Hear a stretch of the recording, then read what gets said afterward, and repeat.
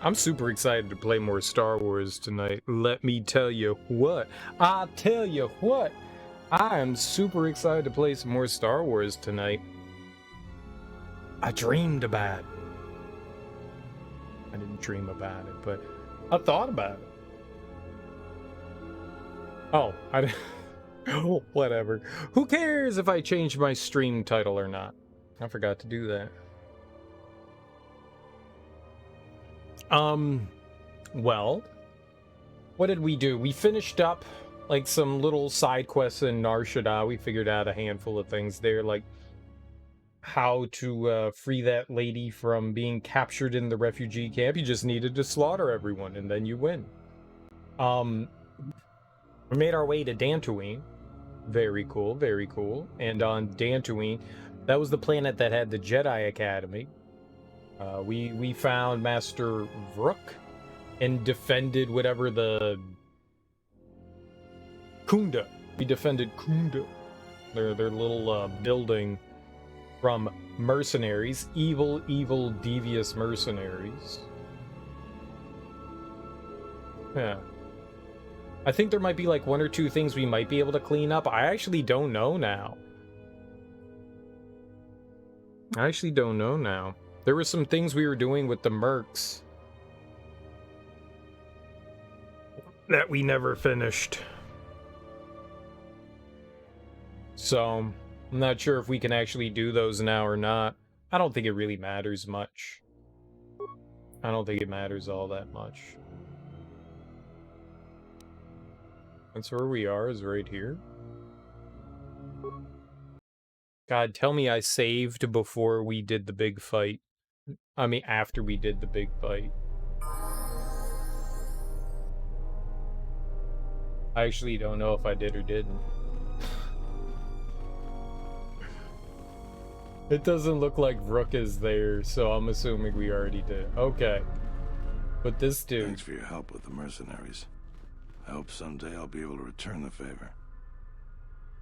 Yeah, I cleared out the Kinrath cave, okay, and I want to talk about the dead salvager's claim. There we go. So we can still take care of this stuff. Alright, cool beans. Yeah, I cleared out the Kinrath cave. So you did. Here's the credits I told you about. Even with the caves cleared, I imagine it'll take some time before the Kinrath aren't on the plains.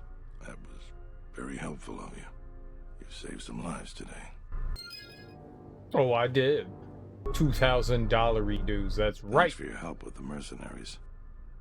Alright, and then the dead salvager's claim. I'll tell you what I tell all those grubby salvagers. No body, no claim. I'm no longer even looking at wills or credit notes, and if you think that's gruesome, then go space yourself. I have the bodies right here. One of them had a will. I like how we've been dragging around 2 corpses. Let me see the will. I'll be glad to get rid of this claim and get those salvagers out of my headquarters.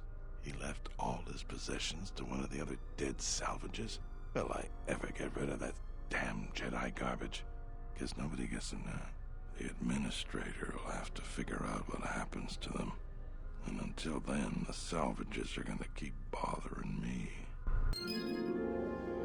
Oh, I wanted their Jedi crap. I should have altered the thing. Give it to me. You're always welcome here, Jedi. No! Thanks for your help. I wanted the Jedi crap.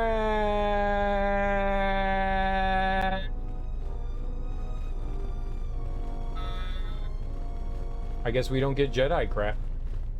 This is your fault, Kriea. Kriea. I mean, we gotta blame someone, right? Might as well blame Nubby.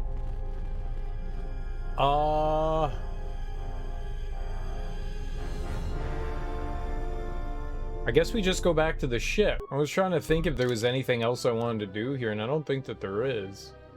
Well, there is this trade route thing. Oh. So all you do is have to take care of whatever the bidness is on the planet, and then it makes things okay, huh?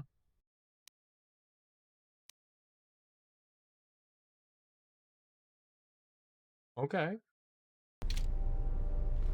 So we should go back there and talk to her.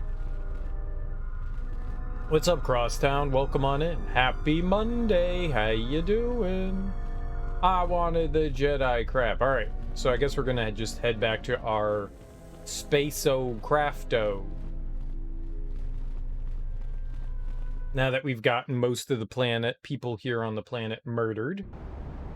It wasn't my fault. Oh, look. Stuff that they left. Oh, I'm doing just fine for, you know, a Monday.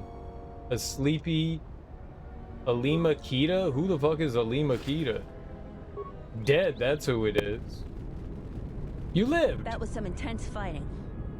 I'm glad we both made it through. And the mercenaries didn't. I know, we slaughtered the mercenaries. We're great, we're evil, we're wonderful. Maybe we should go see if the mercenaries are still left over. They gotta all be dead now, right? Ah, it's the war here. If you need any of my goods, my price will be as low as always, especially... Oh, me. He lived too! Way to go, guy! You didn't die either. It's great when people don't die. Congratulations on not dying, sir. Congratulations.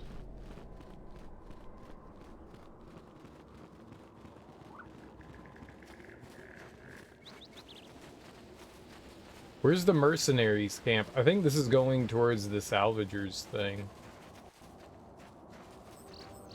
I think. Or not? I'm very confused.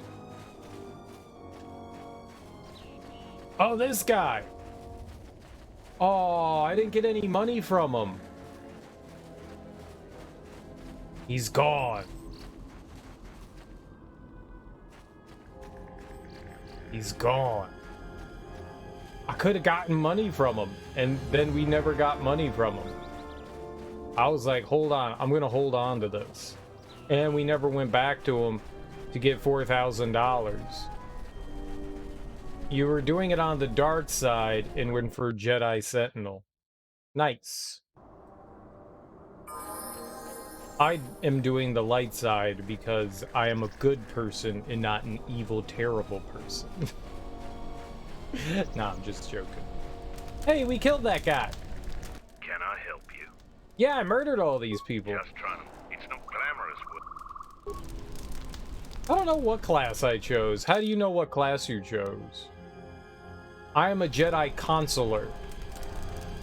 I don't know what that means. I don't really know what any of the classes are supposed to be. The game said that this was the hard class to be... Weird, just stop moving right there. The game said that this was the hard class. So I was just like, okay, we'll see what makes it hard. It hasn't been hard so far.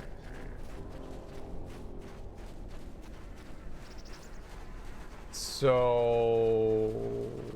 easy baby game. Like, I've literally only died like 40 or 50 times, so easy game.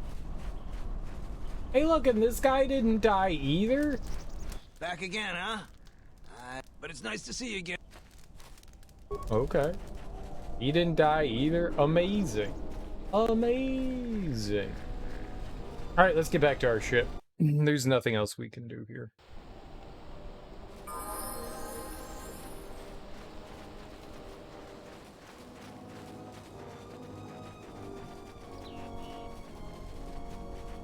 I like how they have this entire crafting system, and I haven't utilized it at all.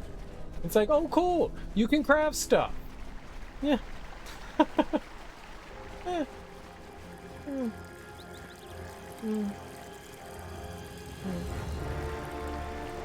But you can upgrade and make things. I mean, yeah, you can. If you're an idiot. I've done none of that. Unnecessary observation. Friends! Targets acquired. Annoying recitation.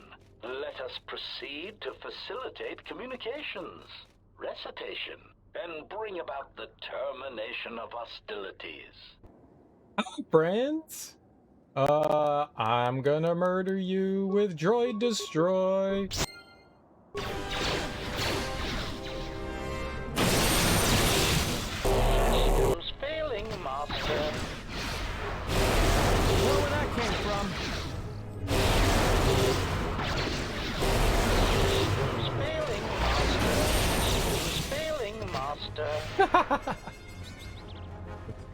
was very difficult.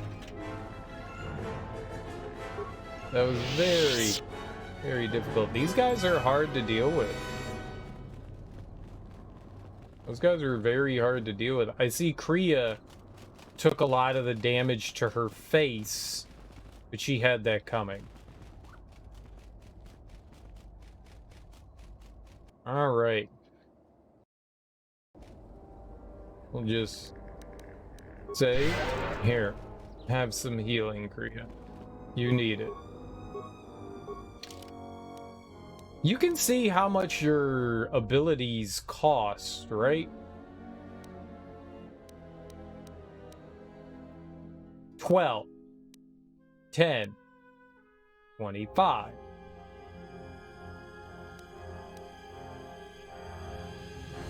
25. But what about my bad ones? 12, 7. It only costs 7 points to do droid destroy. That's great. It's 25 for that one. What about yelling? 41. Yeah. We are shiny. We are shiny. And how many points do I have? 304. Who cares? We have so many points. We're popular. We have so many points. Wonder what would happen if I stopped doing treat injury.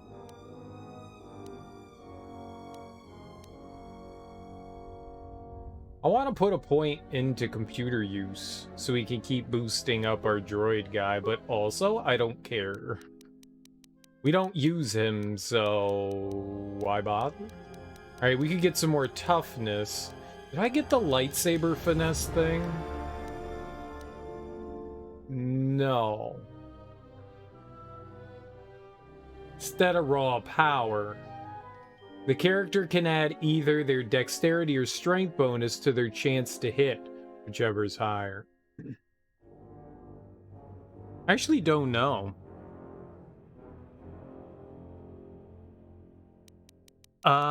We could do that, or you know what? I want to do improved flurry. That's what I want. I want improved flurry. Let's get that big flurry action. I want a McFlurry, baby. I want a McFlurry. Delicious. All right. Well, I don't know what we should go down now. I've picked up just about everything that I want as far as like powers are associated. I mean, I guess I could get Force Lightning. This power unleashes a direct energy attack on all hostile creatures within 10 meters of a target enemy. Victims suffer 1 to 6 points of damage to both vitality and force points each. See, I've mainly been using Force Wave to deal with people. Like, since I have a great way to deal with the droids. That's to shock them. If you just keep shocking the droids down, they go. This here, the stasis is nice. It stuns enemies, you know, it kind of like puts them to sleep. It doesn't really do any damage or anything like that. It also possibly slows them down. Does it do that? Thought it said it would slow them down. Yeah, target is slowed for the duration instead of stunned. So that's fine. They're slower than before. Doesn't do any damage, and kind of want damage. So maybe we should go down one of these others. Whether it's Kill, or Plague, or Insanity, or Force Storm. Doesn't do a lot of damage. I wish you could see how much it costs. I wish that was a factor in there too. Because I would probably determine what we do based on cost. Choke, probably not, but Plague maybe, because it poisons.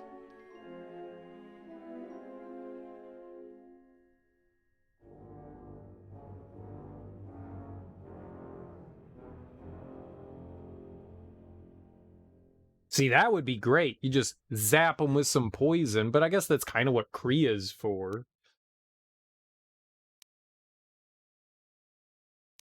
You just Force Storm, Force Storm.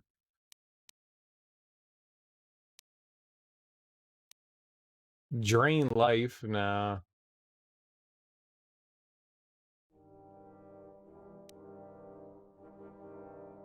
Force suppression would take off any sort of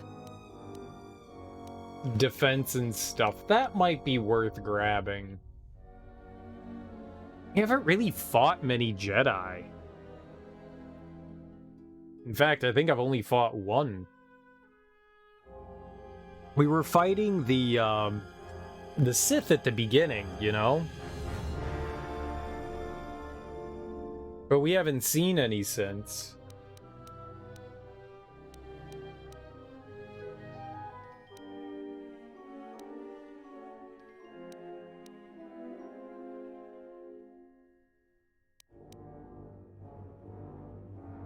Physical attributes and saving throws of the Jedi and all party members by 5 points, and also grants immunity to poison.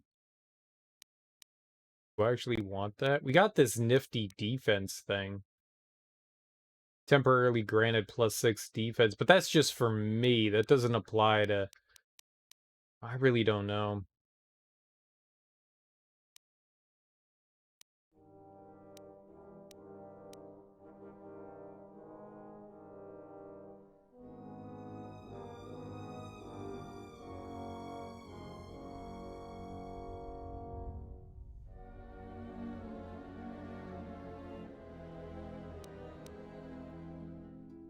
So this will eventually do something to enemies. Maybe we go with battle meditation? I don't really... like, enemies aren't around. Enemies aren't around long enough to, like, do anything, though. Like, sure, we could put on battle meditation, right? It seems to be the most helpful. If I'm gonna grab one, that's probably gonna be what it is, but... like, enemies aren't around long enough for me to cast that. They're just not around that long. I'm gonna grab it, but they just don't seem to be around that. Like, everything is dead. Like, why bother casting that when I can have a turn that could just melt things already? I'm gonna use it. It could help with some of, like, the lower level stuff that we have. Oh, nice.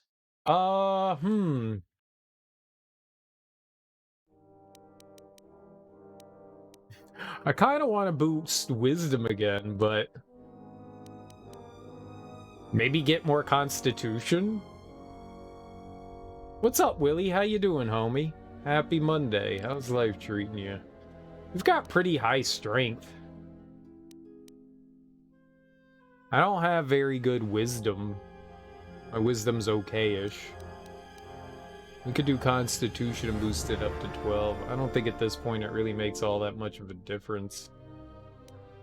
I'm probably going to get one more attribute to level up, so we could possibly get that to 14. Or we could just make strength. I mean, I'm not really using a lot of strength. I'm using a lot of more of my force powers. You're very hungry? How's it going? Why are you hungry? Have you not had dinner today? It's going all right. You know, it's Monday. Monday's Monday. Monday. You miss dinner. I mean, you can still eat, you know. A busy day, huh? Busy day. Hate it when I miss meals. And now it's just like, well, it's midnight, so I might as well just go to bed. That sucks, man. That sucks.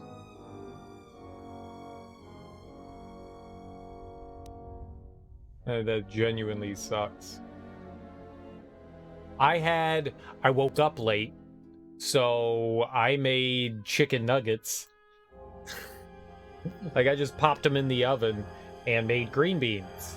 So it's not like I had a delightful and wondrous dinner, so I got you. Were they dino shaped? No, they were nugget shaped in their natural form.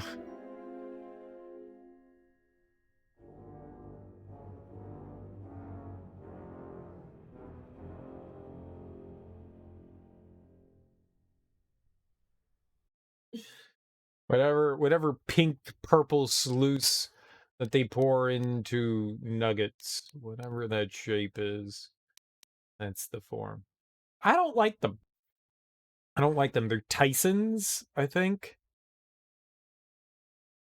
Stofers. They came in a red bag. I think they're Stofers. I don't like them. I don't like them at all. They taste weird. I base everything based on how McDonald's McNuggets used to taste. They come in a red bag. So I'm assuming that's Stouffer's, right? Because Stouffer's has a red bag. The Tyson one is like the white and blue bag. I was buying them when I was like babysitting my niece. Because that's all she ate was chicken nuggets. Like, couldn't get her to eat anything else. She would literally not eat anything else. Like, if I made her other stuff, she'd be like, yeah, yeah. So we just had the nuggets. I think it's Stouffer's. It might be chicken. Do they do chicken nuggets? Maybe it's not Stouffer's. Well, I don't know. The bag is red. I just assumed it was them. Maybe it is Tyson. I thought Tyson. Maybe it is Tyson's. Maybe that my initial. It is Tyson. They are the red bag. Yeah, I don't like them. I don't like the Tyson ones. It's the only ones my niece would eat. Yeah, I don't like them. I don't like. What's the other one that I'm thinking of then? There's Tyson and what's the other chicken? Well, what's the blue and white one then? That one's not that good. The frozen ones just, I mean, they're all frozen. I based everything off of McDonald's chicken nuggets of whether they're good or not. And McDonald's chicken nuggets aren't that good to begin with. I actually enjoy Wendy's spicy chicken nuggets. Those are delicious. I don't know the last time I had Wendy's spicy chicken nuggets. It's been many, many years, but I enjoyed those. And the Tyson ones just aren't good. But I've kept like a bag around just in case, because sometimes it's nice just to be like, oh man, I'm just feeling lazy right now. Let me just pop some of these in the oven and I don't have to think about it. You know, it's nice to have, you know, just something quick and easy available. I'm sure you know that better than most people because you have kids. Quick and easy is like a way of life. You played some Dead Rising this morning, getting your spooky game started early. Hell yeah, dude. Hell yeah. Spooky games for life.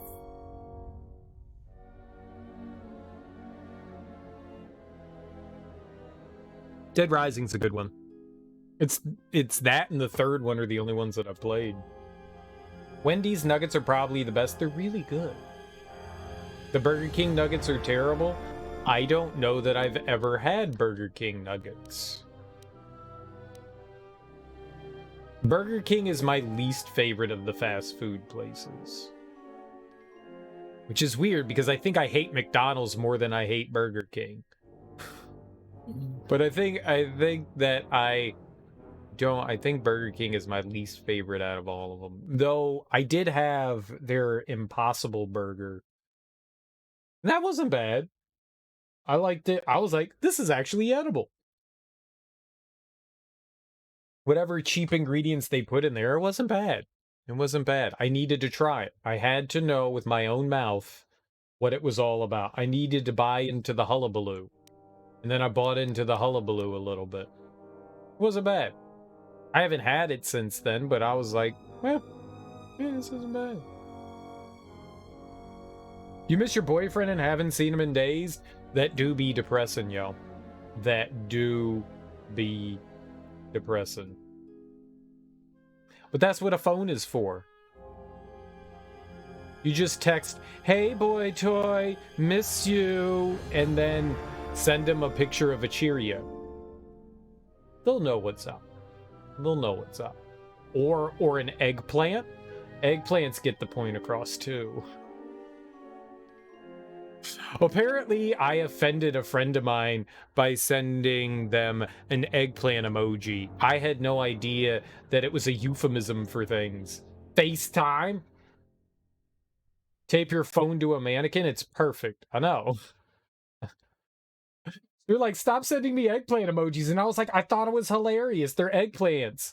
And they were like, it's not what you think it is. And I was like, what do you mean? And they were like, it has a connotation associated with it. And I was like what? And they were like, just think about it. And I was like, I did. It's a fucking eggplant.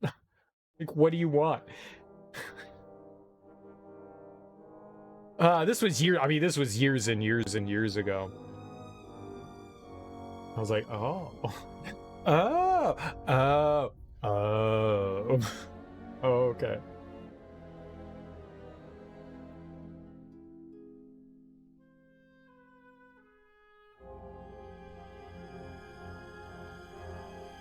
That's literally why FaceTime was invented, so that you can see people's faces when you're not near them. It's good stuff. I haven't seen him in Dead. It's because I murdered him. It's because I murdered him, and you can't see him when they're dead. Went on a school trip.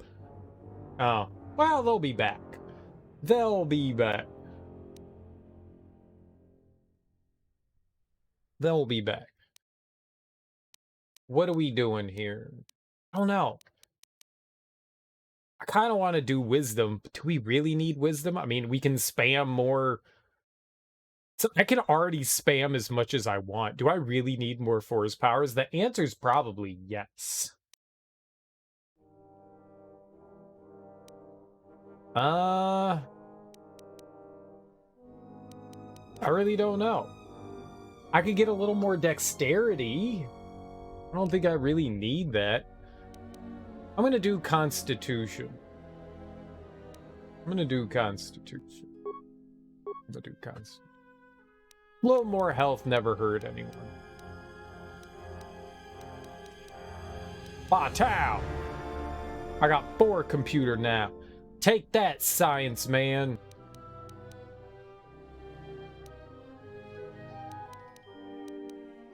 Sure, you know what? Fuck it, I'm doing it. Can't stop me now. And I guess... Oh, we have 2 points. I guess we can finish out battle meditation then, huh? There we go. Battle meditation has been accomplished. Wow, that was pretty quick. Alright. And another level? How many levels do I have? Jesus.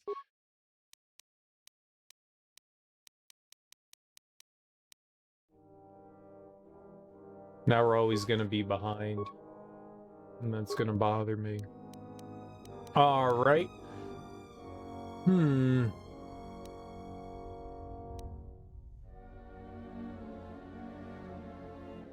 Oh, the force thing. Yeah, that seems silly. Using 30% of your health and 30% of your force powers, that seems kind of dumb. I guess maybe if you don't have a high force level, that seems like a lot. That is a big hit.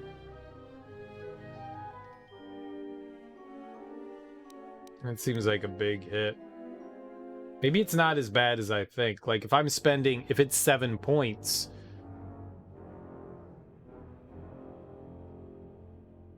We're spending 30% of it on health and 30% of it on force. I guess that's not terrible. Oh, I'm not getting it. I could bring... We could get our revitalized thing. I'm never going to use that. I don't have much use of it.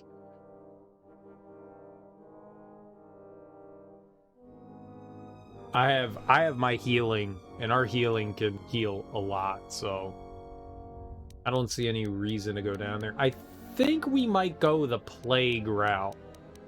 I think I might go get plague. I like that. I might grab that.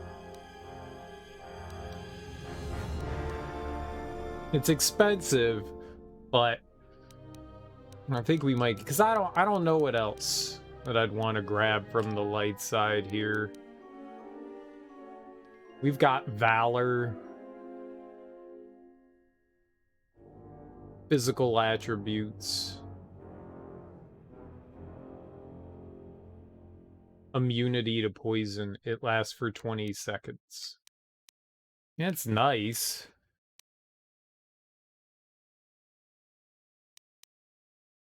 Yeah, I don't think I want that. I think I'm just going to go grab Plague. I'm just going to go down that one. Slow. Yeah. We're going to do some evil things now. Even though I'm a goody-goody. That might have been my last... No, it's not the last level. Wonder what the max level is in this one. I was kind of upset that when you get to your max level in the original game, like, you get to level 20 and then you never get to level again. I hate you. I hate you. I hate you so much. Command, you will talk. Defiant statement. There is nothing you can do to me. Do your worst. Agonized exclamation. My photoreceptors. My photoreceptors. Statement. I shall up the charge of your circuits next time. Now, answer the question. Posturing statement. I will never talk. Statement. Then I will have to settle for your screams. That is one sick droid. I like how we're just watching it happen. Where's he getting this electricity from? Is the droid a Jedi? Statement. My prisoner has revealed something of interest. Allow me to share it with you. Go on. Statement. The facility that is creating these cruder, unsophisticated versions of me is located on Telos. I propose we go there and turn it into a smoldering crater. Okay. Whatever you say, robot friend. I did not want to leave.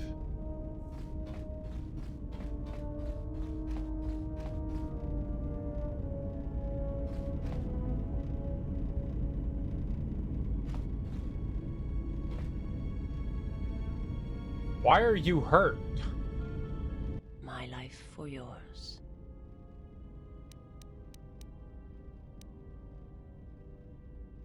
I wanted to teach you something. I am prepared both in mind and body for your teachings. Has learned I understand force now. potency. Such a form will increase my skills and my use to you. You're welcome. I only taught you to make you stronger, not serve me. See to it that you master what I have taught. Very well. Max level's 50? Holy crap. Well, that's cool. We can learn so many neat things then. That's super exciting. That's room to, like, learn everything, huh? That's way higher than I thought it was gonna be. The last game, it was, like, level 20. And then you were done, like, 2/3 of the way through the game. You couldn't gain any more levels. That's super duper exciting. Criminy. Criminy, I say. Criminy.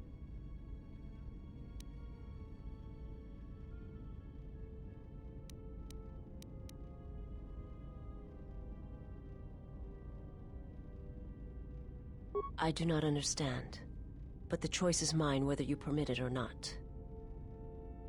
You're right. Very true. I will answer what I can.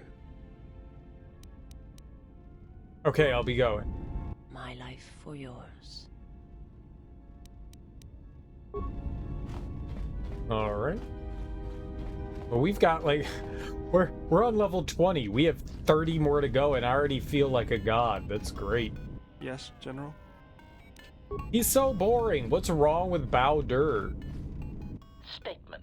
Master, if you could indulge me for a moment, I must express some degree of irritation at your actions. Perhaps my anticipation of working with one who served at Malachor 5 was too high, but you are countering all those expectations. And how is that? Statement. Well, all all your behavior up to this point suggests either strong atonement or confirmation that the atrocities attributed to you during the war were in fact accidents.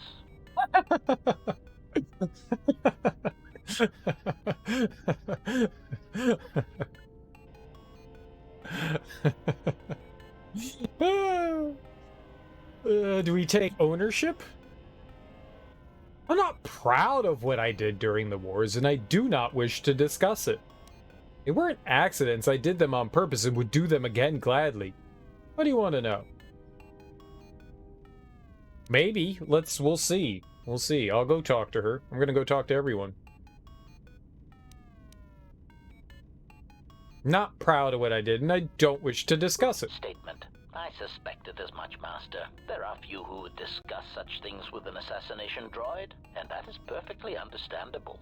I mean, what use is there for communication in a galaxy such as ours? Understanding might be achieved, or sympathies might be gained by such callous acts. You are right to remain silent about your past. I have seen the damage that repressing such things brings, and it is far preferable to share such traumas. Fine! Fine! That was genius. That was genius. He's using the old okey doke on me, giving the old reverse psychology. You got it. You got it. You got it. You got it. You want to talk? We'll talk. Why'd you ask me about the Mandalorian Wars? Answer. Why? Because your actions then and now are related, and I feel I need some context. I confess to being somewhat needy that way. What do you mean? Yeah. Robot raps. Star Wars robot raps. I don't have any Star Wars robot raps. Statement. Sometimes, Master, it is difficult for meatbags to step back and gain some perspective on death and its importance in their insignificant lives. Explanation. You see, Master, assassination is such a versatile tool. I have seen the removal of a single target have far-reaching consequences for a nation, world, even a galaxy. The repercussions of even the smallest lives, whether dead or alive, can have profound implications on history. But surely you realize this. How's that? That's a very human perspective. If you're trying to justify your programming, you're not doing a good job. Statement. Master, please, any comparisons between me and your meatbag status leaves a fluctuating, intermittent charge through my control clusters. I was only trying to bring death and its impact to your attention. Maybe I'm actually a robot. You could be. You could be the most amazing AI ever. What's up, Thunder Raja? How you doing, homie? Happy Monday. How is that? Statement. Why your own life, Master? Your single life changed the face of the galaxy, of history itself. Malachor 5 was an impressive act of destruction, but its impact on the lives of others in the galaxy was far more extreme. I mean, Master, you brought about the death of the Mandalorian race. I doubt they realize it yet, but you dealt them a blow from which they will never recover. Hey, you're good. You cooked up some shrimp stir fry earlier. Ah, the delicious cockroach of the ocean. What'd you have in your shrimp stir fry, other than, you know, the obvious shrimp? I did not have a delicious dinner. I had chicken nuggets and green beans. The green beans were okay, but the chicken nuggets were. Crustaceans are like insects, but underwater. They are. They're water insects. They're gross. They're gross. Why don't we eat cockroaches? We're like, okay, we'll eat tons of shrimp, but why don't we eat bugs? Well, why don't more people eat bugs? Like, couldn't you prepare, like, flying cockroaches the same way and then eat their insides? Like, we're all like, ew, cockroaches. But if you think about it, If you go to, like, infested houses, you have an unlimited supply. Insects are for animals, but we're animals. But we're animals.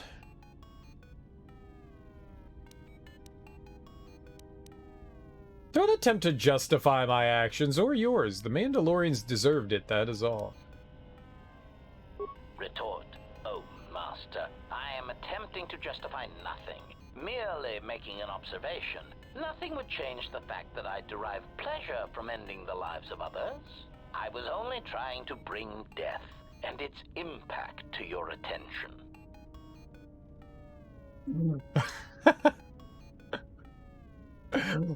Fair enough. How come I don't eat cockroaches? What makes you think I don't? Well, no.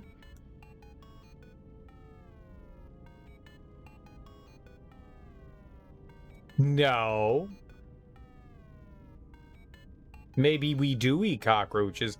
I don't know what's ground up into those chicken nuggets or hot dogs or sausages. There probably are insects inside of them. Lots of them. I don't willingly eat them, but I probably do.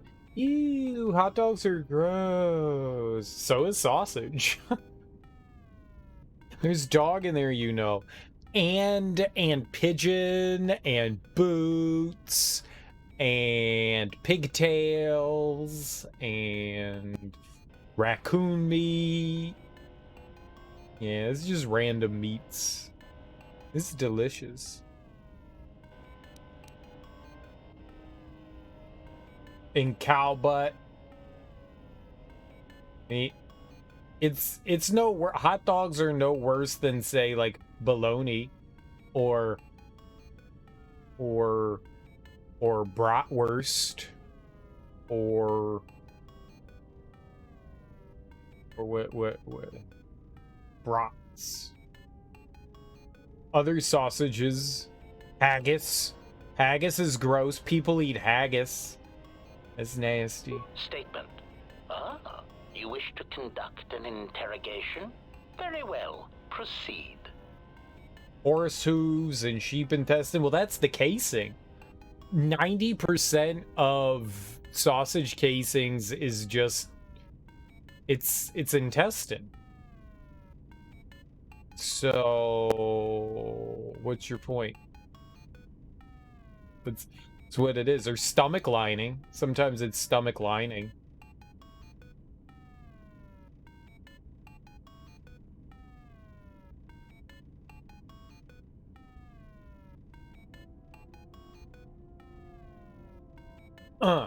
Just jam out.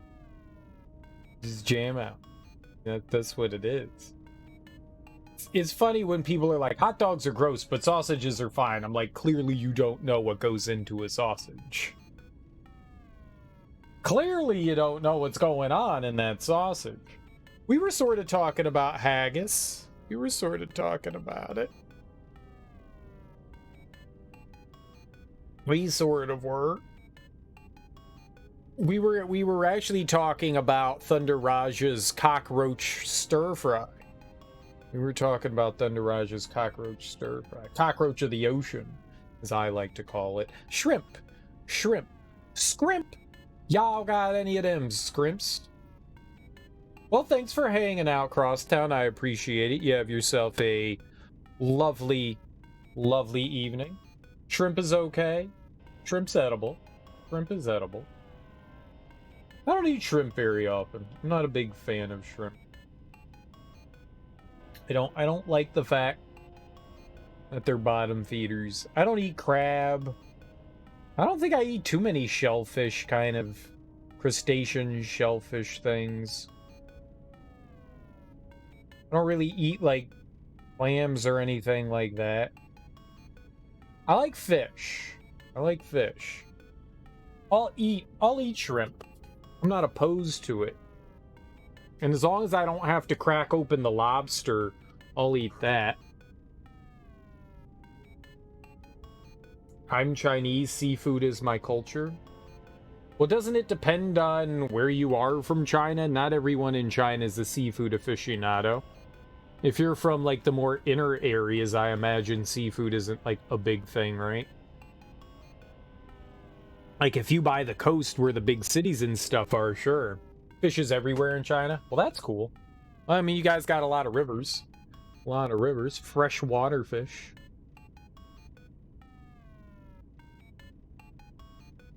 I just imagine, like, the closer you are to, like, inland, the less access you're going to have to seafood.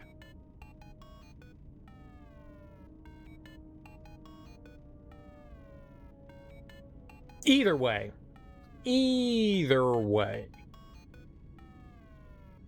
There's not just shrimp, there's crawfish too. They're very similar, right? I've had crawfish.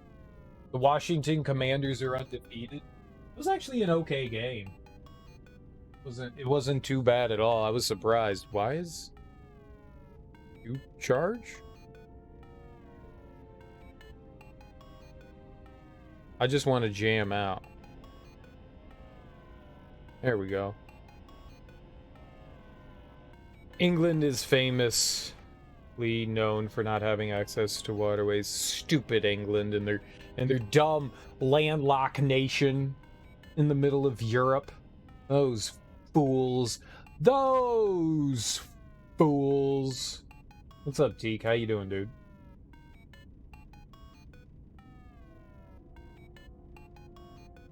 It is the worst, isn't it? It's terrible. But once you accept that it's not going anywhere, you begin to appreciate it. What is it called? A Stockholm Syndrome. There we go. I'm getting Stockholm. It's the jam. It's the jam now.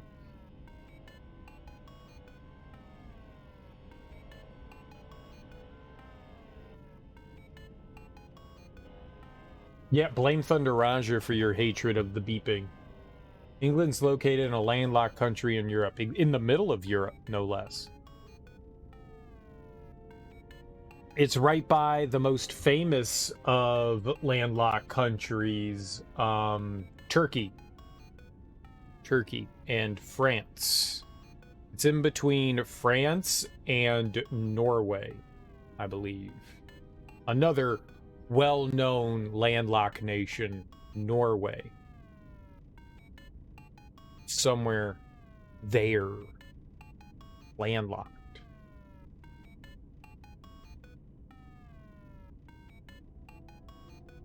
I could eat a turkey, but could you eat a France? You could eat a France. You could eat a France. I don't know how legal it is, but you could eat a France. At least you could try to eat a France. They'd have to be willing. Does it feel like Germany should be a landlocked country to anybody else? No, it's right on the coast. It's all coast, baby. It's a peninsula. How do you not know your geography, Teak? How do you not know Germany's a peninsula? It scooches out in the shape of a... I believe some people have called it the boob of Europe. I mean, come on now. Come on now. Refuses to participate in this crazy conversation. Who's that? Who doesn't want to participate in this amazingly educational conversation that we are having right now? It's beneficial to all to educate yourself on the world. The world. You don't want to be xenophobic now, do you? No one should be labeled as xenophobic. You've got to be worldly. How's the rest of Resident Evil 2, Teak? Did you get a good time? Did you get the time you wanted? Interrogation. Statement? Oh, yes, Master. Pain is really the only reliable means by which truth may be obtained. Or so I choose to believe. The Colts. The Colts are undefeated. Washington is undefeated. We're like the greatest team in football of all time. I mean, look, they beat up on the Jaguars, who are the Jaguars. Like, does anyone really care? Does anyone really care about the Jaguars? No. Nobody does. You swear you spent your whole life thinking Germany was landlocked? You think Hitler messed with the timeline to use dark magic, same way he changed the Baronstein? Baronstein? Well, if you know where Germany is, you know it's not landlocked. Poland, on the other hand. Poland, on the other hand. What about Switzerland? Did you think Switzerland was landlocked? Leon B206 because of the dilly-dallying a bit. It doesn't really matter. You got the save you wanted. Well, that's good. Yeah, your other time was like 20 minutes faster than that. I got there when you were like, ah, I fucked up and didn't save. Congrats. What's up, Malaria Man? Welcome on in.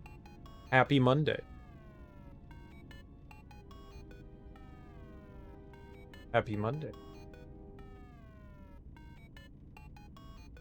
What were you trying to do with the save file?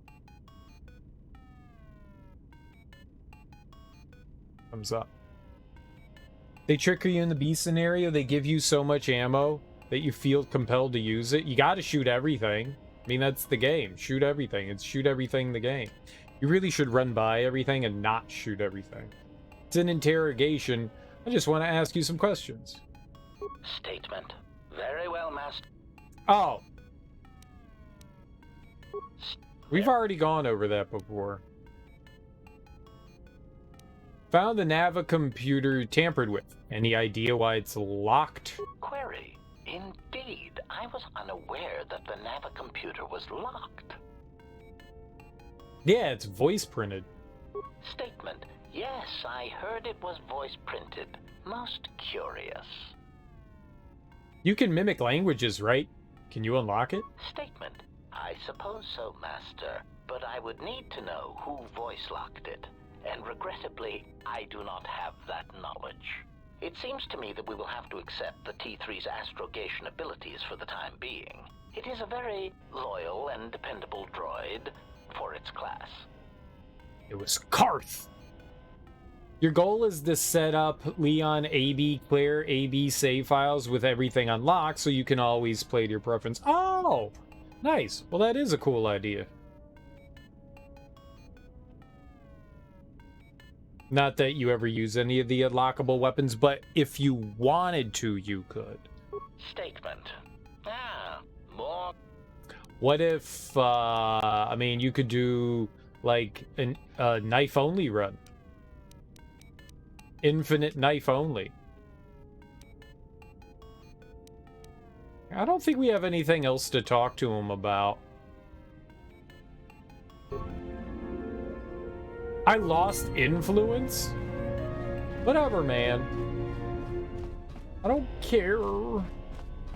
Let's go talk to the handmaid. I don't think we can do anything else with Little Miss Won't Wear Clothes. Knives are always infinite in RE2 Classic. That's not what I meant. Figure it out on your own. If you have to ask, clearly you don't know. There is nothing more I can teach you. She can't learn anything else from me. You may have.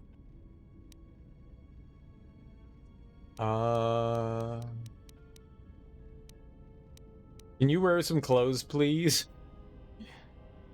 I'd like to return to the academy. academy. To dock at the... Yes. Bye. Bye. I don't want to be friends with you anyways, lady that stabs everything. Yes. Have you come with questions? Can you tell me about the Turkey Lady the Third crystal? That's right, I forgot that we got a crystal that had our name on it. That crystal is bonded to you. Through you, it acquires its character and strength, and through it, your power is enhanced. Let me focus on the crystal for a moment. You stay away from my now crystal. It is fully in tune with you again. Is there something else you wished?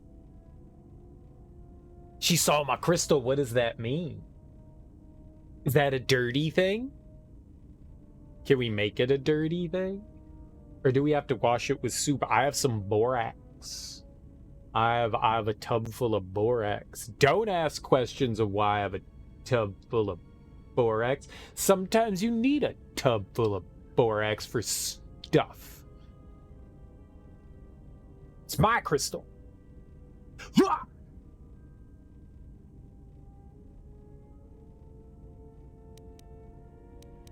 I mean, I asked her about the crystal, and then she told us about the crystal.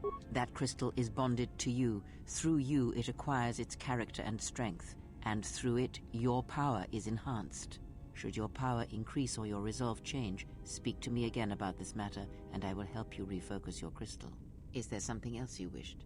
You don't know that I didn't beat Stormy Ascent. I gave up on it because I didn't want to play Crash Bandicoot anymore. Not because I couldn't beat the level. I was just bored with the game. It's so bad. Why would you want me to beat that level? It's so bad. Bored of dying. I did die. I did die a lot. I did die a lot. It's just Crash Bandicoot isn't fun to play. I didn't like it. I beat the game. Isn't that enough? I have to beat stupid Stormy Ascent too. That whole level is just, you find an obstacle and then you have to figure out how to get by it, so you die like 20,000 times.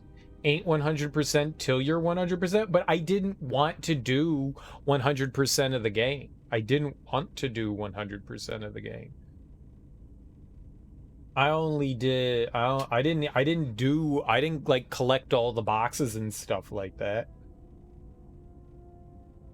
I wasn't going for 100%.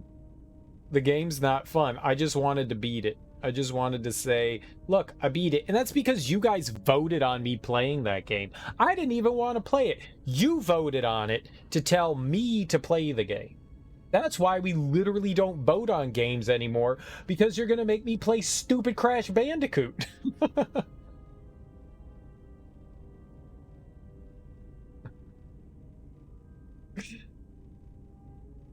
That's not why we don't vote on games anymore. I've had a list of games that I wanted to play through. Maybe we should do another game vote. We should do another one of those. You gave up on doing 100% because you enjoy your sanity. I mean, you beat the game. That's all that you really need to care about. 100%'s nothing. I've beat Banjo-Kazooie. I didn't do that on stream, but I've beat Banjo-Kazooie. I like it. I like Banjo-Kazooie. We beat Banjo-Tooie on stream. I did 100% of that. And people think Banjo-Tooie is worse than Banjo-Kazooie, and I actually liked Banjo-Tooie more than Banjo-Kazooie. I liked it because it feels more fleshed out. There might be a little bit too much of collectibles and stuff, but I like Tooie a lot. I've never beat Kazooie on stream, but I've beat that a bunch. I think I've beat Banjo-Kazooie 2 or 3 times now. I rented it from Blockbuster and then didn't beat it over a weekend. I got all the way up to Gruntilda, and for some reason I couldn't beat Gruntilda.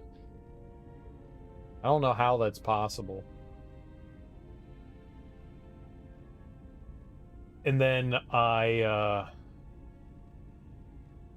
don't know if I ended up buying it or a friend had it, but like I ended up getting it again and beating it then. And then I've beat it like twice on the 360. I beat it like when it came out on my 360, and then I beat the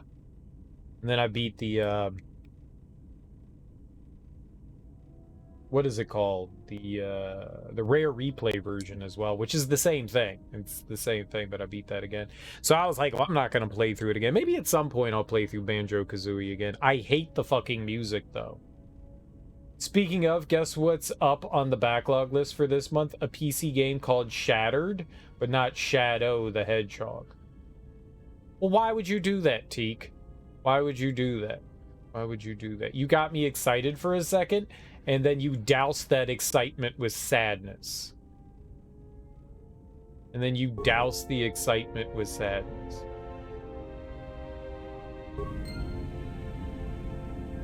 Shadow the Hedgehog is a terrible video game that Teak wants to play, though. That Teak wants to play. You have to go to Teak's stream and tell him you want him to play Shadow the Hedgehog, and then he'll play it. That's what he told me. That's what he told me. And I believe him. Because Teak wouldn't lie to me. Let me put on my Durkee Milady crystal. This crystal is bound to Durkee Milady III. Its power reflects that of its master. Crystal glows moderately.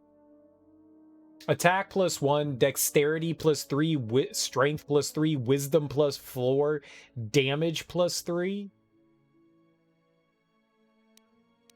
We're veritable gods. Blaster bolt deflection down. That raises my blaster bolt. You know what? We'll take the blaster bolt deflection. And I don't have an energy cell. Tika said multiple times on stream that he would like to play through and conquer. Oh, Violet. Nice. And conquer Shadow the Hedgehog. And he says the only way to do that is if you go to his stream and vote for Shadow the Hedgehog. That's how it works. That's how it works. Energy +2, bolt deflection +5.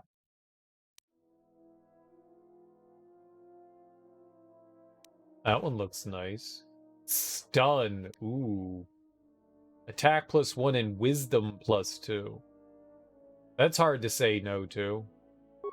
I'm putting that one on. Slightly less bolt deflection, but attack and wisdom. Now we have more attack. That's good stuff. What's this? Energy. Damage bonus. Blaster bolt deflection goes down. Now we'll leave on what we got. I just need an energy cell, which I don't know where we get. Okay, assemble. Like assemble? Who assembles? People that like to do assembling. That's assembling. People that like to assemble do the assembling. All right, now I've got a blue lightsaber that's supposedly purple. Lies. I know the difference between blue and purple, and I see it with my own 2 eyes. Let's talk to Mira. Yeah, something wrong? Sup? There was something I wanted to ask. All right. Maybe I can All this turn her into a traveling, Jedi now. being trapped in the ship. Everything's... Too quiet. I'd rather we do... Like Nar Shadaa. Okay. Well, it's got a lot... We got it. There we go. Yeah, well, I would... Okay, maybe I'll be able to show it to you. No thanks. No! You can keep your Jedi training to yourself. I already know Nar Shadaa better than you ever will. One day, that line of conversation will work.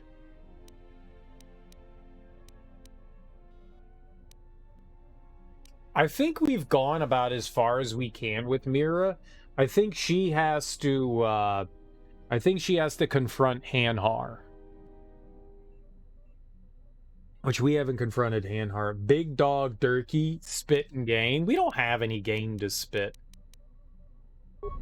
Technically, I guess we could hit on Mira, but she called us old. She's like, ew, I don't like your old balls. They're old and wrinkly and balls. And I was like, that's offensive. I'm not that old. And she goes, no, you are. And I was like, damn. So I'm pretty sure she's not interested in us because we have old balls. It's fair, though.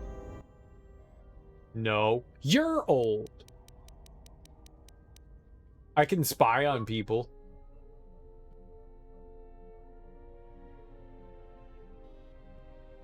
Where's the one in the bathroom?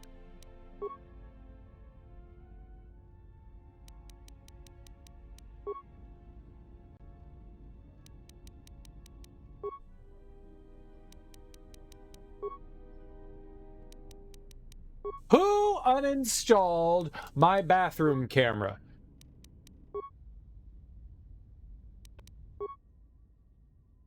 Oh.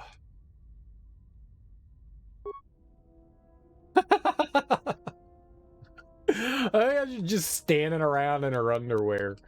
You weirdo.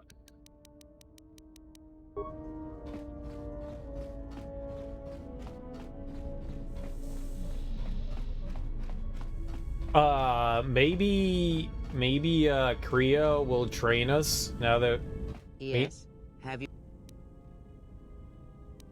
Teach me more, wish to learn about the lightsaber, yeah. Very well. Yes! We weren't able to do this before.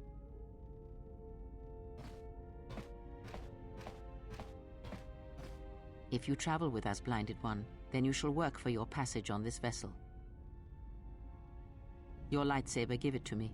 I shall die before it passes from my hands. Your lightsaber, give it to me. Damn, Gam The Gam. crystal I took from the condensed mist sunk at... It is adequate. You are young, your energy for such things surpasses mine, and your skill is enough that you may teach him the basics of the weapon. There is much that he has forgotten. There's only so much I can teach him. That fact did not escape me. Now, try to kill her with the single blade. Use no other force technique, no items, merely the blade. This is neat. I bet you're old enough to have watched Naked Gun. Nice beaver. I think that's from the second one. I don't think that's from the... Maybe that's even the third one. That's the only thing that I remember, but yeah, I've watched Naked Gun. I watched it a bunch. It had, it's got, Reggie Jackson and, Queen Elizabeth in it. She's dead now. But it had Reggie Jackson and Queen Elizabeth, and Reggie Jackson tried to kill the Queen of England. Didn't Leslie Nielsen sing the national anthem in Naked Gun? It also has O.J. Jackson. Orenthal Jones. Orenthal Jones. Orenthal Jackson. Orenthal. The bus driving murderer. O.J. Jackson. O.J. Simpson? Did I call him O.J. Jackson? O.J. Simpson. Reggie Jackson. He's old enough to have canoed in Naked Gun as Leslie Nielsen's grandfather. I did. I'm Leslie Nielsen's grandfather. It's true. It's true. It's a shame when you outlive your grandchildren. It's a shame, but sometimes it has to happen. Orange juice. The juice is loose. Yes, I have seen Naked Gun. It's been a really long time since I've seen Naked Gun, though. A very long time. Very long time. I like those spoofs. Those spoofs were funny. They really don't... There were a bunch of spoofs in the 80s, and then spoofs in the 90s, all the way up until, like, the early 2000s, and then they just disappeared. The fad went away. I liked them. Kentucky Fried Movie, even though that's probably doesn't hold up anymore today, it's probably got a bunch of stuff that you're like, yeah, you couldn't make that today moments in it. There's probably a bunch of that. I like the what was the... Not Naked Gun, Top Gun. Well, Scary Movie did great. The Wayans brothers fucking killed it with the first Scary Movie. Like, they did a fantastic job. When they got the franchise taken away from them, that's when things went off. But yeah, then there was the teen movie, not another teen movie and stuff like that. They maybe went a bit too overboard, I guess. You remember watching a Scary Movie once? I didn't want to go see Scary Movie initially. But then a friend of mine was like, we need to go see Scary Movie. So we went to go see it. And then he liked it so much, he was like, we're going to sit and watch it again. And I was like, I would rather not do that. And so we sat and watched it again. And it was actually funny. Hot Shots. Part 2. Yeah, Hot Shots was pretty good. 1 and 2 were funny. Charlie Sheen at his finest, you know, before the Tiger Blood. He old enough to remember when the Redskins were good. I remember when they won the Super Bowl in 1992. I do remember that. That was the last time they were good. There were a ton of spoof movies in like the early 2000s. Some were okay, some were not that great. There was a lot of like hit and miss there. I mean, some of the Scary Movie stuff wasn't terrible. But yeah, it just kind of faded out. It was replaced with superhero movies. That's what happened. The spoof franchise was replaced with the superhero. That was the new killer app. The new killer app was superhero movies. Bye-bye spoof movies. I always just assumed that the spoof movies were popular because they were cheap to make. You know, it wasn't too hard to do. God, there were a bunch of bad ones. There was that really bad weed movie. Like they tried to make a horror comedy weed movie, and it was bad. It was bad. It was bad. It was very, very bad. It was bad. It was bad. It was so bad. At least the beeping is gone. What do you know? I want the beeping back. Why the single hand? Are you ready, Visas? Very well, let's begin. My pleasure. I don't want to fight her. It's because Grandma only has one hand. Because you may not always have your right hand. Now do it. She's teaching us from experience. She's all bitter that she got her hand lopped off. Now do it. Are you ready, Visas? This is no Ichani etiquette ritual. Do not ask her. Attack her. But she's my friend. Are you ready, This Visas? is no Ichani etiquette ritual. Do not ask her. Attack her. Ask her. This is no Ichani etiquette ritual. Do not ask her. Ask her. Ask her. This is no Ichani etiquette ritual. Do not ask her. Attack I don't know why I get so much enjoyment over her saying ask, but I like it. This is no Ichani etiquette ritual. Do not ask her. Ask her. Ask her. Do not ask her. Very well, let us begin. Die! Wait, she has 2 weapons? I kicked her in the face.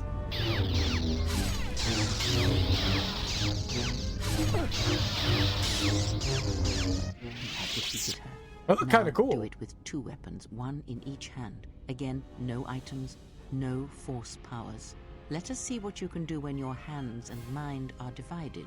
No force techniques other than weapon skill. Let it flow through you. Let the force fill the cracks in your spirit. Well, you want to fill my cracks? Shut up.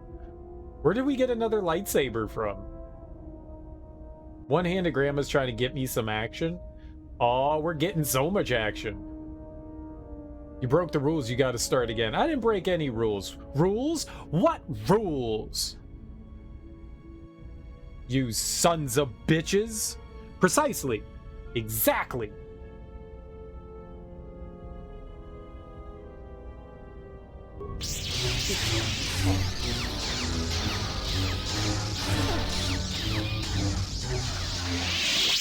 Now, divest yourself of your weapons. You, blinded one, you will keep yours. Let us see what you can do when you have no weapons left to you. Now, attack her. Rules? What rules? Where is that? God, Jordan Peterson is the biggest scumbag on the earth, but oh my God, is he so meme-worthy. Jordan Peterson. What rules? Rules? What rules?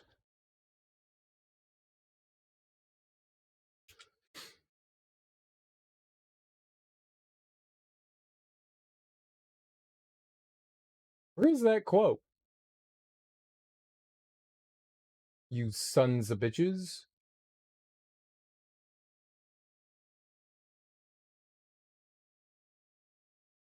Where is it?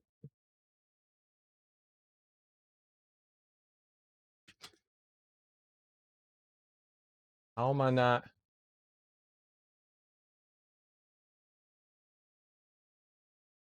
What rules, you sons of bitches? What rules, you sons of bitches?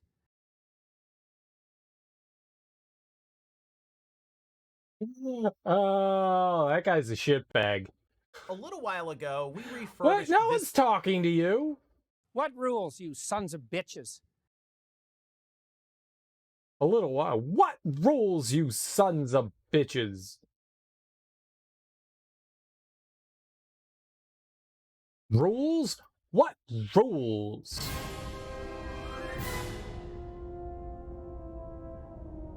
You broke the rules. She can get it. Slobs.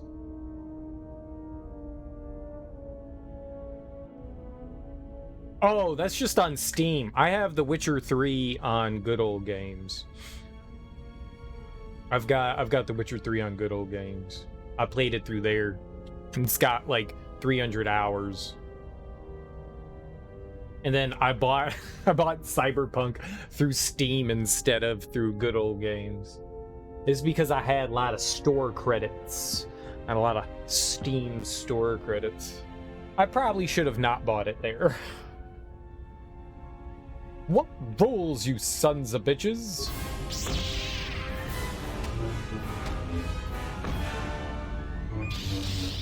She can't do anything to me. I'm like healing.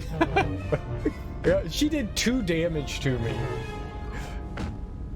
It is enough. There is nothing more for me to teach you. You know as much of battle as I. I'm a genius. I'm a battle mage. A master. How many hours did I put into Witcher 3? I don't know. I put in a lot of hours. When I played through the base game, I had over 100 hours. And then the DLC, I think I put like another like 70 or 80 hours into. The Blood and Wine, is that it? Blood and Wine? Which one was the big one? I always get those confused. Was it Blood and Wine, which was like the whole new big DLC? That one was great. The DLC is probably the best part of the game, but I think the reason why the DLC is so good is because, you know, I played through the entirety of the game. That second DLC is just... That might be the best DLC I've ever experienced in a video game. Next to maybe Xenoblade Chronicles 2, the Torna, the Golden Country or whatever. Hearts of Stone? Yeah, maybe that's what it was. I don't remember which one is which. I think Blood and Wine is the one that happens in the normal area, and Hearts of Stone is what adds the new area into it.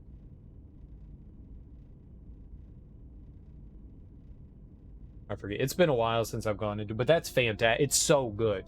It's so good. It might be one of the best DLCs I've ever experienced in a video game for a standalone single player game. We're not talking about like MMO stuff here where their entire content is perpetual, so that's so good. What are some really good DLCs? What are some like fantastic, like what would be competitive with something like Hearts of Stone? Is that really what it was called, Hearts of Stone? That sounds weird.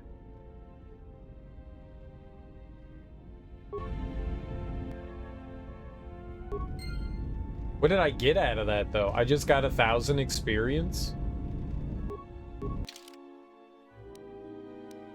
And they unequipped my lightsaber?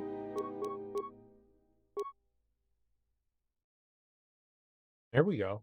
Purple, baby. Purple. And look at how big it is! It's like the size of a human. It's a huge lightsaber. Are you impressed? For yours. Okay. Good conversation. What did that do?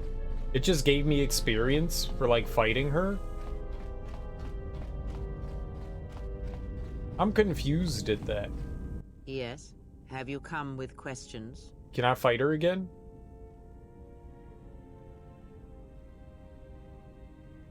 Blood and Wine adds the Toussaint region in the game. So Blood and Wine is the big one. Hearts of Stone is the one that happens already. That was like implemented into the game. That was already there. And then Blood and Wine adds the new region. Got you. Yeah, Blood and Wine was fantastic then. Hey, not to take away, I like the story of Hearts of Stone. I like that a lot. But Blood and Wine was just amazing. Absolutely amazing. Like, a lot of the times, you know, DLC comes out, and most of the time it works itself into the main game. I like it when they add new content. And that region was huge. I mean, you could easily spend, you know, 70 hours just wandering around in there doing everything that it has.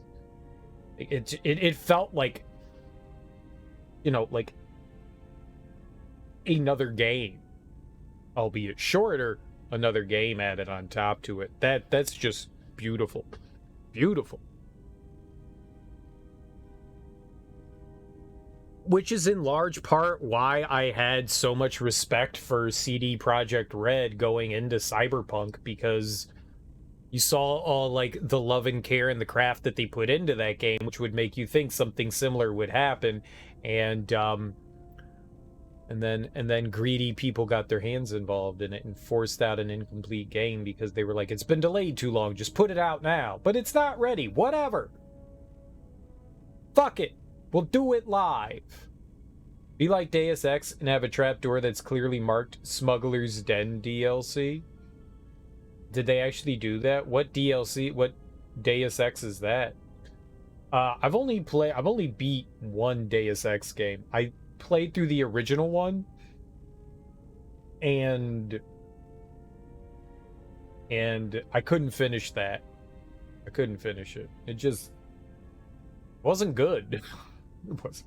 It wasn't good. I got up to like the big choice where you have like a divergent path about like what you can do, and I was like, yeah, I'm kind of done with this game.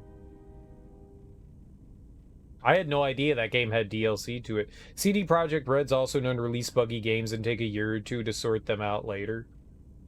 Was The Witcher 3 a buggy mess? Hey, what open world game comes out and doesn't have issues?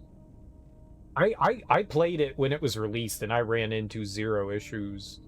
I'm sure it had problems, but I think it came in like a relatively fine form. Did it? I don't remember. I played it at launch and ran into not a problem. Not a single issue. Well, not a big like game-breaking issue. Every open world game I've played has like weird goofy things that happen, like, you know, oh man, my horse clipped into the geometry. Yeah, that happens all the time. That may have been like the biggest issue with The Witcher. Nobody can do horses well in a game. I don't think I've played too many games where horses were well implemented. Even like Red Dead. Even the Red Dead games had issues with horses. I'm sure that there were problems with The Witcher 3. I don't recall running into anything that made me go, yeah, that's a big problem. Like stuff that would make you, you know what? I had like a side quest I couldn't complete. I remember that. I remember there was a side quest I couldn't complete. Like, I completed it, but it like didn't go out of my quest log. It was like this ghost one. You go to this like rundown castle and you're like watching these visions of all these ghosts and like through the generations and stuff. And I think it was like looking for like some sort of your gear, like one of the other schools of gear, and it wouldn't complete on me. I don't think the game ever crashed. I don't remember crashing. Maybe, but even well-made PC games crash from time to time, so that happens.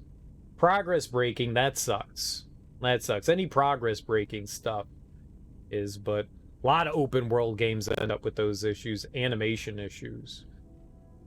Yeah, I mean, those all sound like standard issues that you see in open world games. I mean, try to find an open world game that doesn't have any of those issues.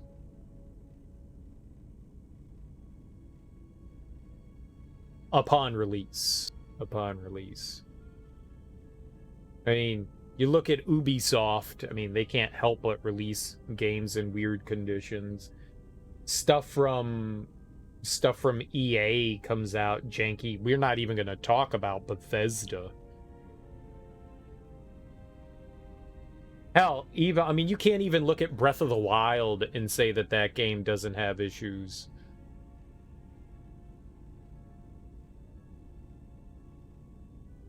I don't know. I mean, what games launch perfect?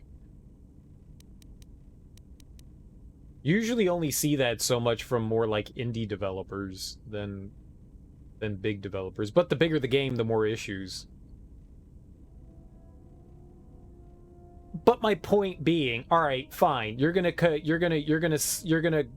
compare a clearly incomplete game, well, at least alpha stage game, to something that was supposedly fully complete. Like, it's no secret that Cyberpunk was not done yet. It was not done yet, and the executives of CD Projekt Red forced that out the door before it was ready. They needed a lot more time to incubate that thing, and all the developers knew it.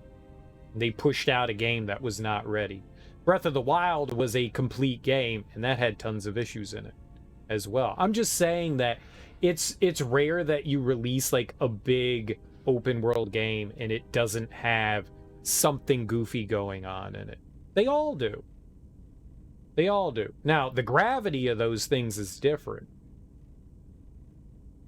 You put a game out for $60, $70, $80, $100 without an early access label, you expect your game to be complete and playable. Oh, well, Cyberpunk was playable.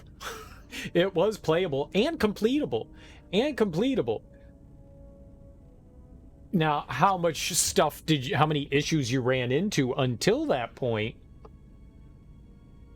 The thing about Cyberpunk is that the final product is disproportionately unfinished for how long the thing was in development. It was. You can't say it was rushed. No, it wasn't rushed, but it was definitely forced out the door before it was done. I mean, there are plenty of examples of games that have been in, developmental hell for a long time. Some of them, most of them don't come out in a good condition, which is unfortunate. A lot of the time, anything that gets stuck in that kind of developmental hell usually ends up getting canceled, unless the company has tons of money to keep throwing it at it. I mean, you look at Duke Nukem Forever, which is not a big open world game, but a game that got stuck in developmental hell for a long time and went through many different iterations. Many different iterations. What we got of Duke Nukem was not depending on your look at things, Duke Nukem came out and it was fine. It was a playable game. I personally enjoyed Duke Nukem Forever. I thought it was a lot of fun. But it was never going to meet anybody's expectations. People were then expecting the world of Duke Nukem, like for it to like change the trajectory of video gaming as a whole when it eventually came out. People had built their expectations up way too high for that game to ever appease anybody. Is it the greatest game in the world? No, but it's fun. It's about as average as you could get, but it's perfectly fine. It doesn't do anything terrible. It's just not innovative what people were hoping for. That took forever. You bought Cyberpunk 2077 a few months after launch and ran into progression bugs that made you have to wait for a patch before you could continue playing, and that sucks. And that sucks. And that definitely sucks. I didn't play, I mean, you know, I didn't play it until a year afterwards. I didn't really run into any issues. There were some goofy things that happened, but anything from game breaking. Can't develop a game forever unless you're Star Citizen. That game's been in development for a really long time, for sure. It's making progress, albeit slow. It's making progress. The gags, game engine, and story were outdated by the time Duke Nukem Forever came out. They were. It was from like a bygone era. And I mean, basically it was like, all right, we're going to patch everything up, get it into playable condition, and just put it out there to recoup whatever loss. I mean, that was Gearbox, right, that ended up buying the game because of how long that thing was in development by, what was it, 3D Realms that was doing it? 3D Realms was doing Duke Nukem? And their director on Duke Nukem was a nut job. Like, every day he was coming in being like, you gotta change this, you gotta change this. We gotta put it in this brand new engine. We gotta put it in this newer engine. The rights just kept getting sold to different studios who essentially kept starting over from scratch. I thought it was like the main dude on it at 3D Realms, like the director of the game kept like changing the engine and stuff like that was on. I mean, I've read and watched a bunch of things on it. I know the rights changed a couple of hands, but that was like later on.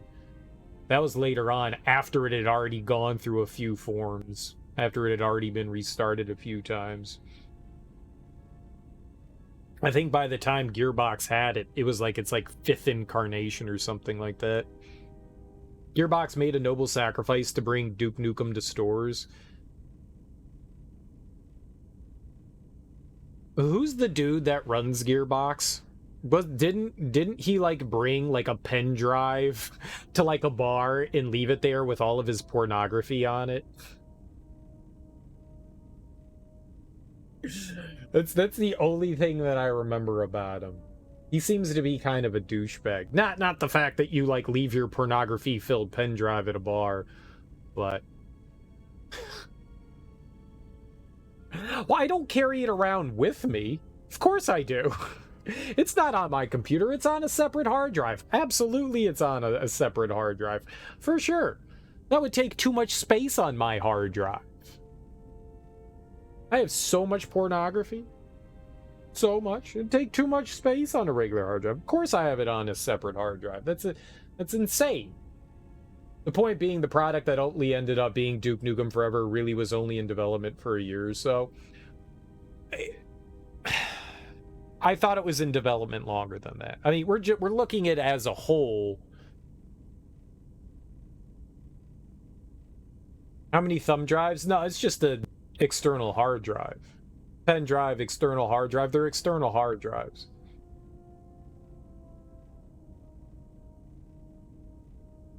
But I mean, the whole of Duke Nukem, sure, it started over, but it's still the idea that it's still that Duke Nukem game.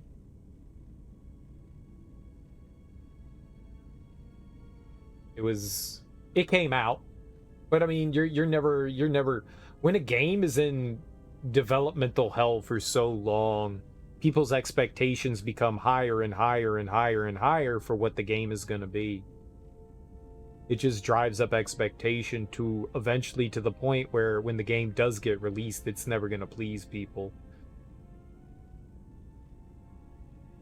The whole point of all this is that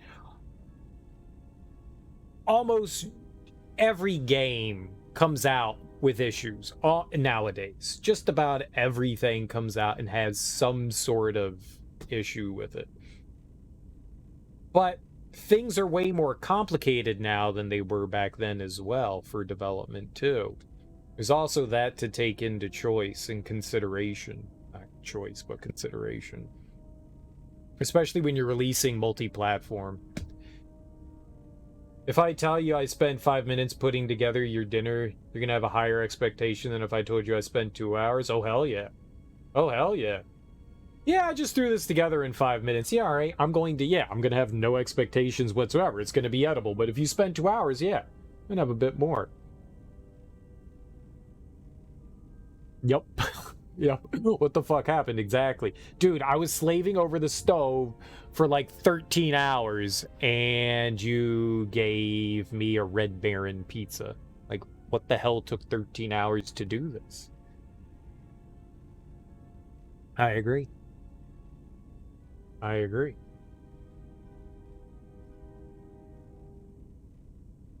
I agree. Yeah, are we comparing Cyberpunk to a Totina's pizza? Is that what we're doing? We comparing Cyberpunk to that? Hey, yikes. Yikes. I think it's better than a Totina's pizza. I don't know what point I was trying to make. I think the whole thing is that, yeah, all right, The Witcher 3 had problems when it was released. And maybe I'm like super defensive of The Witcher 3 because I really love that game. I didn't experience issues, but that doesn't mean other people didn't. So that's fair. But it's not often big open world multi-platform games come out that don't have some sort of issues going on in them. Some are obviously worse than others, for sure. For sure. But it's not often that those big AAA games come out and aren't plagued. Which begs the issue. Obviously, a developer cannot develop a game on PC and account for every single build that a person has for their computer because it's basically infinite. There are so many ways that people can build computers. Even people with like similar builds of computers, shit can run slightly differently on them because they're just slightly different. So it's hard to account for every single combination of things. You can only hope that you can get things to run as well as possible. There's like a certain idea of like, yeah, some things it's just not going to run as well on. And then you've got your like graphics card drivers, right? That have to be tuned to the games, right? So that they can run decently on those as well, right? There's so many things that have to be accounted for in game development. It's amazing that games run at all. The fact that people can account for so many different variables without ever encountering them is interesting. You wonder how much, because you hire out, right, to do QA, right? Quality assurance, right? You hire out to private firms for the most part to do quality assurance. Not too many studios have in-game quality assurance, yeah? So a lot of them hire out, and the idea behind quality assurance is that they have a ton of different computers that can try to run the game through its paces. But even then, they're not accounting for everything. So they might run into some issues, and they might not run into some issues that, you know, person B. So one of the best things that you can do as a studio, right, is the kind of release an alpha phase of your game. That's kind of the way it seems right now, is that when a game releases, it's kind of in its like beta form. Because you know that there's going to be some sort of issue because they're not going to account for everything. And there's bound to be things that just like slip by, whether intentional or unintentional. So nowadays, it very much feels like the early adopters are the beta testers. So depending on how eager you are to get your hands on the latest and greatest, yeah, you're gonna have to. It's gonna have to be taken with that like idea that, yeah, we are kind of the quality assurance department now. The early adopters kind of are, as gamers are, because like I said, it's gotten to a point now where it seems kind of impossible to adjust for everyone. And yeah, there are going to be issues, and sometimes things slide by, like I said, whether intentional or unintentional. But yeah, we're kind of the beta testers now. The early adopters are. So it seems as though being a gamer nowadays, that for those that care more about that experience is to, you know, wait a month or two for them to iron out the bugs once it gets released to the market en masse, just to see, like, there's no way you're going to be able to test for fucking every variable in a game because people do dumb shit. I mean, that's supposed to be the QA department's job, is to try to test for everything, but that's an impossibility. That's an impossibility. And a lot of the times, gamers like to go out of their way to try to intentionally break games. What can I do to force this game to crash? What can I do to try to get the game to do unintended things? Not even for speed running, just for shits and giggles, just to see a personal test on their own, just to see what they're doing.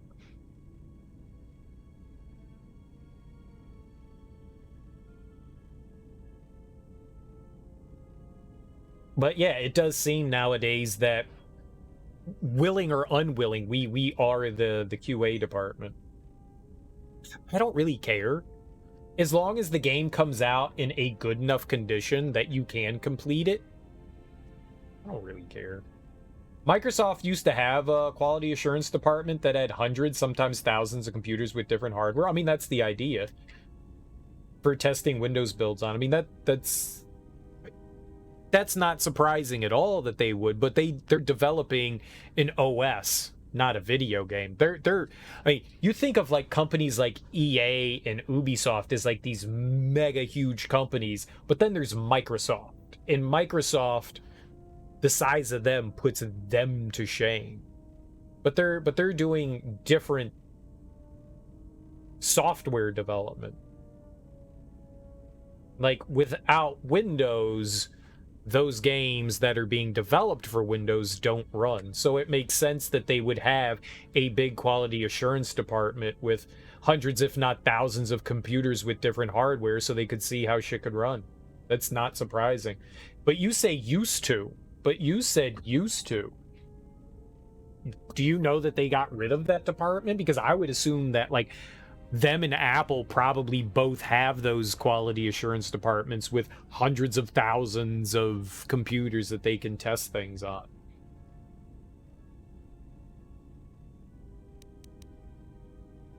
I concur. Excellent, Smoke. I love your contribution to the conversation, as always.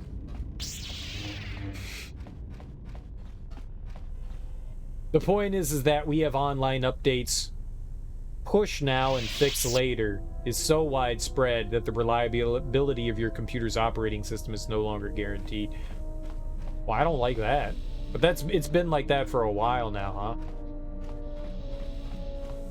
It has definitely been like that for a while now. Something up? Oh, we gotta teach him. Why do you play Pazak in your head? Oh shit, we can ask him that. Nice, we finally got some stuff for him. Alright, I wanted to teach you some forms I've learned. I didn't know this training thing was gonna be so much work. Don't whine, Karth. Got it. I'll be sure to make use of it. I don't know what force potency is. Here's another form. Alright. But I tell you, I think you're carrying this teacher thing too far. Force affinity. I'll be sure to make use of it. But you're going to be a god. You're going to be a god. Here's another technique. All right, I'm game. What did you want to show me? Oh, now you're good. All right, I think I've got it. I'll try to practice it when I get the chance. Now we can hold our breath together and perform autoerotic asphyxiation on one another. Here's some fighting techniques. Oh, yeah? All right, let me have it. Oh, you can have it, all right. Lightsaber focus. This is great. Here's some more fighting techniques. Oh, yeah? All right, let me have it. All right, I think... Something up? So many. All right, why do you play Pazak in your head? Passes the time.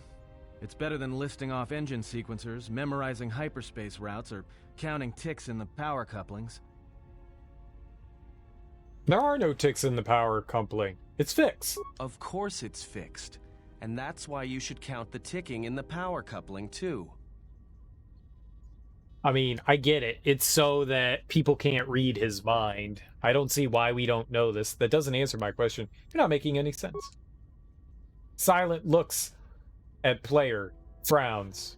Why do I play Pazak? Alright, I'll show you. If it's a friendly game, sure.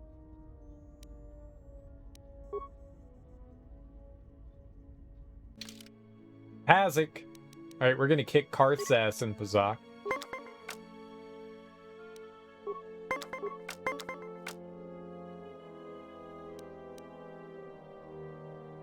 So, I guess, should we be happy that things aren't in completed form when they come out? I'm like trying to defend something that's not worth defending just because I like a game.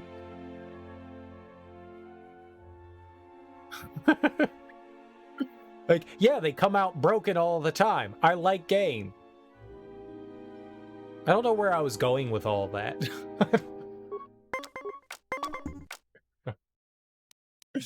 I don't know where I was going. What was the point of all that? I like The Witcher 3. How dare you besmirch The Witcher 3? I don't know what the purpose of defending that is. I guess I'm just saying that, like, most games come out in kind of an incomplete state. Even if they are complete.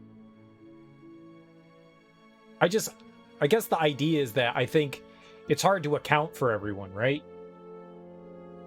So it's almost impossible for a game to come out in a perfect state unless it's developed specifically for a console, right? But because of how complicated computers and stuff are today, that just still makes it difficult, even if you're developing for something within a certain confine, in a box. I still think it's like pretty difficult to develop stuff for that, yeah. But games made specifically for consoles do seem to run better than when they're for multi-platform, and I think there's a reason for that, right? Indie developers are smart enough to release their games with the early access or beta labels. Yeah, AAA publishers and developers wave their reputation around. People throw money at them for an incomplete, broken in, or heavily monetized game. They do. They do. They do. 20? What are you doing, Karth? Well, I lost. Hit me. 22. I lost.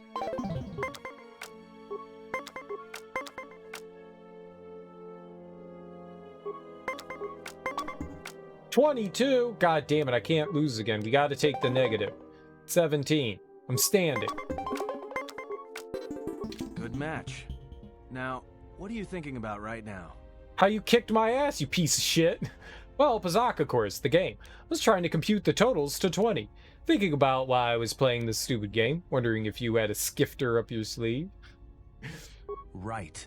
And that's why I play Pazak in my head. Because if you don't, you've left the door open. And anyone could walk right in. Atton, before I felt your mind with Kria's help. I'm sorry. Of course you did. You see, Jedi, light or dark, do it. More often than you'd think. But I never heard one say they were sorry before. That's a new house rule. Right, you're right. And I think the idea behind the early access thing is you can hurt your initial sales. So if a game comes out in early access and it's not doing well, that will drastically hurt their sales. So they'd rather just release it, even though it might be in a beta or early access state. They'll just go, we'll fix it afterwards. We want those initial big sales numbers. That's why AAA publishers put a lot of money into marketing and pushing a game out and then throwing it out there. And then when it gets released, they go, okay, we'll fix it afterwards, which it's the same thing. And either way, you're going to do harm to your game, but those initial sales numbers are going to make a big difference. If I release a game in early access and it's a mess, even if it does eventually get better, it's not going to have the same sales numbers. People see early access and they take a wait and see approach, whereas when a game is released in full, they're like, it's done, I'm going to buy it, here we go.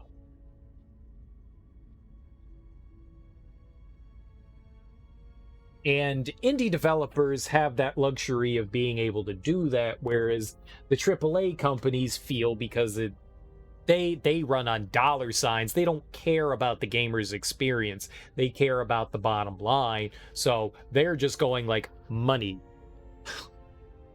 We want money, please. I wish more games released as beta and early access. I wish they did. It'd be so much healthier for gaming as a whole. But at the same time, the big AAA publishers don't see it as that. They feel like that can hurt their bottom line, because if they release a game that's not catching people's attention the way it should, then they feel it's going to be forgotten. And you have a very, very, very small window when you can capitalize on your game. The longer it's out there, the more something else is going to come along and take its place. So you want to release to the initial release hype, because eventually it's going to fade.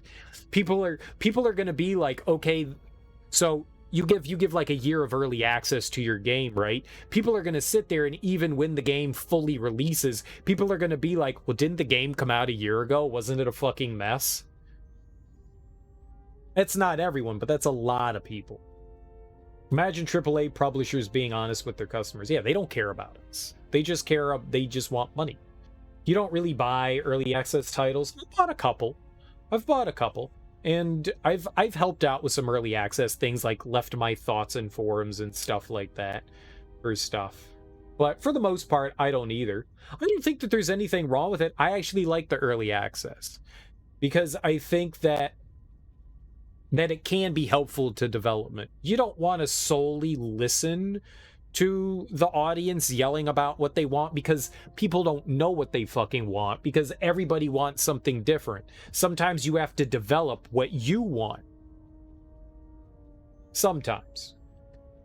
But other times it helps. I heard that a game like what was it? What's the dungeon crawler RPG? Not Enter the Dungeon, Darkest Dungeon. I heard that the second one's in early access right now, but when the first Darkest Dungeon was initially released into early access, it was a completely different beast. And over the course of its development, it changed into what people love today, and that was in big part due to the community. It's got its pluses and minuses. I think early access can harm a game, but I think it can do good as well. 16 times the bugs. Possibly. Possibly. I don't think that there's anything wrong with early access. I like the idea of it. And to an extent, you also get the game cheaper, because you're buying in as a quality assurance tester. You're kind of buying in at like the base investment level. And over time, when it eventually starts to go up in price,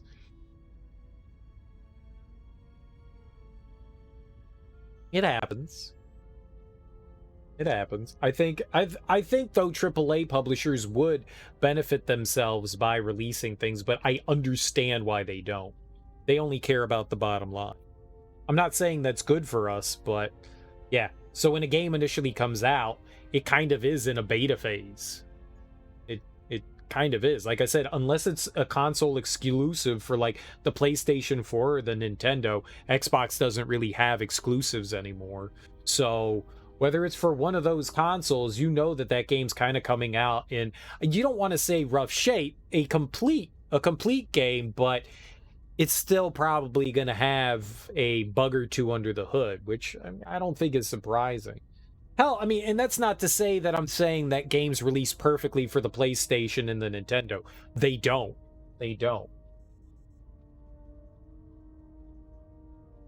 I also think development of games is much more difficult nowadays than it was back in the day. Not to say that it was easy back then, just easier.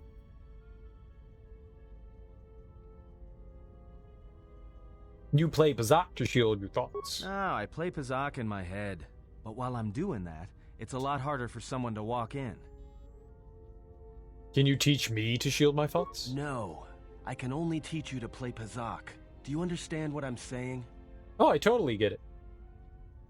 Then I want to learn to play Pazak. No, I want to learn to shield my mind. Good. Now you understand. Alright, I'll deal then. If you're ever fighting someone who has the power over your mind, whether light or dark, play Pazak. Start listing hyperspace routes, recite engine sequencers, and when they try to use their powers on you, suddenly it's not as easy as they thought. Jedi do it all the time. And when they walk in the dark places of your mind, they'll use it to hold you by the throat. I like that. That was such a cool... Like, we've been teaching Atton, like, all our techniques this entire time, and someone who wasn't a Jedi comes up with a tactic to help himself in combat. It's really clever. I like it. We were the master, but now we are the student. Thank you, Karth. If you're still on Cyberpunk, it's not even the bugs that are the most egregious. The amount of content or lack of is what really got to you. You're talking about how, like, a lot of the content is repetitive. Yeah? It feels like you're doing the same thing over and over again, especially the side content being repetitive. And that's a problem with a lot of open world games. Because you want to have a ton of side content to build your world, but how do you make it not repetitive and do the same thing over and over again? Because you can't have everything be a main mission, because then that's going to get repetitive. You're going to have, like, overabundance of main mission stuff. So you need side content, but, like, and think of it as padding however you want, but, like, how do you build that stuff out appropriately without it feeling like padding? It's a hard thing to do. Like, the story makes a big deal about all these rival factions of gangs, but nothing to do for or against any of them makes any difference. It tends not to. They could have done a Saints Row type thing, but to be honest, the Saints Row gang management got really tedious after a while. It was cool at first, how you, like, break down territories and take it for, you know, your gang, but then constantly having to defend it in gang turf wars. You're off going to drive off to do something, and they're like, hey man, you gotta get over to us right now, you know, such and such gang, purple gang is trying, oh well, you were the purple gang, red gang is trying to take from purple territory, and so you gotta go over there and defend your territory. And that eventually got really tedious after a while. So I mean, you're right, it would have been cool if they made something more about it. For sure. I agree, they could have tied that in. And maybe they were going to. Maybe they had plans to do that. Maybe they did. Maybe they had a system that they wanted to implement. They just didn't have time to. And now it's, like, obviously too late. For as much as we know about what's gone wrong in the development of Cyberpunk, we still don't know a lot. I agree, it would have been cool to have that. I still think Cyberpunk was a ton of fun. I liked it. Is it a perfect game? No. It could have definitely used a lot more tweaking, but what we got, I'm not just, like, trying to be like, well, it's fine. I'm not trying to just... I enjoyed it. I genuinely enjoyed it. There was enough there that kept me entertained for the almost, like, 170 hours we played of that game. I liked it. I liked it. I wish I played it in its earlier state so I could have something to base my thoughts on. I wish I saw it earlier on when it released. At least, you know, had a taste of what it was like before, so I could kind of compare and contrast, because I can't. But I also think it's foolish of people to play, like, the what if game. There's so many people that complain about Cyberpunk, about the promises the developers made, about what was going to be in the game. And people complain about the shit that's not in the game, and I find that absolutely hilarious. That's not a thing to complain about a game. That's not how you complain about a game. You complain about what's there, how it doesn't work, what's not working, not what's there. That's not there. You've put twice as much time into it as I have, yeah. Doesn't change the fact that you can see the holes in the game where there was clearly supposed to be stuff. I mean, I didn't. But then again, I wasn't looking at it from that perspective.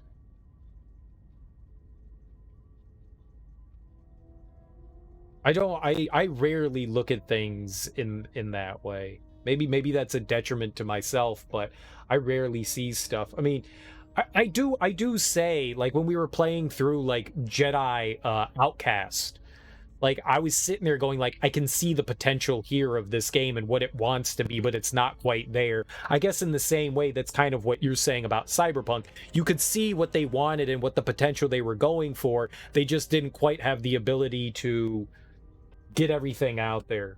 Yeah, missed opportunity. That's what you're going with. Yeah. And I didn't see that in Cyberpunk.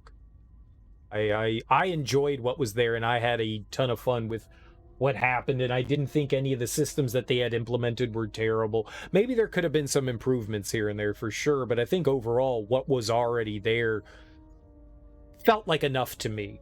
I didn't feel like I was missing something playing through that game. I never felt that way. Like, I'm missing something. When I played through Jedi Outcast, I did feel like I was missing something. But when I was playing through Cyberpunk, I didn't. But everybody's perspective is different. You saw things that I didn't. Saw things that you thought could have been, like, ideas that could have been expanded on and implemented in a more broad way. Like the gang thing. And I didn't even think about that. Because I didn't feel like that was missing.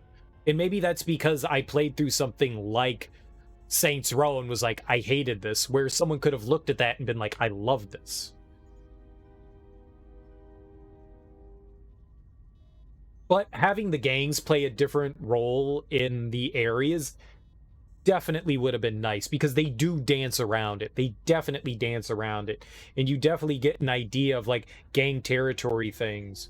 What would you have liked to have seen? Because each area is controlled by a gang. How would you have liked that? But I mean, it's like, but they had their kind of like countries.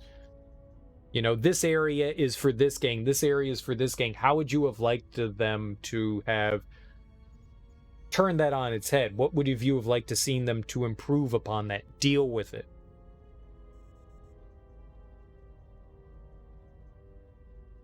Atton has taught you to play Pazak in your head as a way of resisting mental domination. You have gained a permanent +1 to willpower saves. Cool.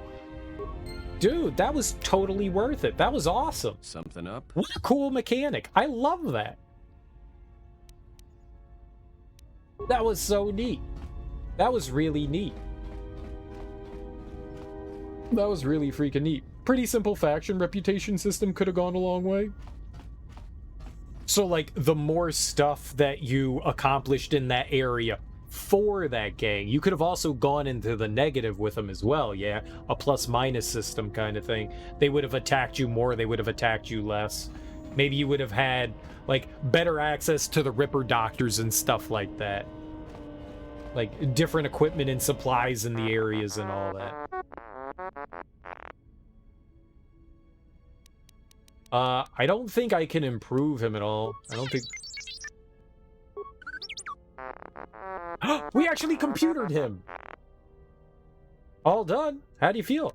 That should up your processor speed.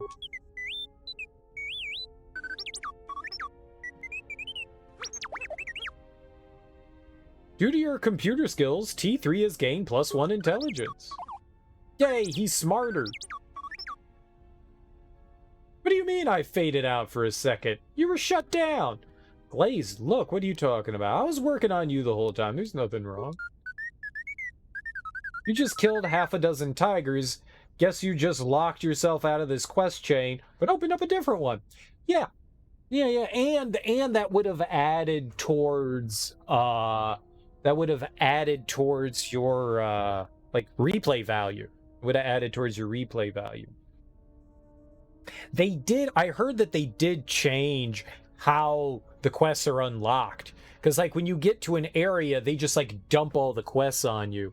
I heard that now that they kind of, like, drip feed those quests depending how much you've done in that area. So they've kind of implemented something sort of like what you're saying. It doesn't change what you have available to you, but they don't just, like, dump everything on you. You kind of do have to earn reputation now. Because you do have like a pseudo reputation system going on there, so you can kind of change that, or some kind of lasting consequence to your reputation if you approach a mission stealthily or go in guns blazing, or if you go in and you beat everyone with a rubber mallet in the face.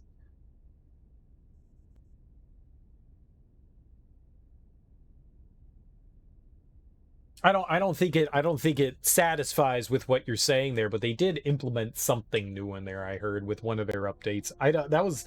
That was not this last big update, the one that came out recently, but the one prior to that. The one prior to that. Because they apparently just released a huge update like a few days ago. I think it was on Friday.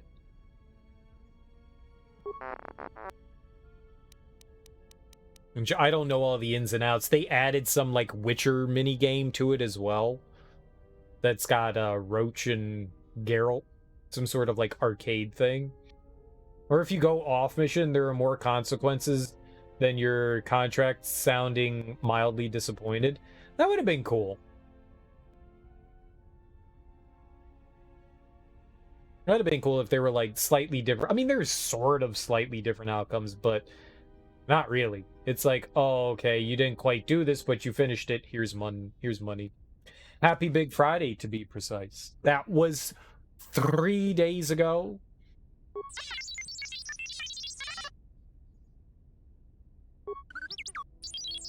Failure. Yeah, we definitely can't do any more to him. I need a programming spike.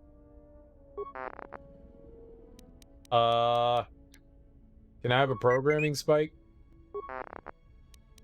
Can I have a programming spike? Can I have a programming spike? Can I have a programming spike? We're doing great. I can't get any programming spikes. Oh. He's just giving us 1 million programming spikes. I like this guy. How many can I get from him? Like 1 billion? You don't know what they added in the update. You know, they finally let you create custom outfits untied to your stats. I saw that. That's really cool. So you can kind of like lock your stats in and then put on new outfits because, yeah, you were locked in. But, I mean, to be fair, that's how a lot of games operate. You know, your stats are tied into your outfits, which I don't see as a terrible thing, but then you can't, like, if you have an outfit on and you don't like the way it looks, you're no longer playing fashion. But did the outfits really give you enough of a stat boost that it determined? I just kind of wore what the fuck I wanted, I think. It's clearly intended to be there at launch, but wasn't. Maybe it was. I think that's going to make a lot of people that like to play the fashion part of those games happy, and that's nice. I like the fact it's cosmetic, but I like the fact that they let you do that. It's cool. I'm not done getting spikes from this guy. It seems like something that should have been there from the beginning. I agree. I agree.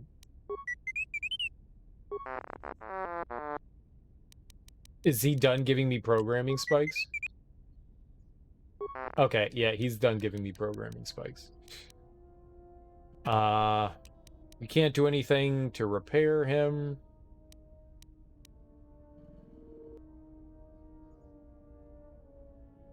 Alright, I think we're done here with him. I can't do anything else repair-wise with him because we don't have a high computer skill. Alright, yeah, let's go fly somewhere. Let's... Alright, they wanted me to go back to Nar Shadaa and talk to the merchant, now that we have,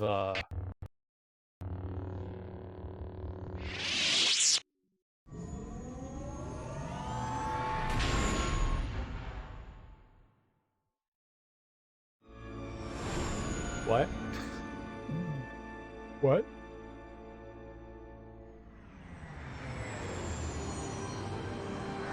What just happened? From the very start, there were a handful of story-specific outfits that overwrote your gear's cosmetics. Never made sense that there wasn't an option to make your own. Yeah.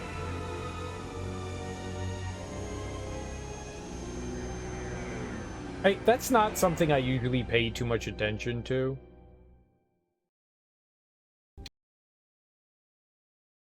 But I agree.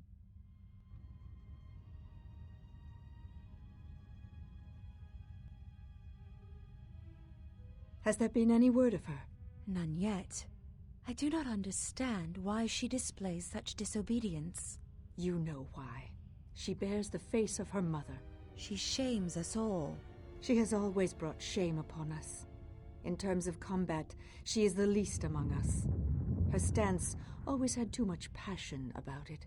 Perhaps it is better that our sister chose exile rather than having it forced upon her. Shame, shame, shame.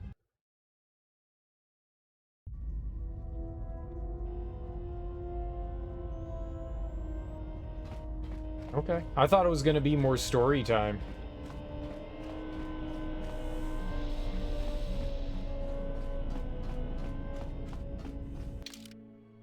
I don't know how we get her to become a Jedi.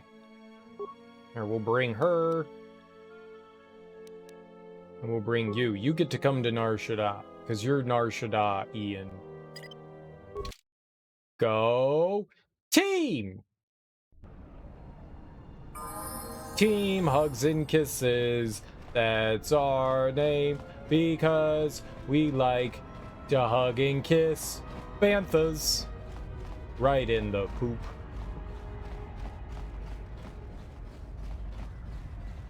Oh, it's nice to see that they're, like, still supporting the game. They didn't just, like, run away and abandon it.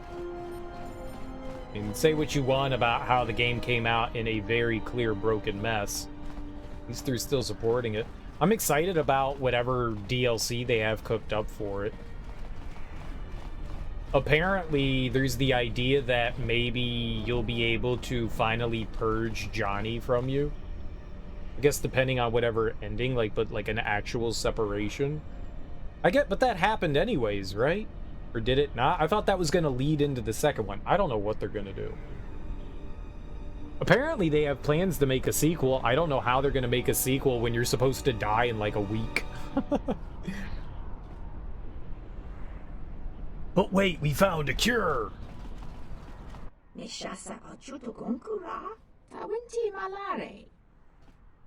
I wanted to talk to you about establishing trade routes. Let me know if you make progress towards establishing a new market. I did. I already settled the problems on Dantooine. If you want to travel there to trade, you can. That is good news indeed. I have heard there are many opportunities to be found there. I thank you for your intervention. Simply keep it in mind is all I ask. Now, is there anything else I may help you with? I just want to get out of here. Right, you had mentioned that there was like large areas that there was nothing in that felt kind of incomplete. Like that big hotel area in the southwest.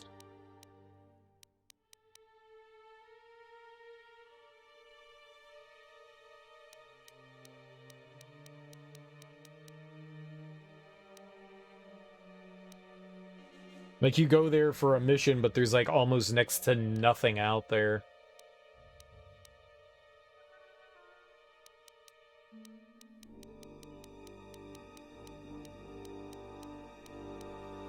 Maybe if we come back later, she'll have stuff.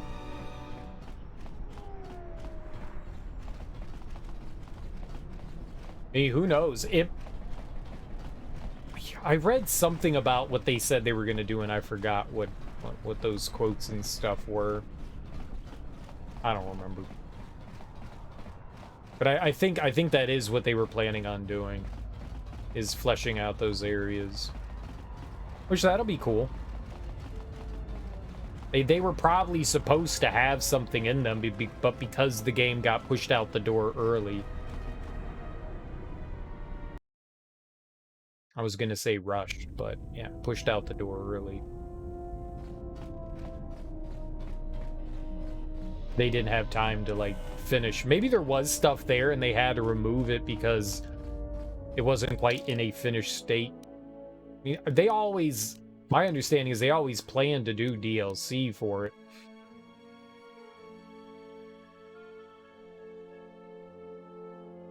Wonder if we should go to Korriban or Onderon.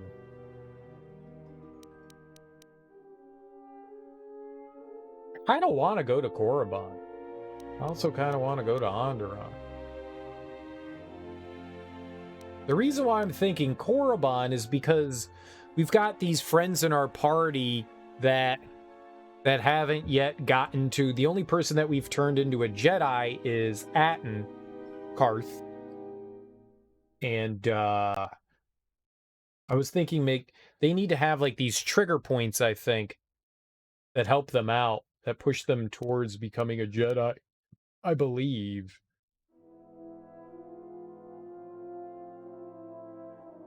I don't know how any of this works. Can't go back to the cool Telos spot. All right, let's just go to Onderon. I want to go to Korriban last. The Sith planet seems super cool. We want to save the super cool for last.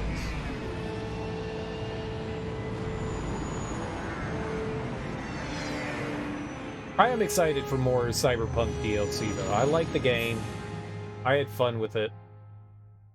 I also heard that they're stopping support for the previous generation as well. This is the last update for it. So there's not going to be any more updates for the PS4 and Xbox One, so whatever state they're in, that's what they're remaining in.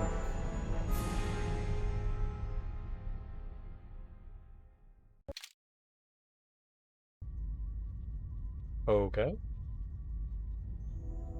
Well, this is Onderon. Looks like there's a long line to get into the ISIS starport. Something feels wrong here.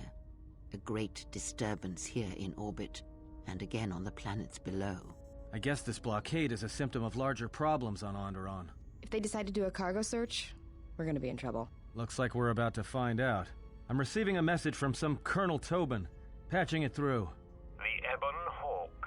I was told to expect your arrival. I don't know your business on Onderon, but it ends here. Nuh-uh.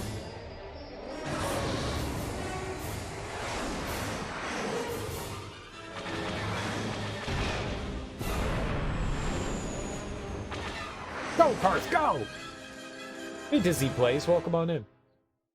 Game should have never had last-gen console release. We can try to fight back, or I can outrun them and hide us on the jungle moon nearby. It's your call. All man the turret. Just keep her steady. It caused them nothing but trouble. Yeah, it tarnished them even more because those were the most broken out of all of them. You're right. Yeah, we've been talking about Cyberpunk 2077. This has been like an hour and a half conversation of games getting released broken. Yeah.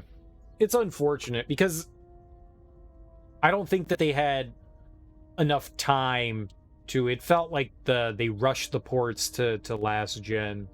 That's a shame because the games probably could run fine on the older gens. Probably. I mean, it's not like they're that old of systems. It's just they weren't capable of giving them the attention that they needed.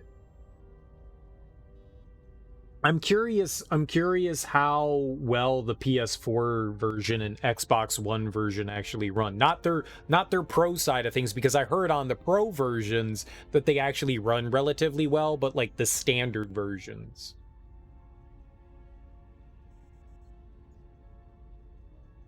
Because the pro versions are definitely more beefy. Mo beefy. Should we just wait? Should I just wait for the PS5 Pro? Because eventually that's going to happen, right? I wait a couple years and I'll get a PS5 Pro. I can play PS5. I'm a professional. All right, this is going to get really loud, so I probably need to turn down the volume here, I think. Let's see. Yep, all right, I'm going to turn that down. I'm going to turn that down because that's really loud. For whatever reason, the sound effects here are obscenely loud, so I'm just going to... Oh, I should just use the slider. 16 and a half to 23. And we'll fix it in a second. It's still pretty loud. It's loud in my head.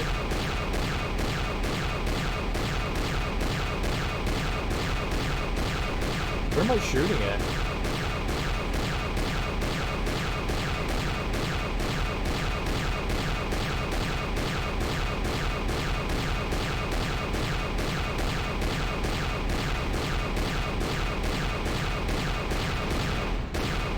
I shot one.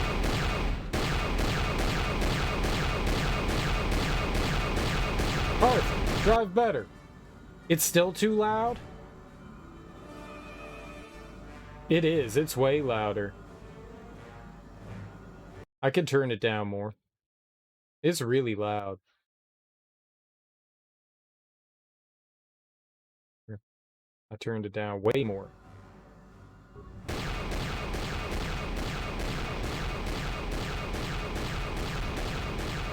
I'm just wildly, blindly shooting at things.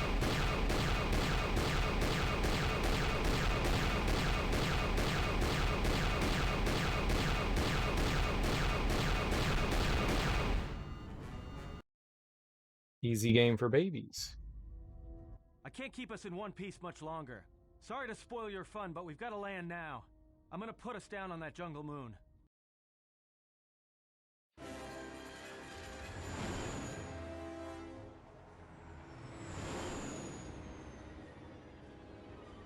Yeah, I know. That's why I was using the mini-map.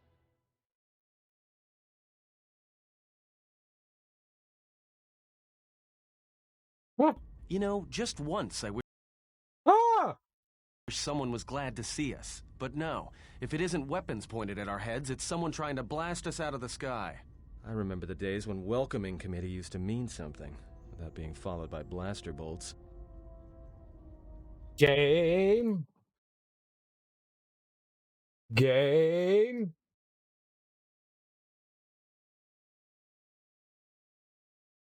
There we go. There we go. Yeah, so this game does not like to be captured by anything. Anything. I have tried. The only way I can really get it to capture is if we do display capture. And it still cuts in and out from time to time. So anytime it shifts between like the computer graphics, the CG cutscenes, and like the actual gameplay, it like drops in and out. Or like if I like click off of it to do stuff.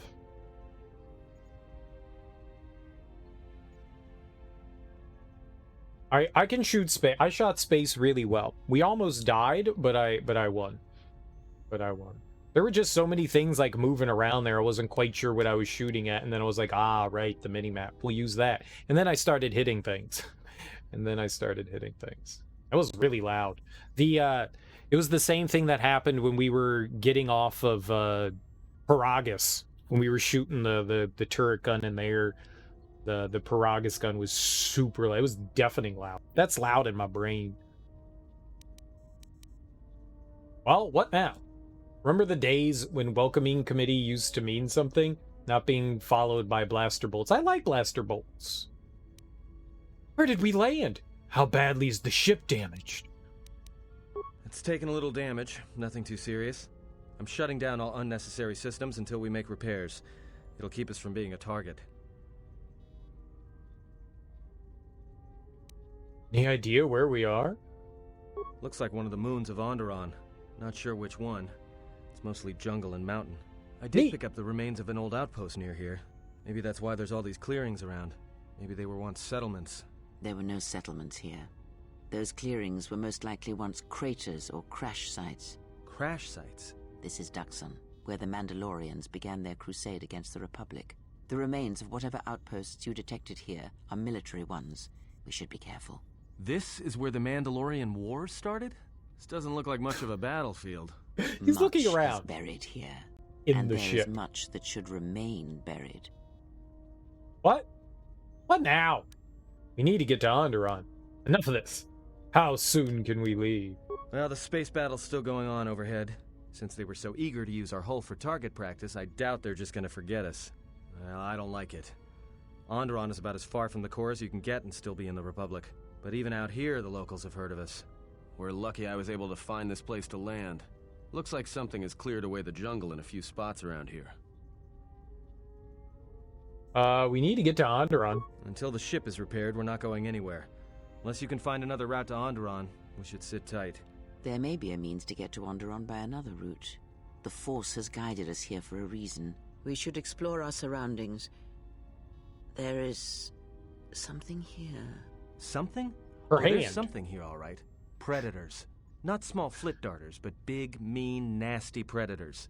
Nevertheless, we should explore our surroundings. And that nearby outpost would be as good a place as any to begin. Let's head to the outpost then. We should stay with the ship. Running around the jungle isn't a good idea. Oh no, it's a great idea. I want to run around the jungle. Well, if you go, be careful. No telling what other ships were forced down in the battle. I have a feeling the ship will not be repaired until our business here is concluded. Do I make myself clear? Yeah, I understand. What's so important about this place? This is where the Mandalorian Wars began. He fought here once, and there are things here he must see. He fought here? Why didn't he say anything? Do you speak of all your battles? Or are there some you wish to forget? Oh, I like how they're friends. Before we know it, one day I'm going to walk into the medbay and Karth and Kriea are going to be going at it. And I'm going to be like, what? Can I join? Say, what? Let me have some. Oh, we have to bring Karth with us? Okay.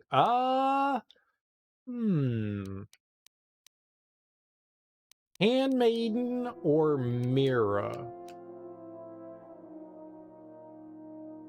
We could bring Kriea to get chastised all the time. We do like it. We do like it. She can force choke me any day. We could bring her. No one's evil. Who's evil? You're evil, you silly Billy. Oh, he's slightly good. That's hilarious. When did he become slightly good?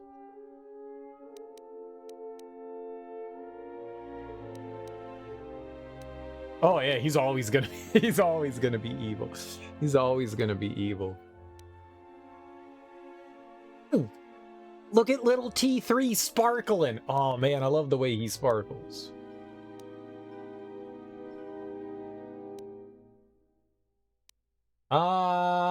Man. I think we'll bring the handmaiden. Let's bring her. No, let's bring Mira. Let's bring Mira. Oh, I can't bring him. Oh, he's out. He's got to fix the ship. Oh, I thought he was like mandatory part of our party. Okay, then we can bring the handmaiden and Mira. I'm happy about that. Cool beans. Yeah, let's go. Yeah, suck it, Karth. Ladies, don't ask questions. The handmaiden has made her own choices. The handmaiden has made her own choices, I of which made 0 of them for her. She's a grown-up, okay? I asked her to put clothes on, and she said, why did I just get experience? Hey, I didn't choose this. She chose it. I told her to put clothes on, and she said no.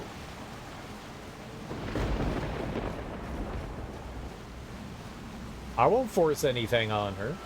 She wants to walk around like that. That's her choice. Okay.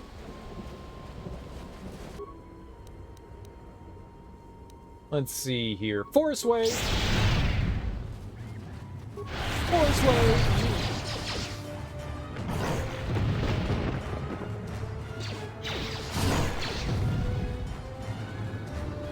Perfect. Well, we should give her a weapon though. Here. Let's give... Where are we at? Let's give her a weapon. I think she specializes in single-handed stuff, so we should give her a two-handed weapon. That makes sense.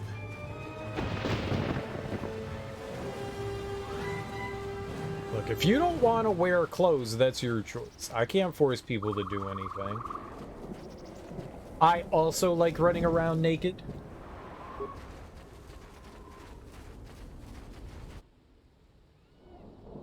They're talking to each other. The hell is that? What was that? What the hell was that cutscene? Locked out. A canic?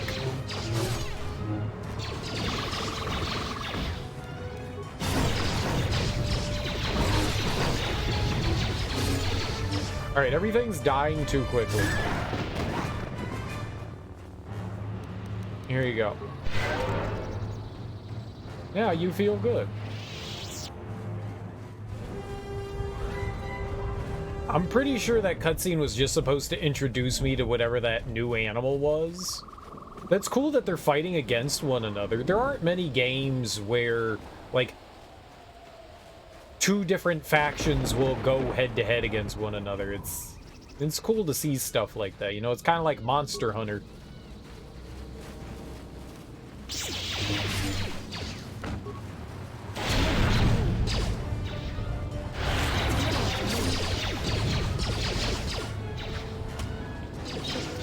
Yeah, it definitely does. It certainly adds to the overall experience. I agree with that.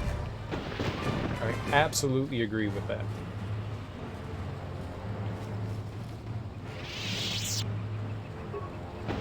You love that in Stalker, NPCs going against other factions, NPCs against monsters, monsters against monsters. It's cool. I never played the Stalker games. I've always wanted to check them out. But I guess are they remaking the first one? They were supposedly making a new Stalker game, like Stalker 2, which I already thought there were 3 of them. But they're making another one and then remaking the first one, right?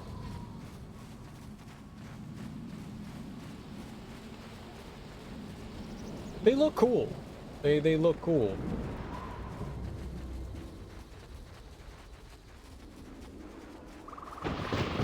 I wish they had come out on console at some point, so I would have an easy way of implementing controller support. Controller support in that game is, you know, through like X-Pattern, and it's not great.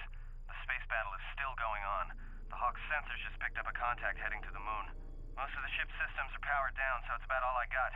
That ship may have landed nearby, though, or it may be on the other side of the moon. So you might want to prepare for another friendly Onderon welcome.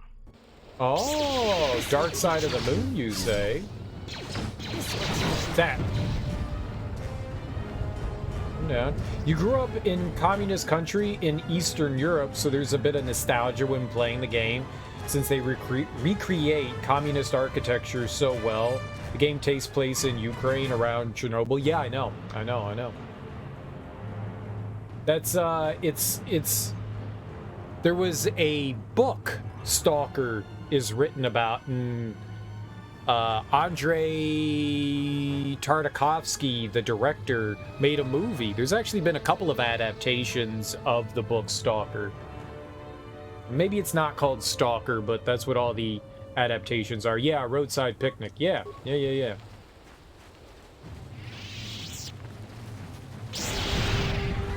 yay purple. Hell yeah. Purple is the way, baby. We're Mason. We do.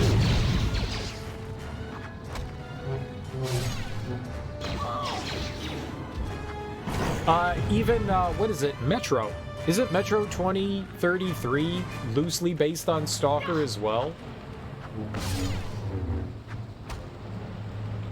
You read the book and watched the movie? I haven't watched the movie in, like, a very long time. I want to watch that again. The Criterion Collection re-released it a few years ago, and I want to go back and check that out. Oh, a different set of books. Fair enough.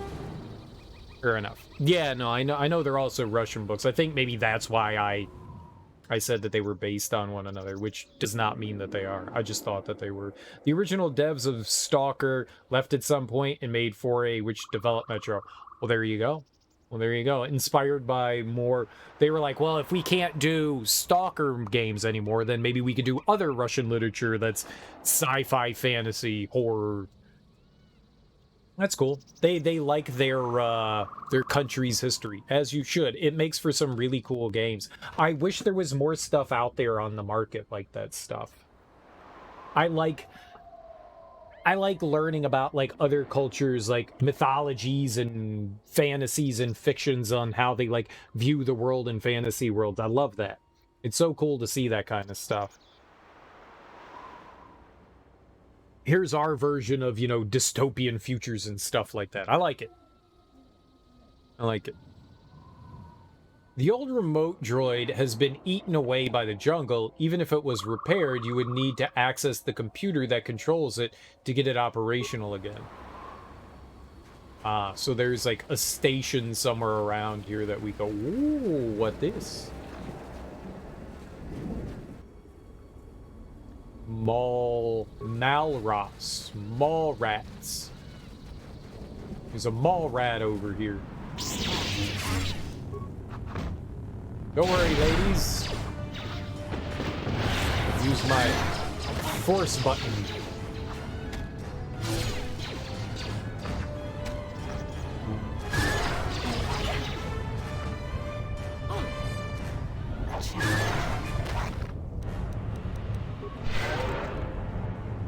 I like how the handmaiden's on level 7, yet she's still kicking ass. It's great. No, salvage parts don't heal. Okay. No, not. Get the. There we go. Okay, go down there instead. I wanted this thing. There we go. Data pad, Dead Republic pilot. Revan says we must take Dxun. Oh my god. Beard hair.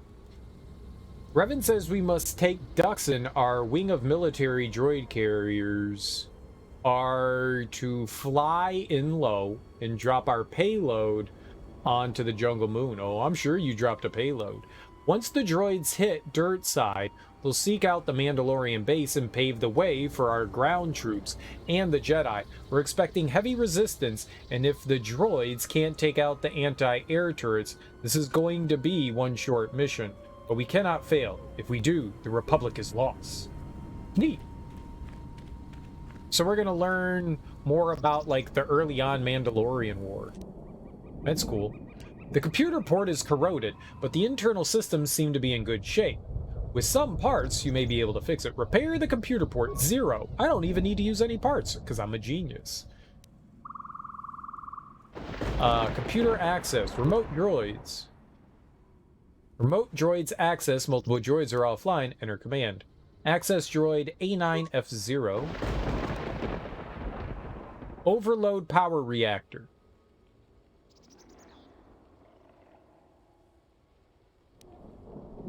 So you're just gonna blow them up? That seems kind of fucked up. But also kind of neat, but expensive.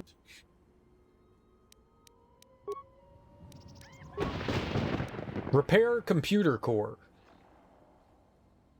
1 spike. Core partially repaired. Droids available for primary function.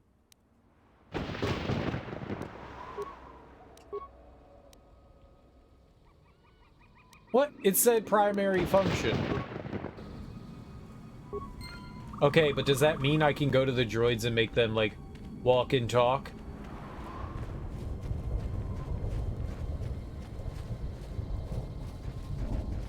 At some point, I'd like to get around to playing the Stalker games. When you hear a bunch of good stuff about games, it always intrigues me. I've also seen that there are, like, an obscene amount of mods for the game as well. Which means there is a ton of community support, which is always cool. Reactivate the droid, 1 repair part, sure. Optimize droid's weaponry, targeting, shields, patrol mode. Once you end this, yeah, sure. Go, be a droid. 1,300? They have their share of Eurojank, but yes, strong modding community and lots of fans. Yeah, it looks cool. They definitely look cool. I played a little bit of it. A little bit, but not enough really to form an opinion.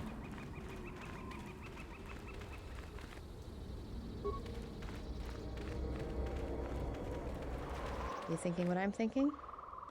These jungles are filled with long, narrow paths, dumb beasts that just keep charging at you. This place is perfect for mines. If the carcasses were worth anything, you could make a fortune. Fight! Fight! Fight! Did he interrupt that conversation with violence? You know, if you're gonna have a cutscene somewhere, you shouldn't put enemies right next to the cutscene trigger.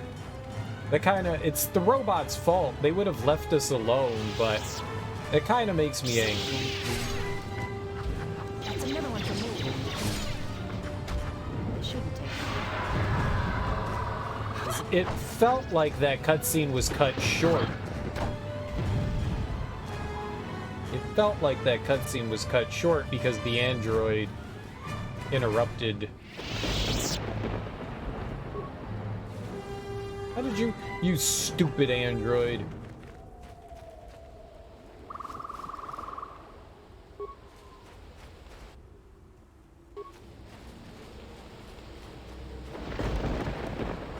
I'm going to slow it down. Got him.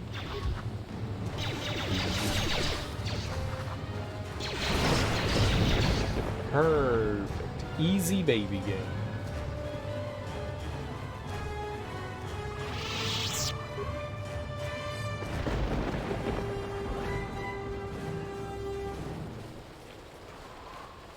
I do like games that find ways to mix in horror into them without being like outright horror games, because I enjoy horror games.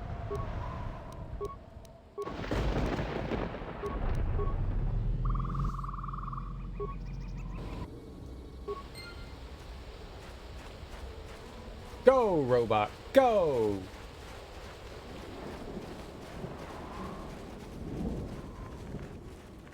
The orbital fighting just ended. That Colonel Tobin stirred up a Minox nest when he took a shot at us.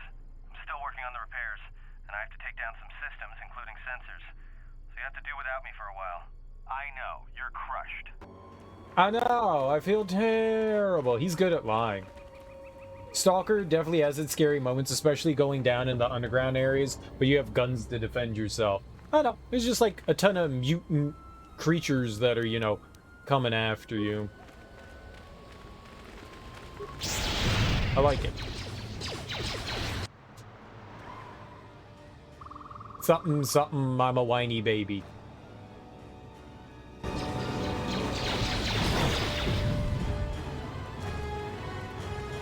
Something, something, I'm a big whiny baby. Mutants in Stalker are more rare than in your typical shooter, but also stronger and more dangerous.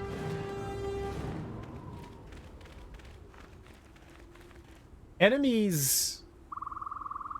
I don't know how I feel about, like, the realism put into games sometimes. I mean, you play games usually to escape reality, and Stalker has the idea that, you know, like, all right, we're gonna put in some like survival tactic kind of stuff into those. It makes those encounters more memorable, I'm sure, but that means like things are much harder.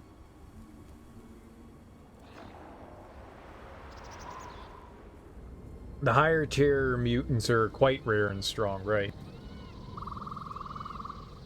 So, obviously, you want to aim for, like, headshots and stuff for weak points and shit, more so than a lot of other shooters. But sometimes enemies felt like, the little I played, some of the enemies felt, like, very bullet spongy.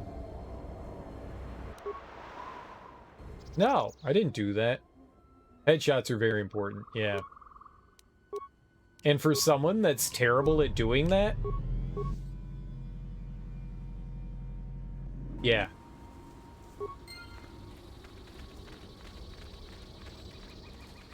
Yeah, that definitely throws... You have led us on a very fine chase, human. The battle above was your doing. Yes, our ship is quite damaged now. Well, haha. If it isn't the Zug brothers. Sorry, but this one's my bounty. So keep those weapon barrels pointed down. Our quarrel is not with you, red-maned small female. We're far from Nar Shadaa, and so are you. Who are you? Why are you hunting me? I didn't start the space battle. Can you make a deal? And very dead if you keep pointing those guns at us. Quiet, small female. We shall speak at you with our weapons after we've taken this one from you. You really think you can take on Mira? Good luck. She's a real bounty hunter. Is there any way you can take care of the small female first? Dxun, never heard of you. Your family tried to kill me on Nar Shadaa. I know the Zugs. I killed a bunch of them on Nar Shadaa. Why are you hunting me? I didn't start the battle. If you plan to play Stalker, don't play those free mods like Anomaly. Those mods are made by people that play Stalker all the time, super hard, even on the easiest difficulty. I wouldn't. I rarely play mods. Like, fan-made mod stuff. I rarely, if ever, play it. If I ever play a game, I'm just gonna play, you know, the game itself. Maybe if I enjoy it enough, I would try to check stuff out, but I rarely, like, delve into, like, the modding community stuff on anything, to be perfectly honest. I mean, I'm sure that there is a ton of great content out there, but I've never really had an interest in that. The only thing that I would ever do to a game is, say, like, add like graphical mods, like if it cleans up some things or smooths some things out, or, you know, makes the game run on, you know, modern systems, then yeah, but that's usually the most I'll ever delve into it. Fidelity mods are nice. When I played through it initially, it was years and years ago, there was like Stalker update mod like 2012 or something like that. And it like updated some of the graphics and stuff, and I put that on. But that was the only thing that I had ever done to it. I think that mod also like changed some of the game's mechanics as well, which I'm not a fan of. I would much prefer mods do their own separate thing, where if you're gonna try to just increase the graphics, allow them to do that and allow people to like choose what stuff that they want to add, and not like, well, this is my mod, so if you're going to use it, you're going to be forced to do all this extra stuff. I'd much rather modding communities like separate things. Like, this is just purely aesthetic stuff, and then here are the tweaks and stuff that we have here. Whether you think they're mandatory or not, should still be optional. You'd recommend to use at least an updated engine. The source code's been published, so community has been updating it. Yeah. So you can play original game assets with updated, more modern engine. Looks and plays better. Yeah. I still want to play through the game the way it was intended and developed. Even if people are like making tweaks, it's still not what the developers did. I always want to play the way the developers did it. If I can upgrade, you know, graphics, aesthetics, I'm fine with it, but I never like touching the way the game originally played.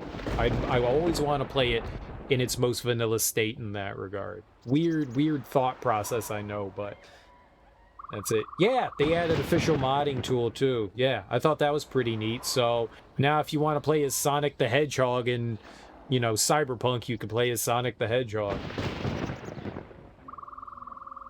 You really think you could take on Mira? Good luck, she's a real bounty hunter.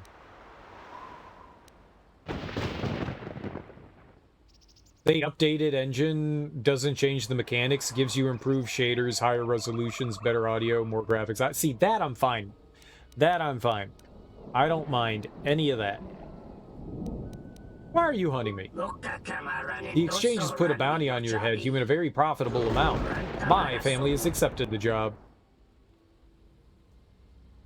I didn't start the space battle. Your view's narrow, human. The battle was your responsibility, whether you admit it or not. No, it wasn't. It was happening before I got there. In some sense, we're doing you a favor. The reception you would receive on Onderon would be a cold one. What do you mean? You have caught the eye of someone very powerful on Onderon, and he wants you dead, but you do not need to worry about that now.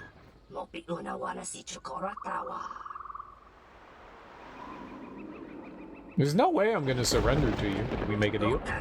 We Zugs are very good at making deals, but not when making a deal requires breaking another.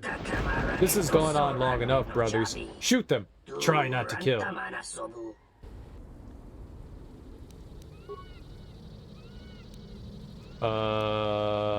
Sleep.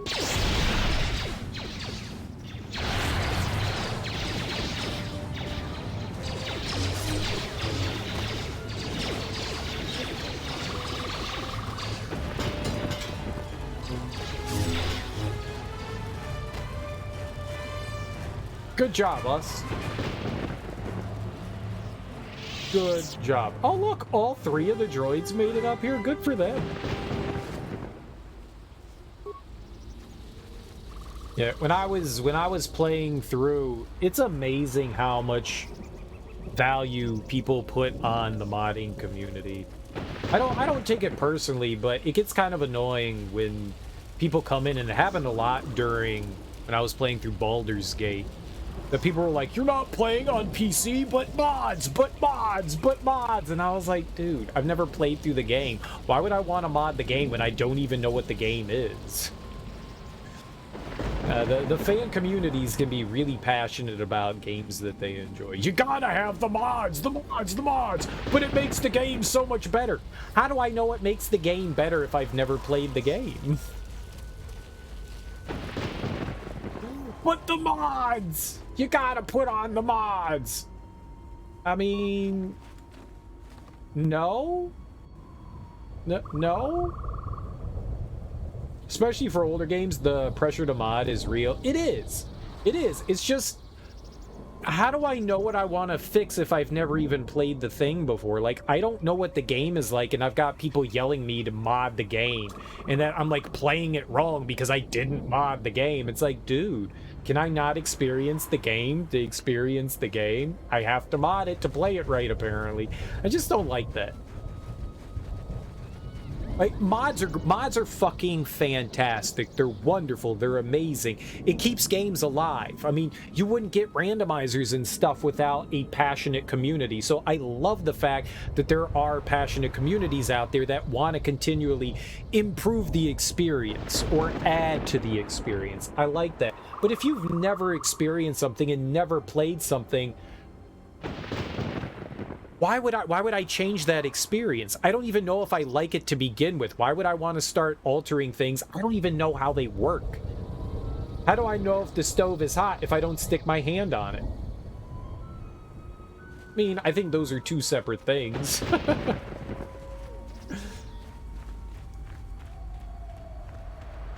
I mean, I've never played a game like this before. Why should I change it? I don't know about it. I don't know about it.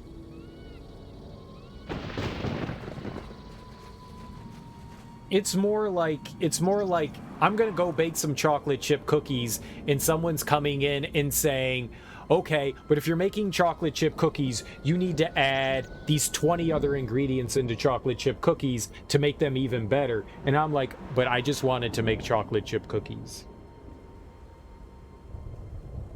I don't even know if I like chocolate chip cookies. I just want to experience a chocolate chip cookie, right? But how about, you know, caramel and nuts and dates and prunes and marshmallows and graham crackers? And it's like, dude, I just want a fucking chocolate chip cookie, man.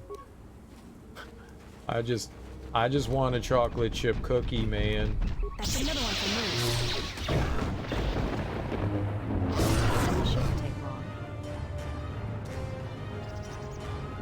What's going on here? Why are we doing that?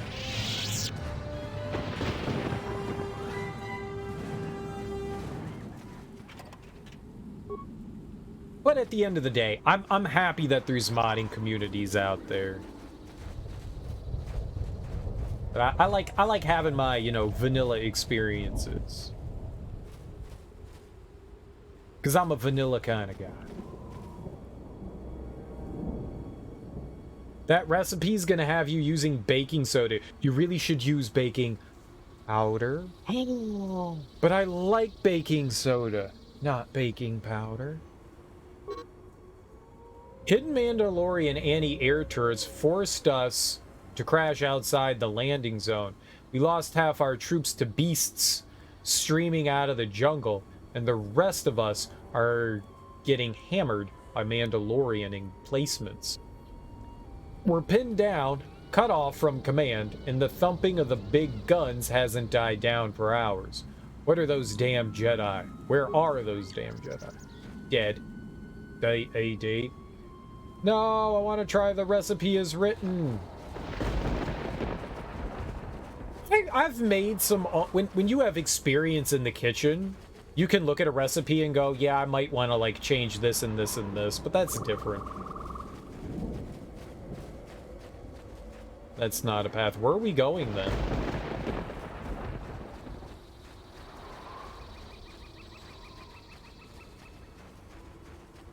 Oh, there's a blue thing over here. Oh, I didn't even see this. I looked right by. I think I, like, flung the camera around and didn't even see that. Okay.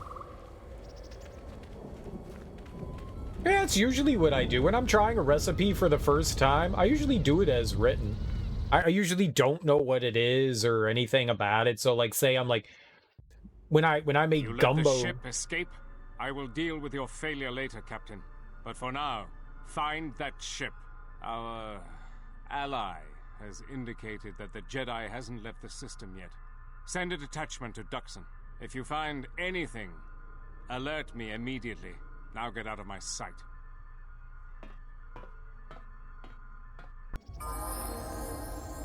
That's a weird cutscene.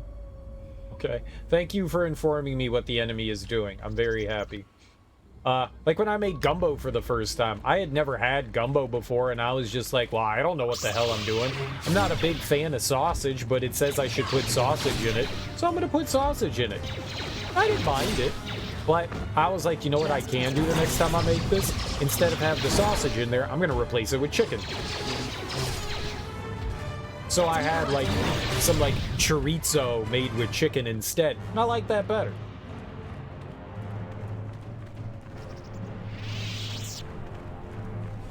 I do like experiencing something for the first time the way it's intended. Eliminating many of us Jedi, but such actions only delay the inevitable. Annoying recitation. Let us proceed to facilitate communications, recitation, and bring about the termination of hostilities.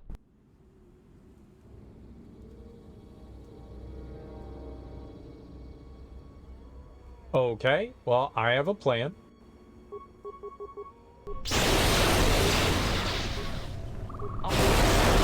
Ratio achieved. Ratio achieved. Systems failing, master. I shall honor them with that. Let us test ourselves. Master. Easy baby game. Easy baby game. Let's see here. Stasis field yet? No stasis field? Just stand around doing nothing? Fine. I shove. Why did we shove the stupid cat? Murder Bitey!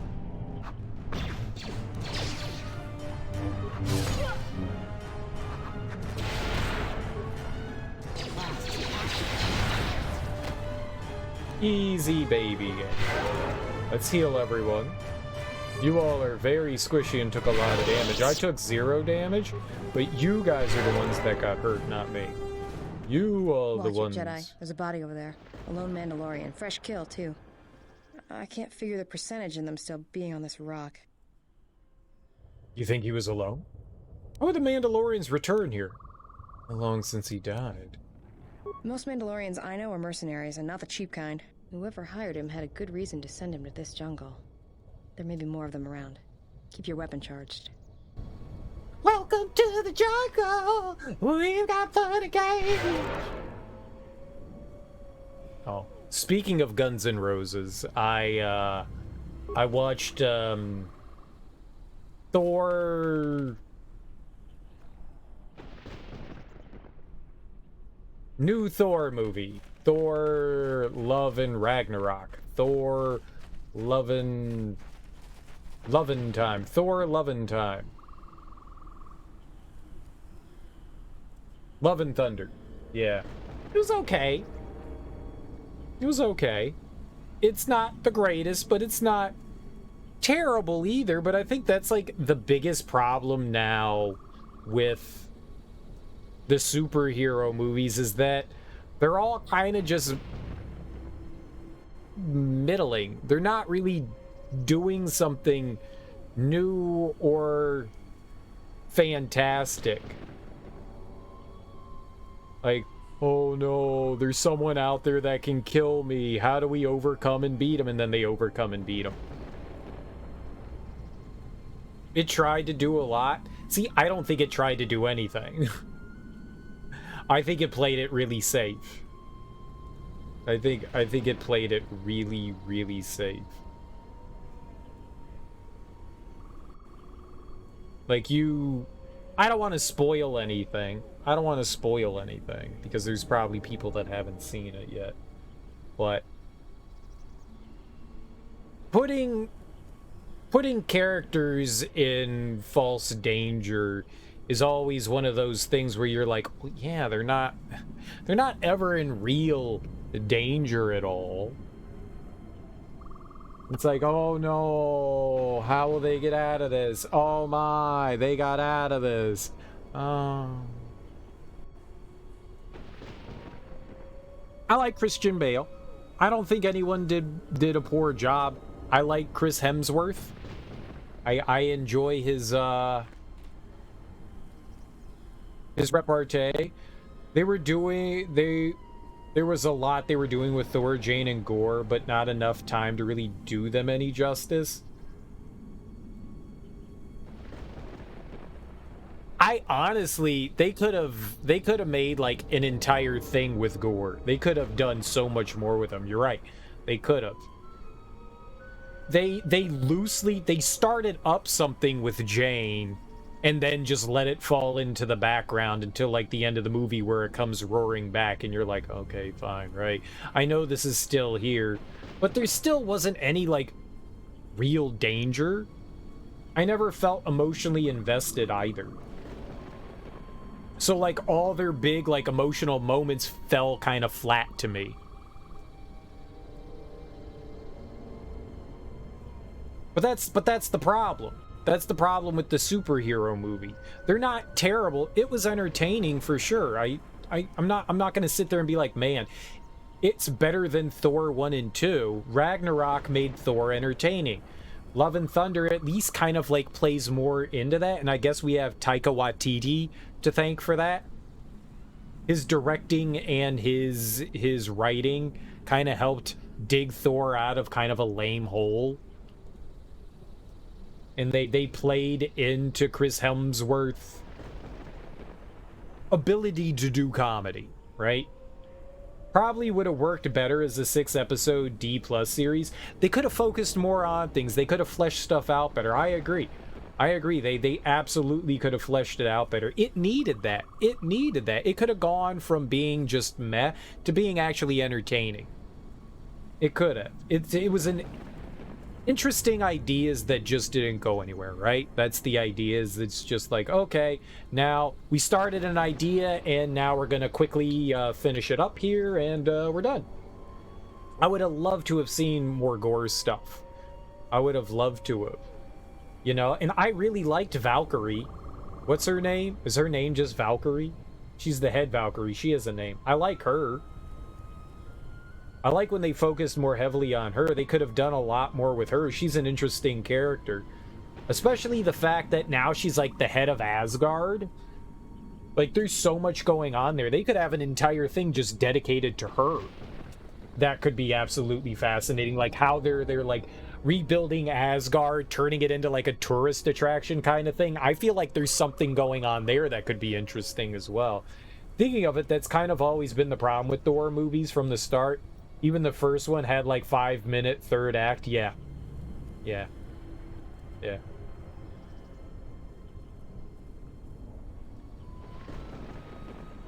But even the problem is, even though that they introduced danger, they took away that danger.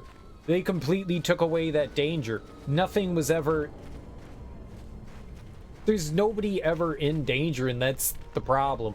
Superhero movies rarely put their characters in any real danger of ever being anything other than, yeah, they'll be fine. Does she not have demolitions? High-grade explosives. Oh, maybe we can't use a mine. I thought she had demolition expertise. She does, in decent level, so that can't be it.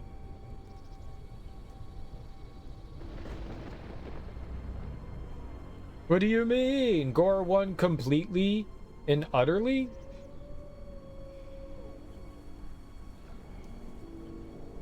Boy, Gore was such a background. Same with the Valkyrie. Both of them were just like background characters.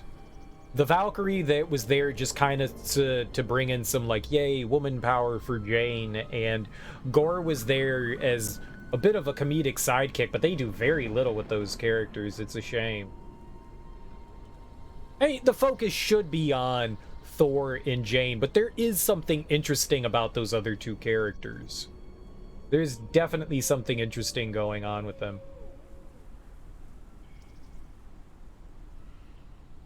Gore is the villain. Oh, I thought Gore... Who's the sidekick guy? Who's the Taika Waititi guy? I thought Gore was that guy. I thought that's what you meant. I had no idea who the... Do they even mention his name? Korg. It's like the same thing. Gore, Korg, they're almost the same thing. Okay, Korg. Yeah, that's what I was thinking of, was the Taika Waititi. So everything that I said about Gore could be applied to Taika Waititi's character. But yes, Gore can still be... He was glossed over as a villain as well. They did very little. It's just like, okay, this is why he's bad, and now here we are. I don't know. It's kind of...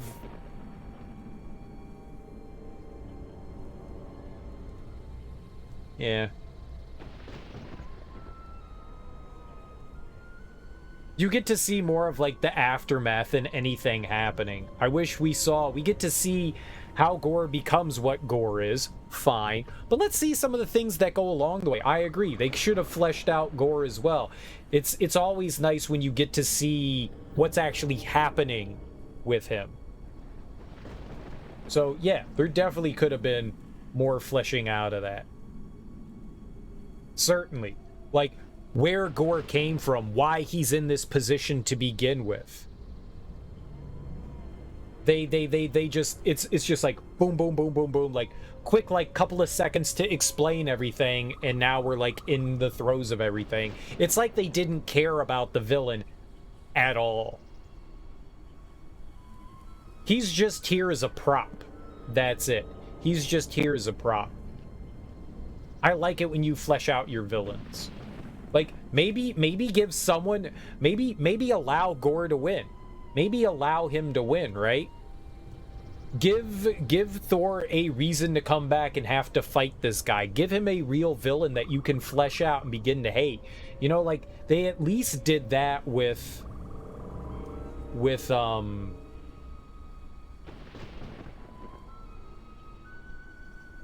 oh, who's the big blue guy? Thanos. They at least, like, expressed and fleshed out Thanos. They barely flesh out Gore.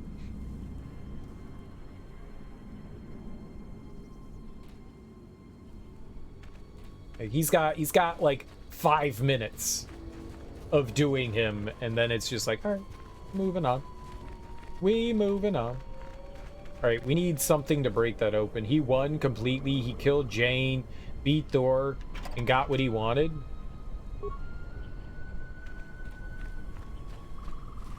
What would you call that? You would call that a,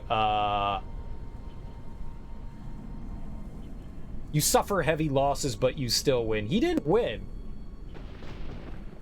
He might have gotten what, an empiric victory? A pyrrhic victory. A pyrrhic. Pyrrhic. What's the word I'm looking for here? Yeah, it's a pyrrhic. Yeah, pyrrhic victory. Pyrrhic victory, right? So, I mean, Thor won, but it cost him a lot. But Thor won. He didn't kill Jane.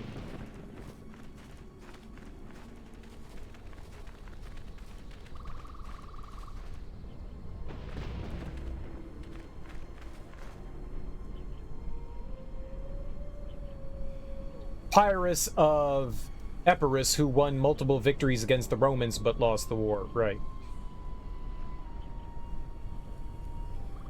I saw what happened. Thor still won.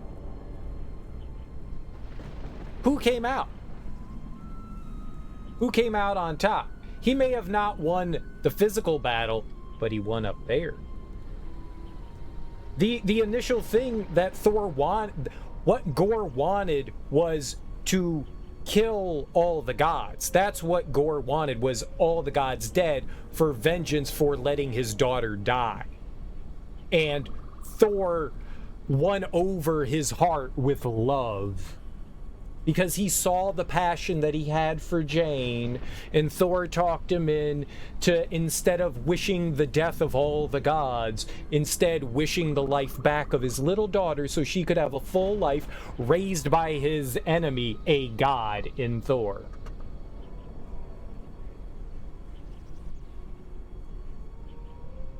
No, Thor won. And Gorr died.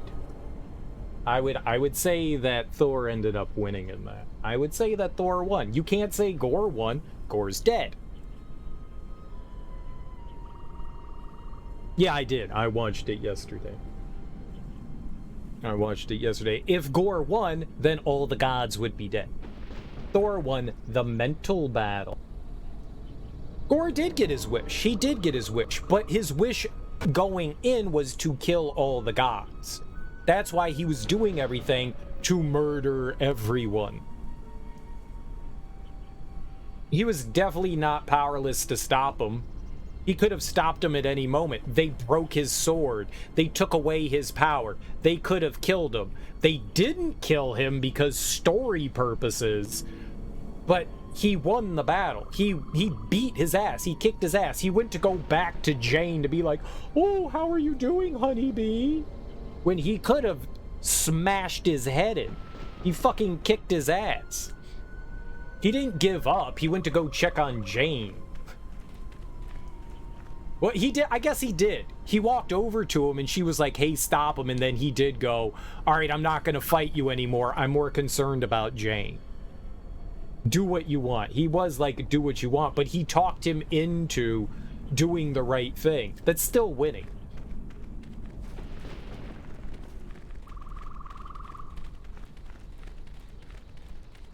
It's still winning. Thor still won. He talked Gorr out of doing the thing that he was set there to do. He changed Gorr's mind with his actions of caring about, proving that gods can care about something else. He proved to Gorr that there was passion and humanity in gods. So he changed Gorr's mind. I don't know what other kind of victory that you can get. Sure, he didn't put a sword through him to kill him, but he still got his victory out of it. Gorr didn't kill all the gods. I don't know how you don't see victory in that. It's not the typical kind of victory where it's like heads being lopped off, but it's still a win. He stopped the bad guy. Right? That to me is a victory. The good guy won.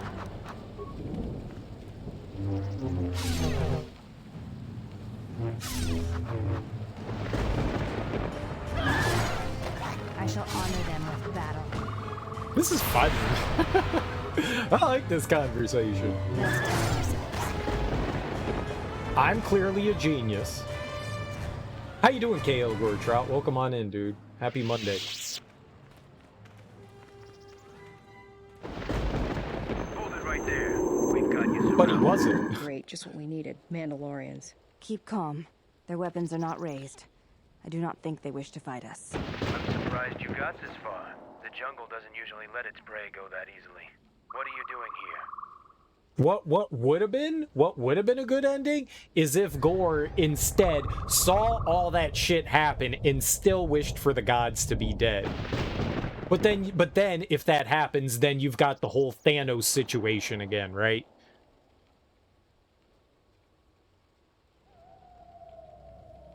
Was it though? Was it though? Was it 100% Gore's choice? Or is that what you think you've been led to believe?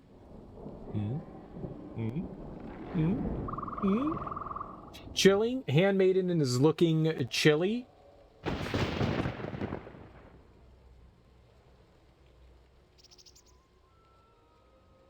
Yes, that was the point. Maybe you misread into it. Is that possible? No! No. There's no other possibility, it's just this one.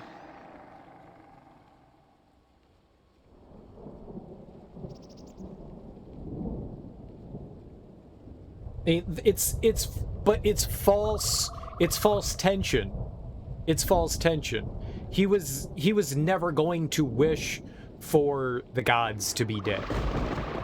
His whole thing was he was upset because his daughter died. It wasn't the god's fault that his daughter died, now was it? And that's kind of the point. It's that people have the freedom to make their own choice, right? Free will.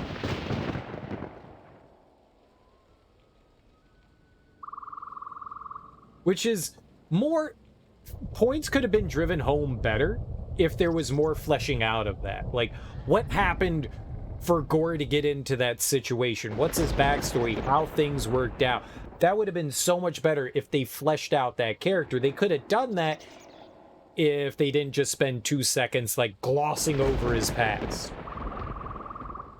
We spend, like, 3 minutes watching him struggle in the desert and his daughter dying, and then him confronting God and then killing whatever that God is he worshipped. And then that's supposed to, like, set the table for us to be like, okay, he's a bad guy, all right. Like, that doesn't separate him in any way whatsoever from any other supervillain. It's just, okay, he lucked out, found a god-killing sword that gave him supernatural powers to take out gods. And he killed a couple of lesser gods, as Zeus put it.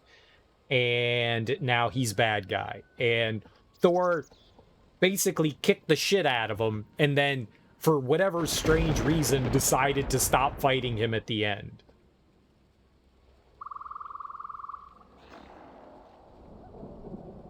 And then he goes brawling into eternity and makes his way there because story purposes, because you need to have this plot point here that was poorly construed. This is why I'm saying it's a mediocre movie.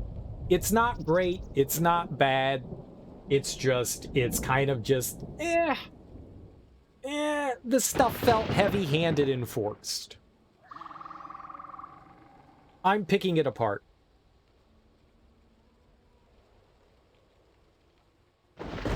And like I said, it never felt like there was any real threat there to them.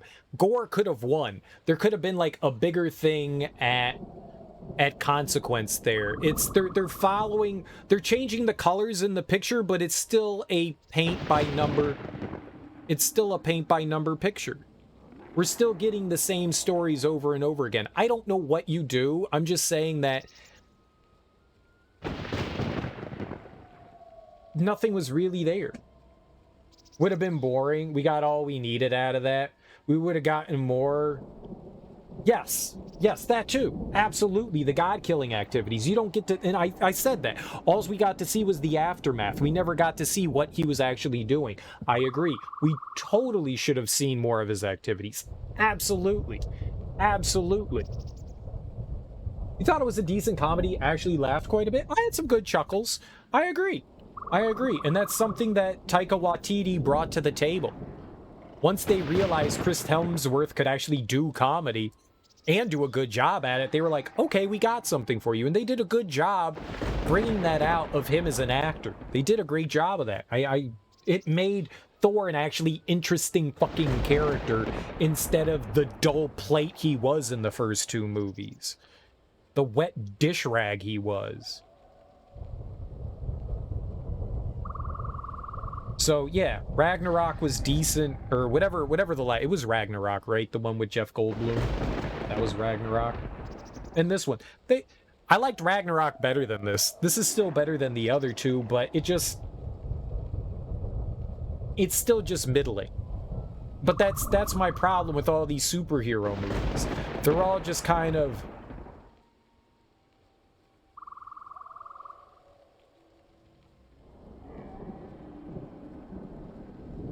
I think after Infinity War, I think they were just like, right now, what are we gonna do? I don't, to be honest, I don't know what I expect. I think the reason why I'm so jaded is because I think I'm just burned out. I'm gonna keep watching them. But I definitely think that I'm burned out on them. I don't know what you can do now. I don't want them to throw everything out and start over again. That's boring. Yeah, I don't know what I want out of the superhero. I think personally I'm just kind of like burned out on it. Like what can you now, the Avengers killed God, right? That's basically what they did in taking down Thanos. What do you have next? Right? And obviously we're not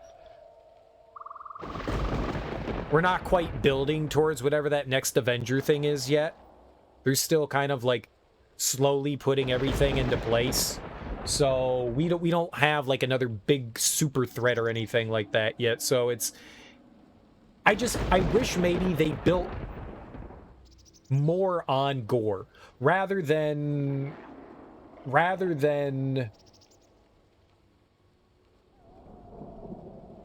right, but he only made but he only made his presence in one TV show, and that's Loki.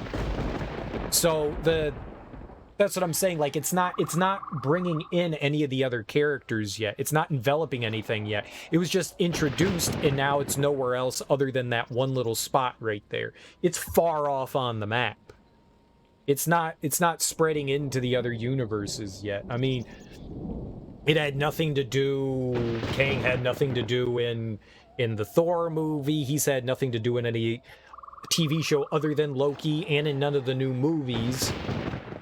Not the Spider-Man stuff, not Doctor Strange. That's what I'm saying. They're not like pulling it in yet. Once it starts overlapping, then we've got something. 2 movies about the multiverse. You had Doctor Strange and the other Doctor Strange movie? 2 Doctor Strange movies? What's the other one about the Oh, the Loki one. No, that's not a movie. What other one had the multiverse in it? Oh, Spider-Man. Right. But, alright, so, I mean, you can say somehow Kang has something to do with that. It doesn't. It's more that Doctor Strange has had something to do with it. So, yeah, alright, maybe they are kind of doing it, but it's not obvious. Unless you're a comic book fan. How about that? What's up, G-Stark? How you doing, homie? Love and Thunder shows there's still plenty of higher beings, right? That cosmic thing at the end. I don't even know what that thing... I've never even heard of Eternity. That's kind of cool. I hope that they explore more of like that god thing. I think that's really nifty. Taika Waititi got too overindulgent in himself in the sequel. Yeah, I wouldn't disagree with that. I wouldn't disagree with that. That's why I said that I still think that Ragnarok was better than this. We are talking Marvel. I watched Love and Thunder the other day and said it was like a kind of mediocre movie, and that I've said this before. I'm getting kind of burned out on the superhero thing. Nobody was ever in any like real danger or anything like that, I thought, in Thor. What was your take, Teak? I think it depends on it's subjective. I think if you really like the Marvel movies, and maybe especially Thor, then you're probably going to have a great time with it. Me being just like a casual fan, very casual fan, my love of Marvel is very superficial. I don't know a lot about it. So, you know, take it with a grain of salt. I thought it was fun, but it's definitely heavily flawed, and I kind of find it boring that they're doing just like paint by the number comic book movies, you know? I want something more at risk. I want them to flesh things out a bit more is basically what I'm saying. Like, I want a part 1 and part 2, right? It would have been cool if they didn't finish the Gore story here, fleshed out Gore a bit more, built him into more of a bigger threat like he could have been. He's supposed to be this big god-killing threat. Build him into that more. Make it a big nemesis for Thor rather than just like casting him off immediately. He had like 10 minutes of screen time. So to me, it never felt like he was like a big threat to Thor. There was never a big threat that he posed. They talked about him being a big threat, of course, because that's what they're supposed to do, but you never really got to see him be that threat. I wish that they built him up way more, because he seemed like a cool character. I liked it. He seemed insidious and dark, you know? Your take is what you said, Taika Waititi overindulged on himself and the movie tried to do more than it had enough time to do properly. Fair enough. But that doesn't say whether you enjoyed it or not. Did you at least enjoy the movie? Gore was on a timer, the sword was cursed and would consume him soon. But it didn't need to be immediately, dude. It's fiction. We didn't know that he was on a timer until they told us, which was later on, like near the end of the movie, that in what could still be. The third act was like super short, and Act 2 was a lot, but they mention it barely at the end of Act 2.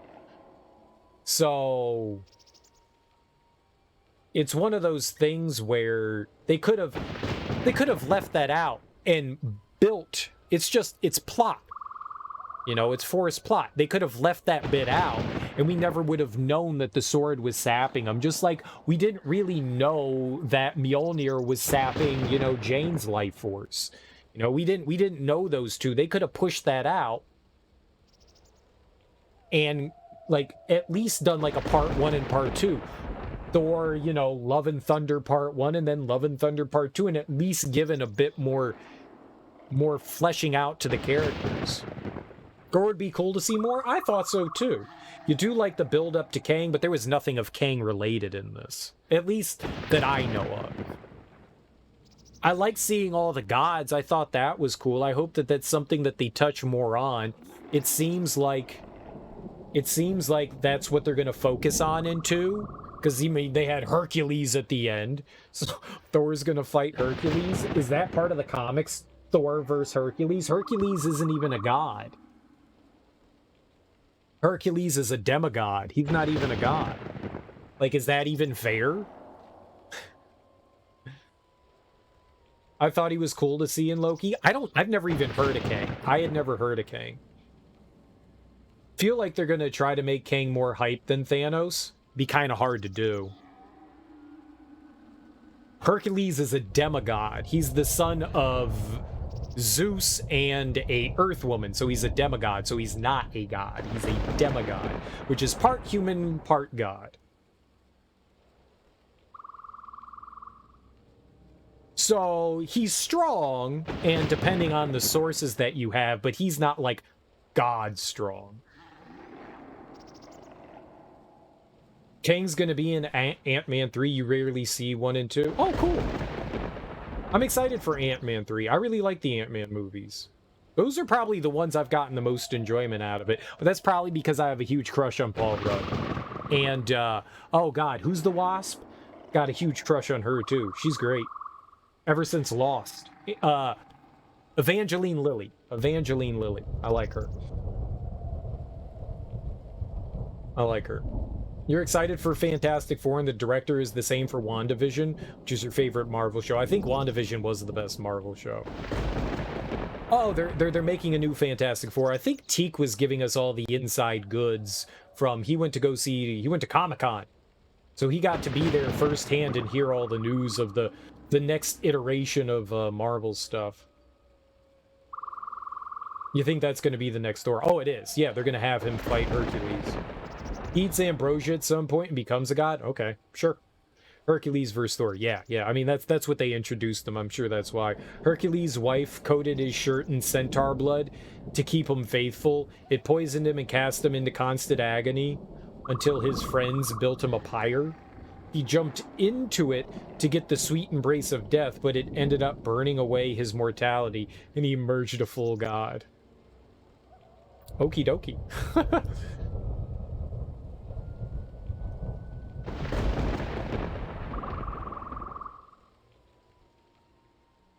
Ant-Man is great. I like Ant-Man.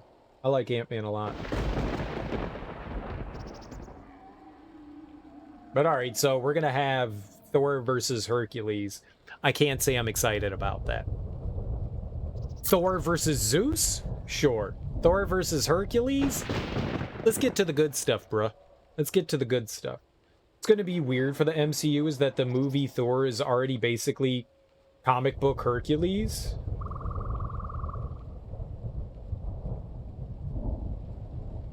I mean, they come from, I mean, you're mixing in two different cultures' mythologies, but yeah, gods. Children of great gods, right? The idea that, you know, Thor is Odin's son, Hercules is Zeus's son. You know, they were kind of looked down upon and cast aside as lesser. Just being used by their fathers for whatever whims that they have. You know, red-headed stepchild of sorts. Even though they're like, well, like, Zeus's children are everybody. Comic book Thor is super serious warrior straight man. Comic book Hercules is beer-guzzling frat bro that loves to fucking fight. There's a I'm not surprised there's a comic book Hercules. Is that done by Marvel as well? Is comic book Hercules also Marvel? I never really dabbled into that. I didn't even know that. I'm not surprised there's comic book Hercules. So I guess you're gonna have to make Hercules more straight-laced then. Pick up where Thor left off. Because now Thor is the goofy guy. Standing out in a storm, but still naked. Nice. It's not my choice. It's Handmaiden's choice. I told her to put on clothes, and she said no. What am I gonna do? What am I gonna do? She told me no. I can't force you to do anything. He's been an Avenger on and off since the 70s. I had no idea. Hercules is an Avenger. That's hilarious. Good chance they're going to invert their dynamic for the movies. I mean, I don't see how you couldn't now at this point. If what you said, I mean, is true, then they would have to.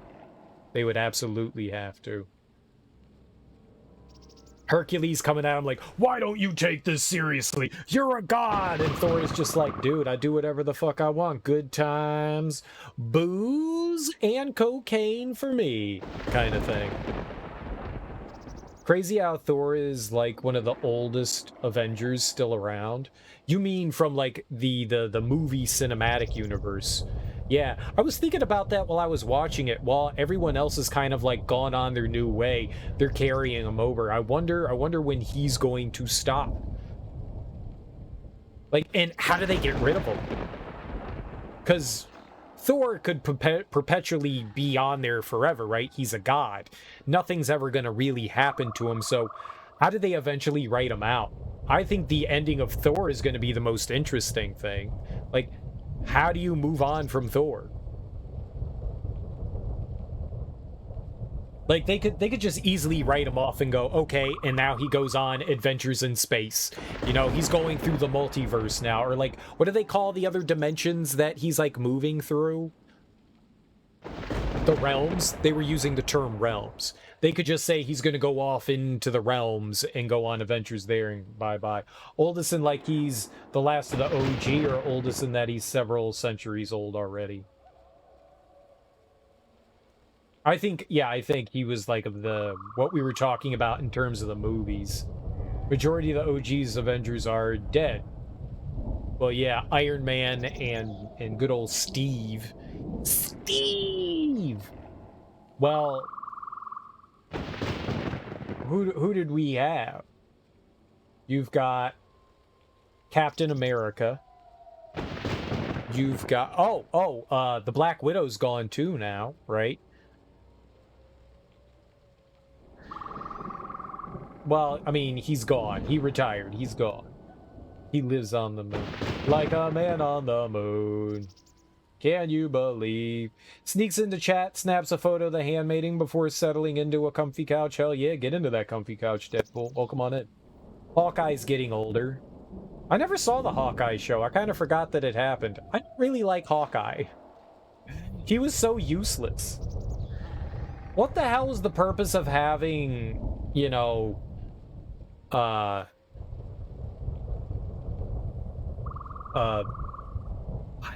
wanted to call her the Scarlet Witch, of having Black Widow and Hawkeye. Like, what was their purpose of even being there in the Avengers? To show the human side of things? Like, how the humans are effective? I feel like that's the only reason why Hawkeye was there. Because there's that whole, like, scene in which Avengers movie was it? Where, like, they go visit his family. But he was useless. Like, he served no purpose. And, like, they tried to give Black Widow purpose by, like, calming Hawk down.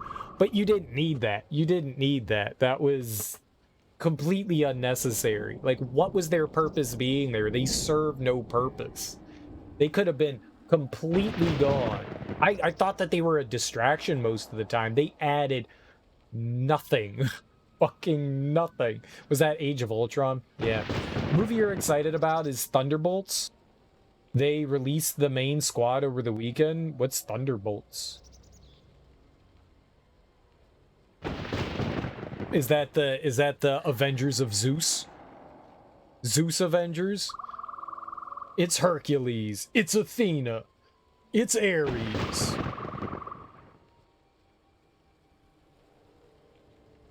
Was he really necessary? You've got a literal god, the fucking Hulk time wizard, and a guy that can shoot well with a bow. Oh, he can shoot real well with that bow. Yeah, but it's an arrow. Oh, give him explosive tips to what? To what? So he can beat up some, you know, ads. Sure.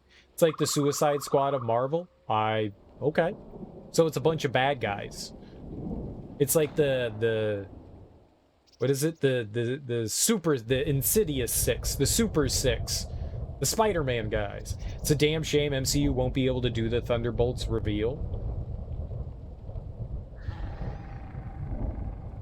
So who's in the Thunderbolts? What is the Mandalorians in this? What is with the Mandalorians in this damned moon? What are you doing on Dxun? Mandalorians killed many of the Brethren during the war. How do I even talk to you? We claimed this moon decades ago, when we reforged ourselves after Exar Kun's defeat. Some of us call it home. Why are you trespassing here? I was exploring. Who are you? Our ship crashed, and we were forced to land here. I was thinking of starting a Zerka office here. I sense a lot of untapped potential. It's no business of yours. If you're going to attack, get ready to die.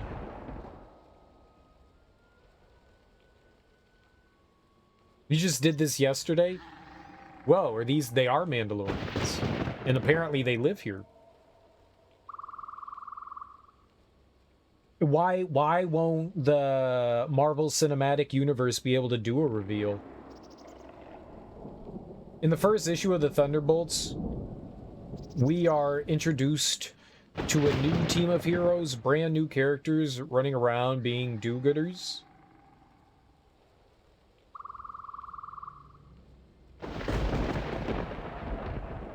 Right, they're anti-heroes, but I meant, like, who's in it? Like, what villains and stuff? Like, anybody I would know? KOTOR Mandos look cool. I think their helmets look a little stupid. I think their helmets look dumb. Then in the last page, it's revealed that all these new heroes are actually established members of the Masters of Evil. Oh, that's kind of cool.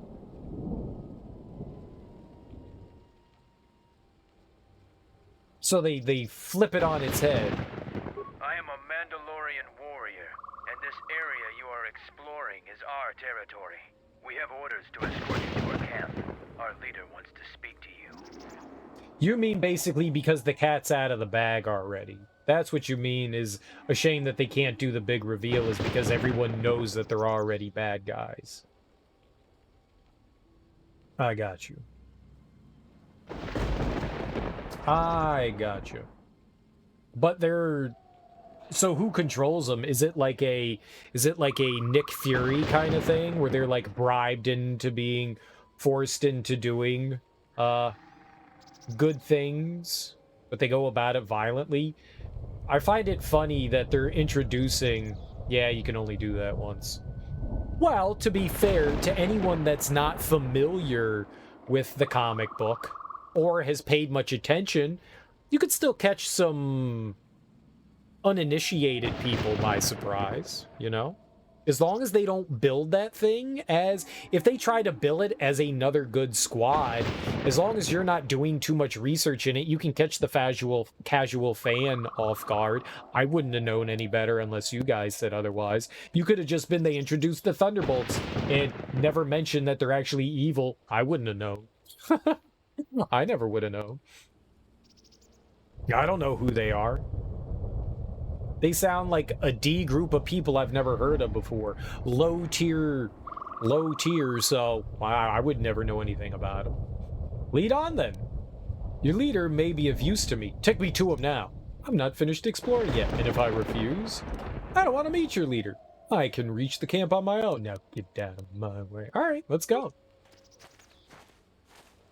People may not know unless you read the comics. No one would know unless they read the comics, or unless you're going to, like, superhero threads on Reddit, you know?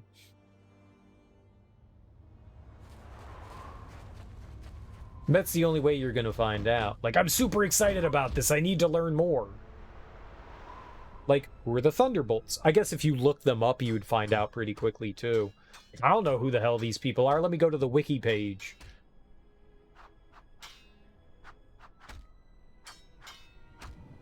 Maybe these guys are going to be why they're, like, scattered Mandalorian troops on the planets we found, because we found a Mandalorian troop on Dantooine, and we found one on Nar Shadaa. Maybe this is going to tie into it. I was wondering why those guys were there. This is definitely going to have something to do with it.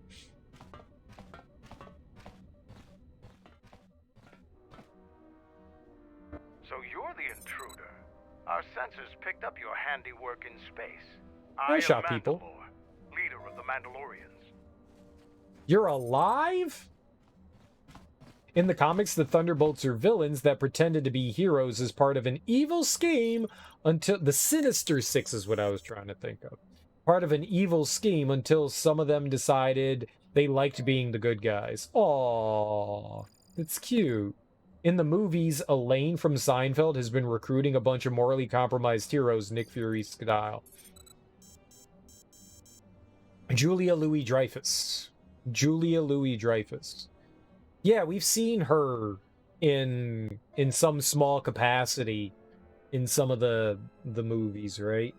Like in some of the like ending scenes and stuff like that. We've kind of seen her pop in. So that's what she had been doing, is recruiting. Okay. The Thunderbolts are... I mean, I remember seeing her, not exactly what her role has been. The Thunderbolts are run by General Thaddeus. Was she in... Yeah, the post-ending scenes. Was she in Captain Marvel? I feel like she was in Captain Marvel. She was in one of them with, like, a slightly larger role. The Thunderbolts are run by General Thaddeus, Thunderbolt Ross, which is why they call them the Thunderbolts, alright? That name sounds familiar. It doesn't. It's because General Ross is the guy that relentlessly hunting Bruce Banner. Okay.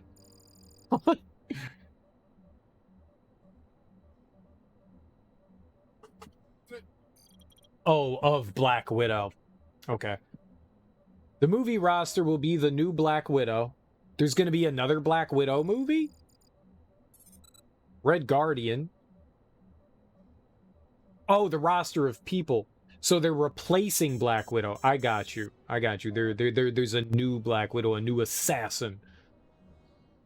Red Guardian, U.S. Agent, Taskmaster, Ghost, and Winter Soldier. Well, we know Bucky's already like a pseudo anti-hero, but actually good guy. It's very unlikely that Thunderbolt Ross will be appearing in the Thunderbolts or anything else in the MCU, and why is that? Oh, because of the Hulk and what Marvel sold off. That's got to be it, right? They don't have the rights to any of that, right? It's got to be a rights thing, I would assume.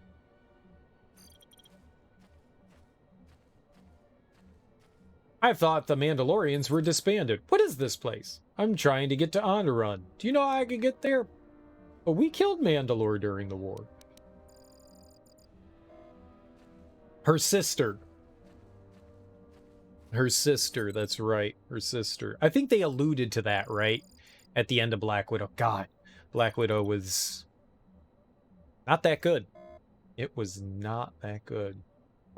Scattered, perhaps. But we're still alive. Alive and rebuilding.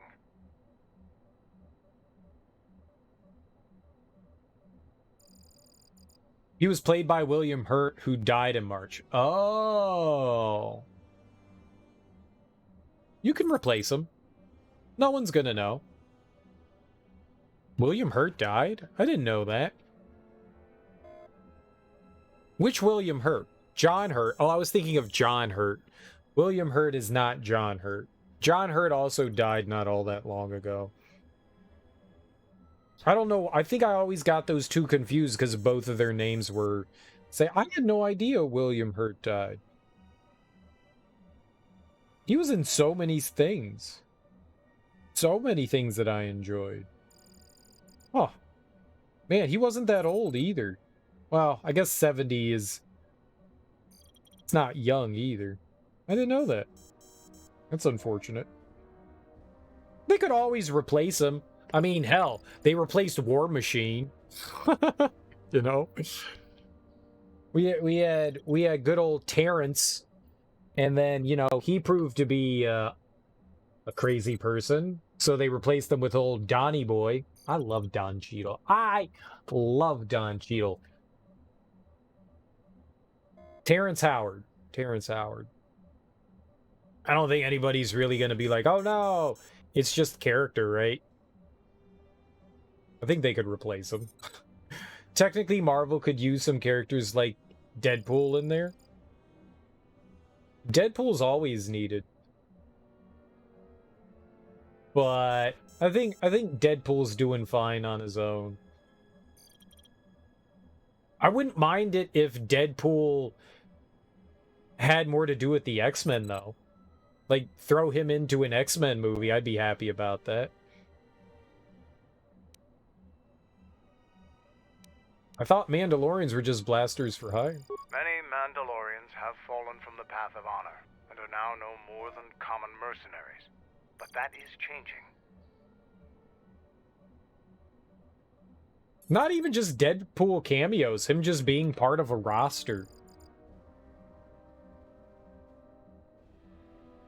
You know? If they're... Since they're introducing the Fantastic Four, right? Do you think they'll go up against Galactus and have the Silver Surfer? I just want more Silver Surfer. They may think he's too mature. Well, they've shown that the R-rated Marvel or superhero movies are effective. I mean, Logan is probably the best superhero movie we've had. I think I may have liked Logan better than I liked The Dark Knight. So I think that shows that. And the first two Deadpool movies, both rated R, were super successful as well. The first one was more successful than the second, but yeah. Be surprised if the X-Men are introduced before 2026. Why do you have that year specific? I want more X-Men. If there's something I want, it's more. All right, granted, we've had a ton of X-Men. I kind of forgot that, like, I keep thinking that X-Men 3 was the last X-Men movie. It's like, it's been like 20 years. They kind of confirmed 2024 and 2025 films already, right? Yeah. Right, but that doesn't mean, like, Sony isn't doing its own things. Marvel still doesn't have the rights to those. Sony can do whatever the fuck it wants. Because that's when Phase 6 ends. But I know that they're now working a little bit closer, hand in hand. That's why Spider-Man's here. Right? So... maybe... summer 2025 wouldn't be out of the question. Just saying, I would like more X-Men. Obviously, they're gonna have like a new cast of people. Who would we like as? I mean, obviously they're gonna recast everything. Who do we want? Like, who's gonna be Professor X?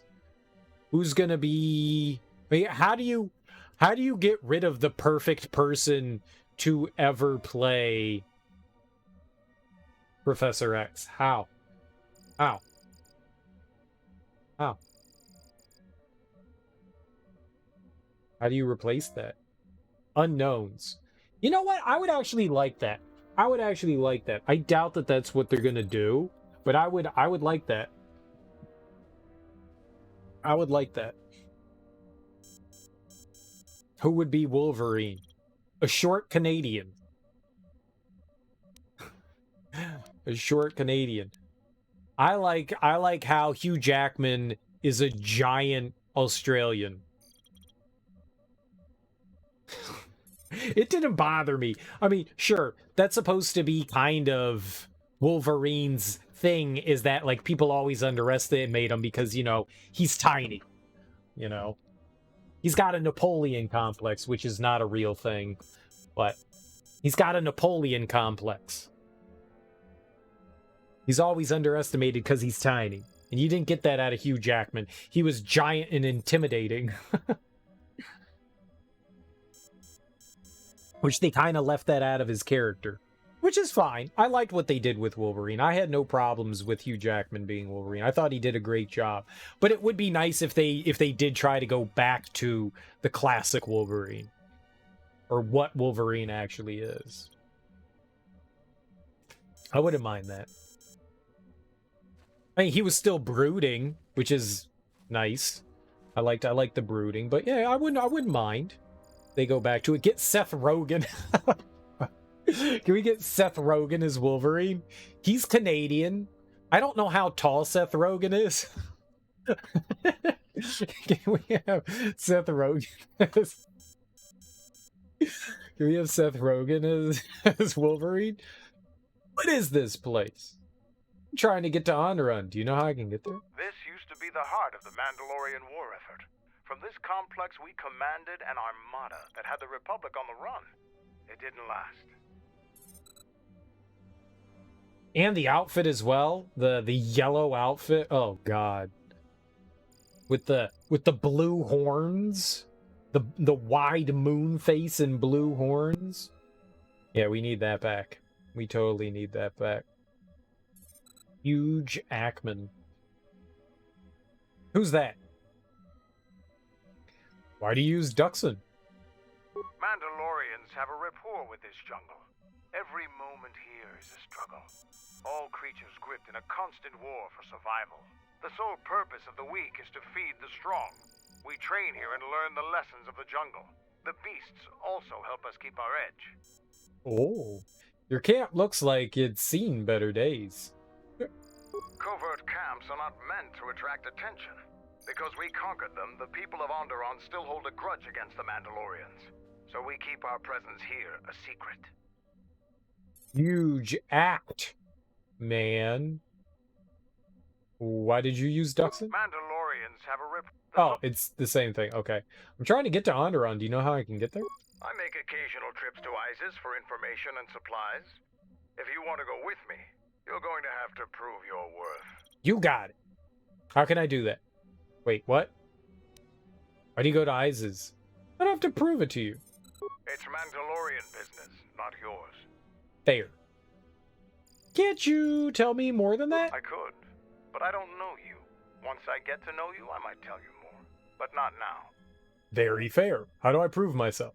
Figure it out yourself. Ask around. See if you can make yourself useful, or something that'll show what you're made of. What a dick. What a dick. So, there's nothing you can think of? If you're gonna make me help you out, at least give me something. There is one thing. Before your ship landed, we were preparing some demolition work. All the activity forced my men to stop before they finished. The charges need to be detonated before anybody comes across them, so all you'd have to do is flip the switch. I was thinking it was Canderous. I was thinking maybe it was. It kind of sounds like him. It kind of does. But Canderous was a giant, and this guy doesn't look like he's a giant. Well, at least compared to me. Maybe I'm a giant. Why not just go back and do it yourself? 2025 for X-Men. X-Men, baby. Bow chicka bow wow. I just hope I want Gambit. If there's no Gambit, I say we all riot. Because Gambit's obviously the best X-Man. They had stupid ass Nightcrawler, but they couldn't have Gambit. Stupid Nightcrawler. Why not? They have fucking Iceman. Iceman. No one gives a shit about Bobby. I want the Raging Cajun. All right? I want the Raging Cajun. Hey there, mon ami. After all causes you, okay? Baguette. Baguette. Coffee. Ha ha ha. Yo. Hello, mon cher. I've heard the famous rumors of a Gambit D series. I don't want them to ruin my Remy. Don't ruin Remy with a D series. Don't ruin Remy. Don't ruin Remy. I want that real Gambit. I don't want that Disney Plus garbage. I want that D Plus shit around here. They need more Gambit in X-Men anyways. I know. What is there before Kang and what is Kang? Oh. Ask the other nerds. What the hell's a secret war? It's a secret. Duh. You wonder why they decided Bobby over Gambit? I don't know. Bobby dumb. Bobby dumb. You need some cool savoir-faire that is Gambit. Plus, he makes things explode. Ice is boring. Here, let me cool your drink. I want more X-Force. Kang is a conqueror. We'll see, there you go, K.O. Gordrot. He's a conqueror. I want more X-Force. Does X-Force also have Wolverine? Because if the answer is yes, then yes, please. I want, what is it, Alpha Storm? Alpha Squad. I want Alpha. I want Alpha Squad. I want the Canadian X-Men. Which one is the Canadian X-Men? Is that X-Force? I want them. I want Alpha Squad. Alpha Squad is what I want. Conqueror of worlds, many worlds, apparently. Why not just go back and do it yourself? Sounds too easy.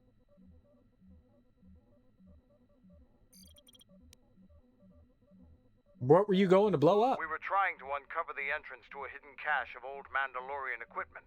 The explosives should be easy to find. Just get to it before the Canucks do. Alpha Flight. That's it. Alpha Flight. I remember as a kid, like, going through, like, you know, the the droves of comic books and comic book store, stumbled across Alpha Flight, and I was like, what the fuck is this? It's got Wolverine. Oh, I'm gonna read that. I read some Alpha Flight. I have an Alpha Flight #1 issue. I wonder if that's worth anything. You know, more than $3.50. Did anybody care about Alpha Flight? That was like back in the early 90s, which I'm pretty sure it was like an 80s comic. Like $13. Excellent. No one cares about it. Who's gonna fight Kang? Everybody. Everybody's gonna fight Kang. Kang's gonna be a bad guy. Aren't everyone's contracts up? Well, they're getting all new. That's why they're doing the new Avengers. That's why you have Doctor Strange. That's why you have Ant-Man. It was supposed to be why you had Black Panther.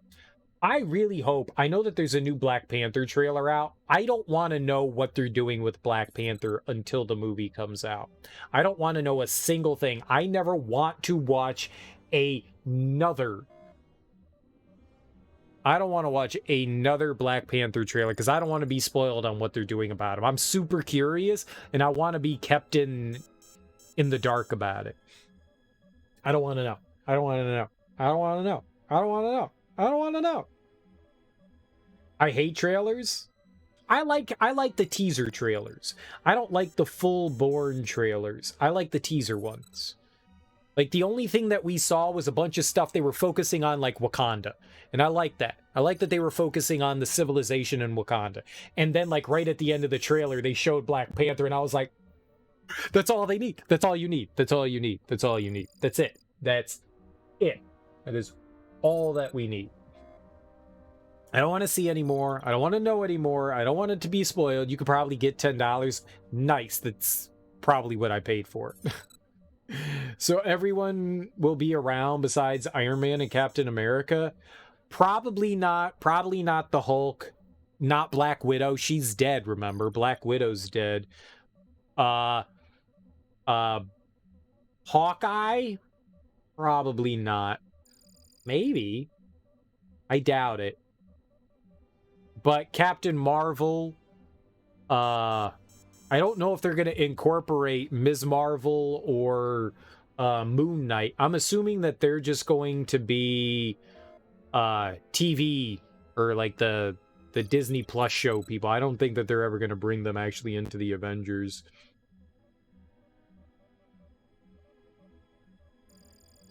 You legit don't want to even watch the trailers. It gives too much of the movie away. Yeah, they've been giving away too much of the goods in movie trailers as of late.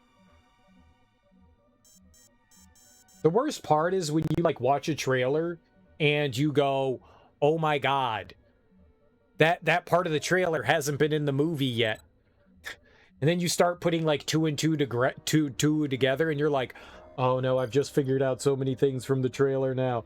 Oh my god." Yeah, that stuff's frustrating. Will the former Black Panther be replaced by his next of kin, his cousin, his sister? You don't think you watch Black Panther now you're thinking about it? Black Panther's great. Black Panther's great. It's fantastic. It might be one of the best Marvel movies. Unless it gets spoiled, you have a feeling Marvel's going to hold it tight. Who's the new Black Panther? I think it would be cool if it was his sister. I think it would be cool. Well, as far as we know, he doesn't have like a kid or anything like that. He wasn't like involved with anyone that we knew of, at least as far as like the movies told us, so who knows? Yeah, Black Widow died. Or people, but there's going to be a new Black Widow. Like the movie kind of alludes to the fact that her sister is going to replace her. Or people theory, the plot based on the trailer and it's nothing like the trailer. There's that too. You can't trust trailers anyway. Marvel edits the fuck out of them. They do. They do. Intentionally. But sometimes you can piece things together. Sure, why not? Florence Pugh? Pugh? Puh? Pug? Pug. I'm gonna go with Puh. Florence Puh. Half the stuff you see in the trailer won't even be in the movie. They do that sometimes too. The problem with trailers, a lot of people get them wrong and then get disappointed because it didn't live up. Yeah, that happens a lot. Pretty much a trailer is to hype people up, not theory over it. People like to overanalyze things all the time. Maybe like we're doing right now. Maybe like we're doing right now. The sister's the obvious choice. You're putting your bet on the long shot, bringing back, but he's dead. But Michael B. Jordan character is very dead. That doesn't mean that they couldn't. I mean, it's Marvel. Nobody's ever really dead, right? Nobody's ever really dead. So they could bring him back. I saw her in another movie that came out like within the past year or so. I saw her in something else. And I was like, where do I recognize her from? And I looked her up after I watched the movie and I was like, oh shit, that's right. She was in Black Widow. That shows you how much I remember about that. I like Michael B. Jordan. That was the speculation when oh god, what was his name? When he died. Chadwick Boseman. When Chadwick Boseman died. No, it wasn't Midsommar. It wasn't Midsommar. I watched that before I saw Black Widow. I didn't even know that was her in Midsommar. No, it was something else that came without in like the past year or something like that. Something newer. That was the initial speculation I heard, is that like they're gonna replace him with Michael B. Jordan. I was like, he's dead. How are they gonna do that? And then I was like, right, it's Marvel. They can bring anybody back at any time. I don't know. Don't worry, darling? No, I don't think I saw that. Maybe I did. Deadpool has that time machine. Anything's possible now. Right. What was her name? Florence Pug. I don't know how to say her name. I'll just call her Pug. Puh. What did I see her in? Nothing. Dune? Was she in Dune? Let's look at her IMDb page. I've never even heard of Don't Worry, Darling. She was the role in Midsommar.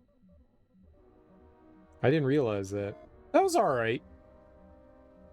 I like the idea of taking a horror movie and making horrific things happen during the daytime.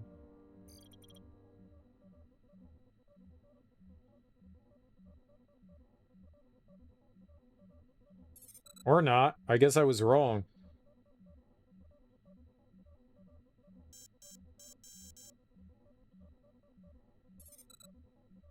I didn't see Hawkeye. She was in Hawkeye for a little bit. I don't know what Don't Worry, Darling is, and I've never seen The Wonder. I don't know. Boss Bitch Fight Challenge. That's what I saw her in. Boss Bitch Fight Challenge. That's a thing. Maybe I saw Malevolent? Maybe that's what I watched, was Malevolent? What the hell's Malevolent?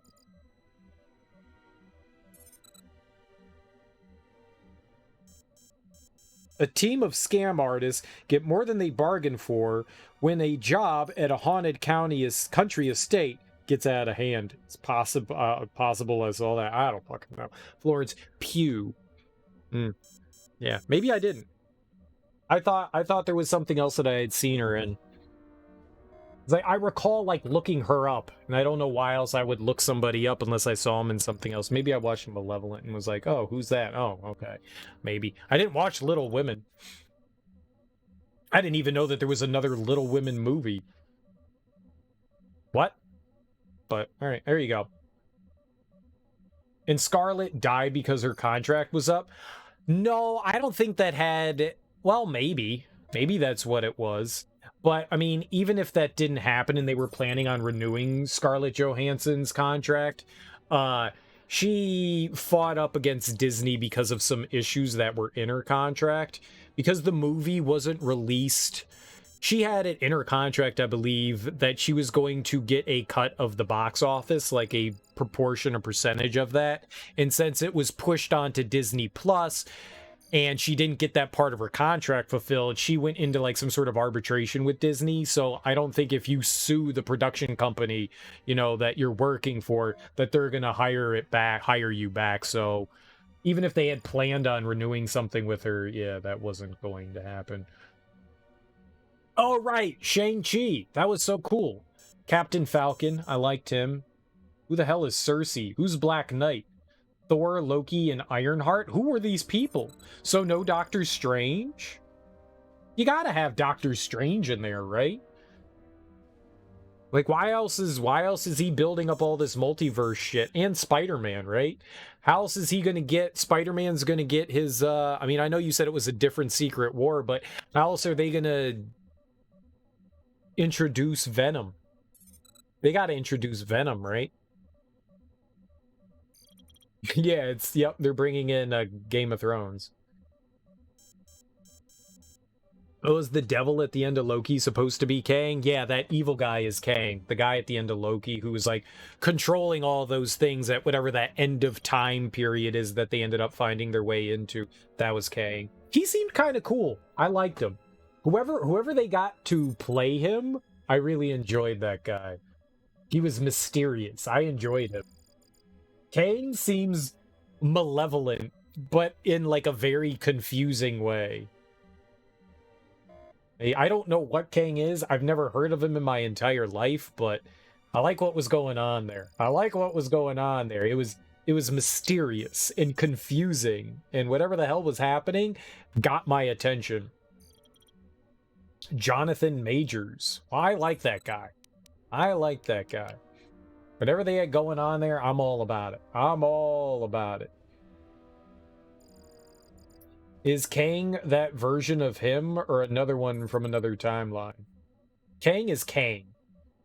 Kang is just Kang. There is no other version of Kang. Kang is just Kang. Kang is everywhere.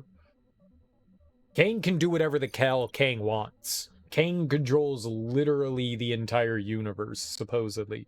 So Kang is always just Kang. He can pop in anywhere he wants to be. That's why they're introducing like the multiverse. The fun part of that character is that the dude in Loki was the most benevolent version. Really? There's a benevolent version? He's a really good actor. I like him.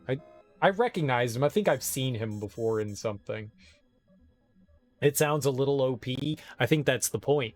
That's why he's like one of those, he's not just a villain, he's like the super mega villain kind of thing, you know? He's supposed to be another, you know, Thanos, another Galactus kind of thing. They're supposed to be omnipotent kind of thing. Like those things, like how the fucker, like you can see like, all right, you know, the Fantastic Four can take down Doctor Doom, of course, but like, how are they going to fight this super duper villain, right?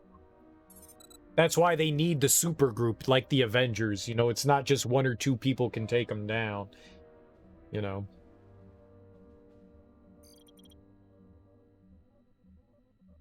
The whole point of Loki is that the guy in Loki was constantly pruning the multiverse to keep other variants of himself from popping up and causing a multi-reality war. Ooh. Ooh. Ooh. And we're going to end up seeing other versions of them then, right? Because eventually things are going to get out of control. That's the idea, right? Caches? What are in them? The last month before Dxun fell, the old Mandalore knew that Revan and the Republic were gaining the upper hand. He ordered our best engineers to hide caches of weapons and munitions throughout the moon, safely away from the enemy's hands. Why didn't the Republic just dig them out? Don't you think they tried? It's real easy to hide things in a jungle. Even when they found some of our caches, our engineers left them some presents. I like presents! So we could see several versions of Kang over the next couple of years. That could be cool. That could be cool. Some mean and some neutral. I think the possibilities are endless then, right? If he's multiverse, then yeah, I think anything's possible there. Some could be helpful, some could be, I mean, the one supposedly, like, one of you guys said that he wasn't like the malevolent version. He was more neutral. Yeah. I think the possibilities are endless, but I think they're going to be very. You don't want to overdo it, so I think they're going to be very specific with how much they actually introduce of him.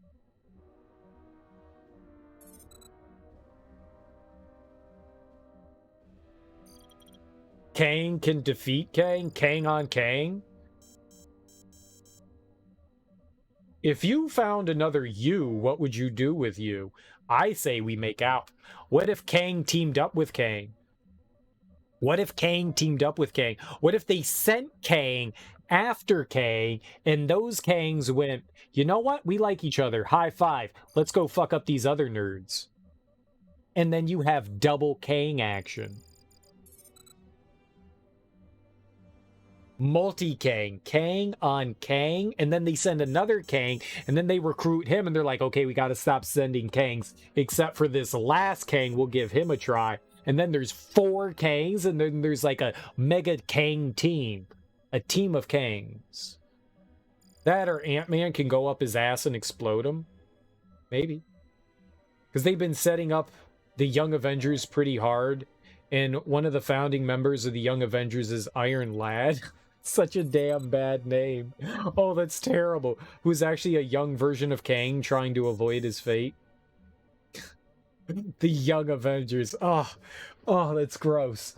Oh, that's so gross. Please don't ever name that. Never speak that again. Oh, that sounds terrible. Oh, no, thank you. Just call them the Avengers. Why do they have to be the... Oh, no. Iron Lad. Dude, that sounds like a piss bucket. Yo, I'm gonna go take a dump in the Iron Lad. No. They've already introduced 6 of them. Yeah, the Gen Z Avengers. There we go. The Zoomers. Avenger Zoomers. That's what I want. The baby Avengers. Avenger babies. Yuck. Oh, I hate it. I hate it already. I hate it. And it's because I'm old. It totally is. I hate it. Old cereal hates it. Get off my lawn. I hate it. They're not much more than a couple of plasteel cylinders. Before you get any bright ideas, if you uncover cache B13, leave it alone. Even if you survive the traps, it would require military-grade explosives to open without the proper access codes. What's inside belongs to the Mandalorians. Oh, but if I become a Mandalorian, then can I have them? How would Canox be a problem? Canox are nothing more than pests, but they have a real talent for screwing up plans. Just get to those explosives in the next day or so, and you'll be fine. I like how in the same breath you say it was good, but then they kneecapped it. So it wasn't good. Or what do you mean by...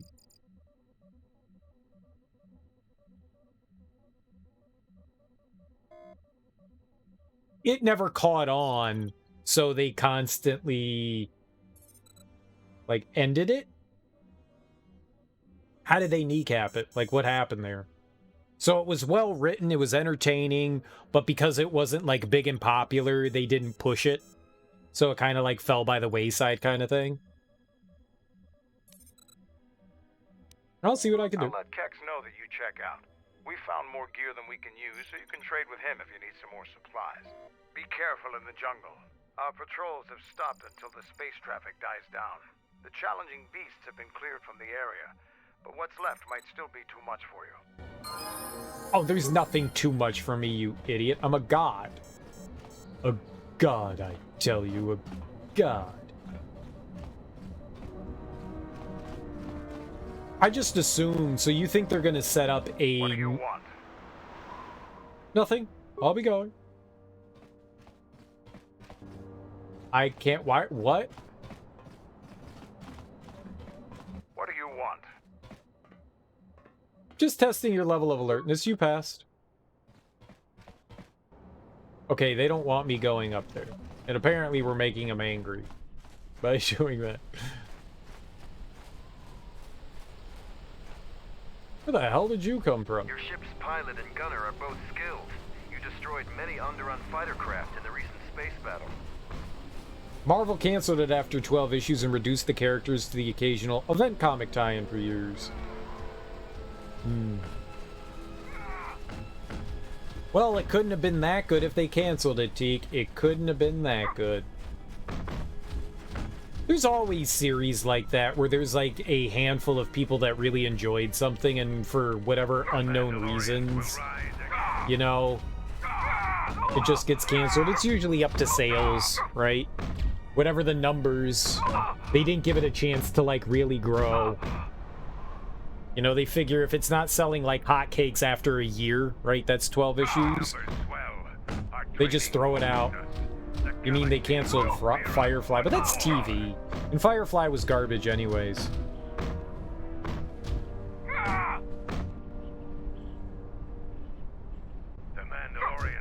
Oh, what are the new Avengers? Ms. Marvel? That's a good question. I don't know if they're going to tie in those. Ms. Marvel is one of the newest superheroes.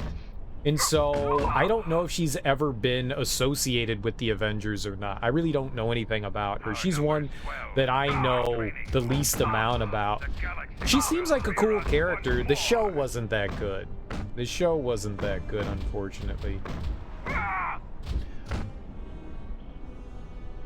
But I don't know. I don't think that any of these TV shows are going to really tie in to any of the Marvel Cinematic Universe as a whole. I think that they're just kind of like trying to like keep the Marvel interest going while there's in between movies and stuff.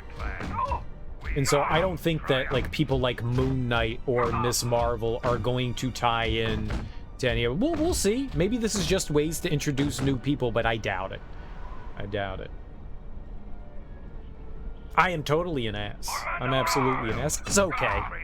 It was okay. It was a bit of a mess of a show, I think. But I think that's because it never really got a chance to get on its feet, and Fox aired the episodes out of order. I think that was intentional, too. I think they were intentionally trying to tank it. They made a mess of that. But Serenity was good. I had never seen Firefly. I had never even heard of it until I watched the movie Serenity. I liked the movie Serenity. I thought the show was kind of meh. Marvel kept it as kind of limbo, but that just left the property to flounder. Yeah, I mean, that's usually what happens. There were a handful of like series I read like that. The next Captain Marvel movie is called The Marvels. Oh, so you think they might tie in Ms. Marvel into it? I mean, it's kind of like what they did in the TV show, was like her idol was Captain Marvel. Right? You're the Jedi the camp's been talking about. And you're planning on exploring the jungles to the south. Oh, you know they'll tie it in. Who are the other Marvels then? You've got Captain Marvel and Ms. Marvel. Are those the only two, or are there other Marvels?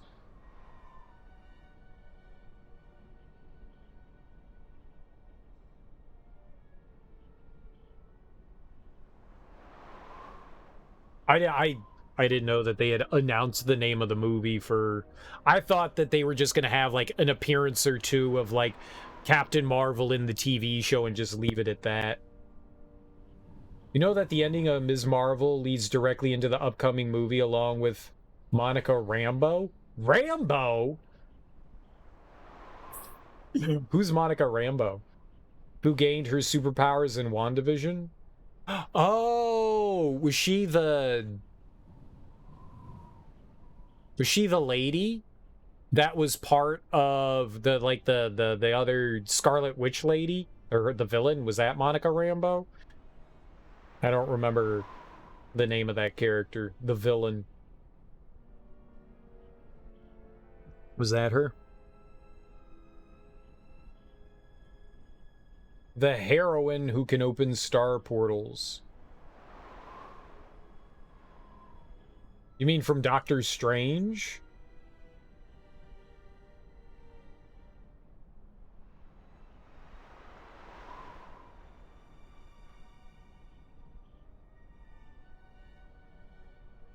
She's Captain Marvel Photon? Who's Captain Marvel Photon? I thought Captain Marvel was Allison Brie, right? That's Captain Marvel, right? And then you have Ms. Marvel, Brie Larson. Sorry, Brie Larson. Right, Brie Larson. The Brie thing stuck in my head. The Brie thing stuck in my head. Right, Brie Larson. Brie Larson's Captain Marvel. So, and then you have Ms. Marvel. I don't know who Monica Rambeau is.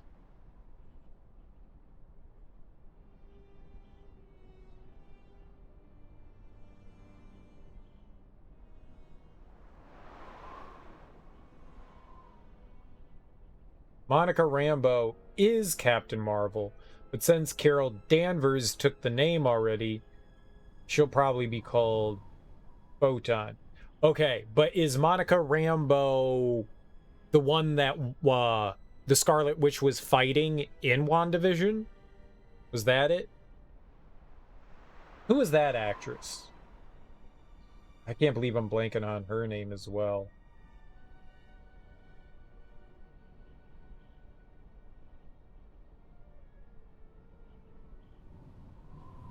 Or was Rambeau the detective lady? I don't remember. I don't remember who that was. That was Agatha? Yeah, I don't remember who Monica Rambeau was.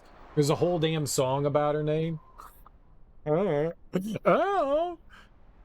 She plans on having a series as well. That's cool. Which one was Monica Rambeau? Monica I'm not gonna, I mean, you guys can tell me, and I'm not, if it wasn't her, I don't remember. I remember that there was the agent lady.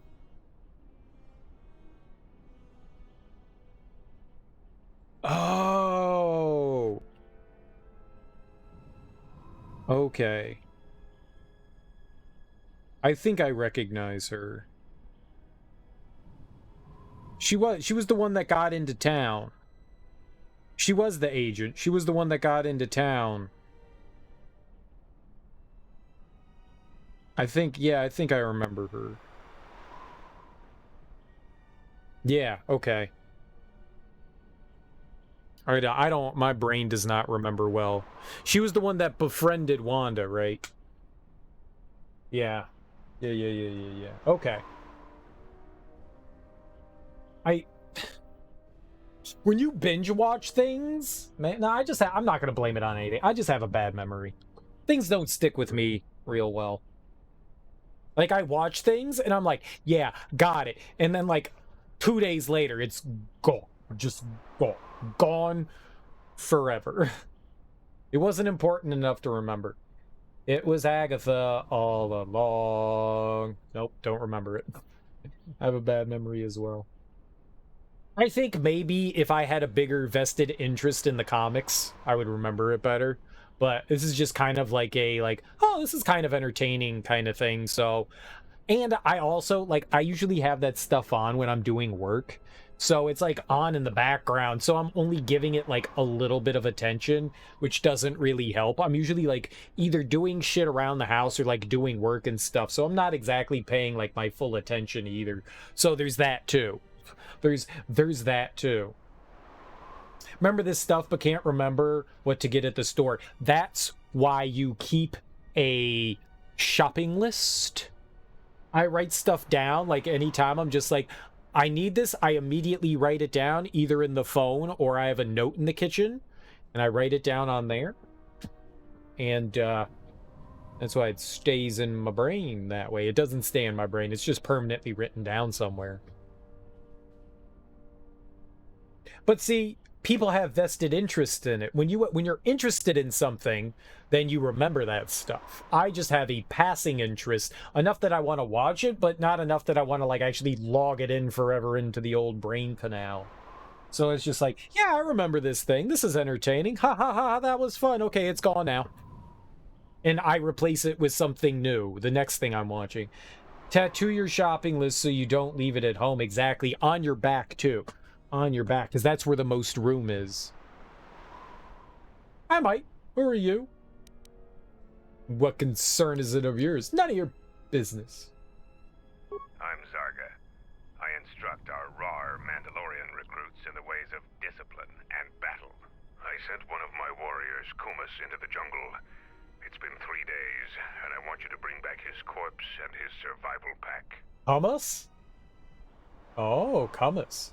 Monica Rambeau in the comics was Captain Marvel, back when Carol Danvers was still going by Ms. Marvel, or was in a coma, or binary. Keeping up with comics is extremely complicated. It's like trying to pay attention to storylines in soap operas. Those comic books get so convoluted. Especially because comics run for, like, so many years that their stories go all over the place. Yeah, it's kind of hard to keep track of all that stuff, for sure. Are you sure he's dead? If Kumas wasn't dead, he'd be back already. If you find his body, just bring it back. What if he's hiding? Why do you want the body? Good point. I don't want his body, just his equipment. Field strip the corpse and bring the gear back. If I find Kumas' body, I will bring back his beer. Beer? Gear? Both? If he has beer, I'm drinking it. It's like if you miss one thing, you're screwed. Or lose it? Lose it? What? Lost. The whole Marvel Association of characters have gone through a lot of name changes. That's confusing too. Mandalore will gather the scattered clans. We will triumph. So, who was Photon then? So if they're gonna introduce Monica Rambeau as Photon, who was originally Photon? And I thought Carol Danvers was always Captain Marvel. So at some point she was Miss Marvel. But then we already have a Miss Marvel, so I'm really, I don't understand nothing. All right, stand back. Let's see if that Sith's blood. Fixing anything in this rot-infested place is an uphill battle.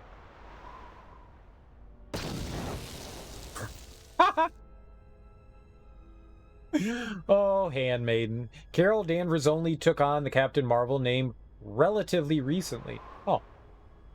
I had never heard of her. I had never heard of any of these people before. She's like the 5th major character to use the title, you think?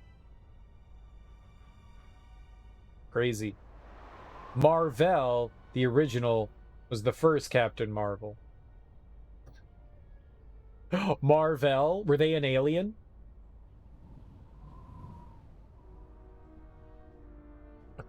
My nose itches. What's the problem? This jungle attacks anything made by man. Restoring the generators and computer systems is no easy task. I've had some practice restoring systems, if you need a hand. I'm pretty good with a Hydro. Holy God. Yes, they were an alien. Nice. Marvel, the original, was right. They were an alien. Yeah. It sounds like a pseudo alien name. Like, this is what we're gonna come up with in the 60s as an alien name. Because we come up with weird jokes for people's names. Like alliteration names. He was a captain in the Kree army. Well, there you go. The Kree... We've seen the Kree. They were in a couple of the Marvel movies, right? Like the Guardians of the Universe, and then... Doesn't Captain Marvel save like a bunch of the Kree in her movie? So when he introduced himself, they're the shapeshifters, right? They can shapeshift. Yeah. So when he introduced himself, everybody just said, "Oh, you're Captain Marvel," and it stuck. Gotcha. He was followed by Monica Rambeau, who wasn't aware of the first Captain Marvel and picked the same name just by coincidence. I'll take whatever help I can get. Whatever wires and tech haven't been corroded by the jungle are at least 10 years old. I'm trying to get the relay dish operational, but several components are broken and need repair. Without the relay, we're vulnerable to attack, especially right now. I'm here to attack. Space battle may have attracted unwanted attention, and our shuttle's sensors can't cover the whole moon. Then let's get to work fixing it. So what should I start working on? Seems just about everything involved with a relay dish is broken. I've been trying to fix it for weeks and still no success. If you think you can help, there's the broken cables right over there, and the relay maintenance structures behind me. You can find the telemetry computer in there. The only thing I know for sure is we need a new phase pulse converter for the tracking computer. Where can I get a phase pulse converter? We actually already found one in an old weapons cache, but flaming Canucks ate it. She would later rebrand to Photon, along with a handful of other names. That's confusing. Then you think two of Marvel's kids took on the title at various points. Interesting. God, it's convoluted. Canucks ate it. That's a problem with Canucks. They'll leave you alone if you keep your distance. But if you turn your back on the pests, they'll eat anything they can get in their mouth. Like me. You put something in my face, it's going in my mouth. Wait. Yeah. Followed finally by Carol Danvers, who started as Miss Marvel, went through some name changes of her own before finally taking on the captain title for herself. Well, good for her. Way to go, Carol. Has her powers changed throughout the whole time, or has she basically stayed the same? Why don't you hunt them down? So how do you suppose I do it? Propose. There must be another way I can find a phase pulse converter. They're vermin, and no challenge for a Mandalorian. Since they provide no sport, we ignore them. How do you propose I find? Just gut every Canuck you come across. You wouldn't believe the things you can find in those little beasts. This better be worth it. I'll start looking. Alright then. Come back when you have the converter and we can see about getting these systems working again. Oh, is that how Rogue... That's how Rogue got the gray hair then? That was her?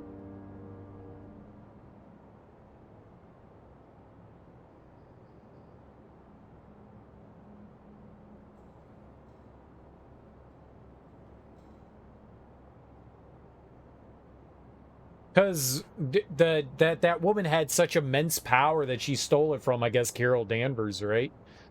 That's how she got super strength and flight, yeah.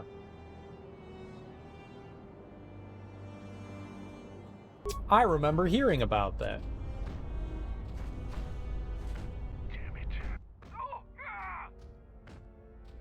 Power wires here are damaged. It would take a lot of skill and parts to repair them.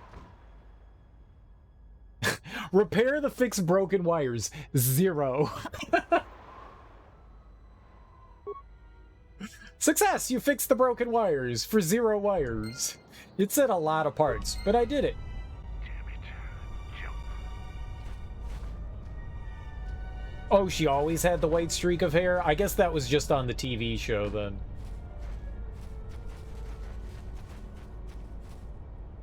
Because that's what they did in the TV show. They showed her, you know, like, well, she explained it in one of the episodes of how she got her powers, but I think that's where the gray streak had come in.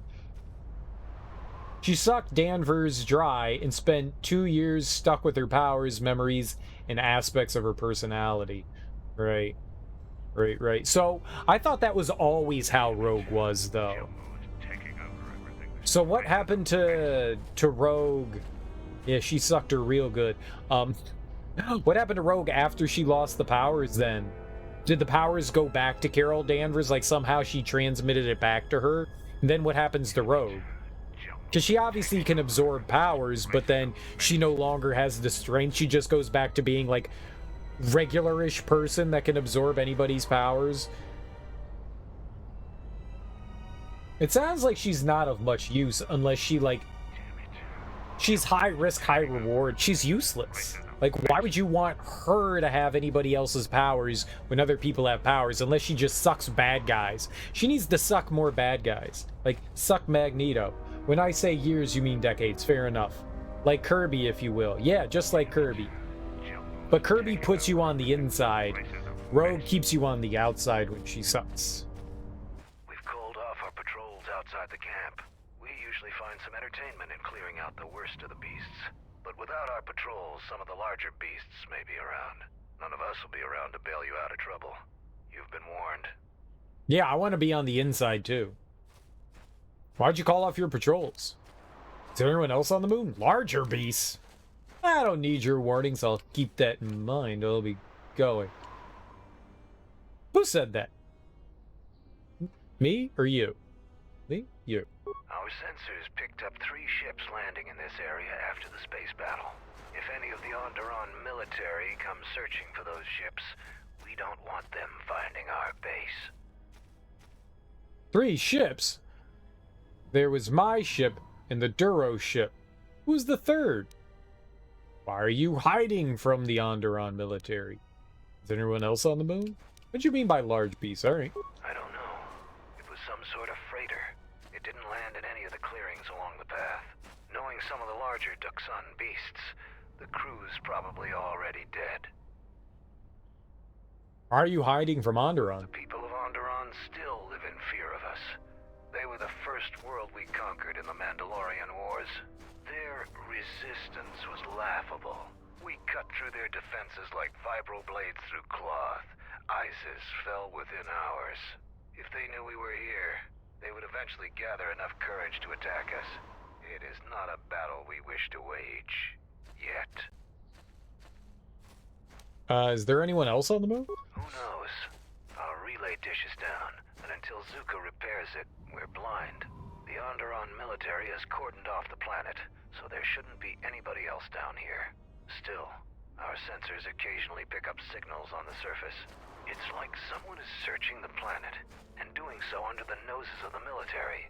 Whoever they are, they've stayed clear of us. Well, there's our Jedi. She had Danvers's powers set from 1979 through sometime in the early 2000s. It's a long time. That's 20 plus years. That's crazy. And what was Danvers in a coma the whole time? How did Danvers get out of the coma?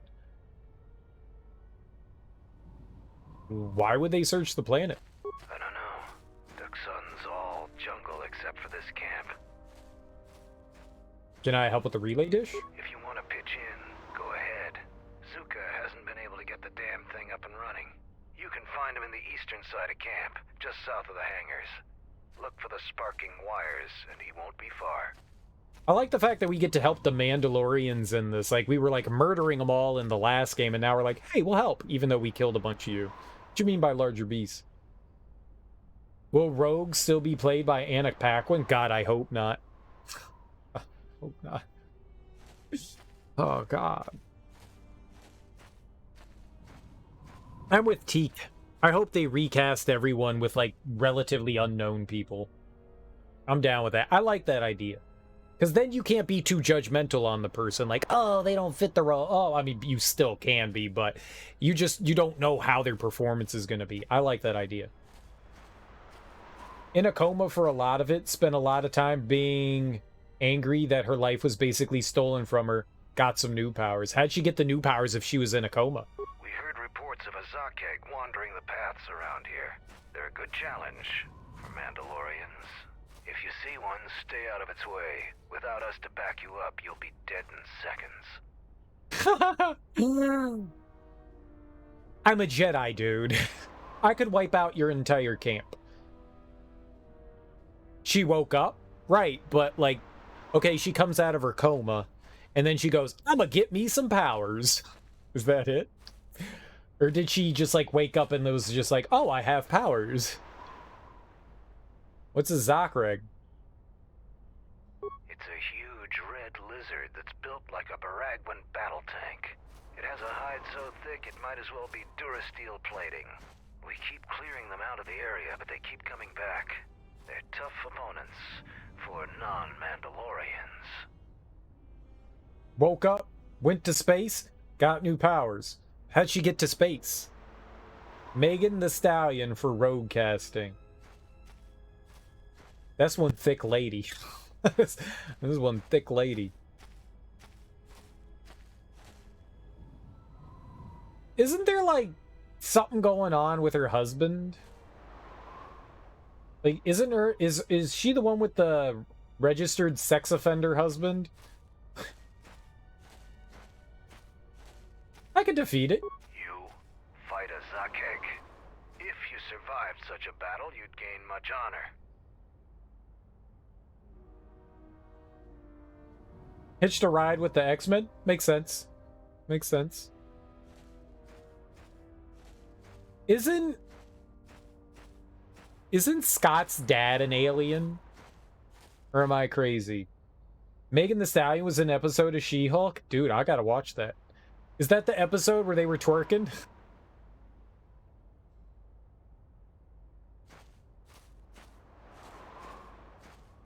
No beast on this moon is a match for me. We'll see. I'll be back after I've defeated one. Strong words. It would be amusing to see you try to kill such a beast. Try the outlying jungle paths if you're determined to seek one out. And bring me back a trophy from your kill as proof of the deed. It's possible I might be confusing people. It's possible I might be confusing people. I get all my hip-hop news from hip-hop heads, the subreddit. That's where I get it. So I could have like mixed some people up. It's possible. Like I said, I don't do great with following gossip or people's, like, famous people's personal lives. You couldn't figure out why everybody was flipping out about it till you realized that she's a real person and not a fake pop star created for the show. You thought that twerk scene was fan-made before you watched the episode? Cyclops' dad isn't an alien. He's a human space pirate. Okay. But he does go to space, so there you go. There you go.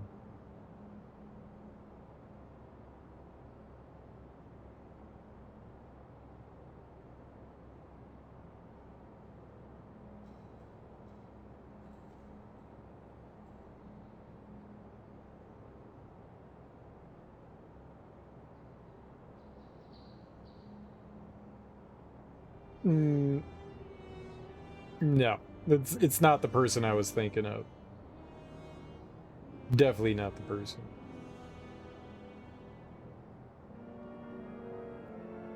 Very, very different.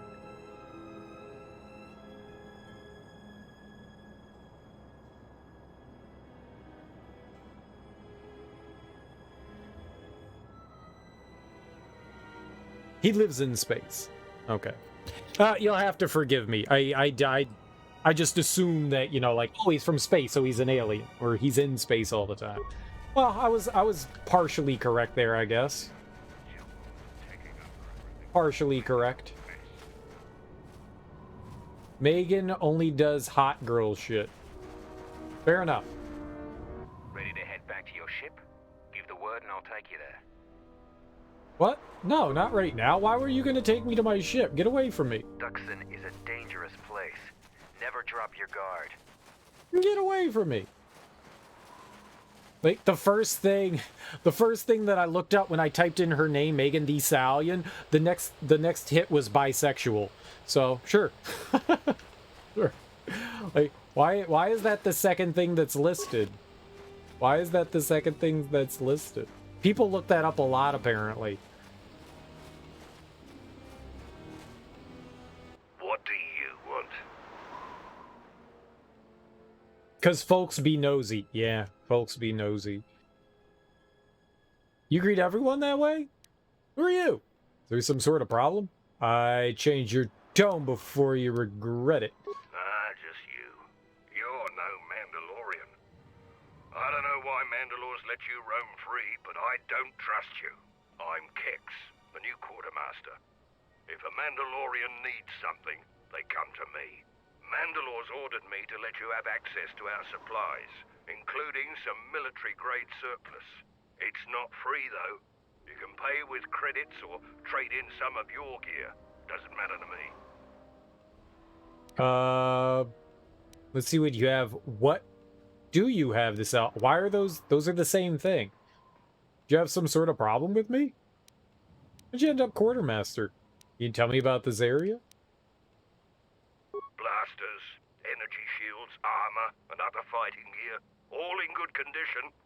Though I doubt you could afford it. I know, I'm poor. Do you have some sort of problem with me? Yeah, I do. I don't know why Mandalore would let some outsider roam around our camp without an escort. If it were up to me, you would have been shot on sight. Mandalore must think you're something special. What, do you think your little blaster can do something to me? I'd like to see you try. I am. And you better not forget it. How'd you end up quartermaster? The greatest honor for a Mandalorian is to distinguish themselves in battle. But as age comes upon us, some are forced to find honor in other pursuits. They assist as freighter pilots, technicians, or quartermasters. There's honor there, but it's nothing compared to the heat of battle. For someone young like me, this task is distasteful. There are many battles left in me, yet I'm relegated to this. So, haha. Haha. So that's why he's picking on me, because he's upset. Ask him if he's a handmaiden.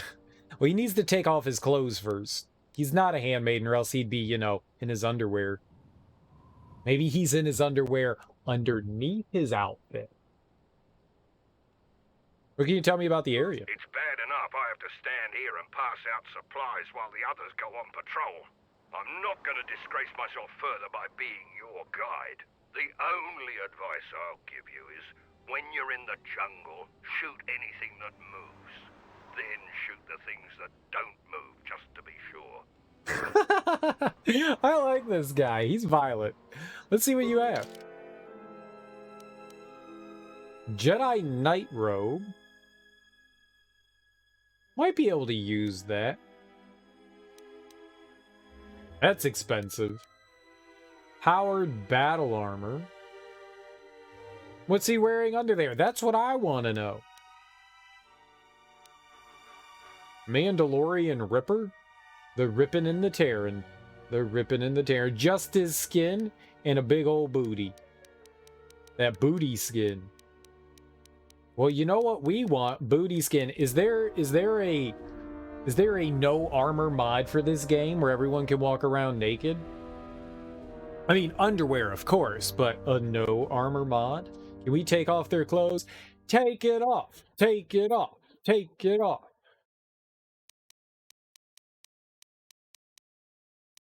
I want to see some skin. You can get the naked mod, I'm sure, somewhere. I mean, it's the internet. Of course there's a naked mod, right? Oh, I'm sure it's out there. I don't want... I mean... I like how everyone's just like, yeah, no, it's there. It's there. It exists. It's totally there. It's there. Where's the,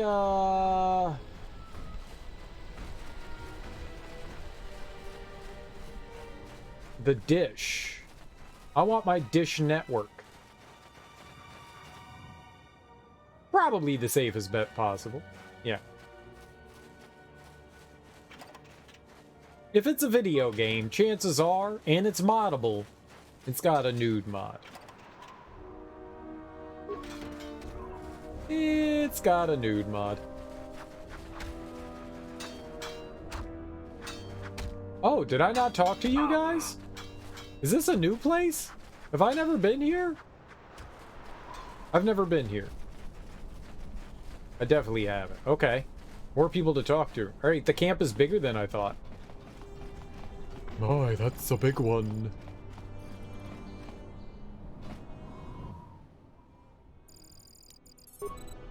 NASA's gonna test an asteroid deflection system in the coming days? What? That's so cool. Neat. I wanna asteroid deflect. Does it use lasers? If it uses lasers, that's cool. If it uses rockets, I guess that's okay. Like, I want them to drill into an asteroid and put an atomic bomb into it. But you can only... If we don't have enough time to train professional drillers, so we have enough time to turn them into astronauts, though, and then we're going to send them to the asteroid and then blow up the asteroid. Just a fast-ass rocket. I saw that Bezos's penis rocket was grounded. And the Bezos man was very sad that his penis couldn't take flight.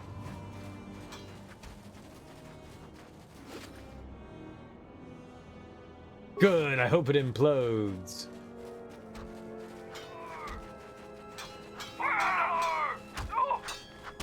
Oh, I bet you this is like, oh, like this is like an arena fight. Like I could become the greatest. So you are the visiting Jedi. You aren't much to look at. Are you here to observe, or do you seek to prove yourself in the battle circle? Who are you? Why do you fight in the battle circle? Are there rules? Rules? What rules, you sons of bitches? Why do you fight in the battle circle? Who are you? I am Davro, a Mandalorian warrior. I have yet to taste real battle, so I test my worth in the battle circle instead. Woke more. Dude, do I still have that up here? William Shatner has been to space. Let's not pretend that taking people to space is super difficult. That's so cool that he got to go to space. But I'm very upset that it wasn't with me, and I went to space instead.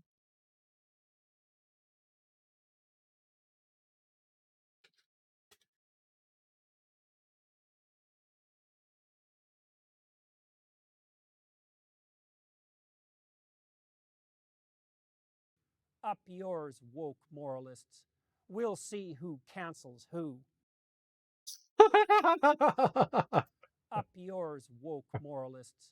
We'll see who cancels who.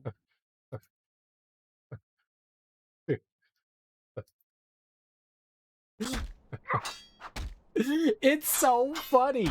It's so... We'll see who cancels who. He's such a sniveling little shitbag. Ah, it's so funny. Just to be clear, we're not laughing with him. We're laughing at him. Directly at Jordan Peterson. At him. At him. Why would you train the astronauts to be drillers when you could just take the drillers? Yeah. Yeah. You just take the drill. The drillers need to be astronauts, and it's not like it takes, you know, years and years of training to be prepared to, you know, I don't know, fly a ship or anything like that.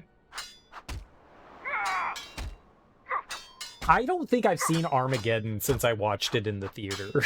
I don't think I actually have, but I kind of want to watch it again. I haven't seen it in so long. Wait, they came out in like '98. They were cargo? Oh, well, there you go. I really don't remember that movie at all. I mean, they had to bring them. It's one of Bruce Willis's and Ben Affleck's finest. It's a tour de force. Who else was in that? And there was Ving Rhames in that. He should have been in it. Why do you fight in the battle circle? Liv Tyler was in it, right? That's why Steven Tyler did the soundtrack. Our history is one of battles and wars, but there are times when even we must deal with peace. The battle circle allows us to hone our skills by fighting other Mandalorians. It pales to what we really thirst for, honor in battle, but it keeps us prepared. Talk to the sergeant if you want to fight. I know, are there rules? No fights to the death. Other parts of our training weed out the weak among us, but that isn't the function of the battle circle. There are individual rules for each fight. The warrior with greater honor determines those, which in your case means any Mandalorian makes the rules. Why do you fight? Our history is one of battles and wars, but there are times when even we must deal with peace. The battle circle allows us to hone our skills by fighting other Mandalorians. It pales to what we really thirst for, honor in battle, but it keeps us prepared. Talk to the sergeant if you want to fight. Steve Buscemi? Hell yeah. Was Billy Bob really in that? Oh man.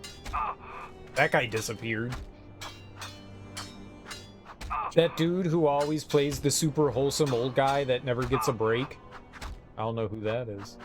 The battle circle allows us to have unmitigated orgies. Dude, no rule orgies is what I'm all about. One day we'll find a game that lets us have those. I vaguely remember Steve Buscemi being in that. I do not remember Billy Bob being in it. He probably had a bigger role than Steve Buscemi, too. GTA 6? Yeah, man. You know what's gonna happen. So the Jedi Order isn't completely dead. You always had hidden strengths. Very hard for even the wisest Mandalore to judge and predict. I have studied much of the Jedi since our defeat. I would be honored to cross blades with you in the battle circle. Neat. Wait, Will Patton. I don't think I know the name Will Patton. Owen Wilson was in it? Shut the front door. Wow. Wow. Wow. Wow. Okay, you go over there now and all dance around and try to distract them, okay? But the plan stays the same.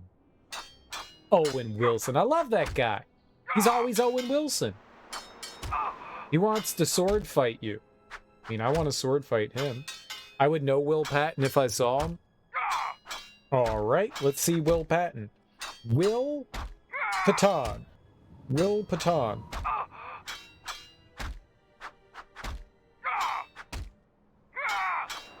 Oh, hell yeah, I know that guy. He's great. He was in Mothman Prophecies.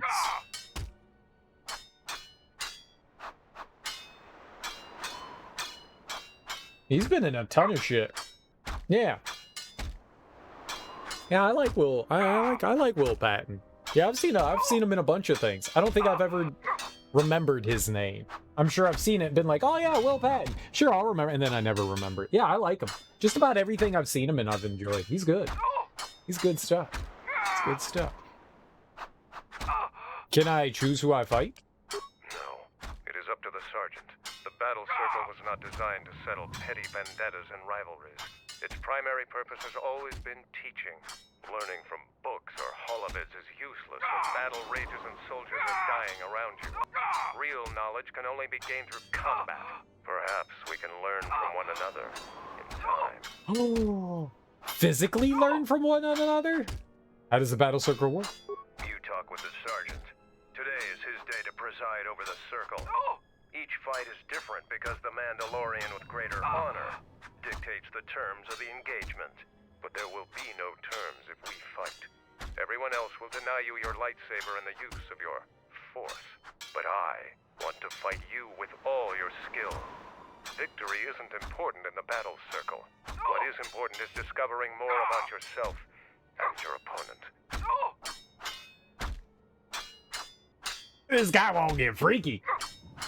Let's do this. It's been too long since I've had a good orgy. I know, right? A day without an orgy is too long without an orgy. You don't seem as aggressive as the other Mandalorians. This is not a battlefield, Jedi. If it were, I trust you wouldn't have the same opinion. I prepare and train, readying my mind and weaponry for a real challenge. Peace is not our natural element. Mandalorians handle it differently. I focus on educating myself in the martial techniques I will need to succeed in the next war. Okay, bye-bye. That guy's all horned up. Is his armor too big or his helmet too small? Yeah, it's true. This is our battle circle. You should leave us. This place is for Mandalorians alone. Even if the sergeant lets you fight with us, you will never truly be one of us. Damn, he doesn't even want to talk to me. So, the Jedi comes to grace us. The battle circle is reserved only for real warriors. Your Jedi ways won't help you here. I mean, I'm a pretty good warrior. Who are you? For today, I have the honor of commanding the battle circle. I decide who fights who and make sure all the rules are followed. What is the battle circle? The battle circle is only a small part of our training regiment. A full Mandalorian warrior is a master of many fighting techniques, and here, all of them are tested. If you were to compete, you would have to do so on our terms, for that is the way of the battle circle. Those with great honor decide the terms of engagement. Jedi rely too much on their vaunted powers. They lose touch of the power of their arms and feet. Without your force, would you be a match for even the lowliest of Mandalorian warriors? If you want to try and fight us on our terms, that can be arranged. I want to fight in the battle circle. What are the rules of the battle circle? Rules? Two rules never change. Once you enter the circle, you leave the circle only if your opponent is defeated. The second is never kill anyone in the circle. The other rules are decided for each individual fight. The challenger must abide by the terms set by the warrior they challenge. Since you are new, the terms aren't yours to make. Break any rule, and the battle is over, and you are dishonored. How big is the circle? Like, if I run away, does the circle continue forever? Is the circle infinite? Do I get anything if I win? We are not merchants. We are Mandalorians. The only thing gained and lost here is honor, and perhaps some skill, if you have the capacity to learn. I see. None of you are merchants except for Kex. Oh, and you do have a repairman. Do you have janitors too? Be careful when you ridicule a Mandalorian. If Mandalore hadn't ordered us to... Is there anything else you want to talk about? It's a dirt circle? I want to fight in the circle. You are new here, so you will fight Davril. He is young and has not been able to prove himself in battle. Davril, what are your terms? No weapons, no Jedi tricks, and no items. Just fist and foot. A true test of strength. Put your weapon away, Jedi. Don't step out of the circle and pull any death blow. No one dies in the battle circle. Step into the battle circle. Now you will experience a true fight. It's a circle of dirt? It kind of is a circle of dirt, but it doesn't seem like a circle of dirt. Okay. Oh man, we're gonna destroy this guy.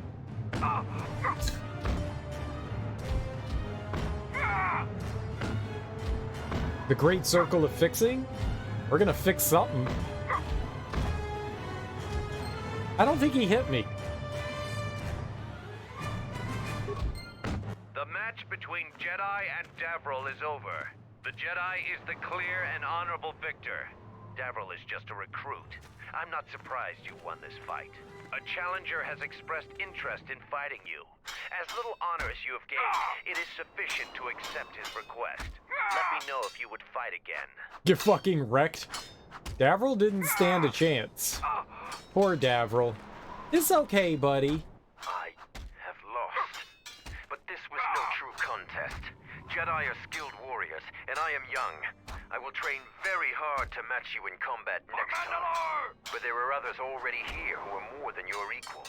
Braylor is one of the mightiest among us. He could teach you humility. I like how he recognized the fact that I'm a true warrior. Here to watch a fight or to participate? Oh, I'm fighting. After defeating Davril, you have gained some small honor. There is a challenger for you. He is Kex, the quartermaster. Since he is the challenger, you get to choose the terms. Why does he want to fight me? As quartermaster, he has little opportunity for any glory in training. He isn't as skilled as Davril. Hand to hand. What would be appropriate? The battle circle is for training. It is best to choose something that will test both of your limits. In this case, swords would be a good choice. It is something neither one of you are completely familiar with, but the choice is ultimately yours to make. I'm not familiar with swords. Let's fight him with swords, as you suggested. An honorable choice. I will send a runner to Kex. Your fight will begin shortly. Do I have a sword? Okay, we have a sword, apparently.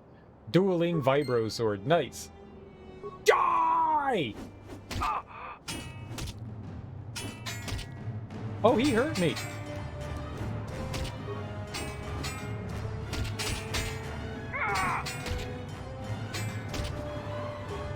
Swords hurt! I kicked his ass. Suck it, nerd. The match between Kex and Jedi is over. The Jedi is the clear and honorable victor. If you want to fight again, let me know. I'm a god. A god. I barely won that one. Nice little flourish at the end there. We always flourish. Here to watch a fight or to participate? I finish big and I finish hard. Take that for whatever you want. I want to fight. You choose to fight again. Now face a real Mandalorian warrior. Tagrin, what are your terms? Just fist and foot like you fight with Dev. Nothing else. Tagrin chooses to fight hand to hand. Remember, no weapons allowed, and absolutely no use of your force. No, hard and sensual. Gosh darn it. Hard and sensual. Improved flurry.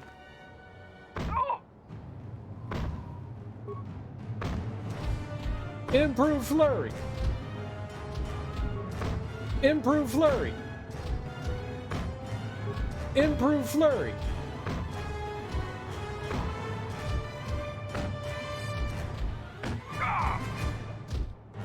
He's gonna beat me. He's a god. I won. The match between Jedi and Tagrin is over. The Jedi is the clear and honorable victor. You have fought well today. The only Mandalorians left for you to fight are our champions. No one can fight a champion until they have proven themselves worthy. And it must be real proof. The kind you gain fighting foes to the death. And a champion must observe and deem your actions worthy. There are two champions in the camp, Braylor and Kelborn. Until you prove yourself in their eyes, the battle circle is closed to you. Braylor and Kelborn? Who the fuck are they?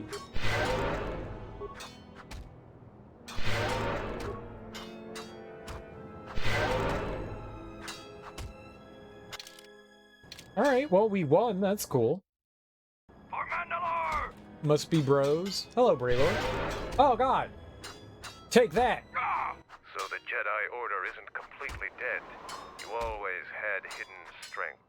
Very hard for even the wisest Mandalore to judge and predict. I have studied much of the Jedi since our defeat. I would be honored to cross blades with you in the battle circle. Can you vouch for me in the battle circle? Can I choose who I fight? Yeah. I could only do that if I observed you fight an enemy in real combat. I have seen your matches so far, and I do not doubt your worthiness to face me. But the rules cannot be changed. The other champion, Kelborn, is in the jungle on a mission. Perhaps your paths will cross, and you'll have your opportunity there. Okay. That sounds cool. I'm gonna go use the bathroom real quick. I will be right back. When do I get to the cuddle circle? Oh, that'd be kind of fun. Like, if we all, like, it's like a cuddle train, and we all kind of, like, lie down and one person cuddles the person in front of them. I want that. I want that. Can we also have mats? And can some of us wear like, weighted blankets, too? So it's, like, extra cuddling from all sides?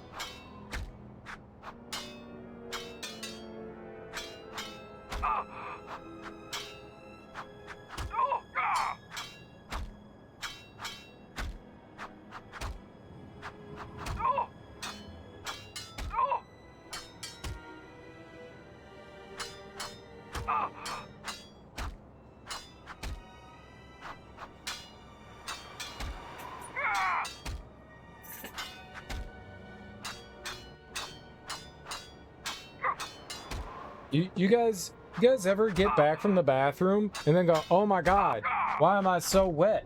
Oh god. Oh god. This shouldn't be. No one, just me? Yeah, me neither. Yeah, me neither. Yeah, I don't either. Nope. No, not me. No. No. No. No. No. Alright, let's go hit up the jungle. Uh-oh, someone missed a little. A little? Hey guys. You're a Mandalorian. You finally arrived, Jedi. I seek to reclaim the honor that you stole from me. I challenge you here, outside of the battle circle. This time, we fight to the death. Why do you want to fight me again? I don't want to kill you, I refuse. Many Mandalorians have fallen to Jedi. There is no dishonor in that, if that is your wish. You're a fool to challenge me again. Why do you want to fight me again? I was too young to fight in the Mandalorian Wars. With our plans scattered, there was no opportunity to prove myself. Years ago, young Mandalorians would fly point in a basilisk, laying waste to anything before them, at the forefront of battle. But this has been denied me. What little honor I have earned, you stripped from me in the battle circle. This I won't allow. I like that crack of thunder right there. That was really good. That added emphasis. I don't want to kill you, I refuse. You easily beat me. Let's fight to the death. That'll show you. Yeah, he's not a smart one. No. I want to kill you. You would deny my request? I want to fight here, in front of other Mandalorians, to prove my worth. Do not shame me further. I mean, there must be other ways to prove yourself. There were no wars to fight, no great enemies to destroy. I wish this was a different age, where our armadas were a force to be feared. There's something wrong in your brain, man. What about the Zakig? I've heard they're a challenge even for a Mandalorian patrol. Zakig? Those are the deadliest beasts in this part of the jungle. Patrols are right to be cautious about them. I'll do what I must to prove myself to the other Mandalorians, but fighting a Zakig would be a short-lived honor. I'm looking for the Zakig. We could fight it together. What? Yes, I suppose that is possible. We would both gain recognition from that battle. Your plan is acceptable to me. Together we will destroy the Zakig. I will meet you there. Where's there? Hey look, now we don't have to murder that guy. He's so lucky because we totally would have murdered him. If you head out into the jungle, stay alert. Our patrols keep the area clear of the more dangerous beasts, but a lot of the smaller ones still infest the paths. What beasts are there? Mostly Canucks and Malras. Deeper in the jungle, there's Boma beasts. They're a little more sport. What can you tell me about the Canucks? Little pests. They'll eat anything they can fit in their mouths, so don't leave any gear and supplies lying around, unless you want them to end up in a Canuck's belly. They aren't very aggressive, though. Just don't get too close to them, and they'll leave you alone. Tell me about the Malras? Malras are aggressive, but hardly a challenge for a real warrior. They're pack hunters, though, and dangerous in numbers. We try to thin their herds pretty regularly. Why don't you clear out the Canucks and Malras? What's the point? They breed fast, and other than sport, they're a waste of ammo. Ammo? What about, what's a Boma beast? Bomas are tough and fiercely territorial. Whenever we drive them off, they just come back to reclaim their grazing lands. We can handle them, but they may be too much for you. Probably. I'm pretty weak. Aren't there Zakigs too? How do you know of the Zakig? We've seen signs along the paths. They are naturally armored and have foul positions. Mandalorian expeditions cleared them out of the area, but Dxun beasts never take kindly to losing territory. As soon as ship activity dies out around here, we may hunt them again. I can handle myself. I'll be careful. Oh, I mean, that wasn't exactly helpful. He said, huh? Give you, huh? Let's take a look at the map.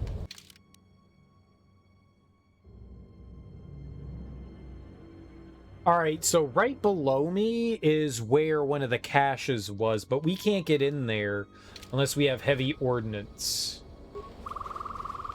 So we need to go find the caches to get the ordnance. Oh, I don't have a weapon. That's right, they took it off.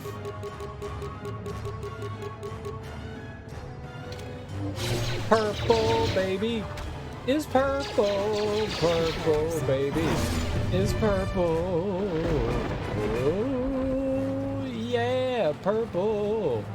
Everyone likes purple. Gonna stab you with my purple blade.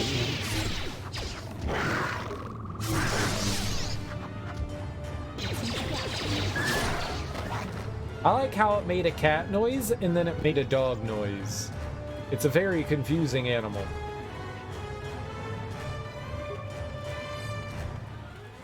Like, is you a cat or is you a dog?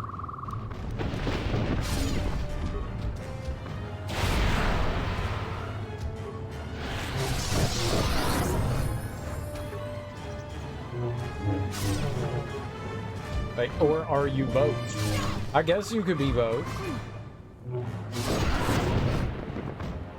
Let's take care of this fast. You guys are doing great. Here's some healing for you weaklings. How dare you take damage to such weak enemies?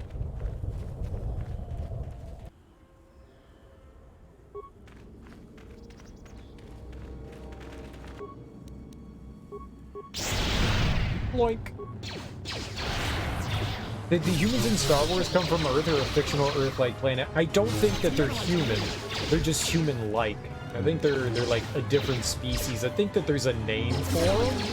Because I'm pretty sure that I've heard it before, but they're not human, they're just human-like.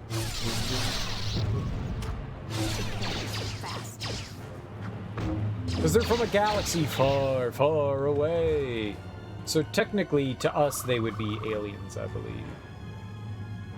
Phase pulse converter assembly. Oh, that's the thing that we needed. Yay!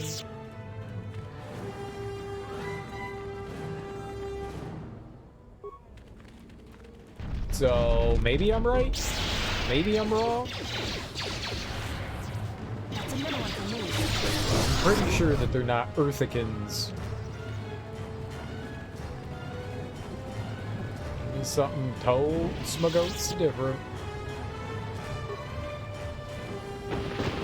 So I guess we can fix the thing. Cats don't exist in Star Wars? I mean, sure they do. They're just called glumps. I have no idea. Maybe they do, maybe they don't. Oh, that's the thing that we want to kill. Charles. It's Murder Charles. Isn't Star Wars before humans could be on Earth anyways? I mean, in a galaxy long, long ago, right?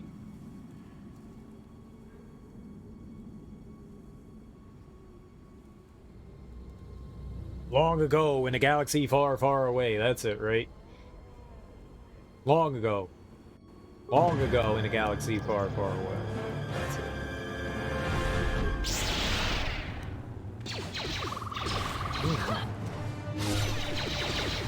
Young Boma. Yeah. Hey, who knows how long ago is supposed to be, though? Yeah, I don't know. Long ago absolutely could be a short amount of time. The Zack egg is just up ahead. Together we have a chance of defeating it. 15 years seems like a long time when I can't even remember breakfast. Exactly. Exactly. Also, what's up, Musria? How you doing? Happy Tuesday morning? Tuesday morning? Monday. It's Monday still. I don't see the sun yet, so it's Monday. When the sun comes up, it can be Tuesday.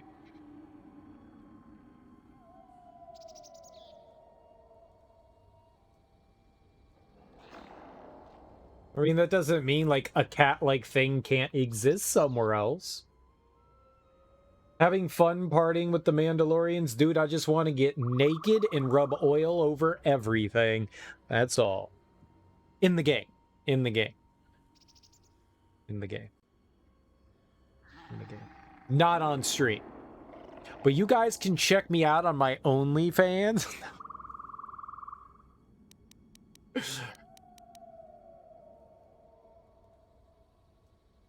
That'd be weird. Like, someone's in chat, I've seen your wiener.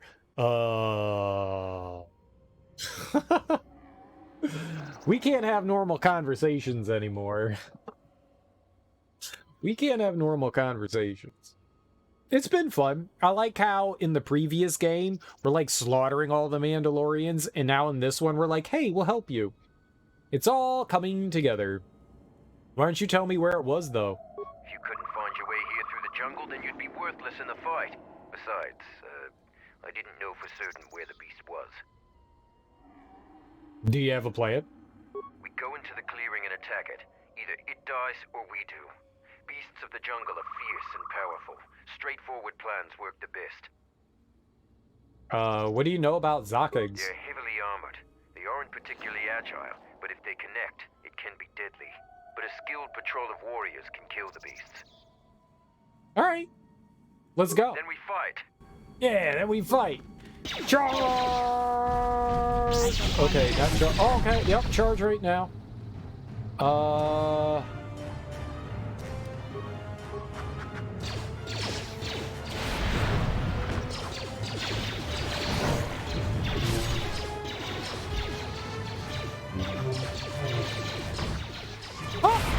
She don't die!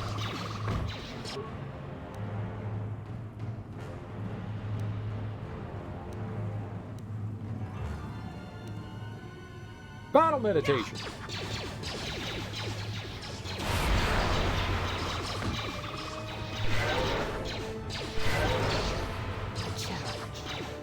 Inspire followers.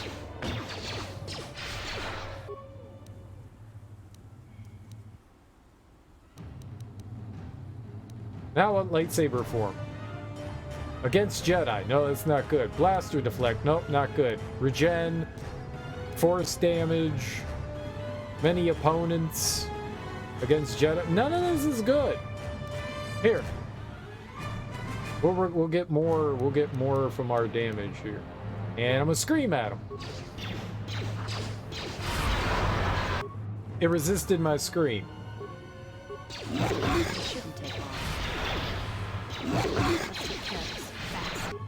Okay, we got him.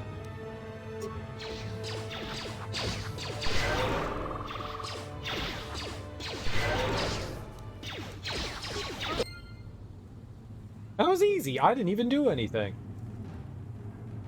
I must thank you for your help. We have killed the Zakek. I will leave the spoils of battle to you. I'm going back to camp and will tell them of our deed here. Died here. I took its ear. How the fuck do we take its ear? Let me just get his ear. Credits, parts, green crystal. Gross. Why do they keep trying to give me green? Where's red? $400 dues, though. Oh my god, we're wealthy.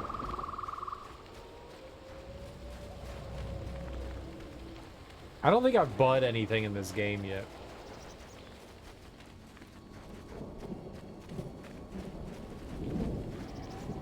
So wealthy. Was there something over here? No.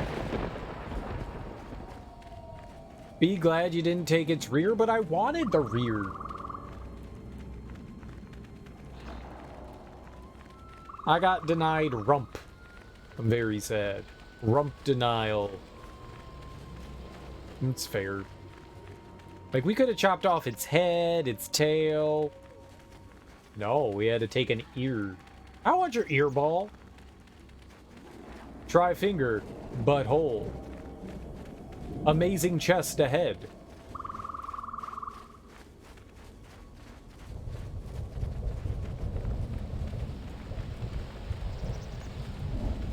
Cereal? That's zoophilia. No. It's fun.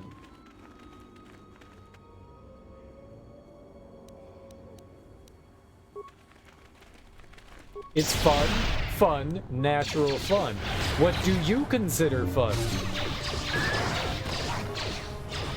Try circling around. In short, hole ahead.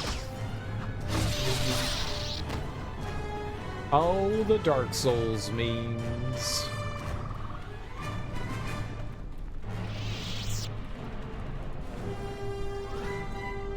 Permacrete detonator. We probably need someone that can, like... You there, I am in need of your assistance.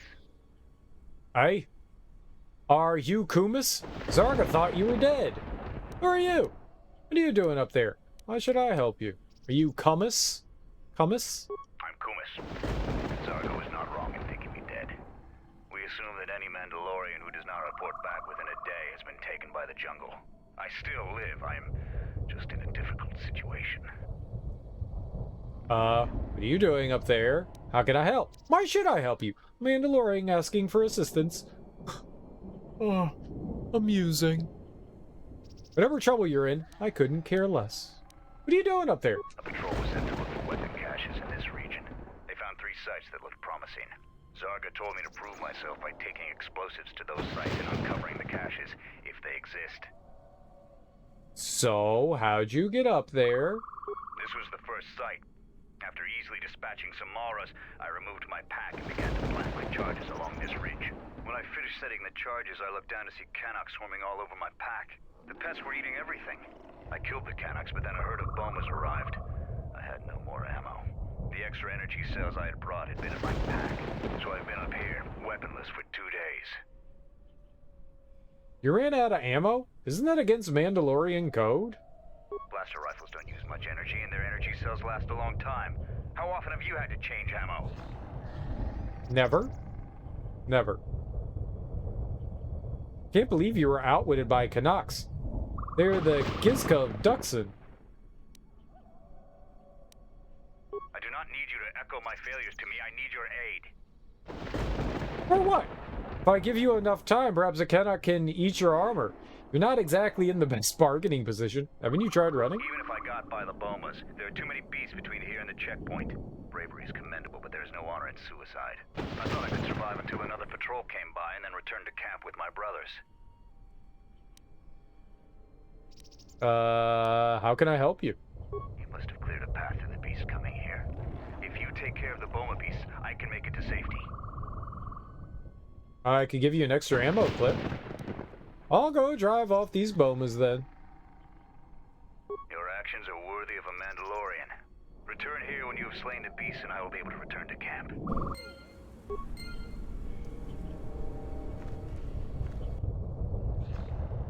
You see a permacrete detonator. It's used to set off permacrete charges that are linked to it. Don't touch that button. It'll blow up all my charges. You mean this button here? I'm here.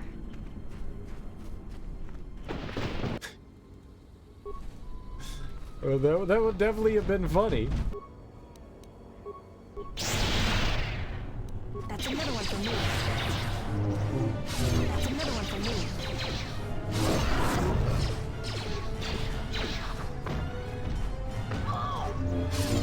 Don't hit her!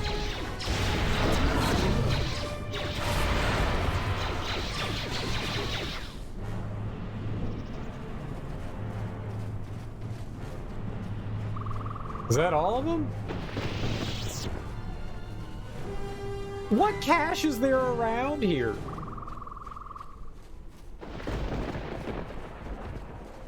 Why couldn't I push the button? It would have blown them up. Didn't you say it ate them?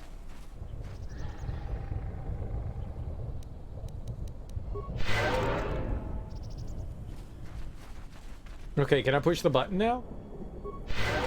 Oh, hey, Camus. I'm grateful for your help, stranger.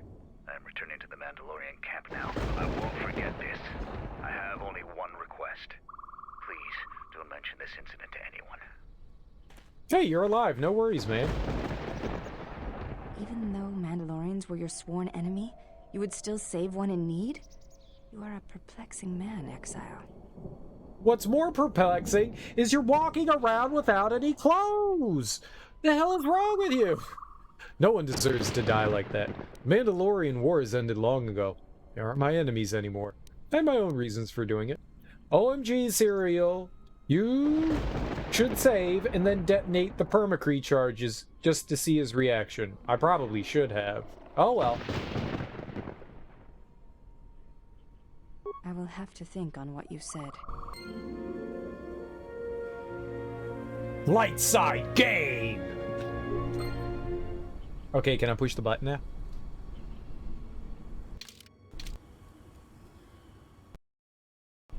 I'm gonna push the button.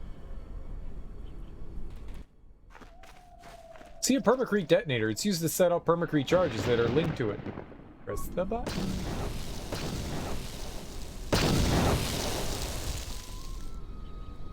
Oh, they would have killed him. I think I needed those too. I don't think we could have gotten them. Why would he put them up there?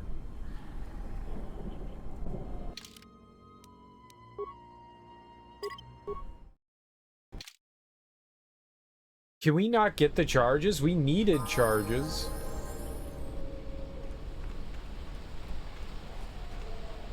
I think you're close to 40 to 50 hours in Forbidden West and only halfway through the main story. Are you like stopping to do a lot of like the side quest stuff? Those open world games can take freaking forever to get through. I loved exploring Horizon Zero Dawn. Man, it looks inaccessible.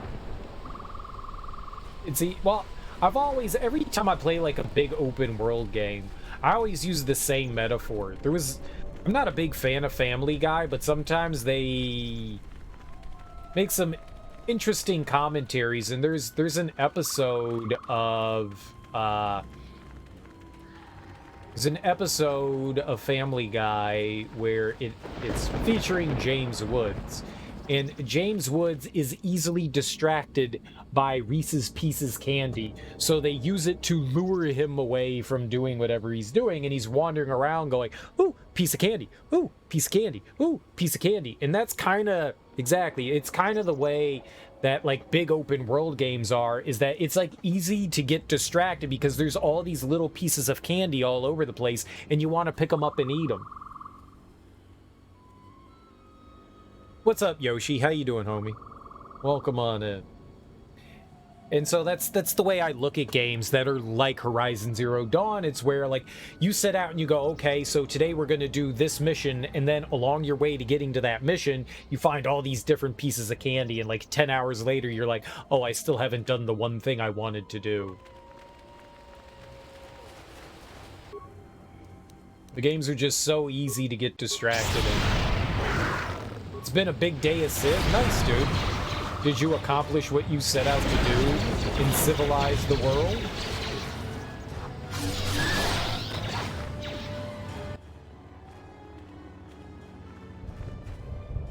Wait a moment. Do you see that bone over there? Yes. The Force flows through even these simple creatures. If you get to your mind, you may be able to feel its thoughts. They aren't fully formed. Basic instincts, urges, dominated by every breath and every moment, primal and unsophisticated. What's the point of this? I feel it. They aren't like us at all.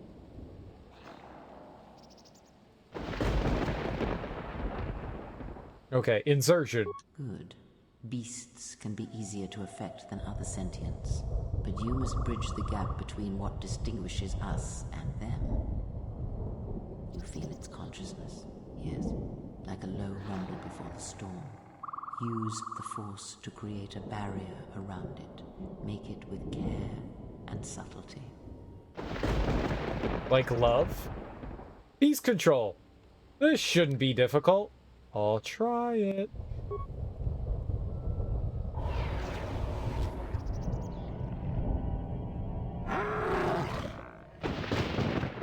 You came close, and you have potential. With practice, you can make any animal passive and pliable. But the cage around their perceptions is a fragile thing. Many things can break its hold, violence especially. Can anything else be done with beasts? Easy game for me. Why couldn't you have taught me this earlier? Thank you, I never knew about this. With the Force, anything is possible. But that is the end of the lesson for now. I would like to ride the beast. You have gained the power beast trick. I want turn tricks. These stupid beasts.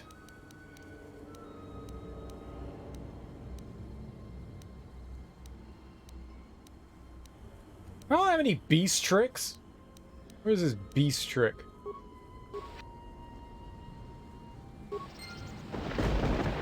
Alright, I tricked it.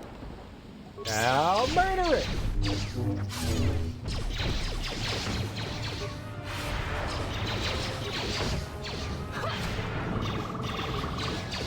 This works.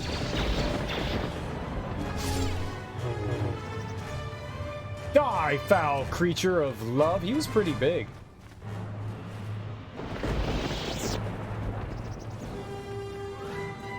Yeah, what's the mission today, Yoshi? What are you trying to accomplish? Are you being passive? Are you being aggressive? Oh, remains. I've never been over here? I don't think I've been over here. Why is the map clear already?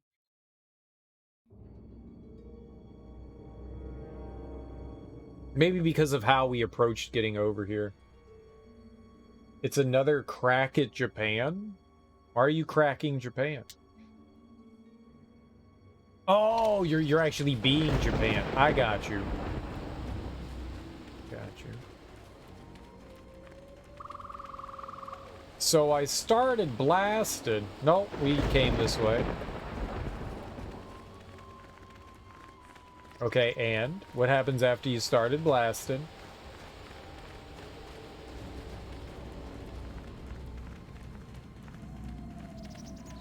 What is Japan's gimmick? I can't say I remember much. And you didn't stop. Blasting faux life. I got a phase pulse converter core. Okay. Hey guys, I got a phase pulse converter core. See ya. Distract the other countries with anime? That's a pretty good power. So what the hell? Where'd you come from? I shall honor them with battle.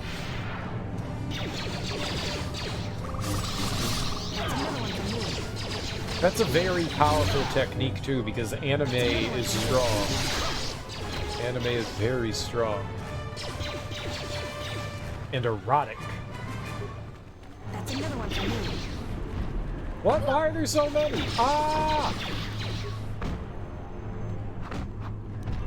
Handmade nut!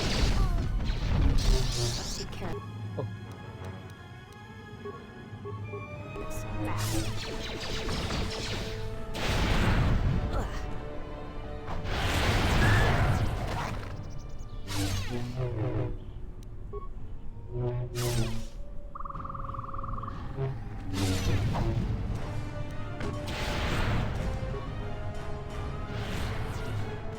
Do something!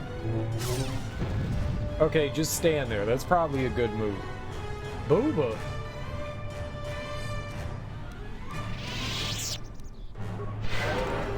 There, I healed you. I'll double heal you. Okay, now do you guys feel good? No, it's not picking up things. It's like they're bombing us, but on the other hand, anime boobies. True. True. It's an easy distraction. It's a great distraction. It's one I have fallen for many times. What I'm saying is I'm susceptible to all things colorful.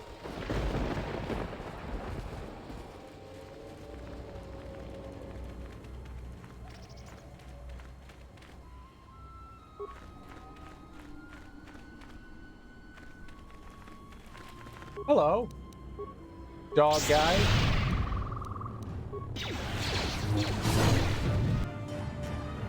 The dog guy's dead.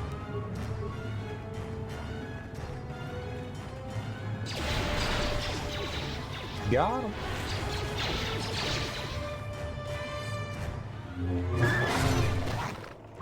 Go team!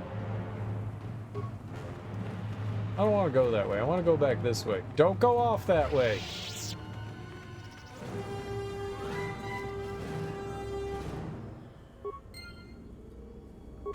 I got another $100. I mean coins. I mean coins. I mean... Yep.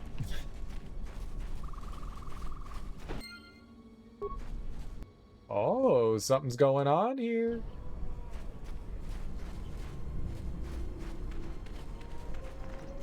There's a permacrete detonator.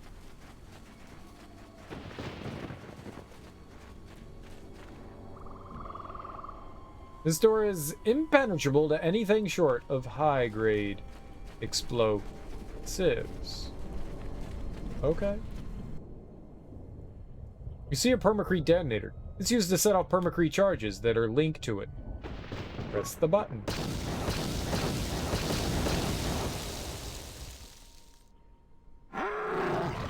Uh-oh. Uh-oh. I don't like the sound of that. I think you've just stirred up a mine-out nest. It wasn't my fault, I swear! Grandma! Okay.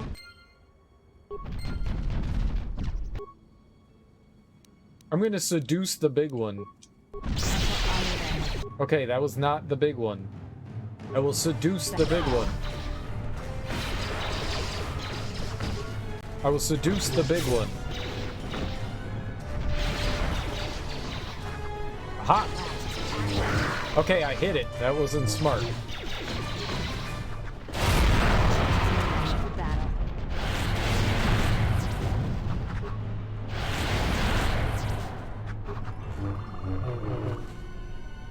I won? Yet I won?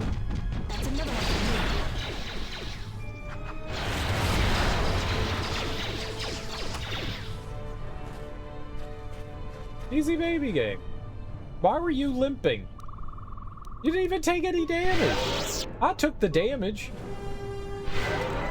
Explaining how long I was playing Civ made me realize I should quit, and now I have. How long were you? You didn't explain anything, but also. Oh, there it is. I didn't see any explanation.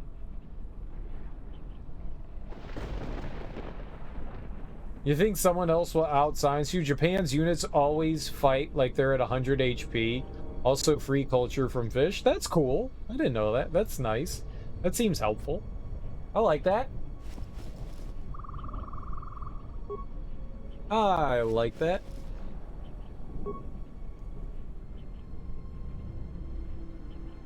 You're getting a little better at prying yourself from its iron grasp. It's a strong, strong grasp. Very powerful, too. Once it latches on, it doesn't let go. Like a pit bull's jaws, but filled with love.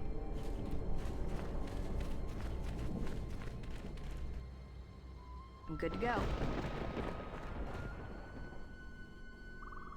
No, no, dismantle bomb.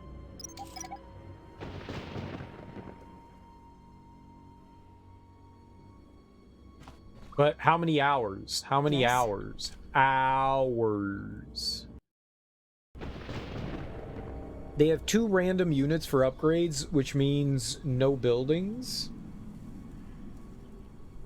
No buildings of what? So with no special buildings, they starve out compared to other civs. Religion is for nerds. I don't know, 8 to 12-ish? You weren't counting. But it's been a while. Hey man, as long as you're having fun, you're doing it right. But I hate it! This is a lot of, I'm good to go. This is a lot of mines.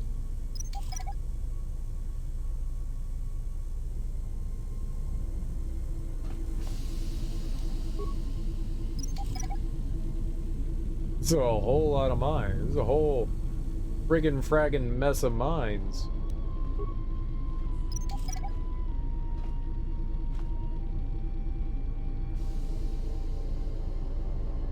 I do enjoy games that you could just get lost in them for hours.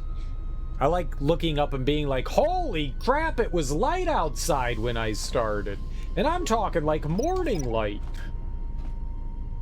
And it's the middle of summer. Like, what just happened? It's like you blacked out. I like games like that. I mean, for one, that means that game was well made, right? At least tailored to, you know, your preferences. I love it.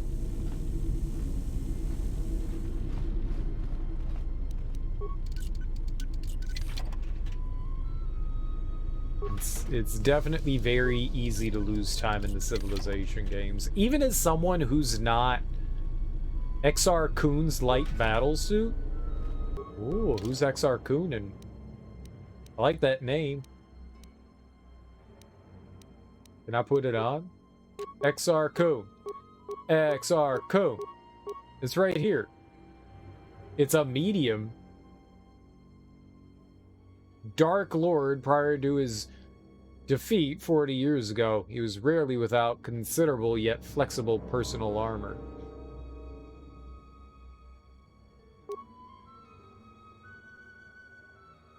I want to wear that.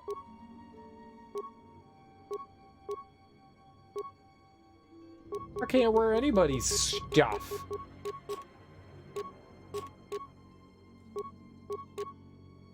No fun for me. Can she wear XR Kuhn's battle suit? Nope. And obviously, Handmaiden can't wear anything.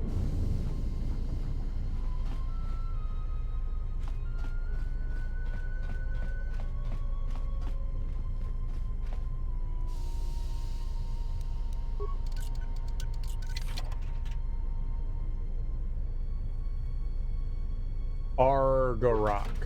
What's an Argarok? What the hell is that? Argarok. That sounds neat. What is this? Double-bladed lightsaber. Argarok. It looked like a weapon. It's smashy smashy.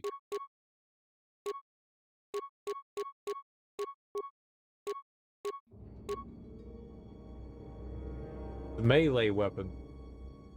Improved power attack. Power attack. Not upgradable. The impressive Argarok is the most prized Gamorrean weapon. Oh, it's a huge axe. That's a huge axe. These huge axes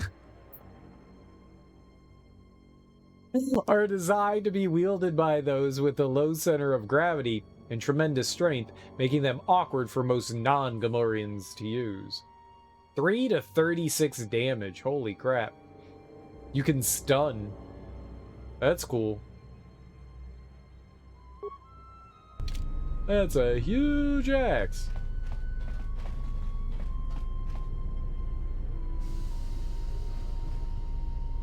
Open it.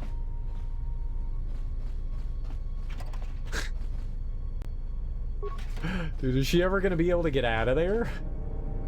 I like how the game just warped her in. I'm here. She's just like stuck forever.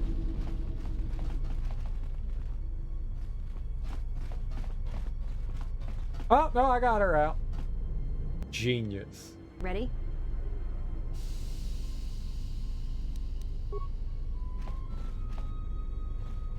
We're gonna magically warp in there again.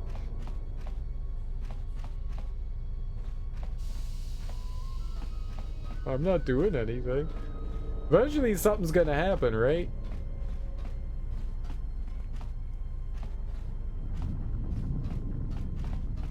She's not warping where I think she's supposed to warp.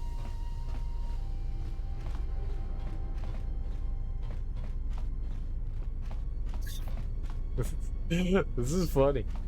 You can do it. You can do it. I think we're eventually gonna have to fight these things, right?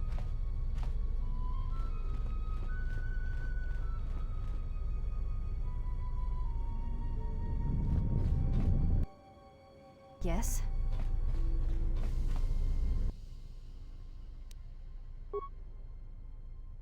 This droid looks like it hasn't been used in some time. You can't find any way to activate the droid. Repair. You can't find any way to activate the droid manually. Examine. The droid looks like it hasn't been used in some time. Bash droid. Figured it out.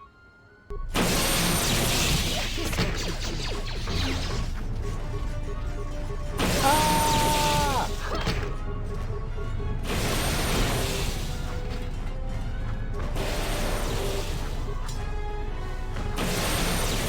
Okay, if you guys fought your one droid, I figured it out. Good to go. Easy peasy.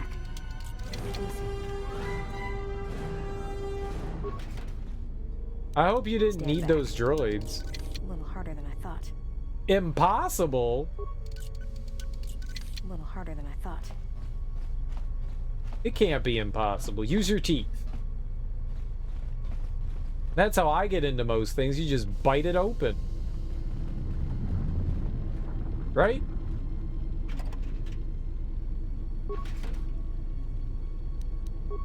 Oh, man. I've seen people bite some things, and it always just, like, gives me shivers. It's like, dude, that's how you destroy your teeth. Please don't destroy your teeth. Like, I watched a friend get one of those, like super sealed plastic packages. You know, like, sometimes they have, like, I don't know, like, tools and stuff in them, like, screwdrivers and shit like that. You're not meant to, like, old, like, CD players and shit came in those packages. You're not meant to like, rip though. You gotta use, like, tools to get into those things. And I saw a friend, like, biting one of them, and I was like, what the fuck? You're just gonna rip your teeth out of your head. What are you doing? Nah, it's fine. No, it's not. I have to drive you to, like, emergency dental care when you're done chewing on that thing. You moron. This is not the thing to bite open.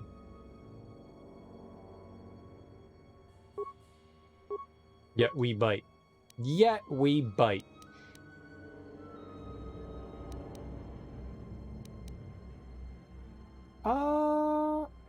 Why not boost her wisdom?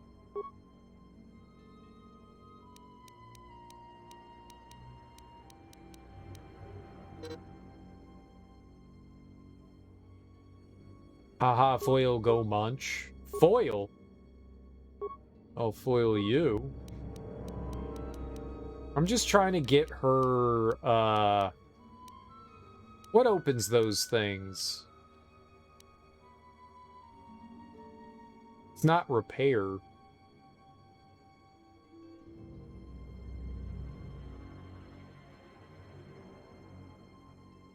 Oh, it's her security.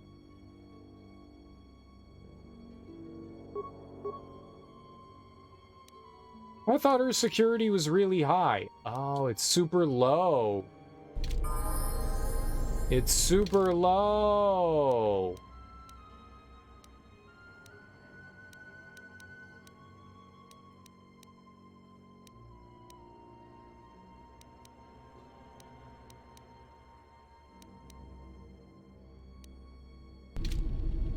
No wonder she can't open it. Can we get somebody else in here to open it up?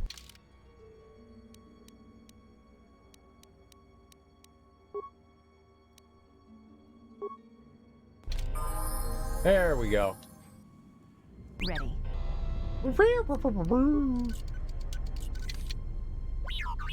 Impossible?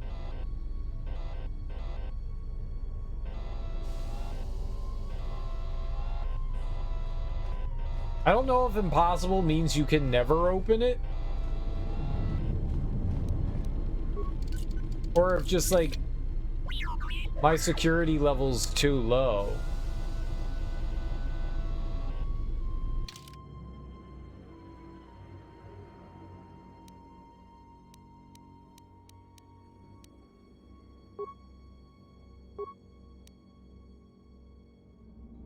Dexterity or intelligence? It means you can't? Oh, okay. Continue to boost his security. He's got a huge constitution. Damn. That's the biggest constitution I done ever seen. Or we'll boost constitution. Yeah, no, I know you can use mines to open them. I know you can do that. I just didn't want to take the chance in, like, destroying something.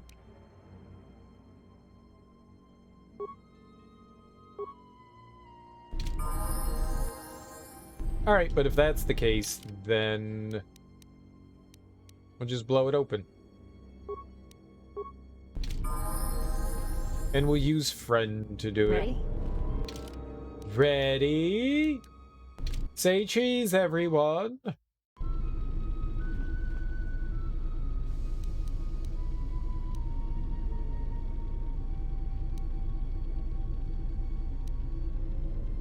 Deadly frag. We've got 34 of them. All right, here we go. Let's leave this right here. Yeah, it's something you learn early on in the game.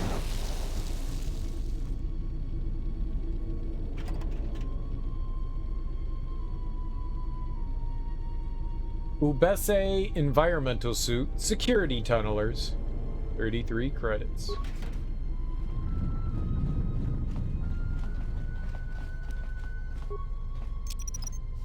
Let's leave this right here. Kaboom. Chani battle stimulant, poison grenade, heavy Sinagar warsuit. Okay. Is that everything we have in here?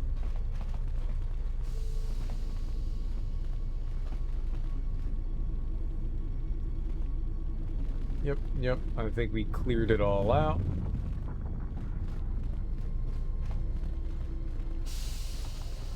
Because I thought at some point that I opened up one of those that said impossible with, like, actually opening. Like, I think I had a couple of characters that said impossible. Maybe I was just wrong. Very within the realm of possibility that I just thought that I didn't actually. Either way, yay!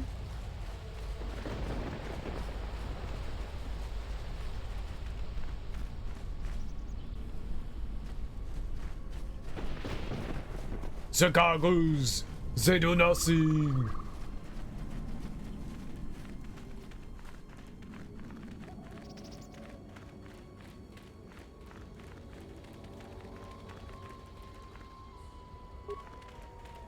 Alright, bunch of bad guys over here. Bad kitten. I shall honor them with battle. I really enjoy the force push. That's some good stuff. It crowd controls pretty great. That might be my favorite power that I have.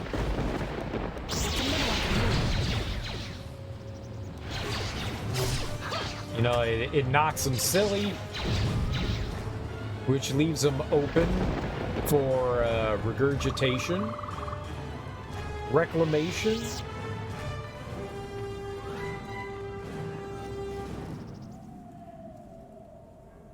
synthesized phobium emitter. I don't want you near my phobium. And why is it leaking?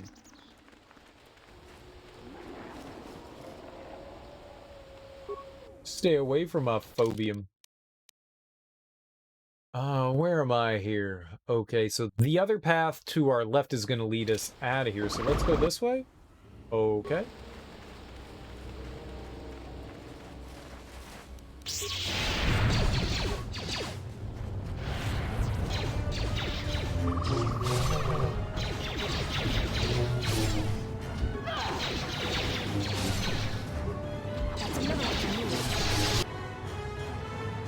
It had a double-bladed lightsaber? Why would it eat that?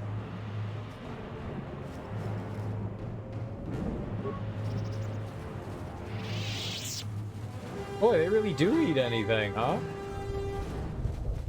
Well, I'm glad we killed that one.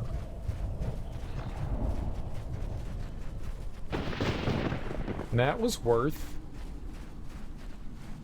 It had many values. Paralysis dart. I don't really care too much about these darts. Dirts.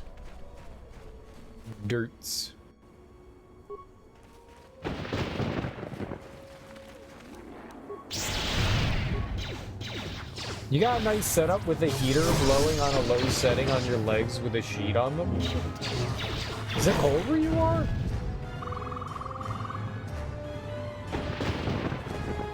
Like, I still got a fan on. It's still been kind of warm. The last days were pretty damn humid outside and gross.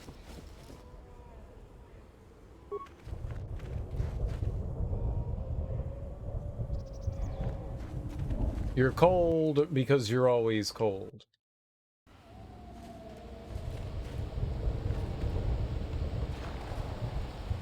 Kelborn, why are you here? I thought all the patrols had been stopped. I'm exploring. What are you doing out here? Tell me what you're doing. Oh, I think we might have to restart the game. Yup. Okay, hold on. It sucks. I completely forgot we had to do those things.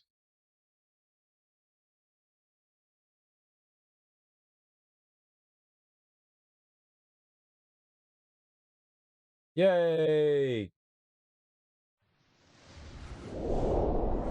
That isn't actually a boomer. Maybe you are a boomer and you don't realize it. You could be a boomer at heart and be a boomer in reality. You could be both.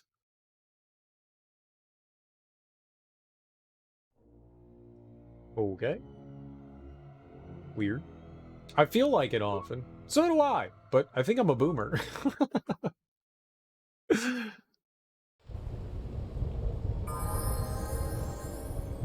I don't think it's strictly a tall thing, but I've got, like, not great circulation to my feet and hands. So my hands and feet often get chilly.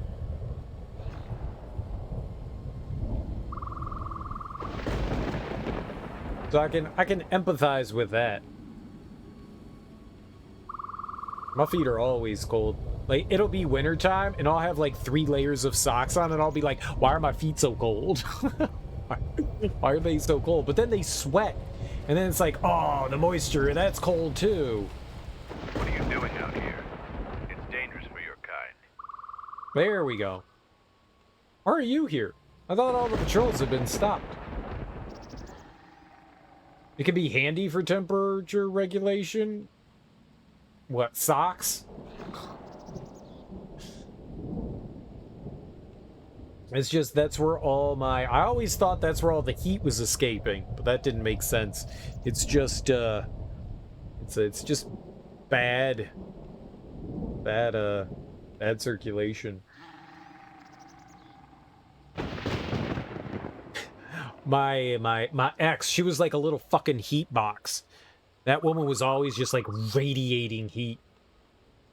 But she loved, dude, she was so hot, but she she loved being buried under covers. It could be like 99 degrees outside. She'd be like, yeah, I want the sheet and the blanket and the comforter.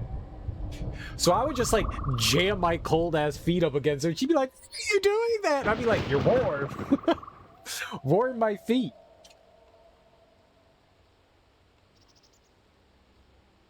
As long as your feet feel cold, you can too. My body never feels all that cold, but my feet always feel chilly.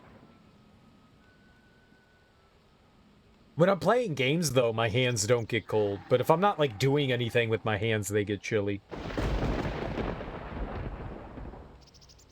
My hands are alright. Like, if I'm... Yeah, weirdly enough, if I'm, like, typing or using mouse and keyboard, my hands feel cold. But if I'm, like, playing with a controller, my hands don't. Maybe controllers have, like, heat in them. You know? Maybe there's something that, like, in the controller, because there's electronics in there, maybe they have, like, a little bit of warmth in them, so that helps. I don't fucking know. But it never bothers me when I'm, like, playing on a controller, but, like, if I'm, like, typing stuff out, my hands get cold, too. What do you mean, my kind? Tell me what you're doing first. I'm exploring. What are you doing out here? Why are you here? I thought all the patrols had been stopped. I am a Mandalorian scout. I don't go on patrol. Mandalore sent me out here personally to track a ship that landed in the area. A ship? There's a Duro's bounty hunter ship deeper in the jungle. Found anything? I used to have an Xbox controller with fans inside them. Shit was tight. That does sound kind of cool. Were the fans there to help, like, stop your hands from getting, like, moist and sweaty? Dude, I was having problems with my, both of my S controllers. And I haven't used my Duke controller in a while, but I pulled that shit out the other day. This thing is huge. I forgot how big this thing is. This thing is massive. Like, Xbox One controller, Duke controller. Look at them. Look at that. It, like, dwarfs it. It's fucking huge compared to it. You can't even see it. Like, it's massive. That thing is so huge. I had no idea. Like, I got big hands. And even I struggle to hit some of the buttons and stuff on there. Like, this thing is fucking huge. It's so chunky. You ever go to a restaurant and you get, like, a 2-pound burger and you're like, I can't get my hands on this thing. I mean, this thing is just fucking huge. I pulled that thing out because that one I've never had issues with, but it also, I've used that one the least amount. Like, that's basically a new condition. And I have worn the hell out of my, like, S controllers. Like, both of those have issues with buttons. So I was like, I guess I'll pull out the Duke, and good lord, that thing is massive. It stopped them from sweating. That's cool. That's actually really cool, and there wasn't a joke intended there. That's actually really cool. Who made the controller? Was it, like, one of those, like, Mad Cats things? Is the Duro's bounty hunter ship deeper in the jungle? No, it wasn't them. That ship was damaged and screaming its ID signature all the way down. This one was trying to slip in quietly, and it was keeping its eye on emissions to a minimum. Our sensors almost didn't pick it up. Any sign of a crew? A 2-pound burger? Oh, baby. I was just trying to think of, you know, like, a massive sandwich, you know? I mean, a 2-pound burger would be huge. Like, you couldn't even get your mouth... You can't get your mouth on that. You can't get your mouth on it. You forgot the brand, but it was definitely a third-party brand. I don't think that Microsoft ever introduced any sort of...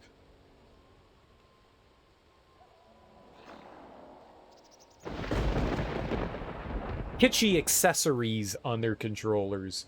You got me excited. Oh, nice. Sweat. You eat a 2-pound burger and you're gonna get them meat sweats. You're gonna get the meat sweats.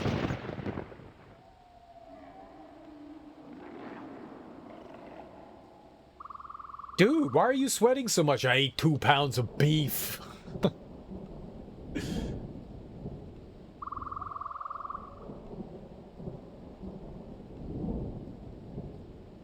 Meat's delicious. But just remember, as long as you have vegetables with your meats, you're considered a vegan. Any sign of a crew? Just this corpse here. Looks like a scout, and pretty green, too. The fool walked right into a group of Canucks and got torn apart. Well, whoever these visitors are, they don't know their terrain very well. He can't have been the only one crawling around here. If there's more, we need to take them out. You up for some action? I don't know why we need to kill them. Yeah, just get a side of taters, right? Exactly. With ketchup, because ketchup is also vegetables. Just like potatoes. Potatoes and ketchup are the best vegetables. Take them out? Why? What do you intend to do? Kill them? Depends what you mean by action. I'm always up for a fight. Let's stop talking and get to the killing. I'm not interested. We can't let them find the camp, if that's what they're looking for. We need to track them down and make sure their trip here is real short. I may be able to help. What's the plan? There's more of these scouts in the jungle. There's many paths, and I don't want them to slip by. If we spot any scouts, we'll need to take them out fast before they can warn their companions. If we split up, we should be able to find their scouts, if you're up for it. Alright, let's go find them. I'm going to take up a position to the east. You go west. I'll make sure none of them get past me. Where's west? How do I go west? Am I west? Yep, do it like a salad. Yeah. Potato salad. Potato ketchup salad.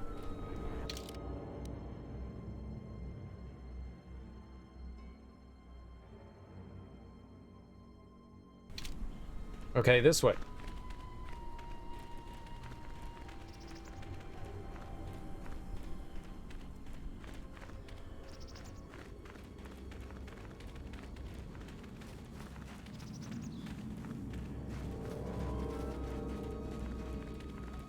Alright, there was nothing over here.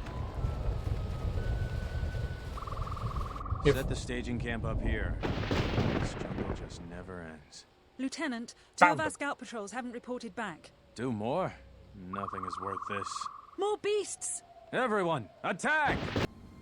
Oh, we gotta attack the beasts.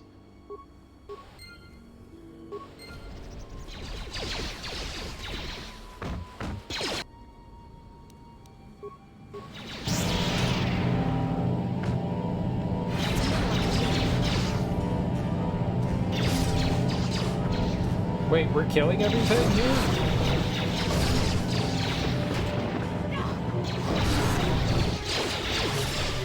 I guess we're murdering them.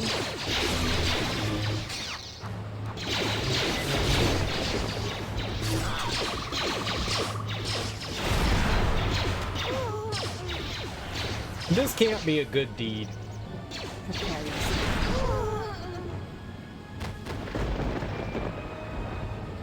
That is definitely evil. That's definitely evil. Are these guys Republic scum?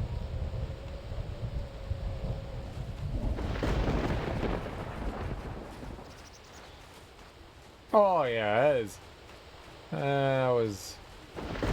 They didn't even want to talk to me though. I didn't want to kill him, I just wanted to have a chitty chat. And then they came at me, bro.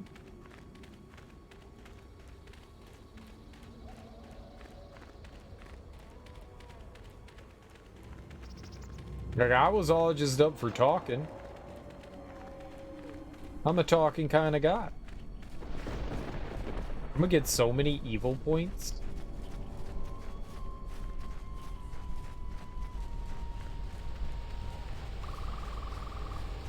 Okay, nobody here. It was a big dead end. I thought for sure there would be nerds. Maybe those are the only guys.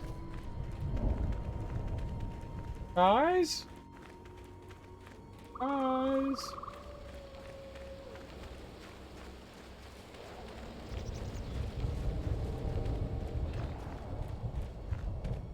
I mean, there's no way there's more of them, right?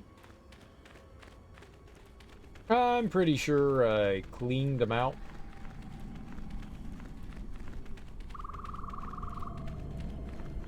Alright, pal, I did it. I haven't seen anybody come around here yet. Keep looking to the west. I did look to the west. Nico. That's right. Nico totally had a bunch, didn't they?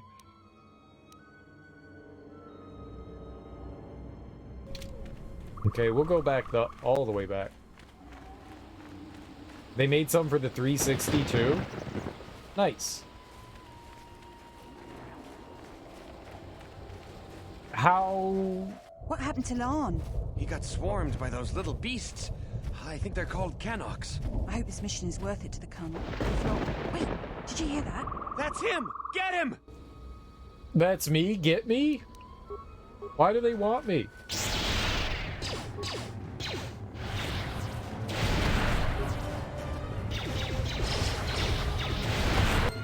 I would have liked to have talked to him.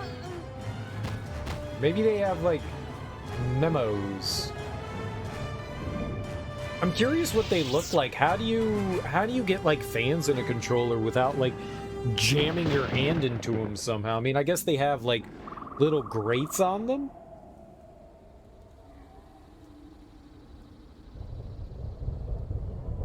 I'm curious how... Look, do you got, like, a link to a picture, Smoke? I want to see what those things look like. Curious how they're crafted. Yeah, probably. I would assume that that's... But, like... It's gotta be somewhere along, like, the edges, right? Like, along the sides? Maybe along the tops there, too? Maybe you could do that? I mean, that's where, like, your palms and stuff... I don't know.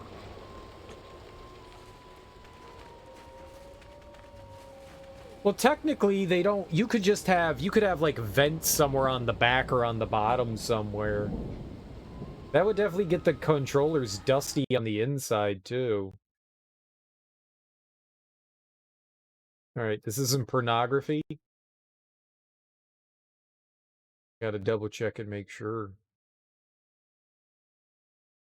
That is a weird looking controller, isn't it? Yeah, right there on the sides. Here, we can zoom in a bit on that.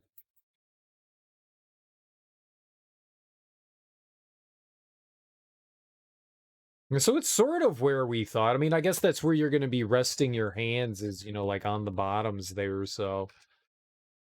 Yeah, that's got to be where the air comes out. That's interesting. And then it looks like the vents are at the top. Like the intake would be up there. Oh, no, it's a big-ass one on the back. That makes sense. It makes more sense. Those things are going to get dusty as hell, though. It's big. I mean, that's the Duke right there on the right. And that's the Nico on the left. That's a big fucking controller. Conclusion. In the end, I really like the Nico Airflow. It offers a very similar setup and the playability of the standard Xbox controller, but it has the added bonus of a viable cooling mechanism to eliminate sweaty hands. The controller's only slightly smaller than the standard unit, and it did not cause my hands to hurt as the smaller controllers do, but it was still comfortable for those who found the standard ones a bit too large. The only negative aspect I can see for some gamers is finding with this controller would be the sound of the fan. While it didn't find it overly loud, some may find it distracting. I just turned up the volume of my television. I love how people are just like, yeah, I ignored it with the volume button. I love it. It's really loud, but if you turn up the volume louder, then it's good. That's always the solution. Just make it louder. That's always the solution. Hey, it's a bit too loud. Turn up the volume.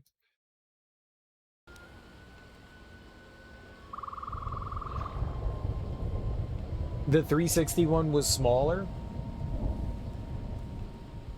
Assume that they'd make it smaller because that one was supposed to emulate the Duke. Sounds like a fellow metal fan. Like, I like iron and bronze. Copper. I found more of their scouts, but they started shooting as soon as they saw me. I heard blaster rifle fire coming from deeper in the jungle. You find anything? No. Came across 2 groups of scouts. They weren't in the mood to talk either. Just some scout corpses. They didn't put up much of a fight. Nothing you need to know about. Surprised they wouldn't talk to you. I thought their grudge was only with Mandalorians. Find out anything useful from them? They mentioned something about a colonel. There also seems to be more of them. Colonel, huh? Could be Colonel Tobin. Tobin is General Vaklu's personal cat hound. If he's on your trail, you might want to steer clear of Onderon. Tobin's the one who opened fire on our ship and forced us to land here. What makes you think he's on my trail? Who's General Vaklu? I'll remember that. Are we done here? Save your warnings for someone who cares.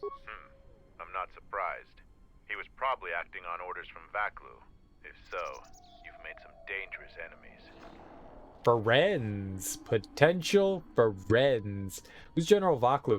He led the Onderon resistance when we occupied their world during the Mandalorian Wars. He was a worthy foe. Maybe more than a match for you. Mandalore needs to know about the scouts. I'll let him know your role in dealing with them. Before you go, who were those scouts? They're Onderon military, although they were trying to be secret about it. I've got a feeling you're going to need all the help you can get. One last thing about the battle circle. Your actions have proven you worthy of facing our best in the circle. Perhaps we can face each other there. See you at camp. Love you. I mean, see you at camp. Did he go invisible?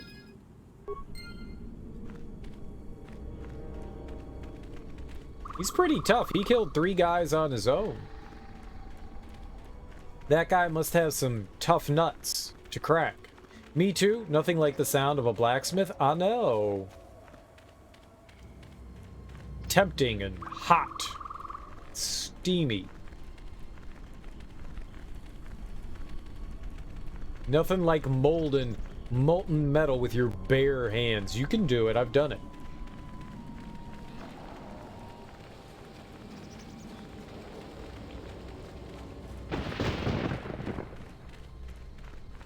It's easy.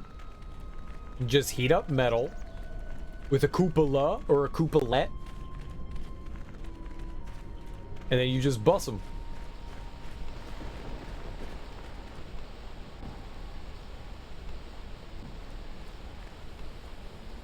That Mandalore is empty. How do we fill it up, though?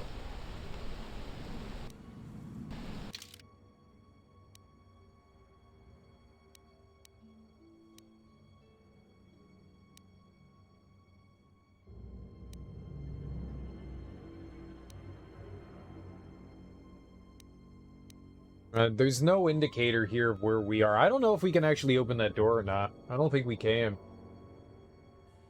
It's the only cache that I've found. An explosive situation. You've blown up the entrance to cache B13. The explosive charges agitated the wildlife in the jungle. Finally found the last piece of the phase pulse converter. You never have to look at the insides of a Canuck again. It'll be too soon. The pieces look to be in good condition. We found the Mandalorian. We took care of the Zoc egg. We got the battle circle. We gotta fix the computer. Alright.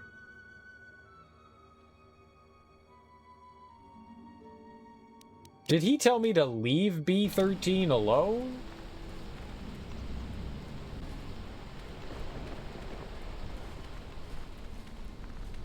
And I opened it? That's gonna make him angry, right? I thought he told me to open the caches. And then we took everything from the inside of it, too. I don't think he's gonna like that. If you head out into the jungle, stay alert. Our patrol...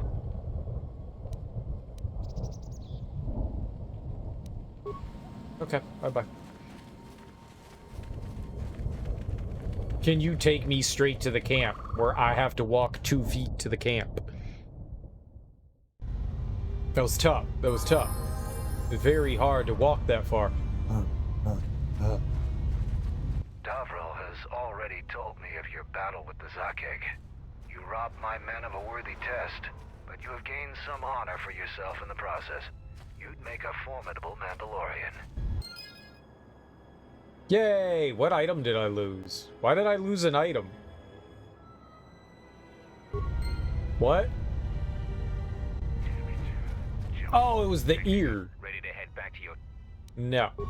It was the ear, that's right, I forgot. We gave that nerd an ear. Lend me your ear. You here to gloat over your victories in the battle circle. Save it for someone else. So why are you back? No, I just wanted to brag about kicking your ass. Ha! Ha ha! Ha! Ha! Ha! Ha! Any progress with the repairs or the phase pulse converter? I fixed the broken power cables. Good to hear it. I've been low on parts, otherwise I would have been able to get to that. I guess we gotta go install those parts. Pumice! I was able to make it back to camp without encountering any other beasts. You have my gratitude. You're lucky I was in the area. That's true. I was indeed fortunate that you came along when you did. Please, don't tell anyone what happened. If the others were to know, I would be disgraced. Don't worry, I'll tell everyone. Our numbers well. Our training home. There we go. You found Kumas. Alive, no less. I suppose I should offer my gratitude. He's got a mind like a stunned Minoc, but he's got courage. He was evasive when I asked him what happened, however. Trying to survive in the jungle must have taken its toll. I'm glad I was able to return him safely. He was mostly in danger of starving to death. The fool let Canucks eat his equipment. Then he was trapped on a ledge by Boma beasts. We'll see if Kumas will prove warrior enough to be worth all this trouble.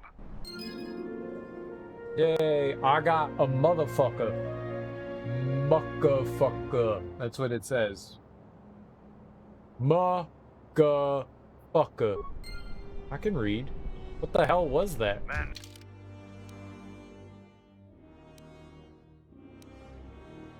Is it a weapon? It's probably a weapon, right?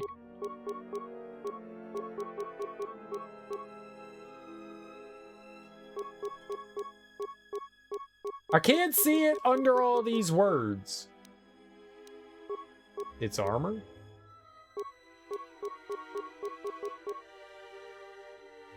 Bludgeoning, energy, piercing, slashing. Oh, it's heavy too. I don't have anyone that can equip it. No one can plop it on.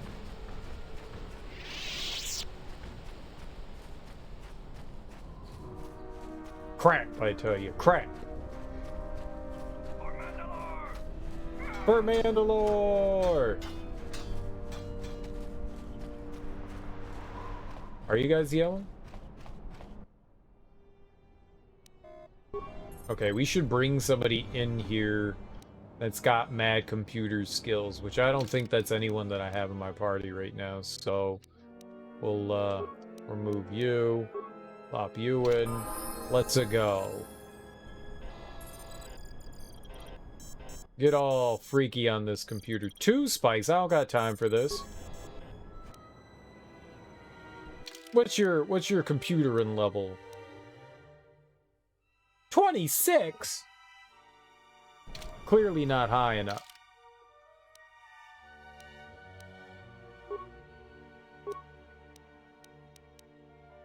No, not demolitions.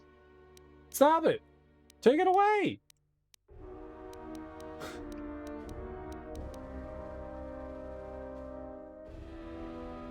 No one's got points to give you.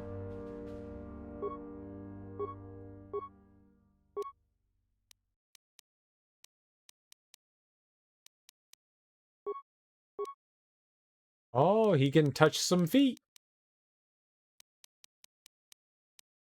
Which one does computer? Repairs, security, and computer use. Blatau. Did it.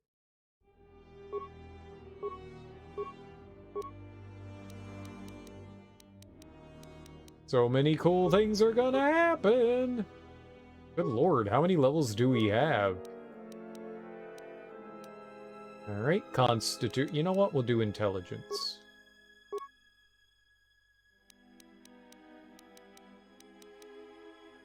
Oh!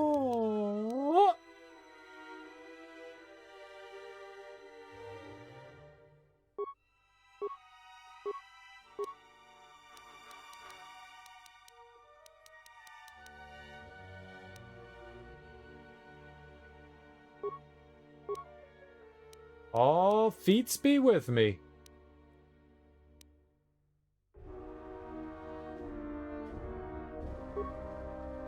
Oh, baby. Alright, homie. Crack into this stupid computer. One spike! The core has been reprogrammed and fixed. I did all that. For one? Ugh. Alright. Remove you, add you. Get on the Jim Jam time. Hands on the Jim Jam.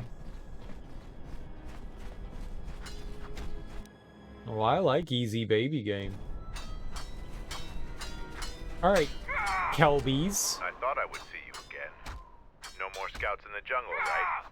Together we made short work of them. I know, we're a teammate. High five. For more fighting. The battle circle can slake that thirst. I'm here for that. It is not a true test of a warrior, but it echoes the thrill of real battle. The sergeant chooses who fights who, but I would eagerly fight you in the battle circle. So what are you here for? I want to slake your thirst. For me, obviously. Can you tell me anything more about the scouts? The Mandalorians really don't hate the Jedi for losing to them during the war? We're taught not to.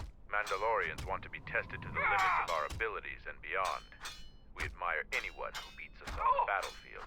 Instead of hate, we study, practice, and train until the next time, so we won't be beaten. But some young Mandalorians find this a hard lesson. Any veteran of the Mandalorian Wars respects Jedi like you. Your actions on Dxun validate this. But we aren't a simple people. I'd like to fight you. As would I. I noticed that you killed more scouts than I. I am curious to see your handiwork firsthand. Oh, don't be a jerk. Can you tell me more about the scouts? No, I can't. We all have our orders, Jedi. Okay. Oh, big stretch, Davril. Big stretch. Kelborn says you are worthy enough to face champions. You may fight in the battle circle again. Doy. I want to fight in the battle circle. You have enough honor to face a champion of a previous day. Kelborn, what are your terms? Swords only. No items or the Jedi's force. And no sword of the Jedi's choosing. Just a simple long blade. Kelborn chooses to fight with the blade. You may fight with fist, foot, and the blade provided. No using the force or any other item. Force item? I'ma flurry the shit out of this nerd. Sock flurry!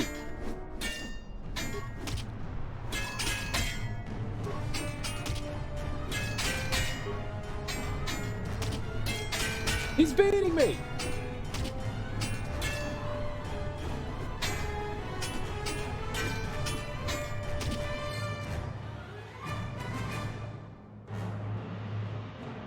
Did I win or lose? Oh, I lost. The match between Jedi and Kelborn is over.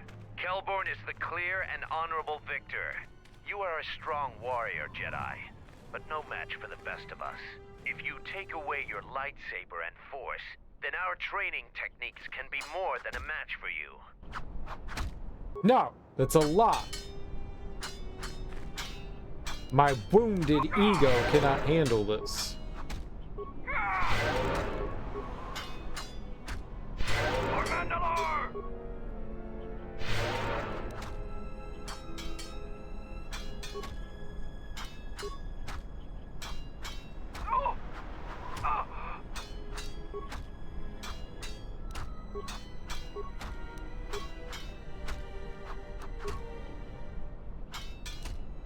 Yeah, we really don't have like a good style for like one-on-one.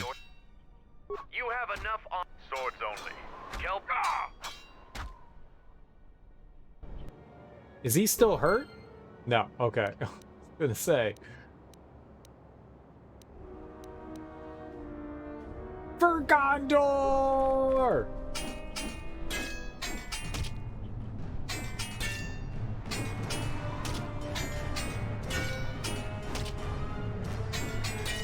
He's kicking my ass again. He's kicking my ass again! The match between Kelbo. If you. Can I throw grenades at him? I think I did worse that time than I did the other ones.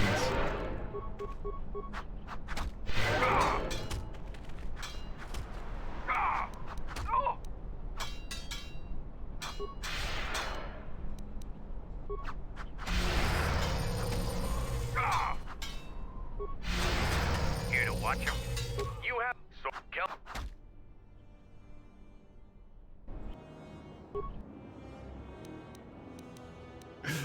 Did it work? Nope.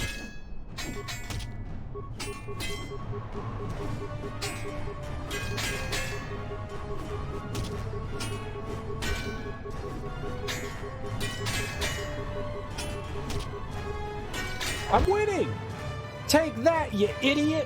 1 and 0! 1 and 0! 1 and 0! The match between Jedi and Kelborn is over. The Jedi is the clear and honorable victor. I underestimated you. A difficult admission for a Mandalorian. If you fight in the circle again this day, you will face the bravest and strongest of us, Braylor. That guy was a chump. Yeah, I don't think any of my,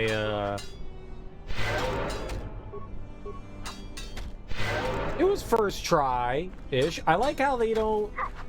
I don't like how they don't register the fact that you, like, tried a bunch of times. They're just like, okay, you won. Good for you. Undefeated in the squared circle. Here to watch a fight? We eagerly look forward to this fight.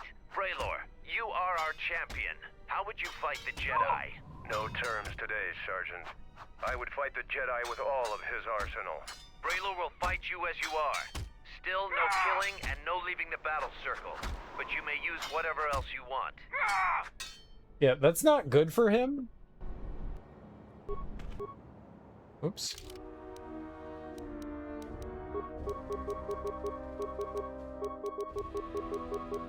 That also means he's gonna, like, fight dirty and stuff, too, though. Where's my lightsaber? Did I go past it?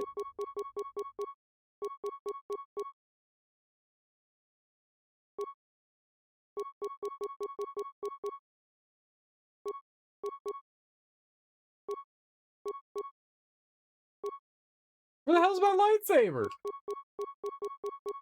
Oh. Cereal. Yes.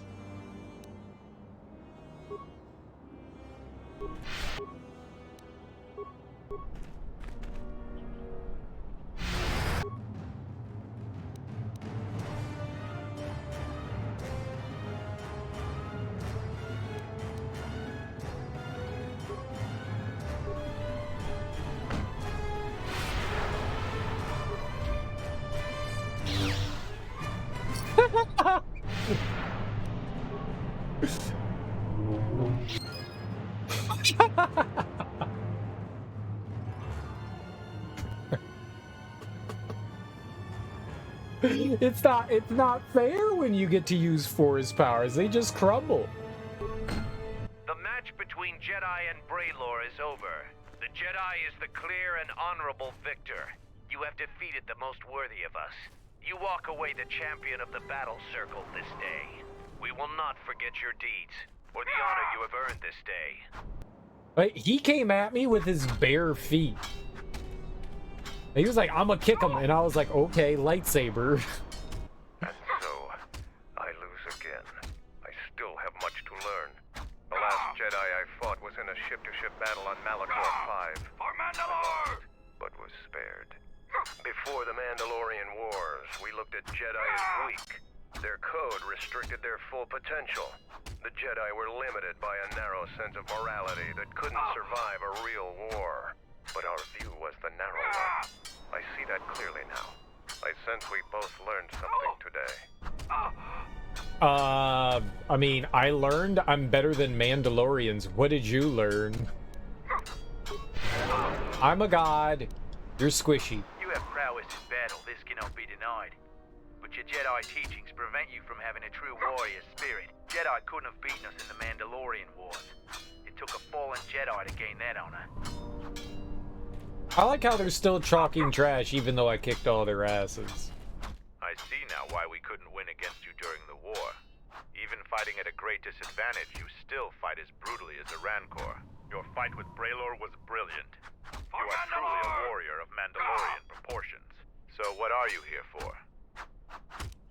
Okay, bye. I got all your honor? You are the champion of the battle circle this day. Watch the others spar. Criticize or praise as you see fit. That is your right as a champion. Ha ha ha! You're all soft and weak. Like Daniel Snyder's hands. Ha ha ha ha! Ha ha ha ha!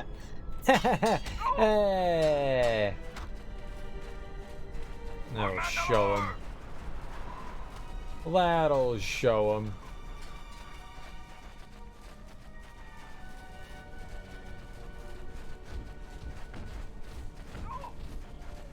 Okay. I guess we'll give this guy parts then? I thought we put the parts on the computer. I guess we give them to him. With the repairs or the phase pulse converter? I do.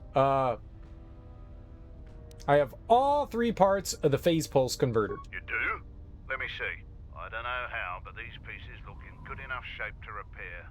I'll have the telemetry computer repaired in no time. I'm just glad I could help out. I'll be sure to tell Mandalore how much help you've been. I know you didn't ask, but here's a reward anyway. Oh, shit! Mandalorians are expected to do anything they can to help, but you're a stranger, and you didn't have to help us. It was my pleasure to help. Very well, I'll be going now. I want to know what he's going to give me. I don't need the reward, keep it. It was my pleasure. I don't need the reward. Alright, if you say so. Again, you have my gratitude. Yay, I lost an item for no apparent reason. I should have taken the item. It's probably garbage.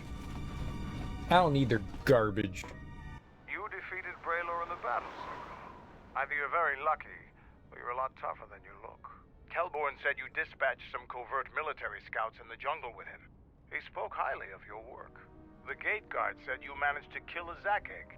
Those are tough beasts, Jedi. You've earned some respect around here.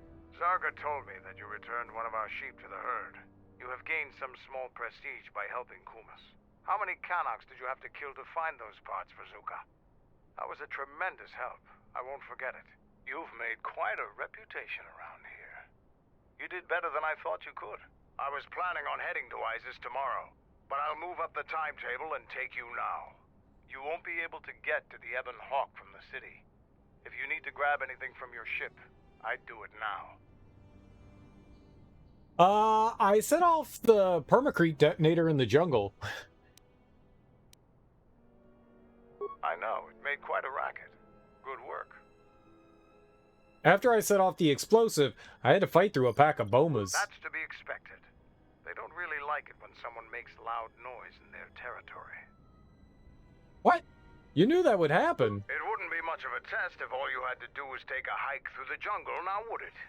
You're alive, in one piece, and learn something about the beasts of the jungle. I don't care about the beasts of the jungle. Oh, he gave me a lightsaber. Are you ready to go to Isis yet? Have you learned anything new about the scouts from the 3rd ship? Kelborn told me that they were covert military and probably aligned with Colonel Tobin from Isis. Kelborn doesn't think they'll send out any more scouts, but that doesn't mean there aren't more of them out there. What can you tell me about Colonel Tobin? Colonel Tobin is General Vaklu's right-hand man. Despite his martial skill, he handles himself as a functionary more than a warrior. Back when we were fighting Vaklu's resistance during the Mandalorian Wars, Vaklu wouldn't have any use for a poisonous Kinrath like Tobin. But Vaklu seems to have adapted well to peacetime. Can you tell me about Onderon? When you were last here, you probably didn't even go to Onderon. The Republic knew that Onderon's fate would be decided on its jungle moon, not the planet itself. To begin with, when you talk about Onderon, you're really talking about the ancient walled city of Isis. It's the only inhabited settlement on the planet. Who's in charge of Onderon? It depends on who you ask. Queen Talia rules from the royal palace, but her cousin, General Vaklu, has a great deal of power in Isis as well. They disagree about many things, just like their citizens. We fought General Vaklu during the war, and he is a worthy adversary. Queen Talia is young and hardly a match for him. I got a feeling when we go to Onderon, we're just going to be talking a lot. Is Onderon part of the Republic? Onderon is a recent addition to the Republic, joining during one of the darker eras in Republic history. Since joining, the Republic has endured many wars and great battles. The people of Onderon don't possess the resolve and strength needed in these times. Many of them want to break away from the Republic. They want to go back to an earlier age when they could cower behind their walls. Their spinelessness made them easy to conquer. Okay, nice. Why do you travel to Isis? We're not self-sufficient here. We need supplies. Isis is the only place to go for them in this system. Not much choice. Which is unfortunate, because their animosity towards Mandalorians makes it inconvenient to go there. Alright, that's about all I wanted to know on Onderon. I don't blame you. They're sad people. I have some things to look into. I'll talk to you later. They're sad people. Sad, sad, sad, sad, sad. Sad. Sag? Sad. Sad, sag. Sad, sad, sag. Fart, fart, mouth. Are you ready to go to... Yeah, man. Let's-a go. I'm going to talk with Zuka and have him start a shuttle flight check. After that, we'll head out. What's a Zuka? How are the port stabilizers? They check out Mandalore. All systems are green. Good. I want the shuttle bound for Onderon within the hour. What do you want? Is all in readiness? It is. Like I promised. Why? You want to back out now? My only concerns are for the one you escort to Onderon, Mandalorian. Would you do any less for one of your clan? Don't pretend to understand us. We Mandalorians are a breed apart. If by apart you mean scattered, broken, and lost, then yes, you are correct. Not for long. Soon the Mandalorians will be strong again, united as one clan under one banner. Mine. Ah, yes. The Great Crusade, after the first one was ended by Revan and the Jedi. Such a defeat was merciful, an echo of the end, when your ships were in flames, crushed in the grip of Malachor V. But I do not need to remind you of such things. I was at Malachor V, and I remember how many Jedi died to stop us there. And no matter how many dead orbit that planet, the Mandalorians still live. Clan Ordo still lives. See Kex there? He was serving on Nar Shadaa as muscle for the Hutts. Kelborn was a scout for the Duros on frontier worlds. I brought them here, gave them a purpose. This galaxy will be ours again, I promise you. That is the future. Indeed. The future is always in motion. It is a difficult thing to see. Perhaps there will be no New Age Mandalore, no great Mandalorian crusade. Perhaps your people fought their last battle at Malachor V, and you have been dying ever since, a quiet death that will last centuries. And perhaps all that remains will be what I see before me. A man wounded by a Jedi, encased in a Mandalorian shell, hunted by the thought of being the last of the Mandalorians. You've got some guts talking to me like that. You think your age or your Jedi whelp are going to keep you safe from me? No, Mandalore, you are wrong. I hope that it is you who will keep the one I travel with safe. You are loyal, and you have served many masters, even when they abandoned you. Do you wonder where he wanders now, Mandalore? Why he gave you your orders, then abandoned you at the edge of the galaxy? How do you know I know many things, and I can answer the question that burns within your shell, Mandalore. But there is a price. You must keep the one I travel with safe. He is important to me, more important than anything. Show the same loyalty you have shown in the past, Mandalore. If there is a Mandalorian crusade, let it be for something that will carry your people's memory into the future. So when the time comes when there are no more Mandalorians, then at least their honor will remain. The one I travel with has walked your same path, and I ask that when the end comes, that you remember that kinship, even if it seems there is nothing else left.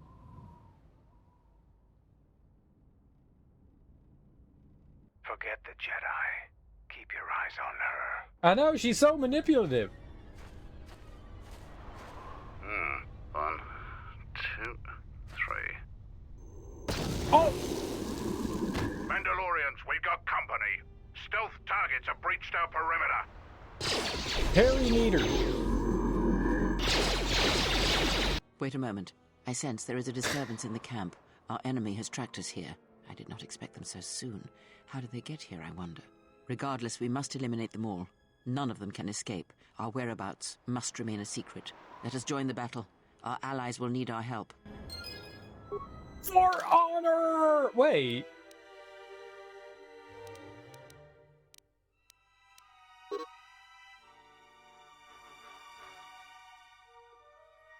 You cannot cancel from the... I didn't. Yeah. I got my crew. For honor!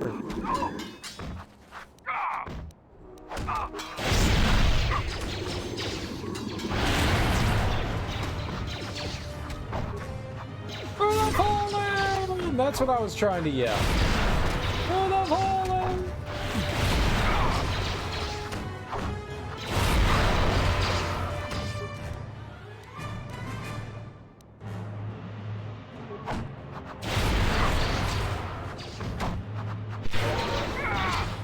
I've inspired my friends. Inspire them more. Here we go. For the fallen!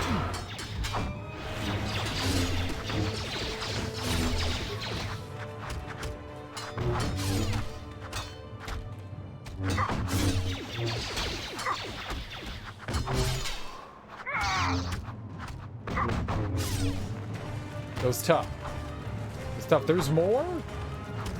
Where are you going?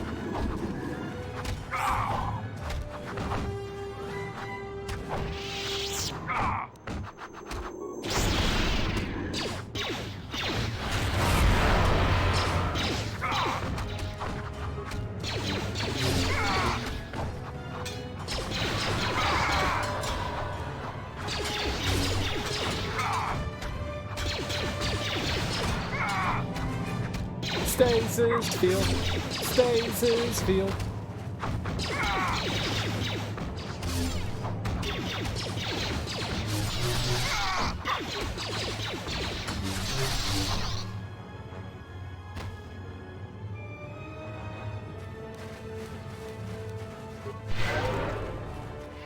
I'm healing you guys.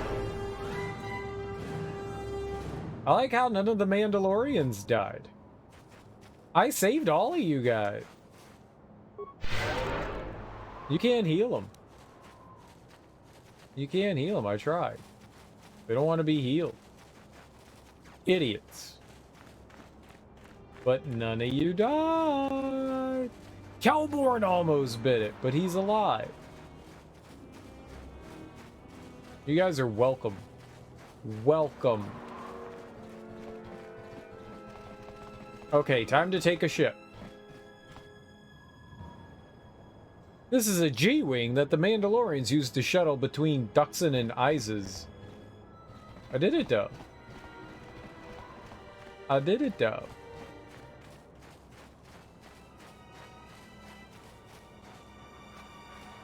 He's too busy. I'm not busy.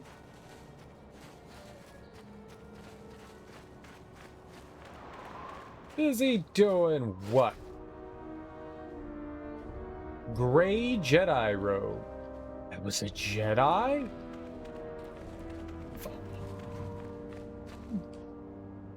Oh, Jaheira. There's no Imoen to blame in this game. It's Kria's fault. Yeah, you can always blame Imoen. It's always her fault. Okay. You didn't think you were the only ones with stealth generators, did you? He's got a boo-boo. There are more of them. Oh no, not more. For Mandalore! Oh, you're dead. We should help the guy that's gonna die. We should totally help the guy that's gonna die.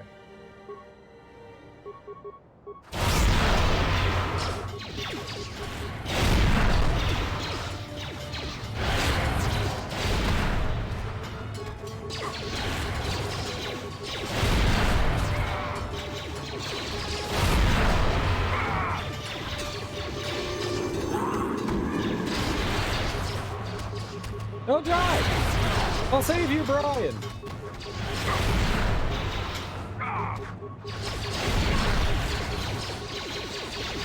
Let us test ourselves.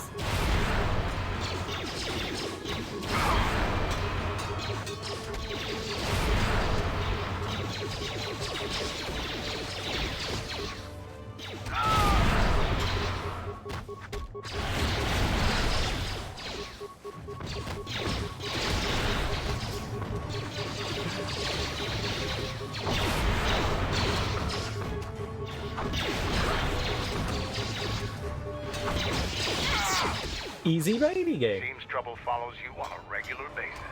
I think it's best for both of us if we head to Isis immediately. Grab your gear. My men will take care of cleaning up the mess. What gear? What mess? Oh, he's one of my friends? Well, why don't I have a Wookiee?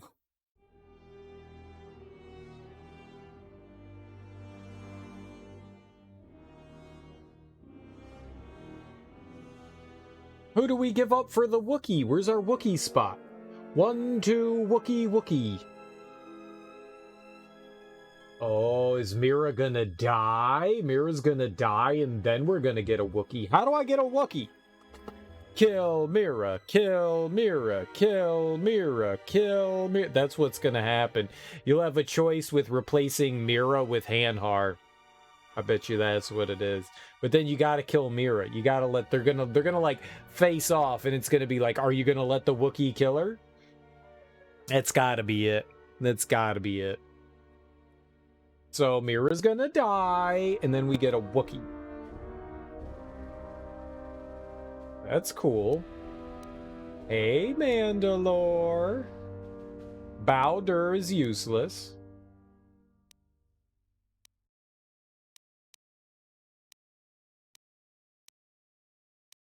My influence. I love rubbing off on people. I mean, I love rubbing off on people. So he has to be?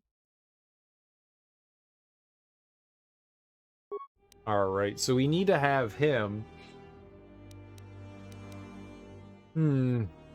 I wonder who we should keep. I guess we can have the Handmaiden, or we can have Mira.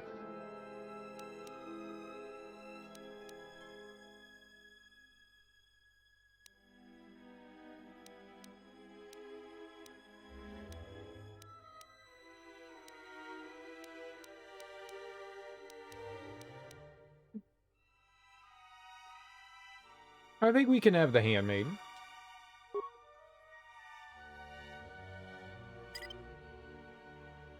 Sure.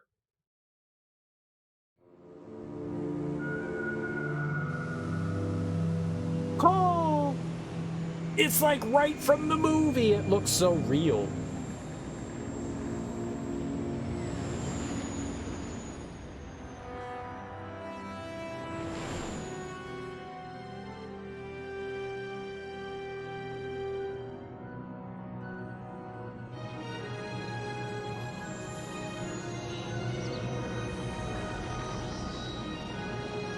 Oh my god. Oh my god. Oh my god. Oh my god.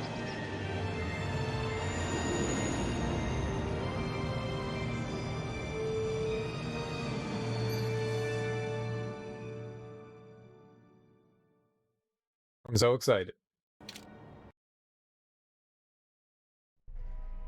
Vaklu's saying that the Republic ship attacked first? That's madness! Unfortunately, lie or not, it's a madness people will believe. The timing of this is atrocious. A space battle above our skies, so many of our fighters lost? Curiously, only Tobin's men were involved in that battle. That shooter! Strong word, Your Majesty, but there is no good time for news like this. I Spast! recommend we continue with our plan. But won't that bring even more followers to Vaklu's side? Increasing his power? For a time, perhaps, but we both know he's not the true threat. It's his unseen support from the shadows that we must drag out into the light. Then, and only then, can we strike. I fear by then it will be too late.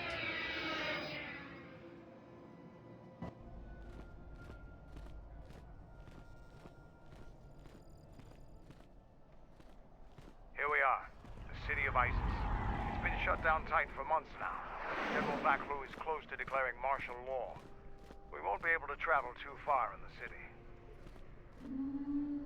Fortunately, I have a friend in this quarter of the city. He's a doctor by the name of Dagon Gent. His office is on the other side of the market square.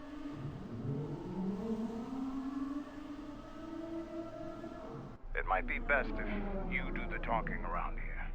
The Onderonians have a mixed view of Mandalorians after we conquered their world. Makes sense. Mandalore could also be a temporary member. He may not be a permanent member. Can I take off his mask?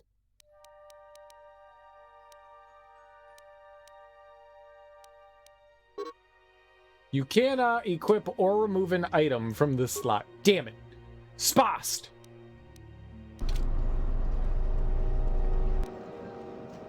Yes? Well, I tried. I tried. I mean, I only wanted to see the goods, you know?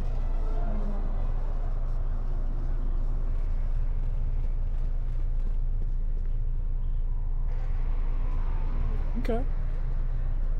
That house looks weirdly incomplete. What is that? It's like, here's a building, and we're cutting it off. What? It's a confusing perspective. That's what it is. That's just a confusing perspective. It was there to confuse me, and I hate it. Spast! It's been a while since you've docked here, eh? I suppose the lockdown has hurt your profits as well. Oh, it must be hard to shuttle people when nobody's allowed to leave. The blockade has been bad for everyone. Who the fuck are you? Jay. What's been going on here? There's a lockdown? Any news on the blockade? Your manifest says it's been 2 months since you last came here. Oh, it's become much worse since your last trip. Military checkpoints are everywhere. Any news on the blockade? Military checkpoints? Are they looking for something? Anything more happened between the Republic and Onderon? Nothing new. Our space forces have been in full readiness ever since the space battle in orbit. Tensions are running high. All Republic vessels must be searched, and the delays are turning pilots grey before their time. And ever since the Republic fired on our space forces, things have been even slower. Bad days. Bad days. And things are getting worse. I'd get out of the system quickly, if I were you, friend. Well, doesn't look like you have any trade goods, so the inspection's just a formality. Here's your starport visa. Don't lose it. They're priceless right now. Priceless? Why? If you want to leave the planet, you need a starport visa. They're very hard to get. Many people want to get out of here before things get worse. Can I go now? What's the situation here in Onderon? There's strict food and water rationing, and General Vaklu's troops have been very thorough in finding Republic dissidents. Bombing's very common. Why are the starport visas priceless? What's a starport visa? If you want to leave the planet, you need a starport visa. They're very hard to get. Many people want to get out of here before things get worse. Okay, bye. Certainly. Mind what I said about the starport visa. I know one captain already who can't get back into the starport. So, sell my starport visa, got you. Find someone that needs it more than I do, like a group of desperate people begging, and then give it to them. Give it to them real good, with care. Utmost care. News hologram. In the latest news today, the Onderon Space Force has confirmed that a Republic military craft initiated the space battle over our planet. Sources inside the military say the first shots of the massive battle were fired by the Republic vessel, the Ebon Hawk. That's me! The Ebon Hawk is a capital-class vessel, and it destroyed 15 Onderon military fighters before being destroyed by Colonel Tobin's forces. Queen Talia is expected to make an announcement later today. Talia? Whether her support of the Republic will falter due to this attack is unknown. Fucking every time the handmaiden. Stop making me giggle. I can't believe the Republic assaulted our space. That space battle has caused hell with our schedules. Our quotas. General Vaklu was an underground resistance leader during the Mandalorian occupation. He's a real hero. Martyr. You come here. You are weak and scrawny without my powerful weapons and defenses. Special sale just for you. What do you have for sale? What do you know about ISIS? An Aquilish merchant? Shouldn't you be roughing up some biff for a few credits? That's racist. What do you have for sale? Things not allowed inside the city. Stupid Onderonians can't see need for my weapons. People need my goods to defend themselves. But my goods are banned, so all these killing implements are sitting here unused, but special sale from Martyr's Misfortune. What do you know about ISIS? Everything turning to soil heap. Your military is very bad. Queen rule is here, but many of her troops are loyal to Veneral Vaku. Evil man, he won't let me sell my goods in ISIS, but how can you stop bad people from repeating blasters and energy shields? What do you know about the Queen and General Vaklu? Queen Talia say is weak, others say is not. She wants to stay with the Republic. General Vaklu is her cousin. Peaceful man, he thinks Republic is trouble. Republic brings great miseries to peoples, but Vaklu is more evil because he won't let me sell my goods in city. Very true, very true. And a Aquilish merchant, shouldn't you be roughing up Biff? Yep, let's be racist, sure. Not all Aquilish do such things. Besides, Biff are hard to come by. So you're saying you would. Me, I make my credits by selling things people need for violence, and ISIS is in great need of weapons, armor, and more. Okay, what do you have for sale? I'd like to see what you have.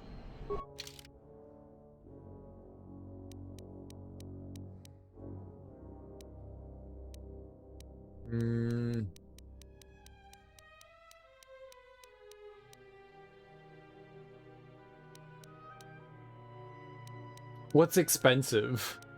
1900. Crippling Scope Mark II. Well, that sounds nice. I don't have any of those. Oh. Carker and Gauntlets. That sounds good. Dexterity and some saving.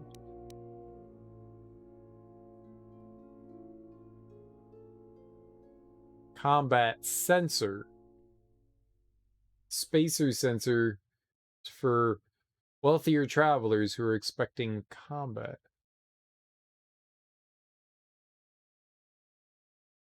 And it's got a bonus, or I don't know what we equipped that on, but it's got a bonus for blaster and pistol. That would be helpful for, maybe, Mira. Holy shit.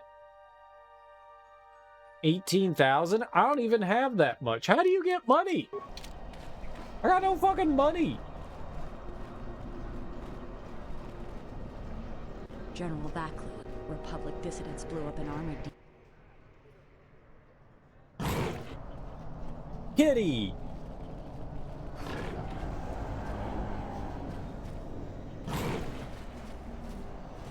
I don't think it's so tame. Fair winds to you, Offworld. Is it too much to hope that you are a Talosian merchant? Oh, you know it. Why do you ask? These beasts you see here are for delivery to Telos, but the Republic vessels that transport them have to wait for thorough and needlessly long searches. So the city is stacked with caged beasts waiting for their ships. We have stopped gathering beasts now, but they still fill the city. For Drexel and Ryder, the Ithorians brought wealth and prosperity. Our settlements prospered. But now... Now what? Okay. Who are you? I am a beast rider. I have flown great distances gathering the animals you see here. We keep hoping that Ithorians or Telosians get through the Space Force's searches so that we can sell them. Tell me about beast riders. Our people have been here for centuries, though we were not always one with the wilds of Onderon. In ancient times, our people were criminals, prisoners who were cast out of Isis and sentenced to die by the beasts in the wilds. But our ancestors learned how to survive and even tame the mighty beasts. They became our strength and companions. We fought endlessly with Isis for resources and survival. But 2 generations ago, an Isis princess named Gallia and a great beast rider hero, Oron Kira, married. They united our peoples. Oh. Now things are unraveling. Even the beasts can smell it in the air. How are things unraveling? Many beast riders have fallen to the city ways, and some are now no more than common thugs. Queen Talia and her cousin General Vaklu argue in open councils. The beasts stir from the changes in the wind and cannot be calmed, and we beast riders find it harder to enter the city each day. Why is it harder to enter the city? No one is to leave the city without the starport visas. It chokes passage in and out of Isis. And why does Telos want your beasts? Telos was attacked by Darth Malak in the Jedi Civil War. The surface was completely destroyed. The Ithorians have been searching for appropriate wildlife to create a new Telos, but their merchants are stalled by the blockade.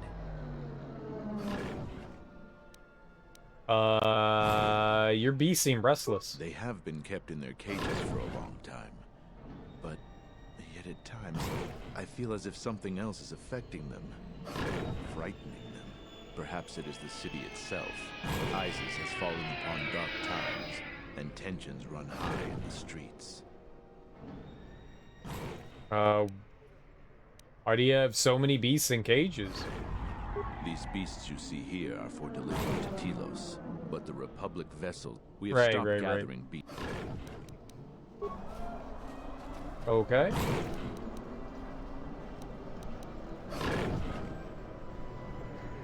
It appears restless. Can I do something about it?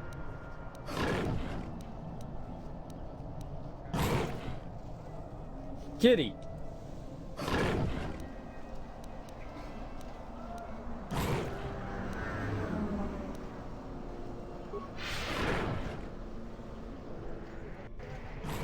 Oh, he's not blue. Why is he not blue?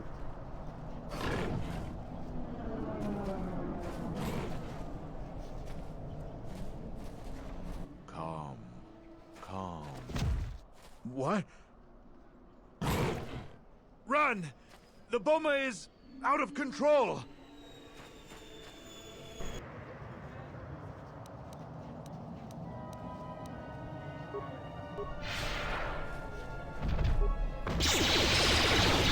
No!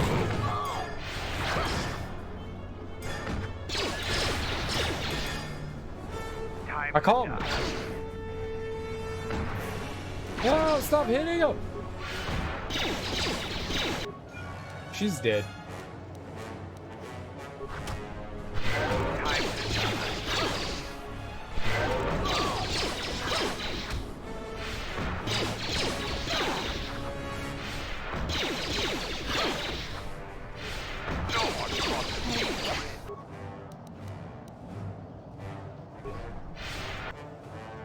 Okay, she's dead.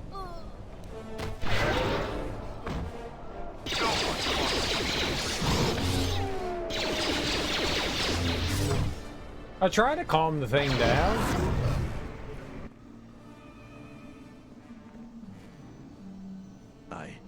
I I don't know what to say. I had heard stories, but I assumed that they were fledgling riders, or simply tales that grow in the telling. Not since my first Drexel have I lost control of a beast. I apologize profusely.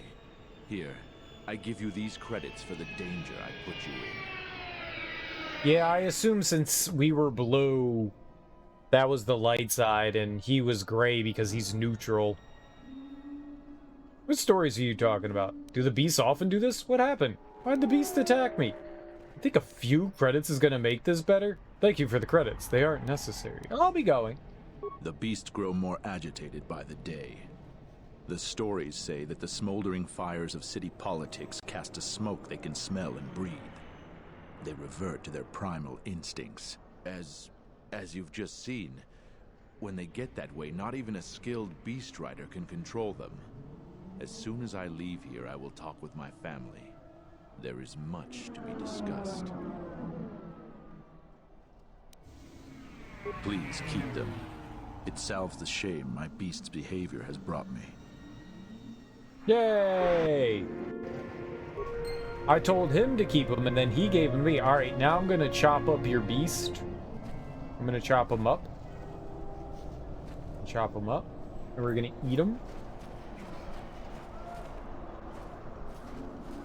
Choppy, choppy. Yummy, yummy. Halt, off-worlder. You'll have to answer some questions before you go into the city. What is your business on Isis? Your mom. I mean, your mom. Can we skip the formalities? It looks like we're both in a bit of a rush. Why not? I can see you have no crates or cargo, and your ship is obviously not affiliated with the Republic. You're free to go.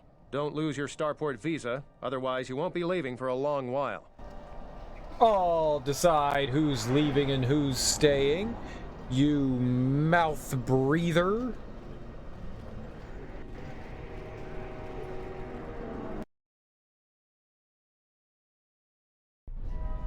I want a sandwich. I want like a peanut butter and jelly sandwich. I've got some blackberry jelly and oh, it's so delicious. I want a peanut butter and jelly sandwich. I was thinking that I would stream until the Nintendo Direct goes on today. Do you guys want to watch the Nintendo Direct?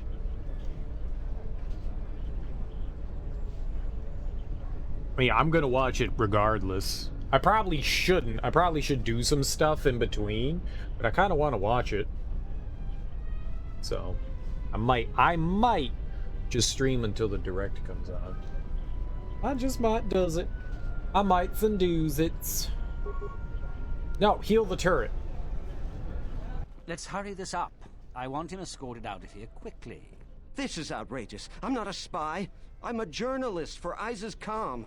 You're a Republic spy, and your propaganda will be silenced. We are taking you back to our barracks for interrogation.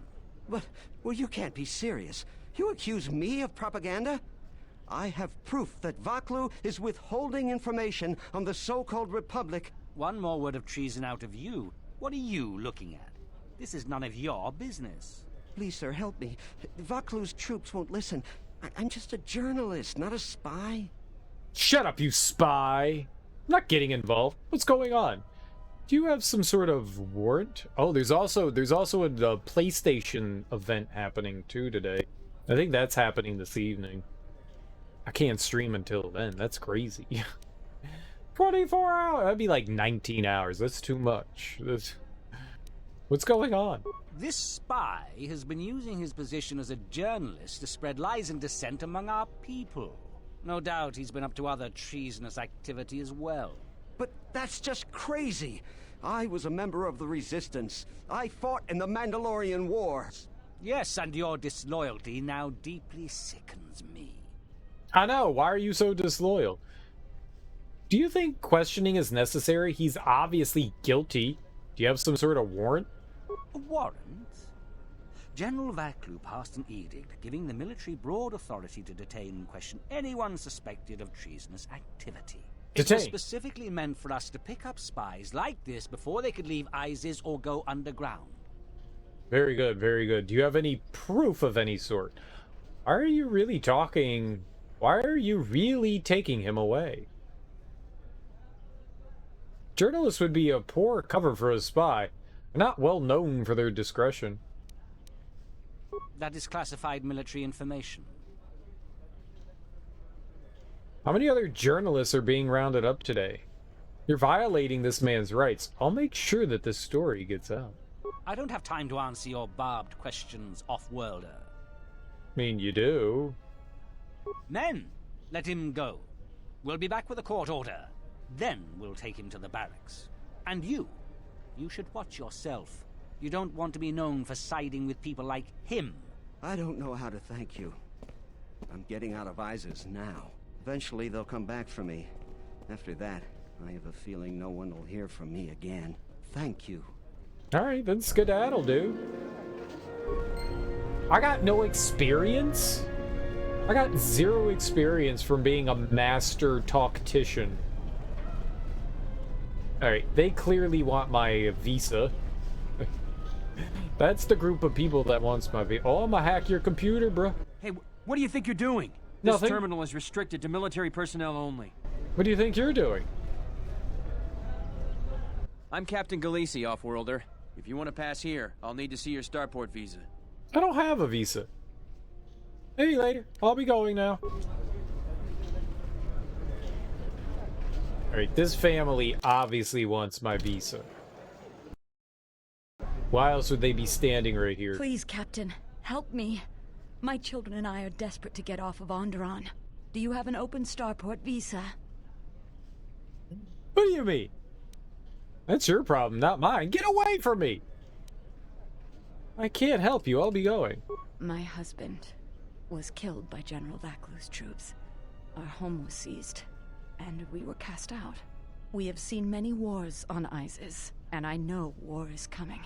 I want to spare my children from bloodshed. I sense you're not telling me something. I've told you our story. Please, won't you help us? If you expect me to help you out, tell me the truth. My husband, he was part of the ISIS Council. He was a strong supporter of the Queen and the Republic. His views weren't always popular. Over time, he became convinced that Vaklu was trying to kill Queen Talia. He tried to kill Vaklu to protect the Queen. The conspiracy was discovered, and he was shot during the arrest. What he did was wrong, and our life has been so difficult since then. I just want to get off this planet and start a new life. Please, help us. No one else will. Well, no shit. Alright, I'll see what I can do. You have the look of someone used to adversity, a cut above the rabble around here. I have a business proposition for you. Everyone around here begs and pleads night and day for open starport visas. Very touching how well they act out their lies. Or truths. It doesn't matter, really. What does matter is credits. Hard currency. I offer you 2,000 credits if you find an open starport visa. You won't find a better deal. Sounds valuable. Certainly someone will pay more. What will you do with it? Does it matter? Truly matter? No. I have no sad story. I just know people who will pay a great deal for an open starport visa. The credits are your share of my profits. The visas are very rare, but I have a feeling you may come across one. So this is like, we could give it to the lady and her kids, or we could sell it to this dude. Imagine selling that visa right in front of her. What can you tell me about this place? Ask someone who cares about that. ISIS has suffered for many years. The strongest of us are accustomed to it now. Sounds valuable. Certainly someone will pay more. I only know of one person who might offer something comparable. And what's going on there is illegal. I'm a legitimate trader, so there's no risk. There's only one thing ultimately more important than money, and that's your life. She's trouble. I wouldn't deal with her. Oh, who is she? I want nothing to do with her. If you want to get involved with that sort of person, you'll have to figure it out on your own. Okay. No, I don't think so. It's really very simple. We don't have anything more to talk about, unless you get an extra visa. Okay. I like money. All I want is my M-O-N-E-Y. Put her in the cage. I mean, don't put her in the cage. Quickly, put her in the cage. I got a lot of defense turrets around here. We're gonna have to find another source of cheap fuel now that Paragus is gone. Welcome to what must be the smelliest place in the universe, Offworlder. How can I assist you? Do you have any tacos? Why are there so many beast cages around? What's that tower? There are a lot of soldiers around. Alright. Why so many beast cages? Ithorians have been buying them to help rebuild Telos. I don't know why, but ever since they started, the Beast Riders have been crawling out of the woodworks to sell them animals. But the Republic blockade has meant long delays, and because of that, beast cages are filling up the streets of Isis. What's the tower? Towers like these were built to protect us against Drexel and their Beast Riders. What's a Drexel? A Drexel is a flying beast. Huge creatures with teeth the size of your arms. Lethal, and skin like ferrosteel plates. Somehow the Beast Riders figured out how to tame them years ago. Neat. Could you tell me about the Beast Riders? But the Beast Riders aren't your enemies anymore. What happened? That's a long story. You sure you have the time? Most people don't care for an old soldier spinning a tale or two. I mean, shoot. I have the time for it. I'm interested. Someone else who likes history, huh? All right. Isis was formed pretty much at the dawn of our civilization. It was born out of necessity. It protected us from the dangerous beasts that litter Onderon. This city is as old as our civilization. Most of our technology was invented to fortify these walls and protect us.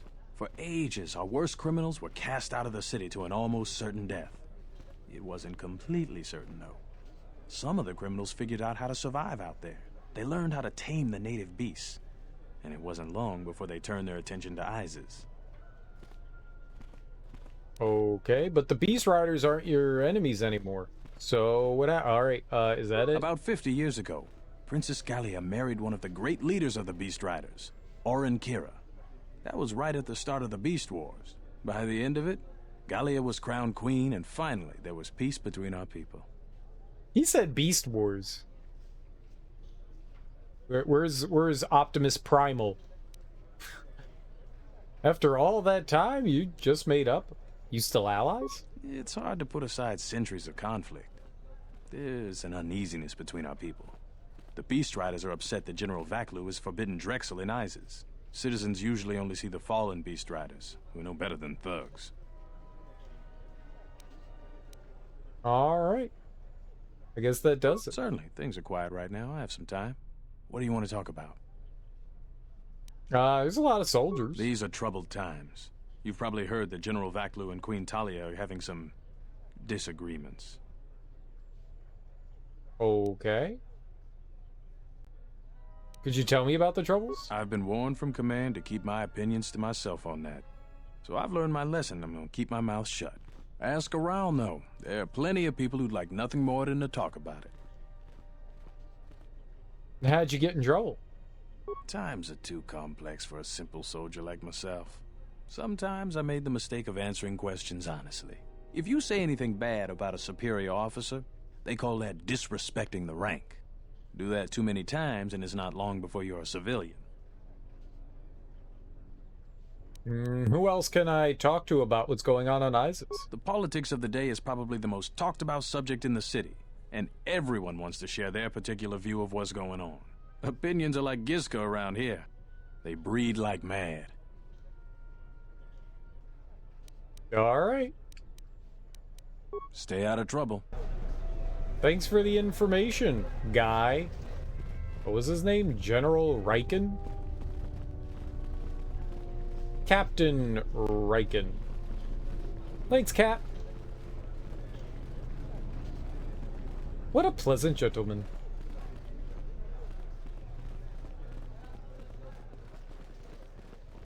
Okay, do you guys want...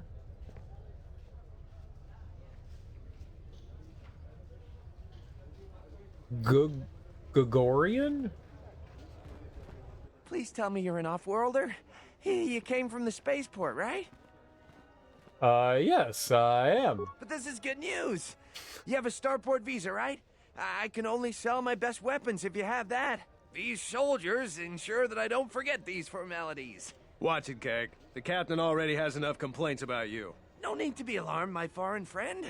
Pay the soldier no heed. Pretend he isn't here.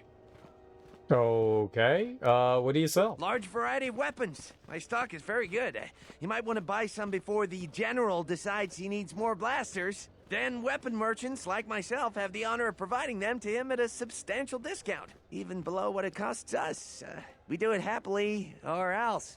Or else what, Keg? Or else we are very unhappy at not being able to do our part. Why can you only sell to people with starport visas? General Vaklu is concerned about well-armed insurgents. They've had to get arms from somewhere. Not from me, of course, but all sales of weapons have been severely restricted.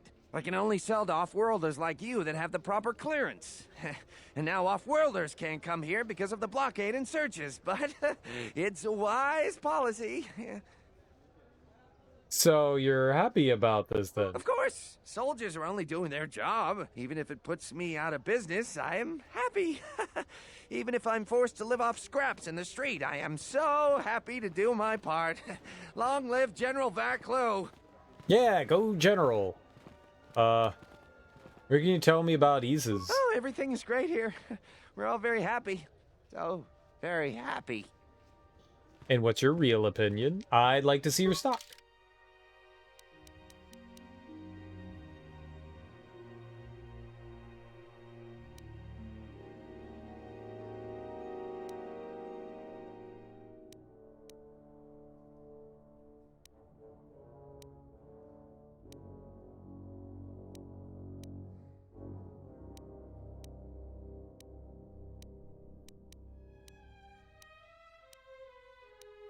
Crystal Fond damage +1 and through 6. Not bad. Might not be a terrible thing to pick up. It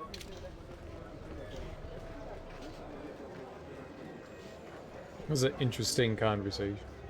The soldier just glares at me. Aw. I do like a good glaring.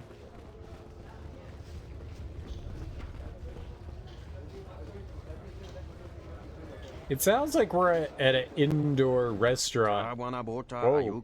But General Vaklu would cut himself off from the many planets of the Republic. This is foolish. In solitude, no civilian prospers. You don't understand the people of Onderon. They're proud and have fought many adversities to get where they are, mostly by themselves, too. They've been given much to the Republic, and you see little in return. General Vaklu believes independence will be in Isis' best interest, but Republic fight battles to free Onderon from Mandalorian warriors. Should be thankful. Queen Talia is young, but looks after her people. She should be honored. The Mandalorians would never have been on the moon if it weren't for Exar Kun. He was a fallen Jedi. I think General Vaklu's right. The dude with the horns looks like he's out of like Dragon Ball Z or some shit. What do you think of Queen Talia? I don't know much about General Vaklu. There would be deep consequences if Onderon secedes from the Republic. Talia works with Republic. She rules peacefully and it's popular with her people.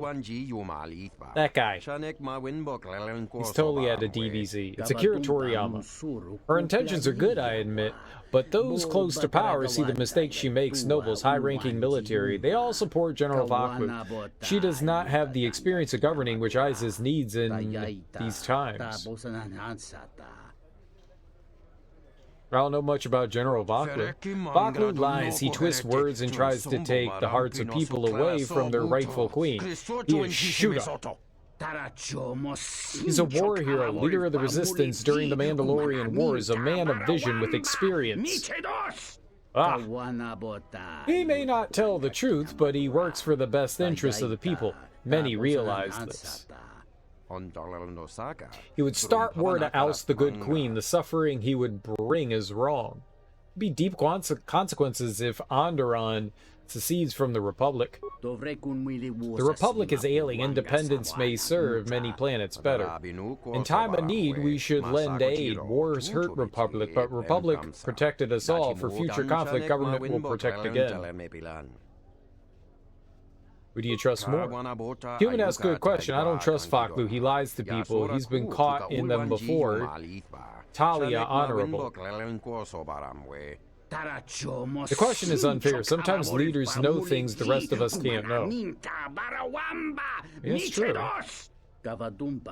I may not trust everything he says or people say, but he is a man of honor. He never breaks a promise. But if you can't trust your leader's words, then how can you trust their motives? Human sentient, what do you think? I also confess, I'm curious what you think. Poo-poo, pee-pee, poo-poo. Trusting your leaders is crucial. I'd rather support Queen Talia. Vaklu sounds capable and has ambition. Drive and experience is a powerful combination. The Queen is Onderon's rightful ruler. Deposing her would be treason. The Republic has taken advantage of Onderon. A little revolution now and again can be a good thing. I'll lend support to whomever serves my interests better. I agree with you, human sentient. Queen Talia has good thoughts and instincts. She will be a great leader.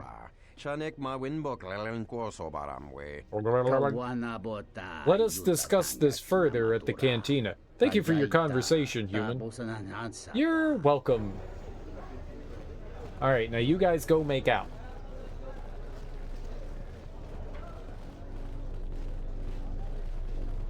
It looks like maybe that's a pathway that will lead somewhere.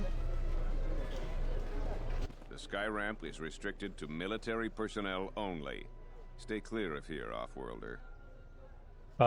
What's the sky ramp? The sky ramp leads to the battlements, and this particular ramp leads straight to the palace itself.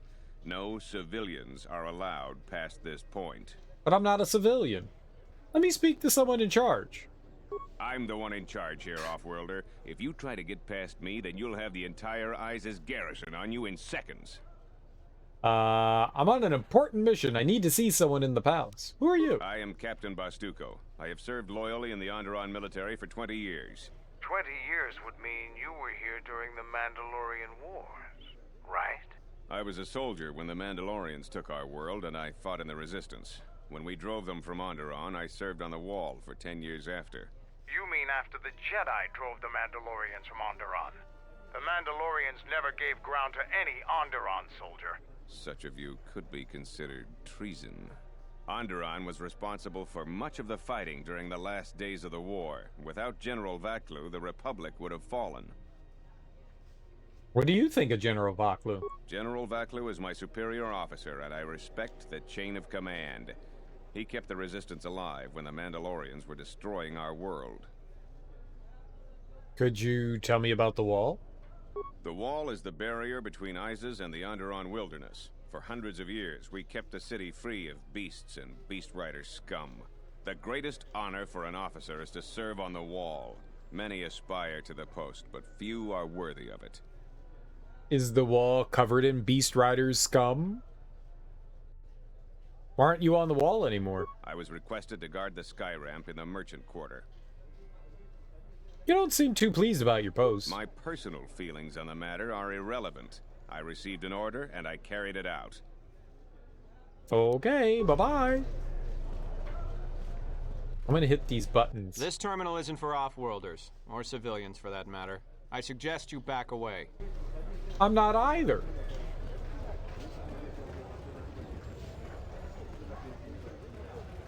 Oh, all those people are gathering. That can't be good.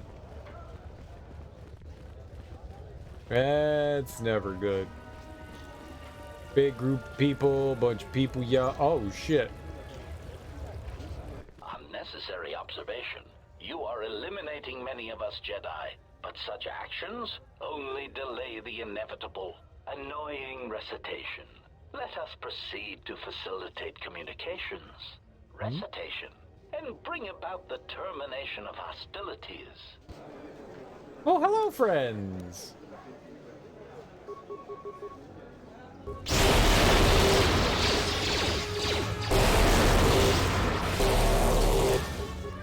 These are some loud rats. Why is he so loud all of a sudden? Systems failing, Master. Why was that so loud compared to, like, everything else?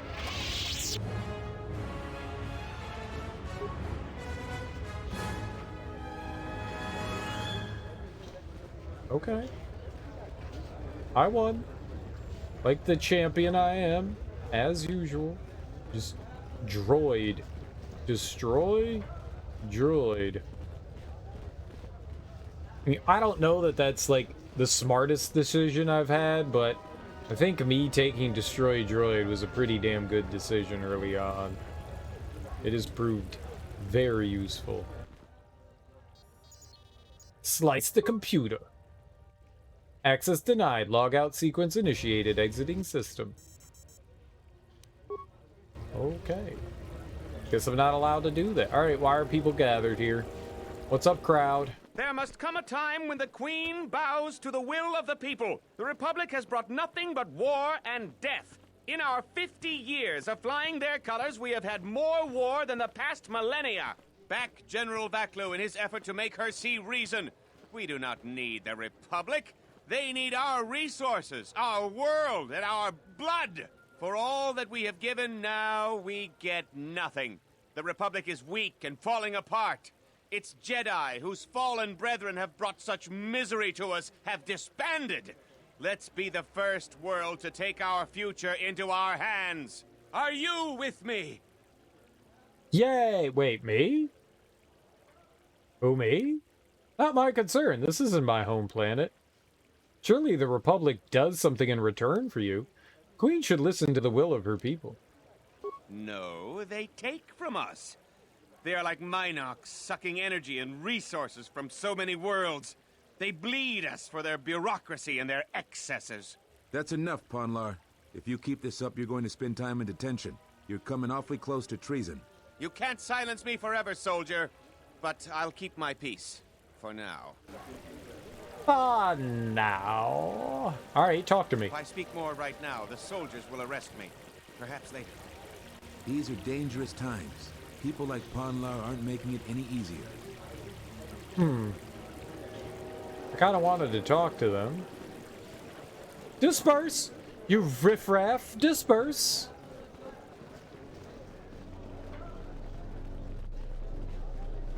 I guess we're going over here. Oh, I thought that blue thing was the... Oh, there we go. We don't get too many shuttles coming to Isis anymore, especially shuttles without passengers. A good friend works at the starport and noticed this.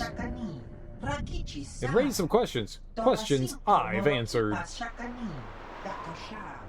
So, you're Durkee Milady the Third. Last of a dying breed, so they say. Too difficult to fight alone, they say. So, some meet me now. Okay, the bounty on your head will make me and my men extremely wealthy. This is my lucky day. Okay, you think so? Alright. Nope.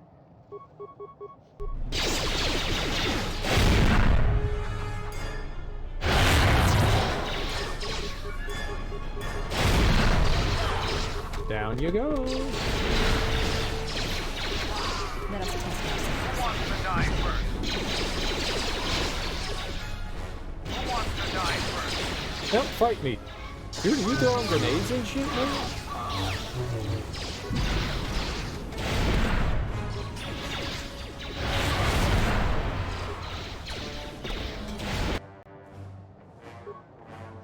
Oh, she died.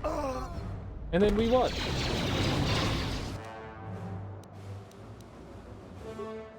Okay, he died too.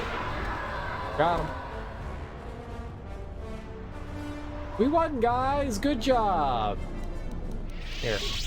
You guys did so well, I'm just gonna heal you up right now. Excellent job. You guys are like level 2, so it's not a surprise you suck. You suck, bruh.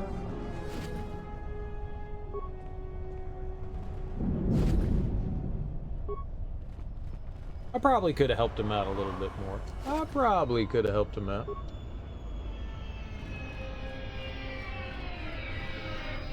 I do like how cocky these bounty hunters are.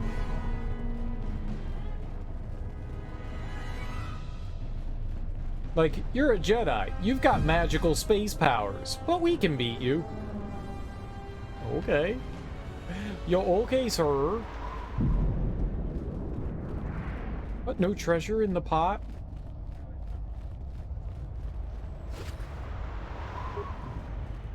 Thanks for the grenade. Beast Rider A lot of thug. credits to be made around here lately, if you have the right skills. Oh, I got skills. Check out them skills. There's some remnants of a droid here. Great. Some of those alien thugs had a go at you. Beasts are acting up again. Lots of thugs. Ugh. These thugs. Have any work that needs to be done? Garbage pile. This is a pile of trash. Some of it looks like it comes from the local cantina. I do love me a good trash pile.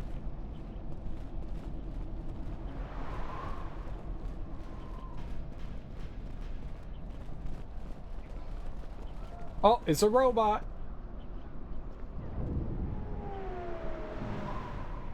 What the heck is happening here? I am 1B8D, an automated droid vendor.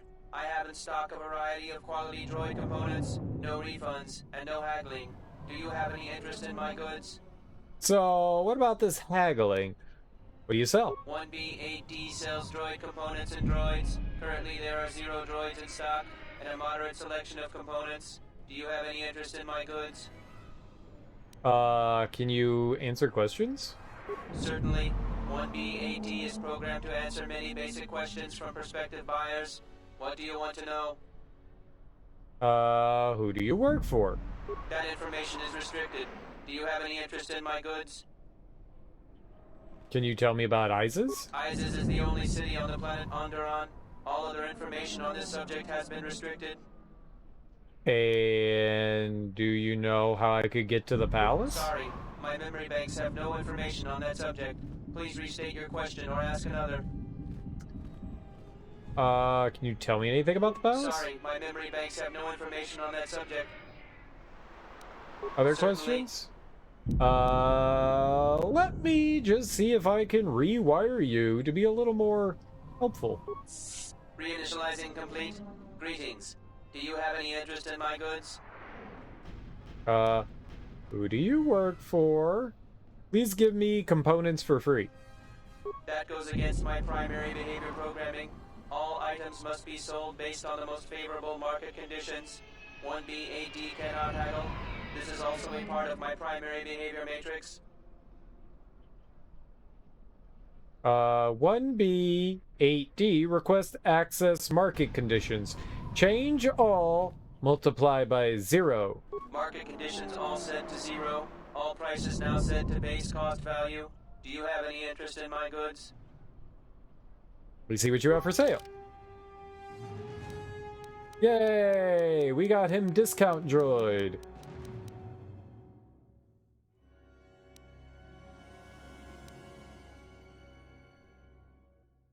I don't know what any of this shit is. Am I a genius? I think I'm a genius, right? What's expensive? Droid Unity Grid. Repair +4. This unit provides your droid with a library of schematics that it can draw upon when repairing or dismantling technology. Fighting upgrade. Defense, awareness, impact armor. I don't have many tunnelers. Or parts. No, we have... Yeah. I don't have many parts. I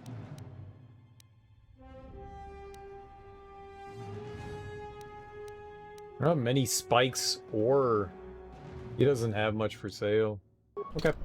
I did all that to him. You mean components for free? Who do you work for? 1B-AD was built and programmed by Tolos the Trader. 1B-AD was built to buy droid components for below base cost value and sell components based on most favorable market conditions. Do you have any interest in my goods? Interesting. Greetings. Answer some questions? 1B-AD is... Isis is the only city on the planet... Right. Okay. I guess that was kind of... Hey, he's got stuff for sale. I guess. Heard of any good finds? He's a salvager. He's just going through trash. This is Dagon Gent's place. He's not the best doctor you'll ever meet, but he's well connected in this city. Doesn't look like he's here right now, though. You looking for Dagon? You're not gonna find him here. Where he go at? A soldier captain was murdered at the cantina real good. They got some suspects at the tower.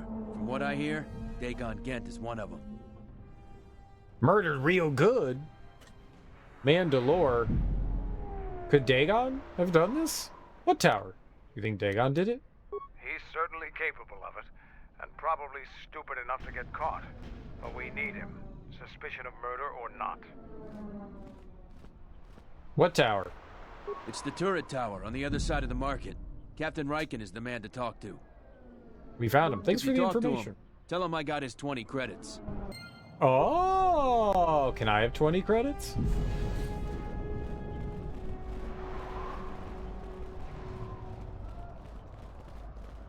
Aha! A robbable metal box. $16. I'm rich. Look at all these sex tubes. I mean, just regular tubes. I don't know what they're used for. It's not much, but enough to live on. You a writer? Last thing we need is more competition. If you come inside, you make problems. Many problems recently. Me make sure no problems. So many problems. Biff hire me, so go in and drink, but no fight or kill. You don't tell me who to fight or kill.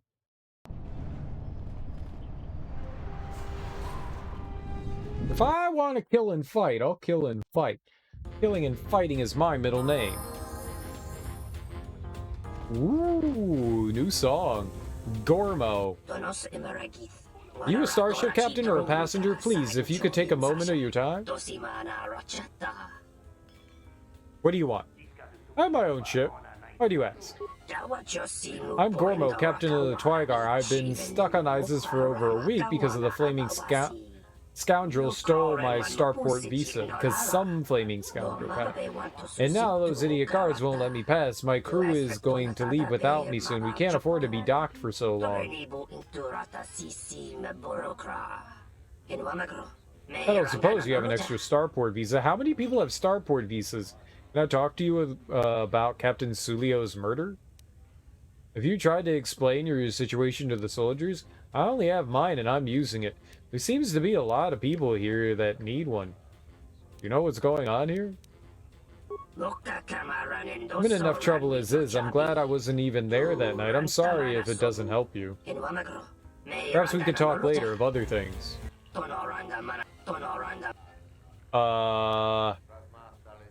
Have you tried to explain your situation to the soldiers? No starport visa, no exit, they said. Even when my crew came out and vouched for me, mindless bureaucrats. I tell you, once I get off this rock, I'm never coming back. There seem to be a lot of people here in New One. You speak the truth. I don't have a fortune, but I'm captain struggling to make ends meet. But I'll pay you 500 credits if you find one. How about another captain? Do you know what's going on here? I don't know for certain. The military is limited to travel throughout the city. Checkpoints are everywhere and rumors of war. There's no place for me.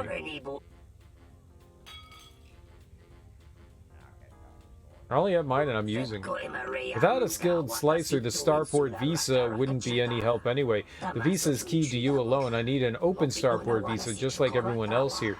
If you happen to find one, I'll pay you for one. Slicer? A very good slicer could strip the identification code from a visa to make it open one.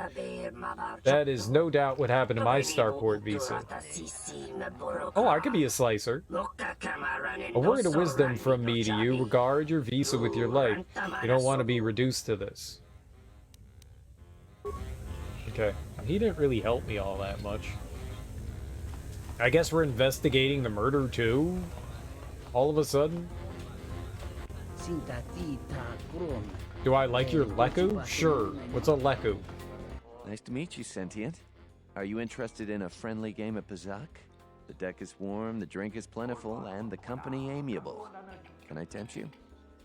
Warm? Can I talk to you about Captain Sulio's murder? Foul business, that is. Like most nights, I was here. What do you want to talk about? Do you know Dagon Gent? Know him. He's probably my best friend on this planet. Honestly, he's not a very good doctor, but he is a great drinking companion. Aw.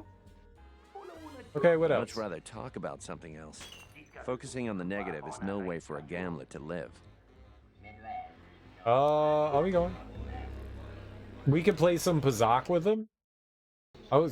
We haven't had, like, many opportunities to buy cards. We haven't played before, so you should know I don't pull any punches. Every game, I play to win. You prove your mettle, and I might throw in a bonus one of these rounds. But enough of my cautionary advice. Let's play. When I play to win. Okay, like I don't play to win. Let's go. I also cheat by save scumming, okay? Just so you know. He has 19 already? What the hell? I also have 20, you loser!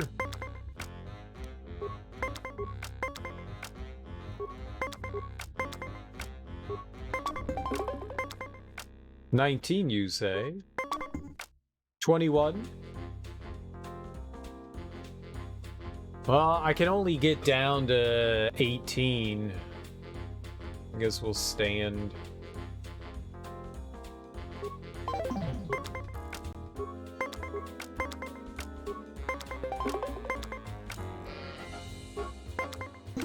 Heyo, got him. I like the music here. 22 minus 3. Stand. Easy game of Pazak.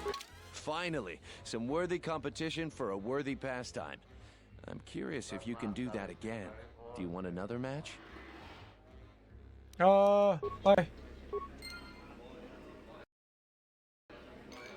Yes, I can totally do it again now that I have saved my game. Still warm. You want another game? You've got another game. I know I got another game. I love game. Game is my favorite game.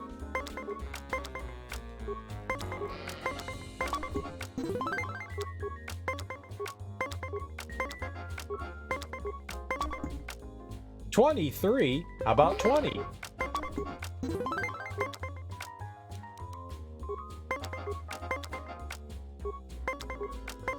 This is my favorite form of winning. 20 lives. All right, let's see if we can get to 22. Damn. That's not gonna help. I'm gonna let him have it.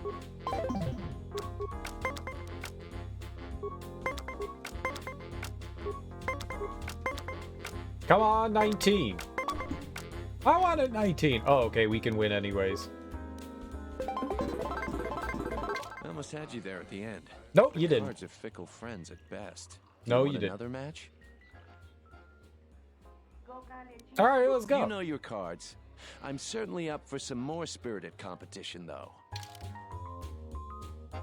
What does that mean?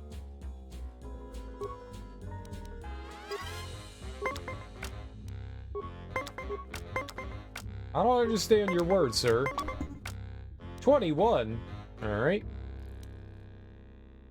Well, I guess it doesn't really matter which one we use. I'll use this one. No way he's gonna tie me here. It's impossible.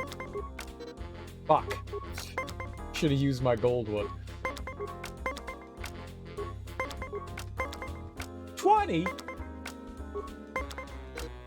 Easy game for babies.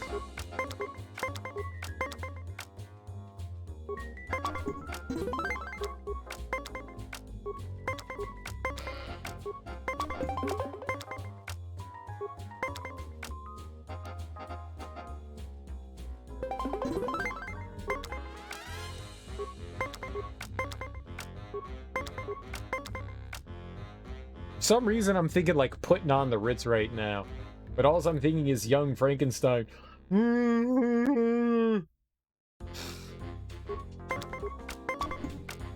22. Yep, I can't do that. I guess we could have done -4.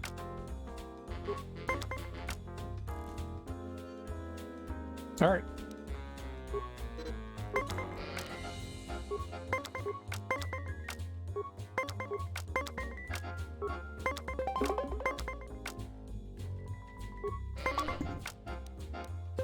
Perfect. I almost had you there at the end, but cards are fickle friends at best. Do you want another match?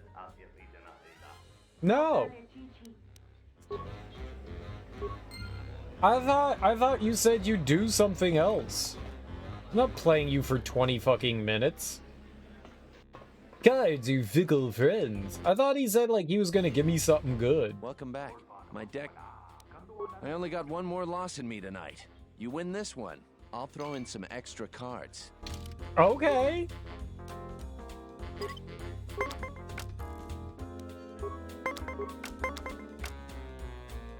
I like how frequently he loses. 17?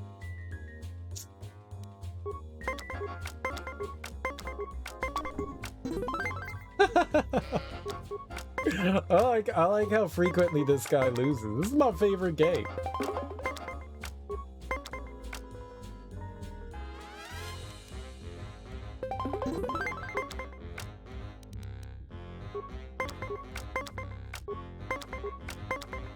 Oh, he got a big 20. So did I. He got another 20. Come on, 19. Ah!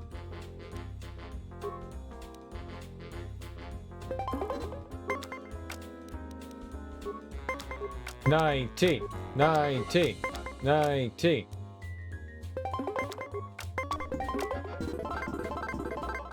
3-0, baby. That's enough from me. The deck is not speaking my language tonight, though you were a pleasure to play against. I promised you some Pazak cards, and I always keep my word. Here you go. I'm always a pleasure, sir. +1, +5, ±1 and 3. That's good. I like that. It's good stuff. I'll take those plus minuses. That guy looks serious. Why do they all have names? God damn it. Ah, come to watch the races, have you? I'm called Comedic, and I own this fine establishment. If there's anything else I could do to make your visit more pleasurable, please do not hesitate to call on me. Can I talk with you about Captain Sulio's murder? And that was a foul business there. I was not here when it happened. I talked to the soldiers in charge of the investigation for the regulars talked with them, but Mina, Nico, Pinar, and Kif. You should talk with them. I doubt anybody else here would know anything more about the most distasteful subject. Tell me about your cantina. The cantina flourishes like a functioning outpost deep in the outer rim. Business is good, and the race is exciting. Seem to be in a good mood. With the Civil War looming so close, people are always looking for a distraction from their day-to-day lives. I provide this for them in a form of the swoop voices. Tell me about the canteen. Oh, we already did that. I want to race. You can rent a swoop bike to race on my track. A full field of competitors is good. 100 credits must be paid for an official run on the track, payable at the beginning of the race, not after. Tell me about the course. Swoop racing wasn't quite legal until several years ago. The track goes through the underside of the city. Okay. Scores of obstacles are looking down there, as well as wreckage left over from the track's more competitive, unsanctioned days. Okay. He didn't say much. You swoopers, swoop, zoom, zoom, zoom. Much fun go.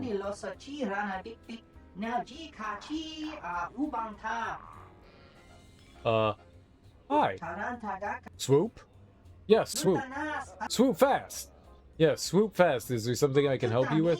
Swoop's great. Vix watches every swoop race. That's great, Vix. I'm gonna go stand over there now. Alright, he's very helpful. Very talkative lad. Share a drink, General Vaklu, with me, stranger. My name is Jorn Rafar. I'll take that drink. I'm Durkee Milady III. Do not support the struggle, Durkee Milady III? Struggle? Yes, the struggle to free ourselves from the warmongering Republic. Free yourselves? I didn't know Onderon was a conquered planet. We joined the Republic willingly, yet at that time we had suffered through many wars and privatization. We, above all, wish to sustain peace. Sounds like the Republic has been bad for Onderon. 2 generations of men and women sent to fight in wars both here and the rest of the galaxy. You cannot put a price on a lost generation, the potential that is gone now. What could we have been? What we could have been. Will you help us through the struggle? Help us try to make the Queen see reason and leave the Republic? What can I do? If you do well in the swoop races, claim your victory for General Vaklu. Many citizens watch the races from home. Racers such as ourselves can make a big difference in the struggle. A lot of the people seem to want independence from the Republic. What are you looking at, smooth skin? You a swoop racer? I don't do autoprints, go away. Look, I just want some information. What look like information terminal to you? Just a few questions. Look, I don't like reporters and I'm not in this time for fame or glory. You want a story? I'll tell you my story. Credits. Racing on Onderon is dicey at best, but it pays well. Why are racers paid so well? Because the fans pay well. More credits for management equals more credits for us. There, was that so painful?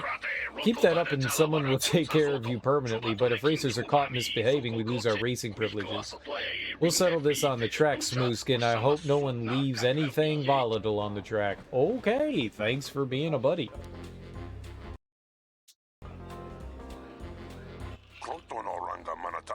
I'm Bahima, first-class bartender of this magnificent cantina. How may I help you, sentient? Can I talk with you about Captain Zulio's murder? The incident brought much distress, an unhappy thing it is, and bad for the flow of commerce. What is your interest in this, sentient? An acquaintance of mine, Dagan Gent, is being questioned by the military about this. I'd like to get him free. As would I prize my loyal customers, and he's most regular. Let me structure my memories and recall the night. Ask your questions. Do you know Dagan Gent? I know him very well. Many sentients look towards bartenders for advice, so on my world, they also sometimes sought for spiritual advice. This is a trust I try to honor. Okay. It's a bartender's duty to answer questions and a client's duty to spend credits on needed refreshment. I trust both of us will do what is right. Would you know where I could find an extra starport visa? Popular question during this month cycle. I will tell you what I tell everyone. Open starport visas are rare.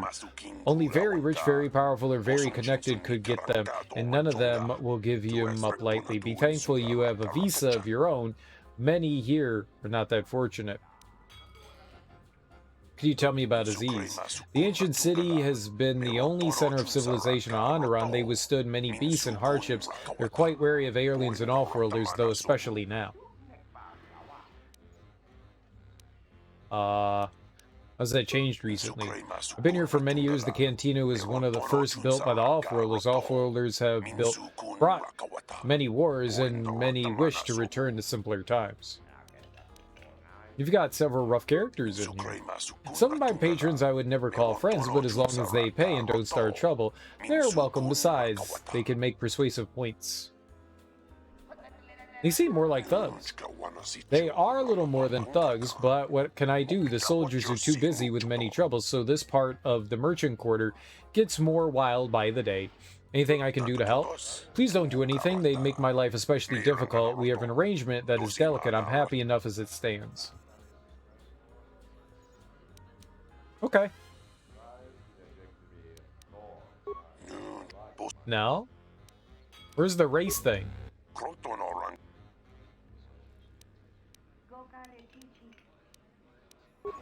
Oh, how do I race then?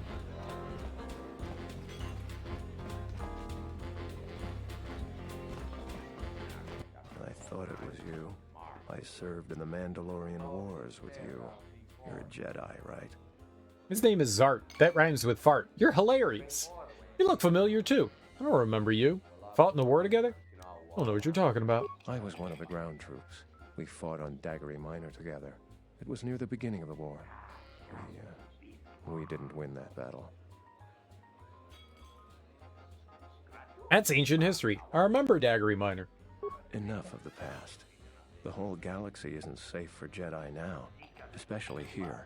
Onderon has suffered through 3 wars started by fallen Jedi. Do you still serve the Republic? Not directly anymore, but I try and lend a hand when I'm able.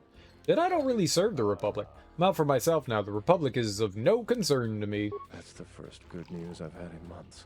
I was sent by the Republic Senate to investigate certain delicate matters that are happening on Onderon.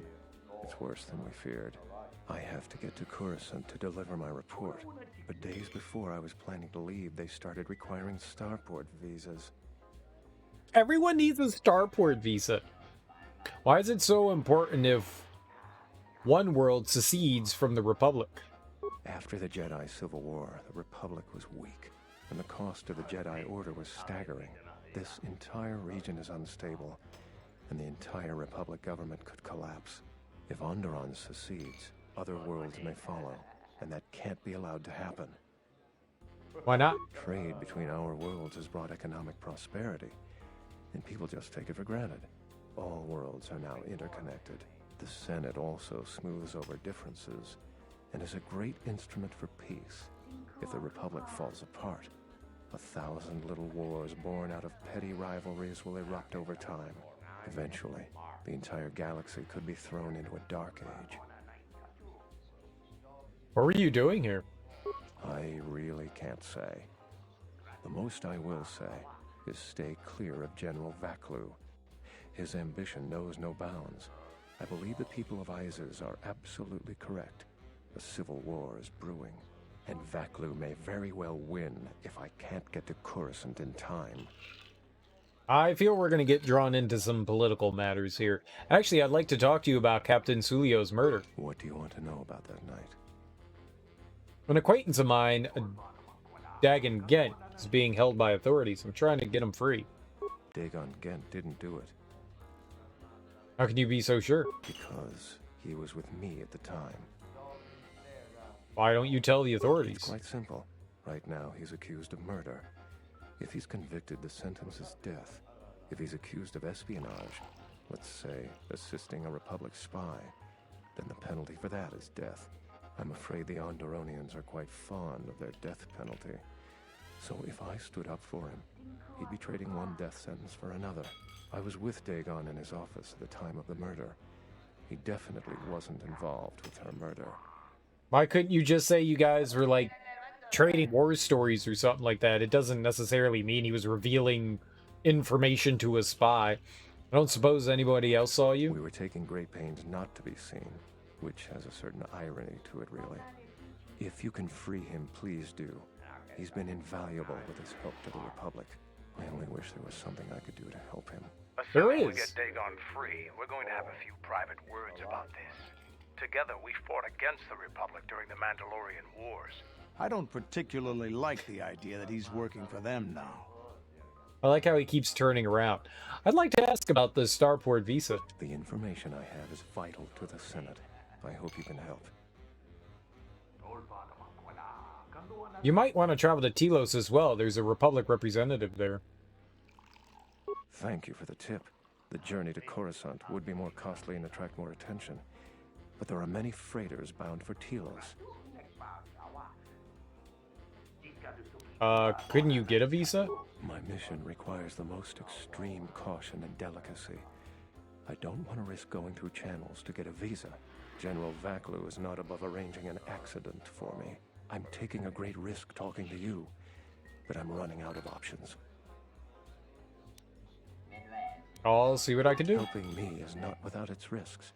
I know you have Jedi training, so you can probably handle it. But I may be being watched. If that would compromise your mission, perhaps we should go our separate ways. I mean, I think we're gonna end up with like one. So who do we give it to, right? Everybody wants one. Sakari? There's got to be something you need, something you want. I have connections, many connections in the city. I can provide high-quality, unique weapons that you won't be able to find elsewhere. I even have a rare lightsaber crystal, something you'd never find elsewhere. If you need money, I'll pay you 5,000 credits. All I ask is get me one open starport visa. Everyone. Actually, I was wanting to talk to you about Captain Sulio's murder. I really can't be any help with that. I might have been in the same detention cell that night that Dagon's in now. The soldiers were asking me some entertaining questions that night.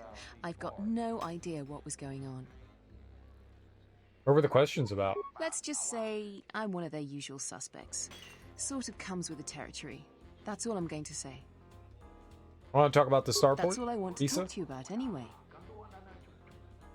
What do you need the open starport visa for? Don't worry what I'll do with a visa. Maybe I'll just take a vacation. Maybe I just want to visit my mother on Nar Shadaa. Decent citizens like you really don't want to know what I'm going to do with it. If you don't tell me what you're going to use it for, I won't give you a visa. I am not going to tell you what I'm using it for.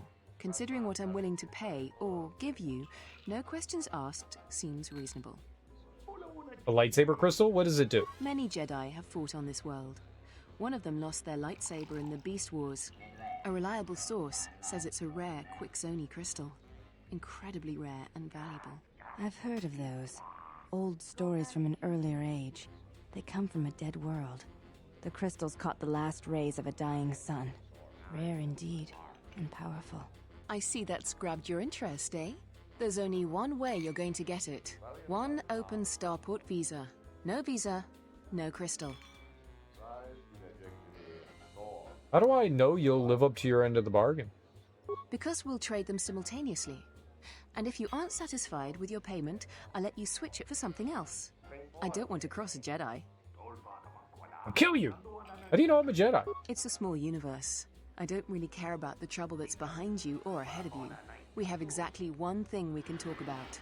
Starport visas. I mean, if I can get 15 starport visas, I'll give you all one. Okay, bye-bye.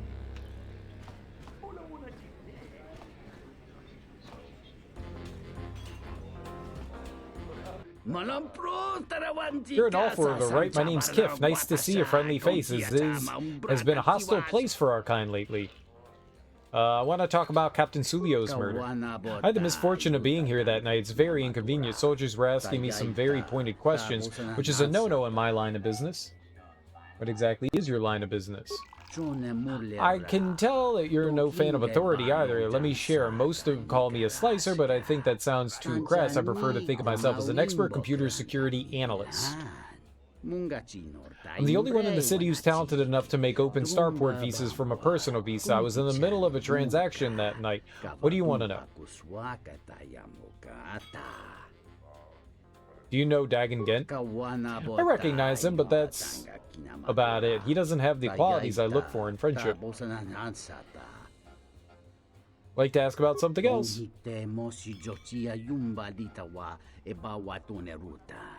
That's a lot for then ask. What do you know about the city? Perilous times that are facing. I've lived here for several years. I may be leaving soon. Don't worry. I don't need a starport visa. There are enough people begging for those. What do you think of General and the Queen. I think General Vaklu is too short-sighted. Many wars have come to Isis since they joined the Republic, but so is a great deal of growth and revenue. The whole universe is interconnected, and once you taste the marvels it brings, how can you wall yourself off? But they're curious people. Captain Zulio, alright. Guess that's all we're getting from him. Doug. Go Doug. make your ship off. This is Doug. our part of merchant quarter. Watch your step. Panner. This room is reserved, off-worlder. I'd like to talk to you about Captain Zulio's murder. Huh. If you ask me, she got what she deserved. She looked down on us beast riders. Good riddance. Do you know Dagon Gent? Okay, I know his face, that's about it. His office is on Bakel's turf. Who's Bakel? She's a beast rider like me and our leader. You better never be speaking ill of her, or else. Okay, bye-bye. This room is reserved. You a swoop racer? I suggest you leave the room, off-worlder. I've got all the fans I need right here. So go space yourself. Oh, spas!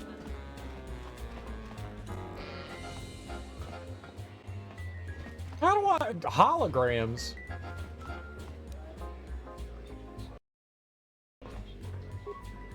I think the game skipped right there. Let's,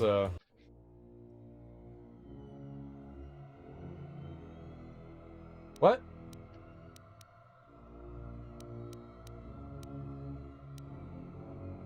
Can't select anything.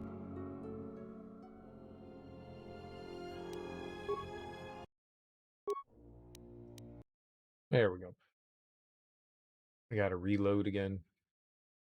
I think it skipped like a dialogue thing with them because I definitely hit it. Maybe my A is a bit sensitive. And when I hit it, sometimes it hits a couple times, even though I'm pushing it once. Maybe?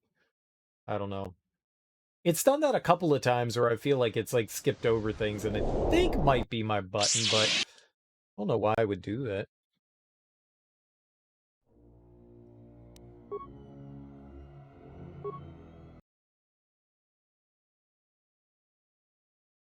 Fortunately, it doesn't take long to get back into the game.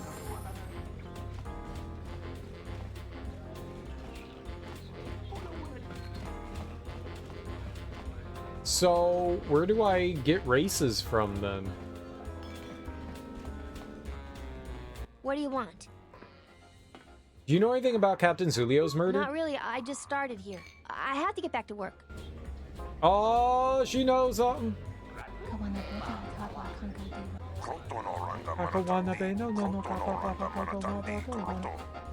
No way am I gonna play Pazak with you. You beat Nico.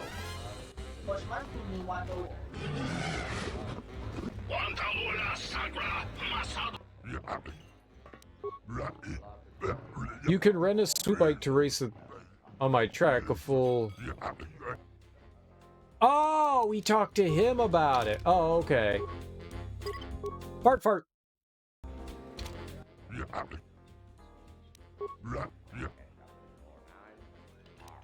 What do I get if I win? We use Galactic 3-round system here. Each round pays different, of course. The first round, 500. The next, 2,000. The last, 5,000? The first round is for those new to the circuit, a proving ground, if you will. The second is for those who have proven themselves. The third round is the domain of professionals, very talented beginners. Only veterans of many years can enter that one. There are a few exceptions to that. There are some during the Jedi Civil War who quickly made it to the third round in Manan, but that was a fluke. What's the competition like? The field is narrower than it used to be. Some of the professional racers have left as is. The politics made them nervous, but our best racers who still here. Pinar is good at the rookie rounds. Sadar is very good off-world racer. But the best is John Rafar, local of Aziz. She's a superb racer and conversational. Very profitable combination in a racer. How's genre controversial? Sorry, controversial. She's very politically inclined. She says she races for General Vaklu. Many come here every night to boo or cheer at her. But both factions bring their thirst and many credits for betting.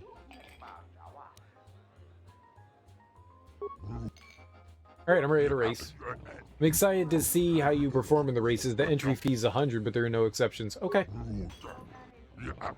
To win the first round, you must beat Panar's time of 55:01. If you manage to beat it, you can compete. Attention fans, joining the competition is a new biker who seeks to beat the time set by the formidable Panar. Great.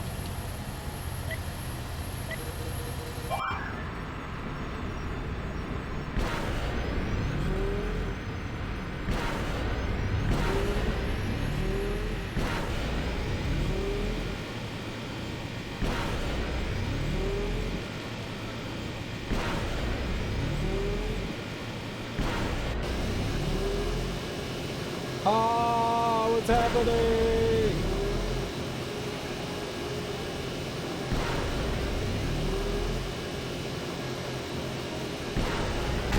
Ah!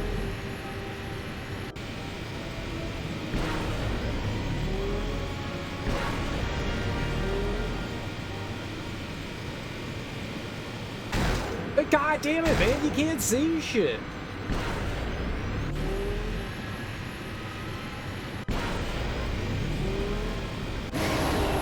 Dang. Like, going over those hills and stuff, that's hard to see what you're doing there. We almost had it.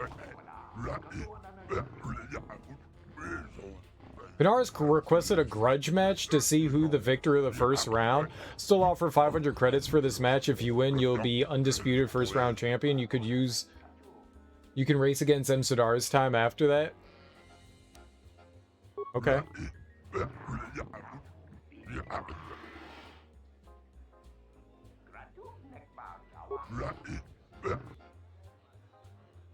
With the money I've made you, I'm not going to pay the fee. I want a cut of the profits. You're a shrewd one. I will give you an extra 500 credits if you win. That's more than fair. Panar has pushed himself in his time to 51:64. You both have... this grudge match has drawn more attention than typical. The Beast Riders are very wild. I'd underestimate you if you don't. But, attention patrons, the Off-Worlder will race against Panar's new time. Who will be the winner this day. I did not. I didn't think that I beat it. What was his time? I thought it was 51 the last time. I guess I misread it.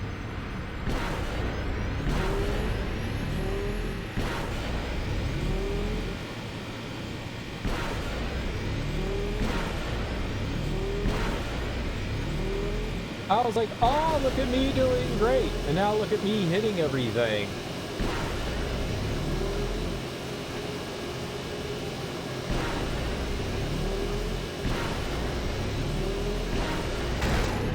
Fuck you!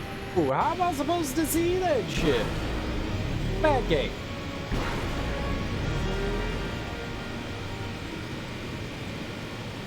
Oh! Ah! I beat his time.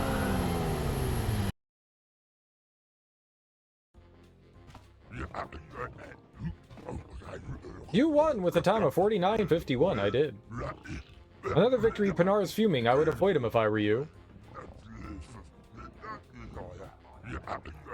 Here are your credits as promised. Next race, you're in the second round. Okay. I got $1,000 dues. Let's go talk to Panar.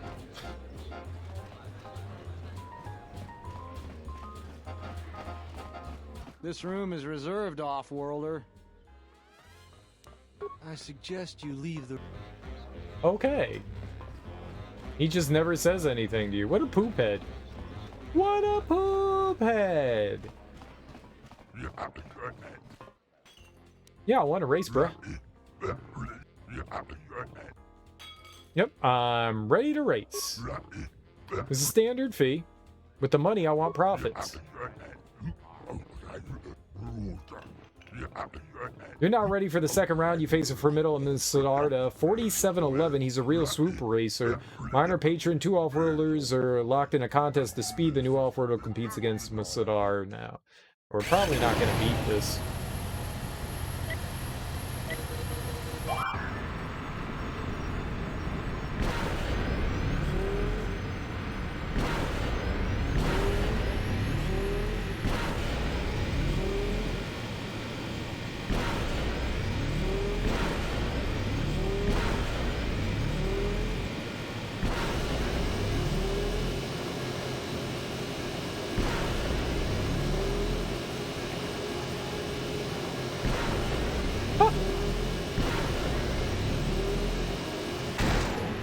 did it again! It's the same spot!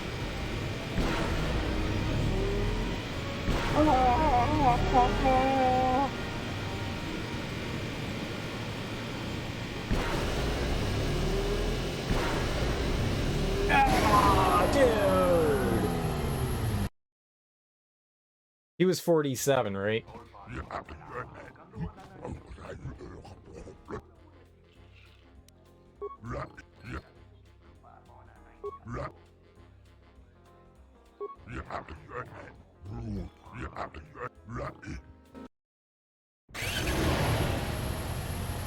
It's that same spot. I gotta like either jump or not go that way.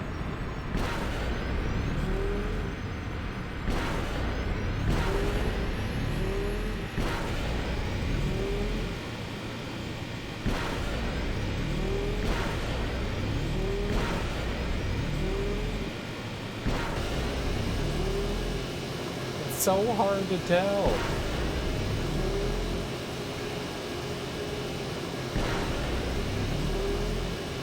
I missed it. Oh, you motherfucker.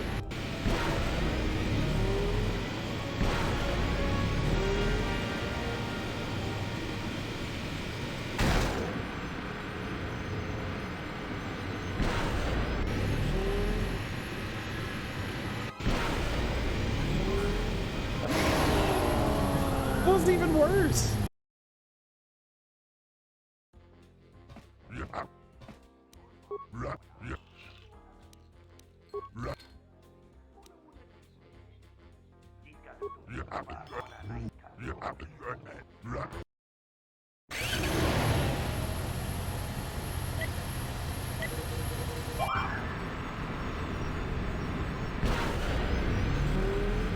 Maybe I can go under in this thing without like taking a hit?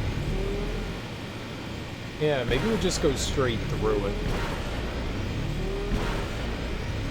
I thought somehow those things like some whoops slowed you down, but maybe not.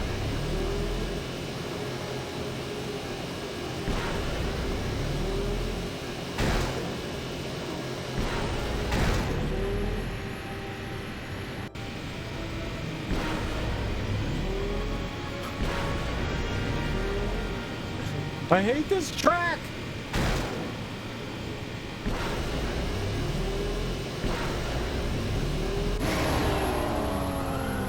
I can't not hit something there. Every time I hit something, it's impossible.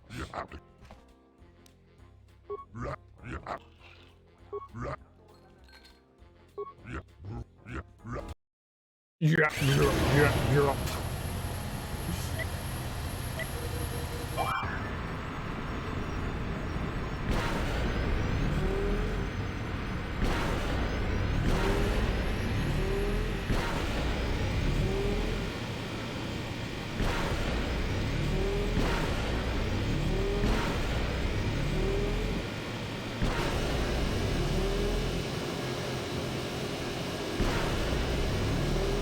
The beginning of the race, super easy.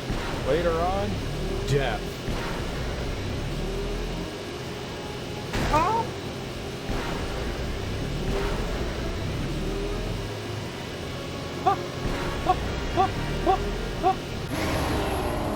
$41.92, baby! That was a good one. That was a good one.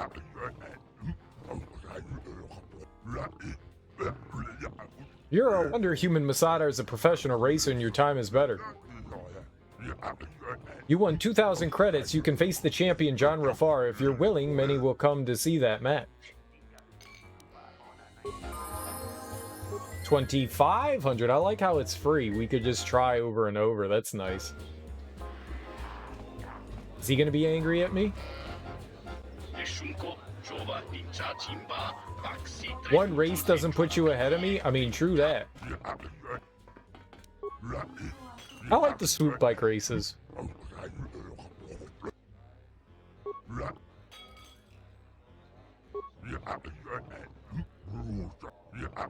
Dude, we're gonna get an extra. Dude, alright, this one's gonna be tough. 4304. John Rafar faces competition this day. This off-world is seeking to take the crown, everyone, to the swoop track. I mean, if I do as well as I did last time we got it, but I'm totally crashing a bunch before we get it. There's no way. I'm totally gonna hit a ton of shit.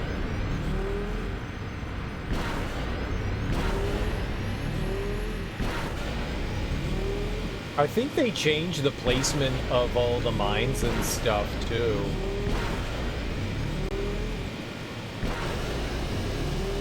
With each one of these.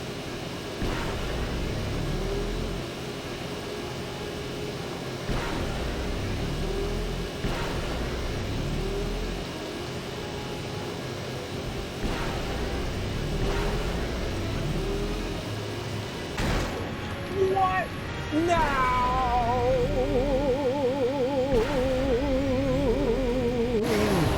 Dang.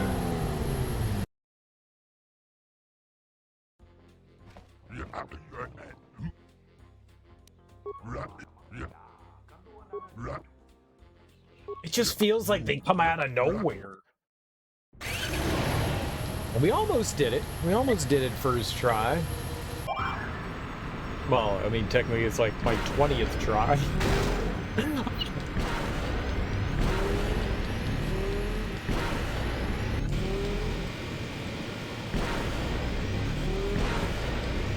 But, you know, for that attempt... Well, maybe all the stuff's still in the same spot. I can't quite tell.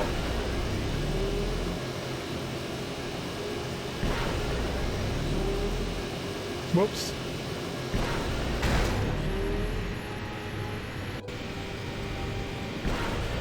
Well, we're fucked.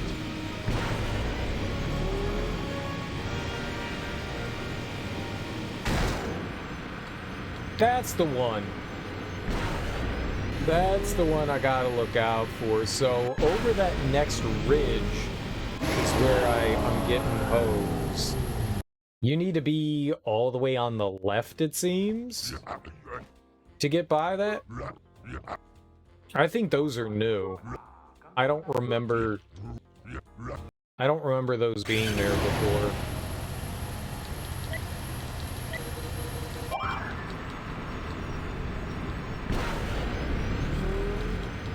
Doggone it. Why couldn't I have my perfect race earlier?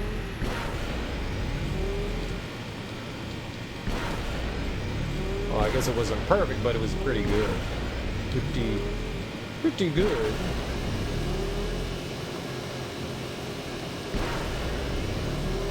I'm absolutely gonna hit something again. I have zero confidence in my... Dude!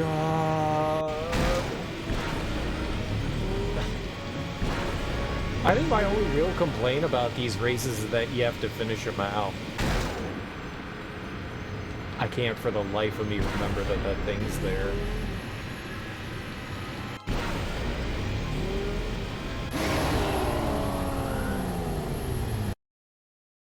It'd be nice if you could just, like, well, forfeit, and then try again, you know?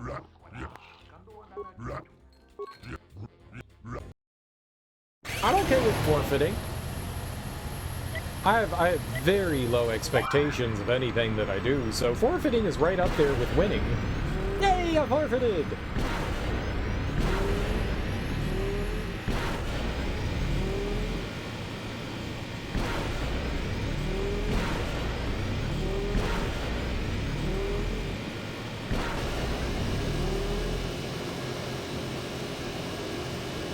Seems like the left side of the track is kind of like the place to go, and I'm liking to hug the, damn it, the right side.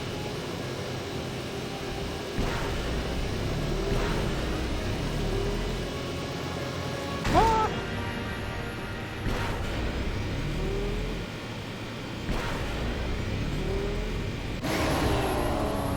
And I feel like I was going as fast as we could there. I must have missed a couple pads.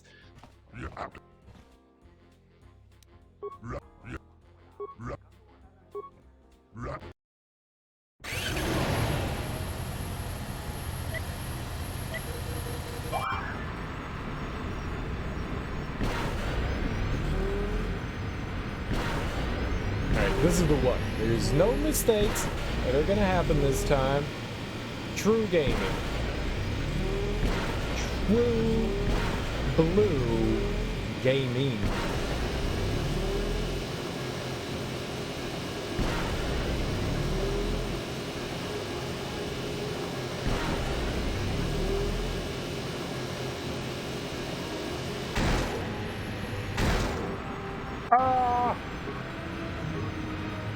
F to forfeit? No! I don't know what F is. I think I hit the Y button there. Oh, okay, there is.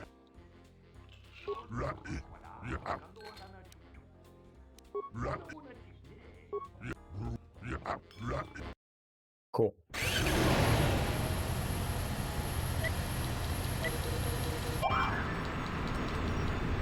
Apparently the Y button is the forfeit button.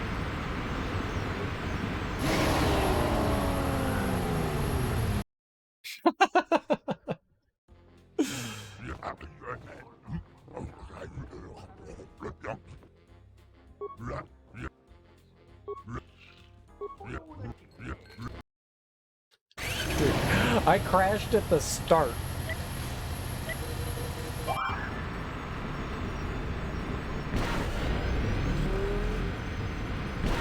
I love how this race is try until you win. It's great. We have infinite tries plus infinite.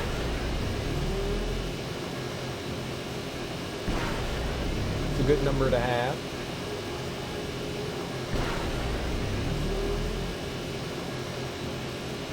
Frick!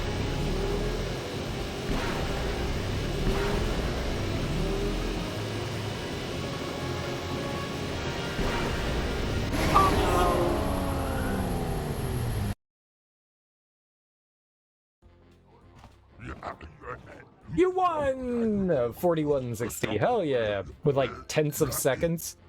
You've won. Jonah Farr's time is no more. For a rookie to do so well is incredible. Your reflexes must be Jedi-like. Here are your credits, Swoop Champion. You're always welcome here. I know, I'm amazing. $5,000, dude!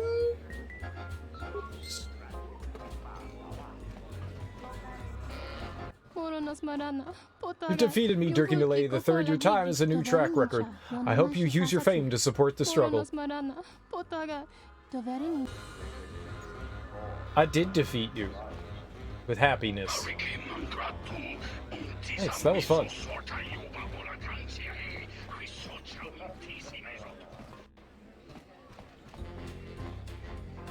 I actually don't know what I find more difficult.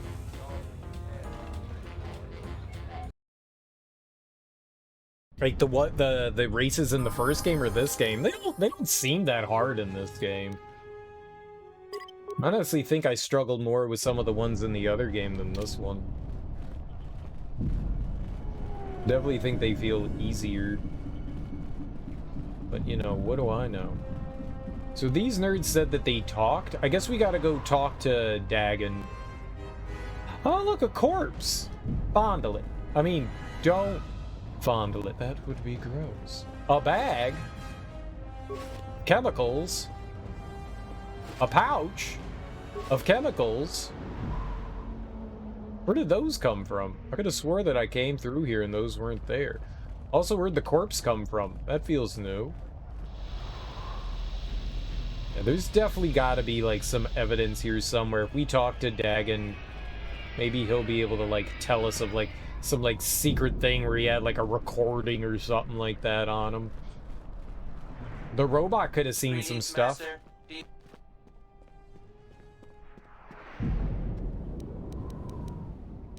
Certainly.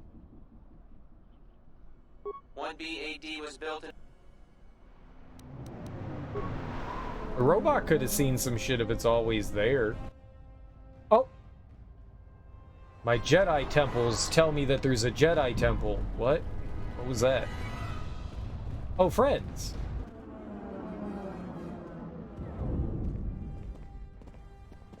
I thought it was you, Dirk the Third, captain of the Ebon Hawk, is it not? Imagine what the soldiers would do if they knew you were wandering their streets. You're a wanted criminal now. How do you know me? The exchange is quite a bounty on you. Your head's worth many credits, as long as it's recognizable. I'd take you alive, but I doubt I'd keep a Jedi from escaping. Dead will have to do. Okay, thanks. That'll work. You being dead...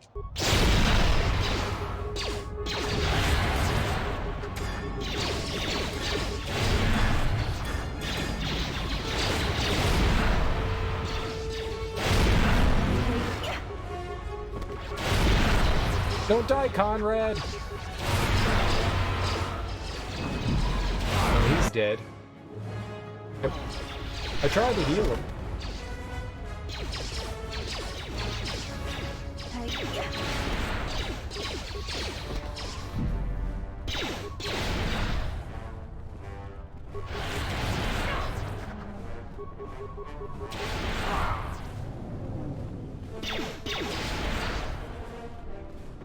We got him, guys! See? Look at all the blood we left. You know, Serial, they wouldn't die if you healed them. Yeah, but then what's the fun in that? But then what's the fun in that?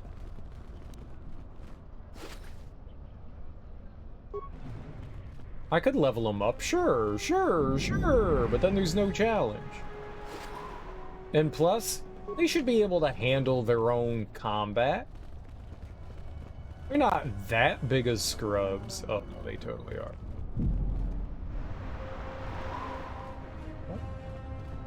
What about this guy's corpse? Oh, he had something.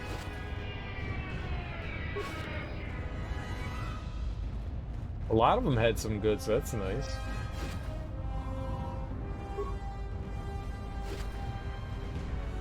$400. Bounty Hunter's Starport visa. Very nice. Okay. Well, we got a visa. I guess that's our one visa. I thought maybe we'd get that as a reward for helping out, or not helping out, but for, like, racing the track. I thought maybe that would be a reward for us. Like a visa. Like, oh, General, if you win, you get a visa. Found them again. Have we, Tobin? Or is this a preface to another of your failures? Consider the whole field, Tobin. Why would a Jedi risk all of this just to come to Isis? The crew of the Ebon Hawk is elusive, General. We were warned about that, but we still underestimated them. But the fools are here, in Isis. The intel on this is certain. I'm ordering men loyal to us to take care of them now. I think I have an idea. Hold that order. Have him watched instead. The Jedi may prove a solution to another one of our persistent problems. I make lots of problems. It's 'cause I'm cute. It's 'cause I'm cute.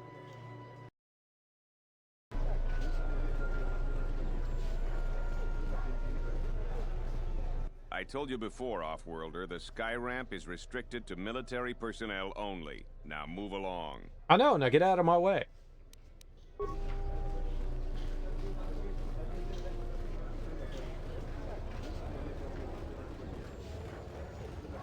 I like how they were labeled crowd. You're that swoopbacker, right? My friend says you should go proud. Wow. Feel that swoop, white girl. My friend says that you should go proud. I won't remain silent any longer. The Republic has actively attacked us. They attack our spaceships unprovoked. What next? An invasion? Perhaps they seek to conquer us. Will you stand idly by? Will you let them bomb our city? No! If Queen Talia is so removed that she won't do what the people so clearly want, then we must show her with force. That's it, Ponlar. We're taking you in. You've gone too far. Brothers and sisters, let us rise up now and march to the palace. Our will cannot be denied. You're an idiot. Don't do this, Ponlar. This will not help your cause. Innocents will die. Sacrifices are inevitable, but it is the price of change. Everyone joins Ponlar. The Queen's End! Soldier, call for reinforcements now. You're gonna need them. The time of patience is over. Let's show them our resolve with force! He's right! Get arms! Kill the Royalists! Okay. They're arming. We need backup. We could use your assistance. Try to disable them. If the mob grows, many more will die. I won't fight civilians. We have no time for this. Fire! Kill all the Royalists!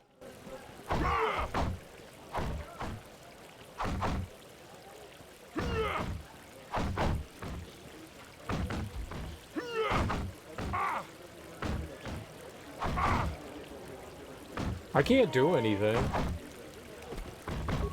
Armor! Immunity! Battle meditation! Fight! Fight! Fight! Fight! Fight!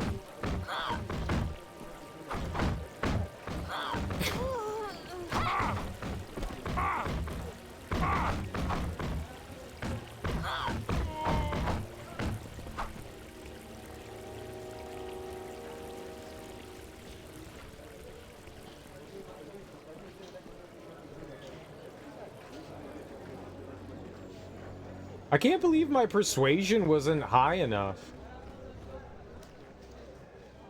I wonder if you can... I wonder if you can, like, persuade them. I wonder if I just need, like, more... level-de-bevel-dees. Right?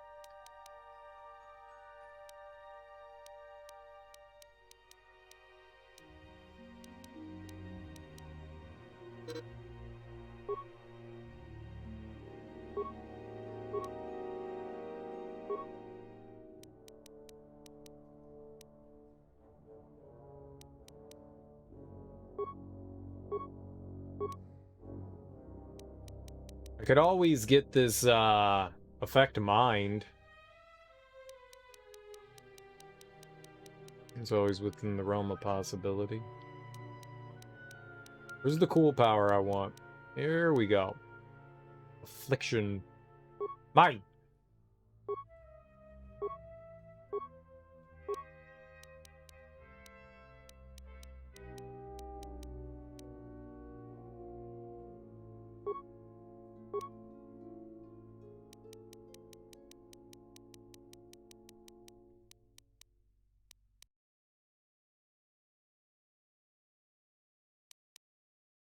He could be, like, easy to persuade.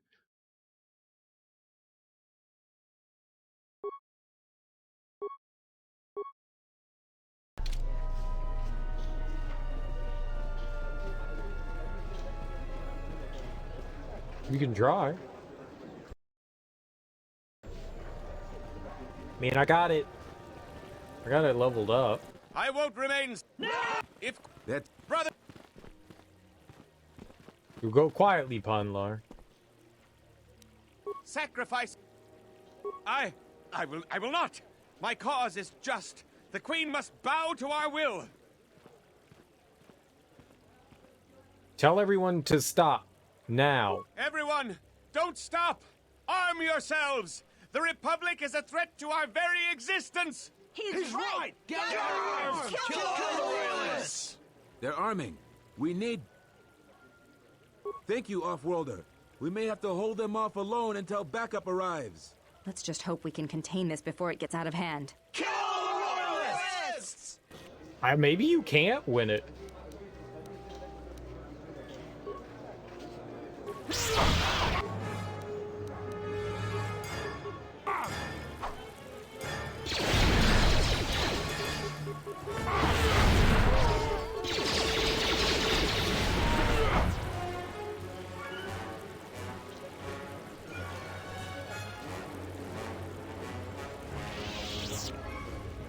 I like how I just, like, rejected people thousands of miles away. That's a weird way to end that.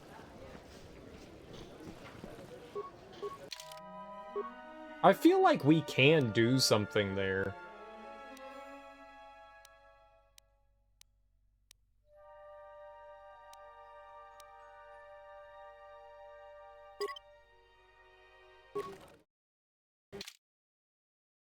Like, you have to be able to force persuade that situation. You have to be. Maybe if I get another level at some point. How close are we to... Pretty far off. I need like 12,000 more points. A little less, but... ain't happening. Back again, Offworlder? I'm sure you have a starport visa. If I were you, I'd leave before too many more beast cages are stacked in the streets. Do you have a man named Dagan Gent in custody? We certainly do. He and several other people were picked up in connection to a murder. A murder, you say? Oh my, such things give me the vapors, sir. Who got murdered? Captain Sulio. She was in charge of the starport checkpoint. A good soldier. Your friend was one of the last people that saw her alive. So doesn't mean far, he killed he's just her. a suspect. But if he did it, the punishment is death.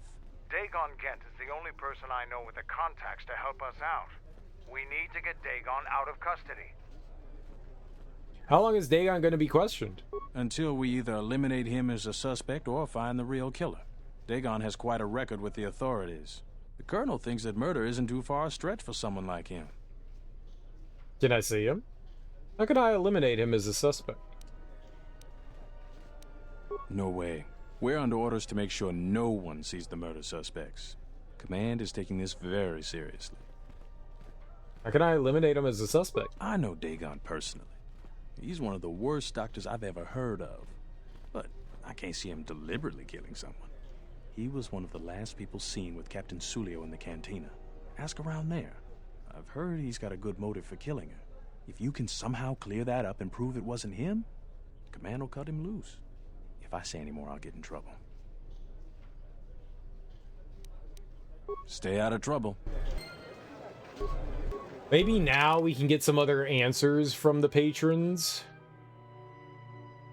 Picked up along several other suspects in regard to a murder of the Onderon soldier named Sulio, Riken says that Dagon has a motive for committing the murder, and he was also found at the scene of the crime in order to get him free. You need to investigate the crime at the cantina near Dagon's office. Finding about his apparent motive for the murder would be a good first step.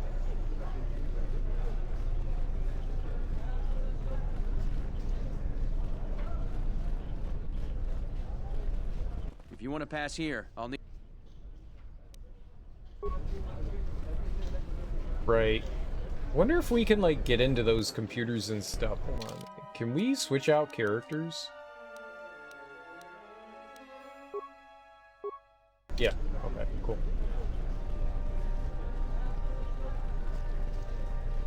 Just in case I needed to use something. In the Council of Lords today, Lord Dashiell recommended a special commendation for Colonel Tobin due to his brilliant command of our armada in the skies above Onderon. Armada? Without him, Lord Dashiell said, the Republic attack would surely have done more damage. Tobin is one of Iziz's greatest heroes and deserves recognition. So they lied. They said my ship was the one attacking him and that I was the Republic. So that got them all riled up.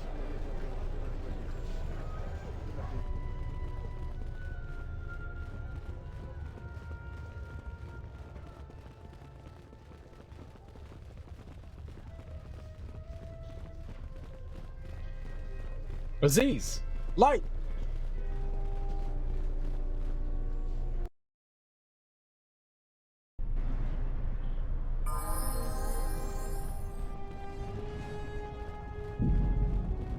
Just noticed that there was one of those, like, exploding console things by those guys over there by the wall.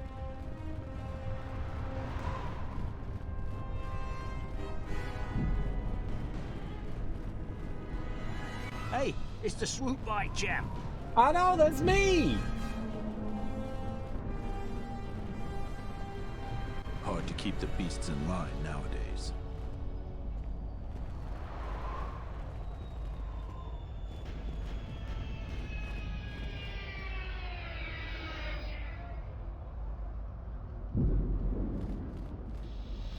Oh my god. Oh my god, oh my god, oh my god, oh my god, oh my god, oh my god, oh my god, oh my god, oh my god, oh my god. I bet the scavengers on the destroyed planets are rich. They are. As long as I get paid, I don't care what they want us for. Make no prom, any prom recently, no more.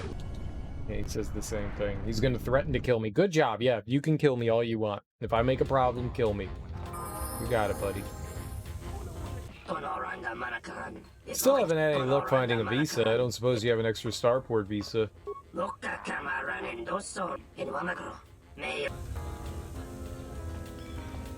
doesn't have anything. What about Sakan? Science caught me again. Oh, science. It's the Pazak Shark. No more games for me. I know when I've been beat. Okay, but would you like to play Pazak? Foul business, that is. Like most nights, I was here. What do you want to talk about? Do you know any reason why Dagan Gent would kill Sulio? Never. Dagon thought very highly of the good captain. I did too. She had a sharp wit, that one. Sad to see her go. Tell me how you know Dagan. Know him? He's probably my best friend on this planet. Okay. Honestly, he's not a very good doctor, but he is a great drinking companion. Said that before. Do you know reason why would kill Never. Sulio? Yeah. Okay. Nothing from them. Didn't they say she? No.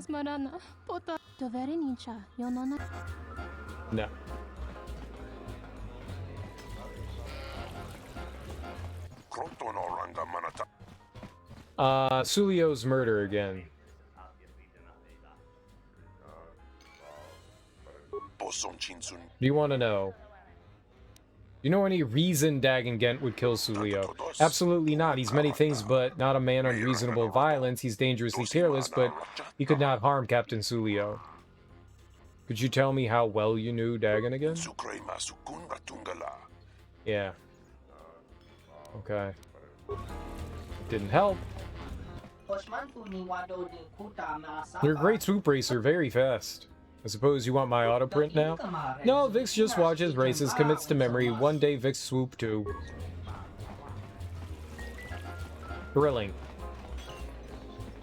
Thrilling. Good to see you again. Any luck with the visa? Oh, absolutely. What do you want to know about that night?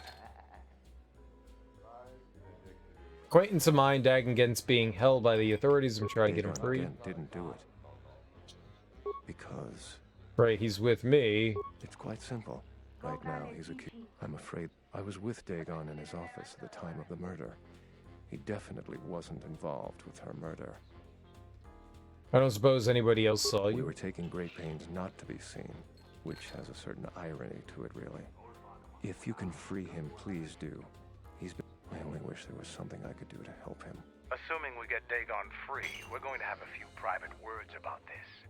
Together, we fought against the Republic during the Mandalorian Wars. I don't particularly like the idea that he's working for them now.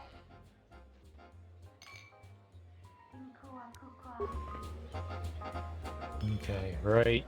I don't know if we gotta, like, give him the visa for him to, like, turn state. Do you have a visa yet? I'm still paying very well. Captain I really Sulio? can't be any help with that. I might have been in the same detention cell that night that Dagon's in now. Let's just say...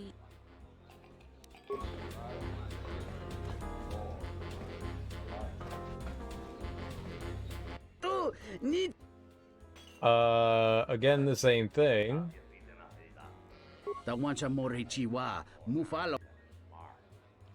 Any reason why Dagan Gent would kill Sulio? I normally try to leave the cantina before more of the serious drinkers arrive. That night I was very near Dagan and Sulio. Dagan was attempting what I assume was a mating advance. May not be human, but I even could tell his advances were particularly unwanted. Sulio then started swearing at him. Many of the words I've never heard, but the ones I did understand, I assure you, were most impolite. Humiliation on the scale is a real motive for a passionate and deadly response. I told the soldiers as much.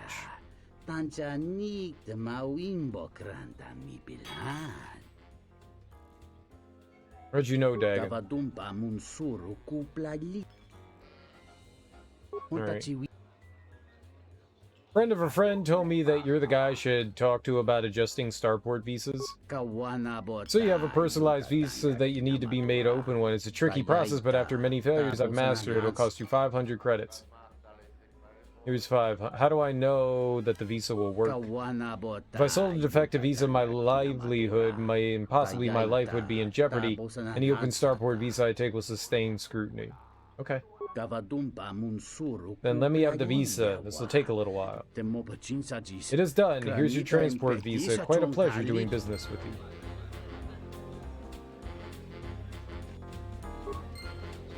What about the waitress? Now, what do you order? I'll just guess. Okay, you're a terrible waitress. This room is reserved. If you ask me, she got what she deserved. She looked down on us beast riders. Good riddance.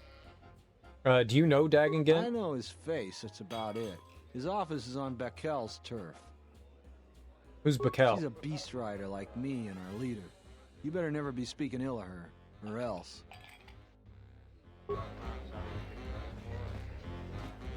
Well, we've never seen Bekel. Go back to your ship, off-worlder. We don't need your Okay, Road. I don't know that we've figured out anything.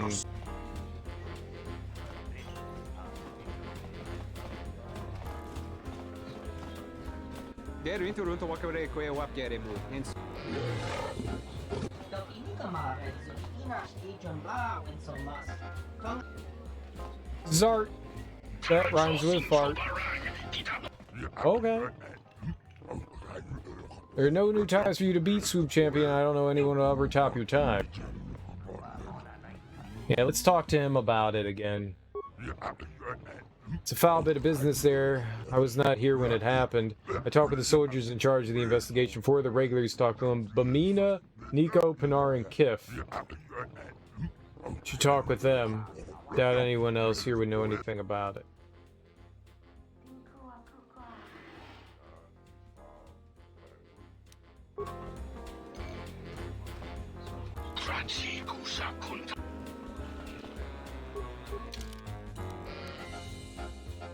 On the night of Captain Sulio was murdered, it sounds like Dagon Gent made a pass at her.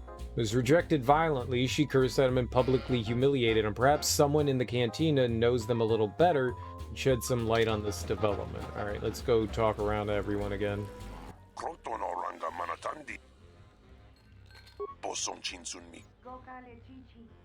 Someone's saying Sulio deeply humiliated Dagon the night was murdered. Someone was saying that Sulio deeply humiliated Dagon the night she was murdered. A very good motive. Ah, they don't know the complicated relationship Sulio and Dagon had. Many evenings after such much beverage consumption, they would use colorful language at each other.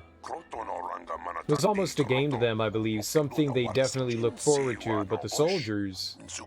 It would be easy for the others to assume there was a genuine fire in their exchange. They would get especially colorful when they had a crowd. So they did it for show. The soldiers must understand that Dagon was not angry with her that night. He bought her a drink later, as their... Information will help with clearing Dagon. But the Onderon military won't let him off that easy. They're very obstinate. Maybe someone in here will know more about what happened that night.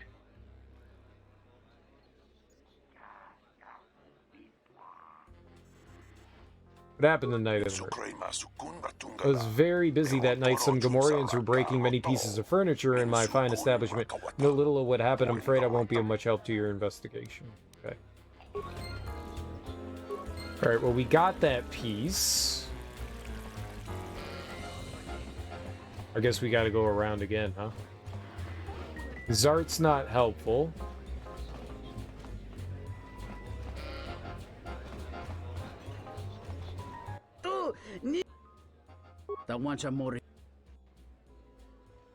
What happened the night of the murder? I was here until very late. I was sitting right here. I remember Dagon left about one standard hour before closing. It was Captain Sulio, but she seemed very intent on emptying every glass in arm's reach. I don't know when she left, but I did hear a loud sound outside, but I couldn't go outside to investigate until my business was carefully put on hold. I believe Nico was the first to go outside. Okay. So, back to Nico. It's the Bazak Shark. No more games for me. I know when I've been beat. Foul business, that is. Like most nights, I was here. What do you want to talk about? What happened on the night of the I murder? was cleaning up stakes from a particularly rewarding Bazak game when I heard a loud sound outside. I grabbed my blaster and went out the door. When I got out, I saw Captain Salio. She was quite dead. Blood was everywhere. I heard a noise and saw Dagon Gent coming from his office across the courtyard.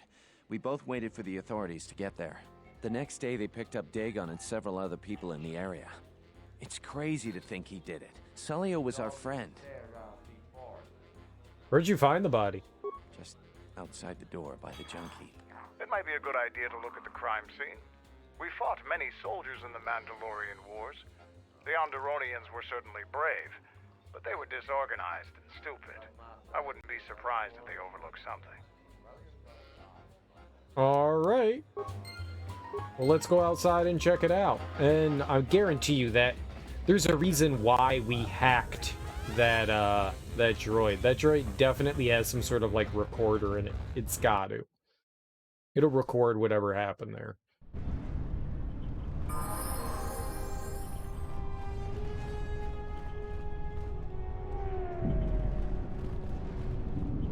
What junk pile? There's like dozens of junk piles. The one with all the blood? You search the trash heap for anything related to Captain Sulio's murder. The only thing you find is dry blood where she was killed. Maybe there's something else in the area. A broken droid. This remains of a serving droid still clutching its serving tray. It's been heavily scavenged and the head is missing. Nobody we talked with mentioned a droid. This droid was destroyed recently. Someone inside the cantina might know more. Okay. Information on a serving droid. Back to the insides.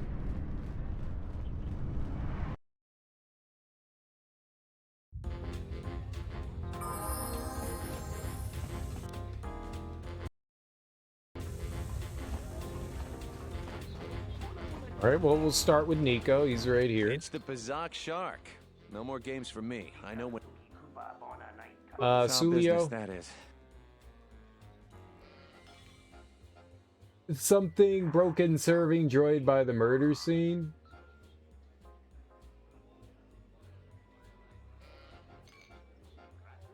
I can't read that. Stupid game! That would be Bahima's SOD-2. No, SOD-3. Or is it 2? Whichever one it was, he keeps losing them. I remember when I arrived, it was still smoldering. Do you know what happened to it? Who knows? Sometimes the slum dwellers shoot his serving droids for fun. This part of the quarter is getting more and more lawless, I'm afraid. When Dagon and I were waiting for the soldiers, we had to chase off some scavengers that were stripping SOD-3. Do you remember who scavenged the droid? No, I'm afraid there was quite a crowd growing. We were seeing if there was any way we could help Sulio. There was nothing we could do, of course. She was dead. Okay, we should talk to the bar guy about Sulio found broken serving droid by the murder scene. That would be S0D3, the third serving droid I've had this month. I've had a human to do the job. She's not very good, but at least she won't be stolen or destroyed as easily. Keeps happening to your serving droids. Recently, this area has become more dangerous. Vandalism and robbery are sadly common. My droids keep getting stolen. S0D3 went missing the night Cantina's Captain Sulio was murdered. Why didn't you mention this before? I didn't know it'd be of interest to you. He was found over by the body. I've been given to understand Nico would know more about that.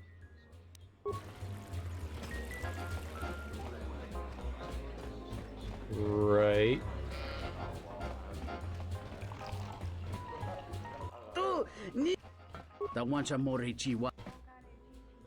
I found a broken server droid by the murder scene.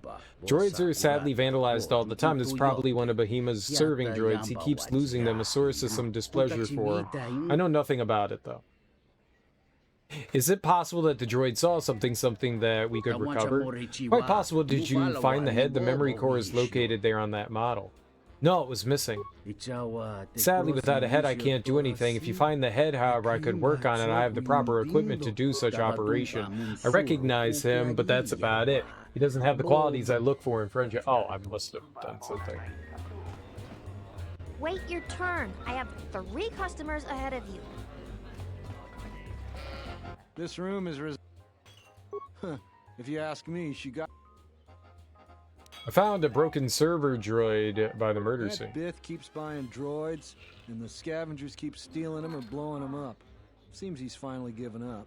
The waitress is awful, but she's more fun than his droids ever were. Any idea which scavenger got this I wouldn't droid? Tell you even if I knew. I could tell you where you could find the parts, though. You know that? Where? That western square has the perfect fence for droid parts. There's a droid vendor called 1B8D. That droid is as dumb as a Gamorrean. He'll buy anything because he's too stupid to do anything else. 1B8D is quite handy. Quite a few of the slum dwellers make a good living salvaging droid parts for him.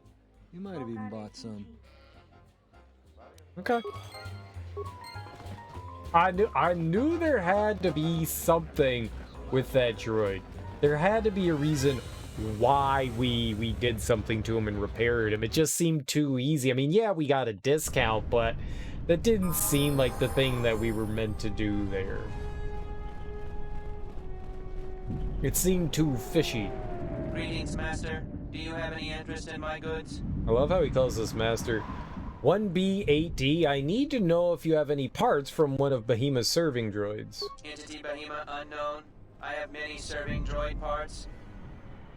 I want to buy those parts. The market rate for those parts would be 25 credits. Here's 25 credits. Thank you for your business. Kif and the cantina can probably do something with this. We should head back. Indeed we should. Indeed we should.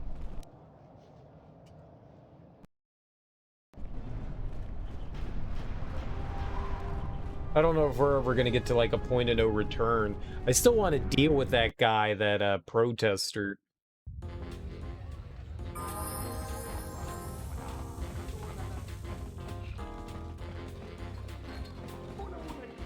I went the wrong way.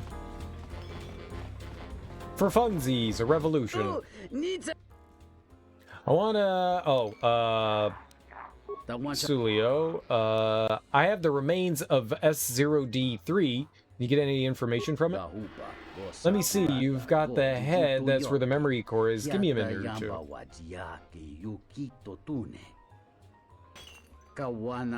That should do it. Let's take a look at this last feed.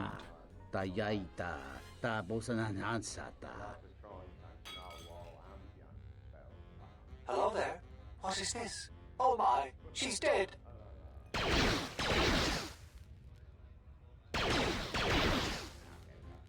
There you go. It seems that the recording proves that the killer came from the marketplace. You may want to show this to Nico. Why would I want to show that to Nico? It's the Bazak shark. Foul business, that. I want to show you S0D3's last transmission. If it'll help Dagon, you got it. There's no way that Dagon could have done it. I saw him coming from his office. That's the opposite direction of the marketplace. We should go talk to Captain Riken and clear all of this up. Yay! We're Sherlock Holmesing. Nico, is it? And the Offworlder. What brings the two of you here? Dagon Gent couldn't have killed Captain Sulio. That's a bold statement. I assume you have some sort of proof. Oh, we do. Nico can explain it. It's a long story, so bear with me, Captain. The night of the murder, I was playing Pazak. It was a prosperous night. That should do it.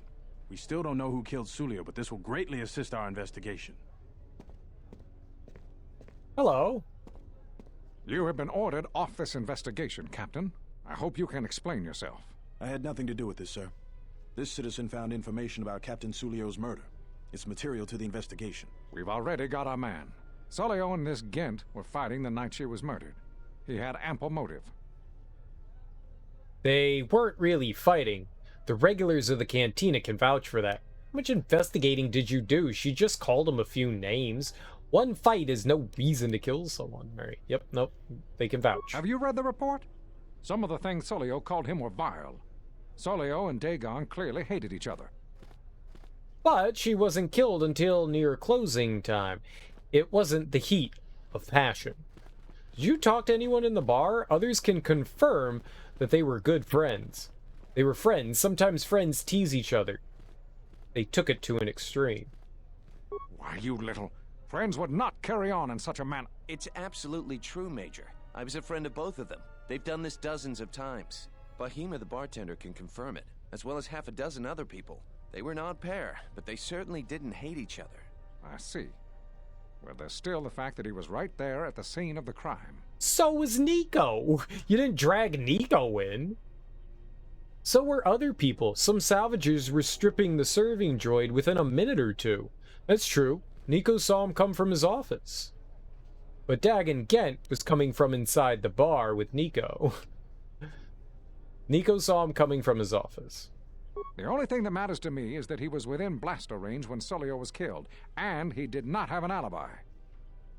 He came from his office, but a recording of the murder shows the shot came from the opposite direction. Actually, it doesn't show the shot. She was already down. The Cantina's serving droid shows the real killer, and it isn't Dagon. He was in his office. He couldn't have shot Sulio from there. You have a recording? Well, I'm sure you're just misinterpreting it. I've seen it myself, Major.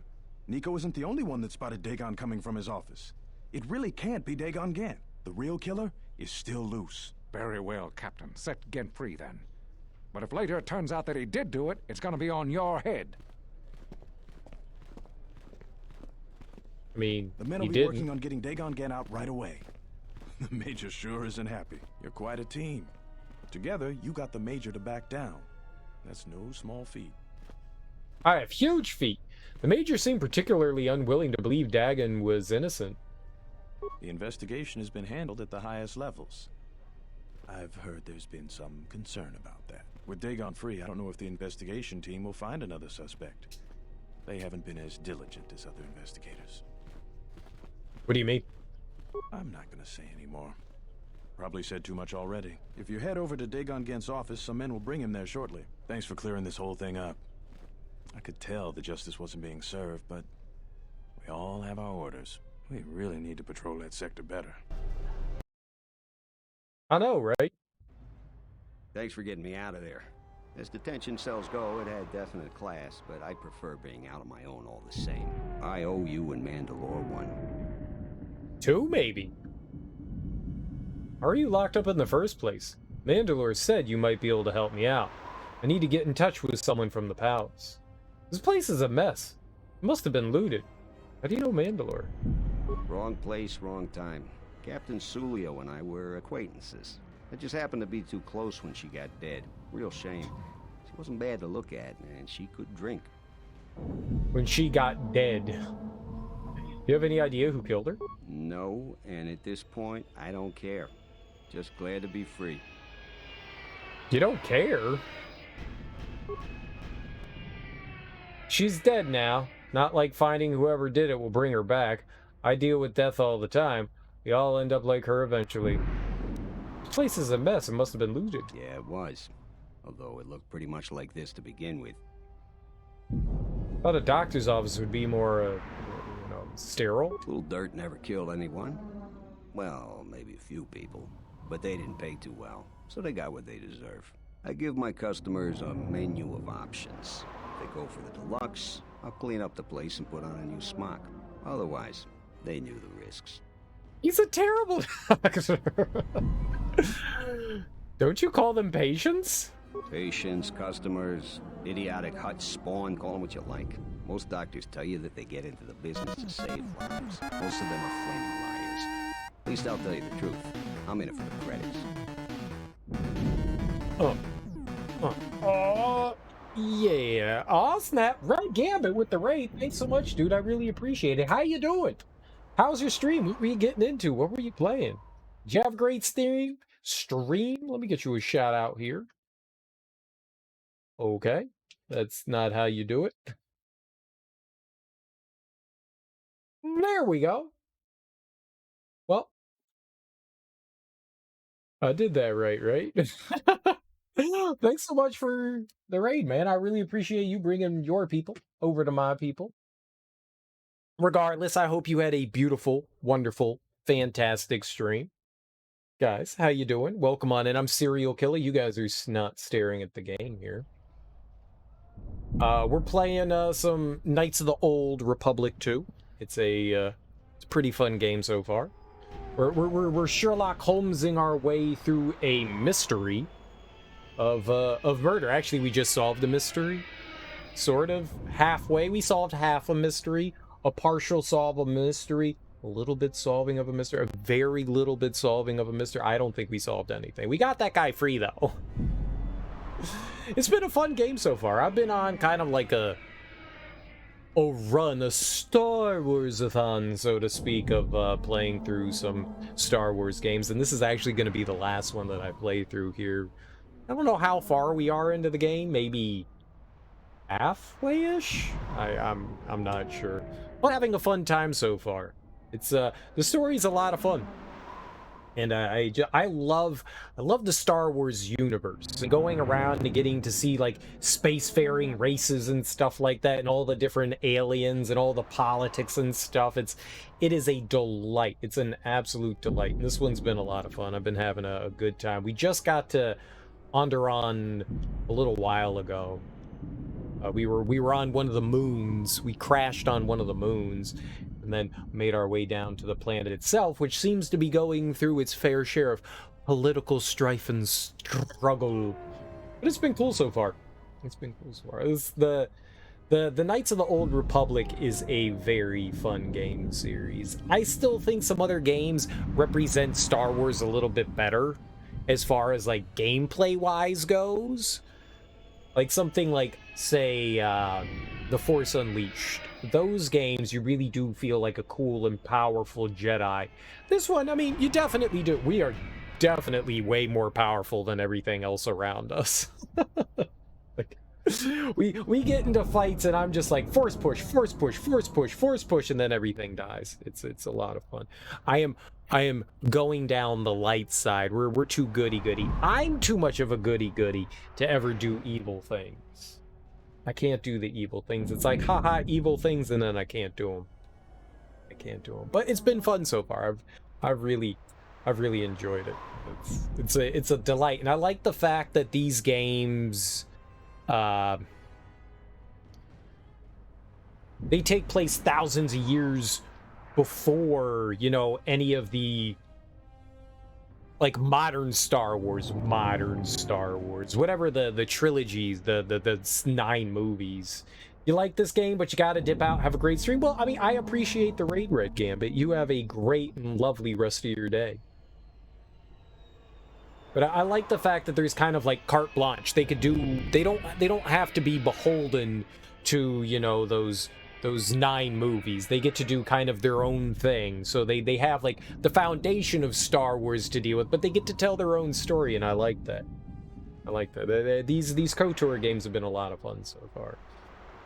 I have played through this before, but it has been a very, very long time. And I have the memory of a goldfish, which means I don't remember anything. All right, I want to talk about something else. Why you're locked up? Nope, we just did that. Mandalore said you might be able to help me out. I need to get in touch with someone from the palace. How do you know Mandalore? We go way back. Way before he became Mandalore. In my experience, Mandalorians always know about the doctors around. For some strange reason, they keep getting into scrapes. You want to know more? Ask him yourself. Alright, so Mandalore said you might be able to help me out. Not many people can help you out with that. There have been several assassination attempts on Queen Talia. That place is a lot tighter than a Hut's vault. I know a few people, though. Who do you need to get in touch with? It's a Jedi Master. Who's trying to kill the Queen? What? Where did that come from? What? Nobody knows for sure, but everybody thinks that General Vaklu has to have something to do with it. They're keeping the attempts quiet, but that place is locked down tight. Alright, I'm trying to get in touch with a Jedi Master who's inside the palace. A Jedi Master, you say? Now that is interesting. It's quite a bounty in Jedi these days. Not that I'm looking to collect, but if there's a master there, I think I know who it is. Wait, what? Can you get in touch with someone inside the palace? Who do you think it is? I'm not certain, otherwise I'd tell you. But the man I'm thinking about is smart, likes to stay in the shadows, and is cryptic as hell. If he isn't a Jedi Master, he should become one. That's a bad word. Hell, damn. What a potty mouth that guy has. Spas. You're supposed to say spas. Can you get in touch with someone inside the palace? There's a slight problem with that. I know you don't want to hear that since you went through all the effort of springing me out. The thing is, scavengers have already looted most of my stuff.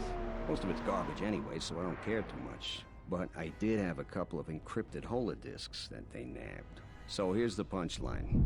I need those discs because they have some contact information on them. The people I know you don't just walk up and chat with.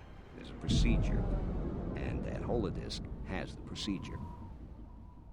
Who has them? Bakel's gang pretty much owns this street. From what I hear, she's the one that cleaned me out. She's in the local cantina most days. She's tough as Drexel leather and more dangerous than an angry Wookiee. You take Mandalore with you, though, you should be just fine. Just get me the encrypted holodisc. After that, if there is a Jedi Master in the palace, I'll get you a meeting with him. Double-bladed lightsaber. That's like the 5th double-bladed lightsaber they've given me. Why do they keep giving me so many double-bladed lightsabers? Why can I not get a regular lightsaber? Chop.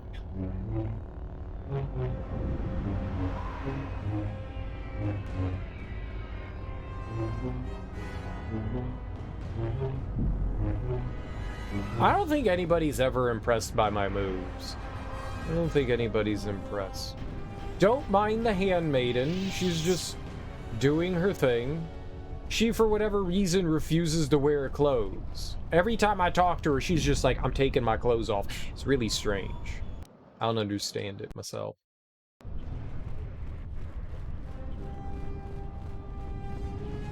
People do what they gotta do, you know?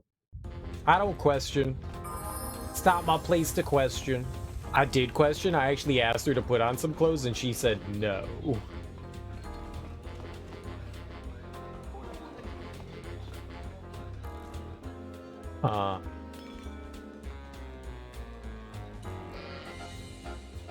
Alright, Bakel. What do you want here, Offworlder? The room is taken. The whole cantina is taken. You should leave. That's aggressive, miss. You have something that belongs to Dagon Gent. I want it back. Are you a beast rider? I wouldn't use that tone with me. Was that a question? What's it to you? You have something. Right. You? And just how do you intend to do that? I have some credits. Perhaps.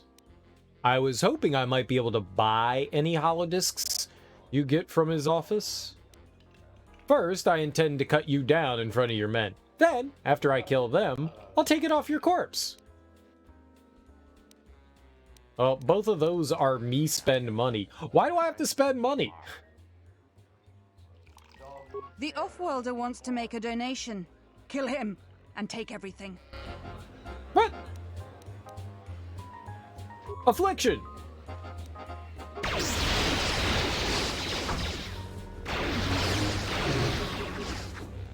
Well, this is gonna suck for all of you guys.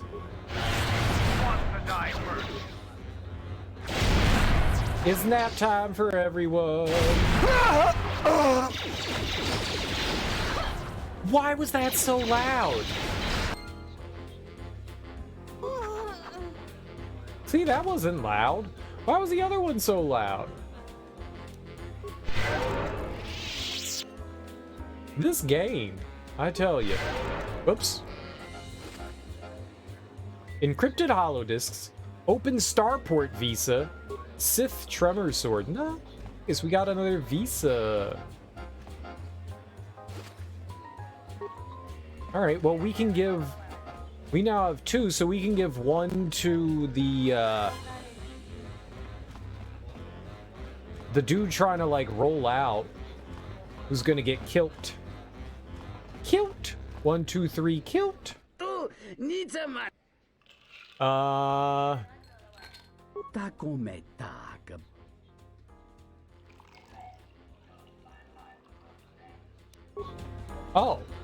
Wait, like he can't, like, decrypt a second one? I got twosies. Where's their items?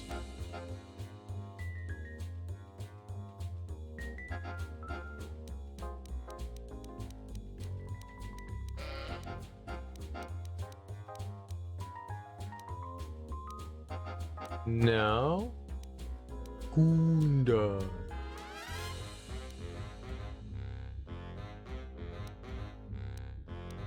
I totally thought that it was gonna, like, where's the visas? Maybe it's miscellaneous? It can't be miscellaneous.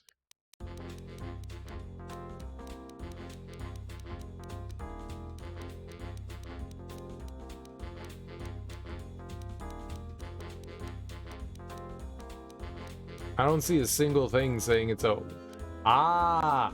There's the visa. That's mine.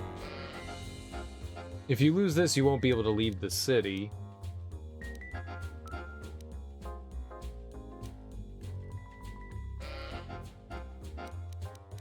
But where are the other ones?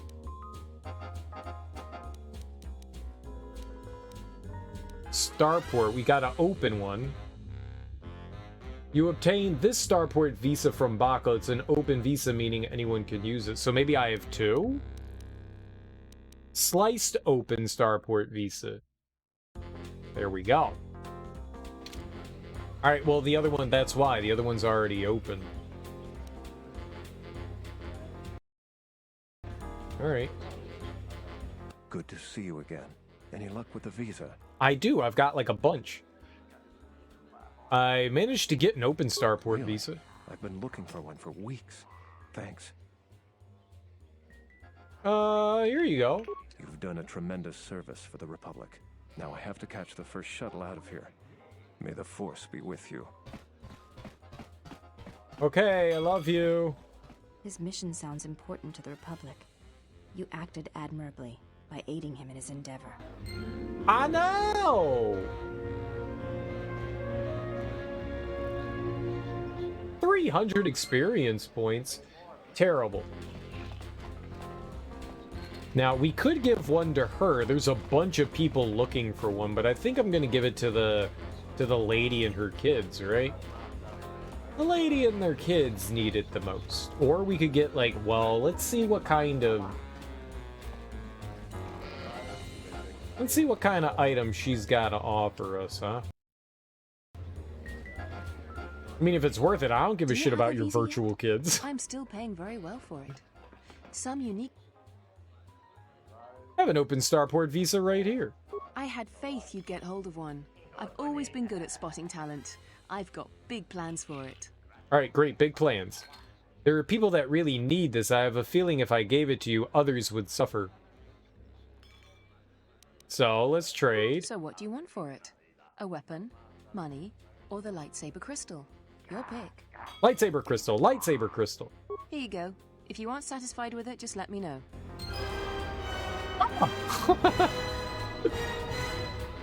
Kicksoni. How bad did we get that?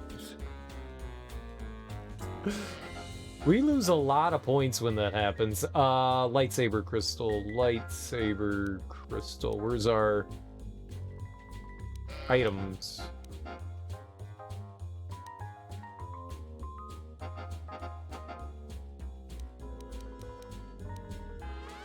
Damage +5, regenerate force points +1 can only be used by a Dark Jedi. Well, there you go.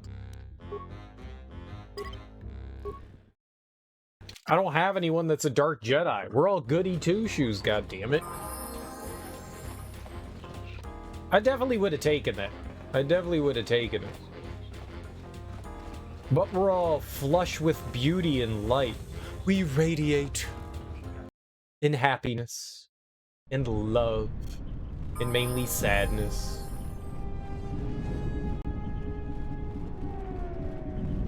Alright, well, let's go hook that lady up. Where's our, So, you gave a visa to Zard, a Republic operative. He didn't tell you what his mission was, but it sounded urgent. There's still many people looking for a visa. Bakal didn't give you much choice. The fight broke out and she died. We kill so many people. We kill so many people.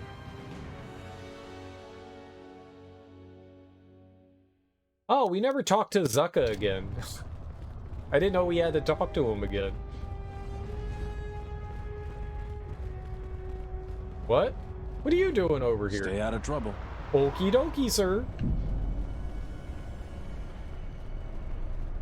Well, he did say they need to patrol that area more, didn't he?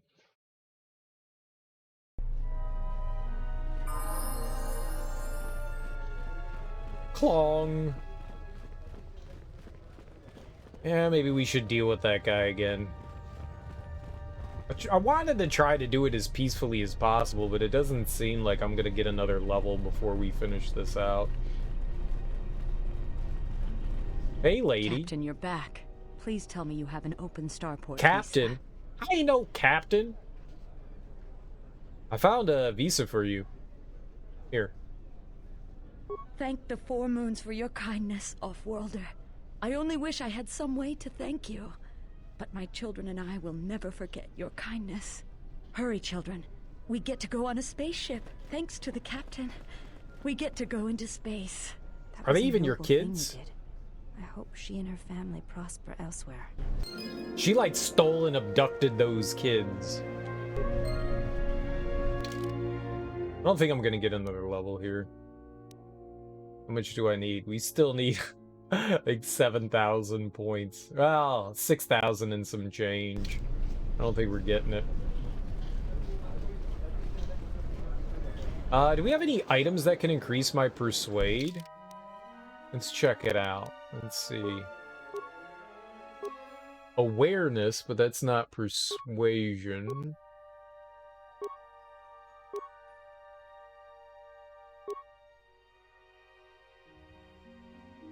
No, not there.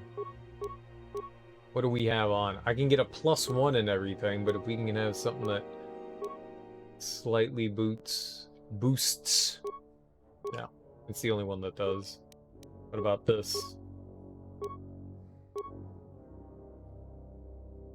Computer loose demolition security. Awareness. What do I have on? Strength +2. Constitution and regeneration, no. Kinda sucks. Computer, anything for persuasion.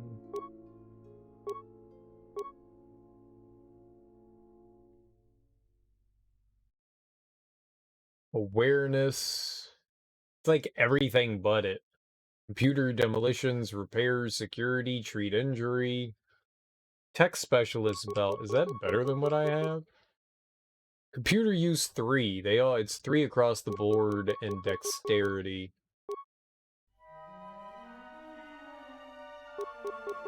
Two and 1. Dexterity is 1, strength is 1. Actually seems a bit better. Awareness +2. Doesn't even have that. Yeah, the tech specialist belt seems... I wish you could see the stats. Like, where's my stat thing? That would be so much better than having to go back and forth. Yeah, it looks like it adds everything. So we'll put that on. I'm gonna go back down, though. Stealth. A lot of dexterity and stealth. Yeah, it's a shame. There's nothing else that...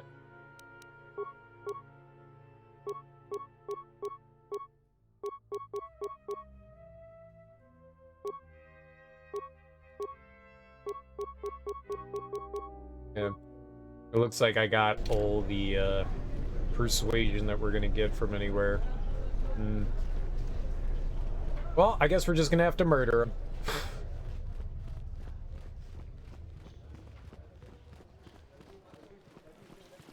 I won't remain silent any longer. The Republic has actively attacked. No! If Queen Talia is... That's it, Pawn. Brothers and sisters... Don't do this, Ponlar. This will not help your cause. Innocents will die.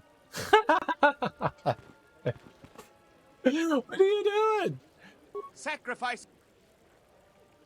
I will.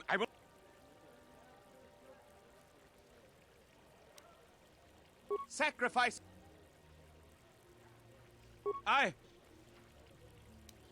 Sacrifice. Sacrifice. You could just like cycle back through the choices. That's funny. Sacrifices are.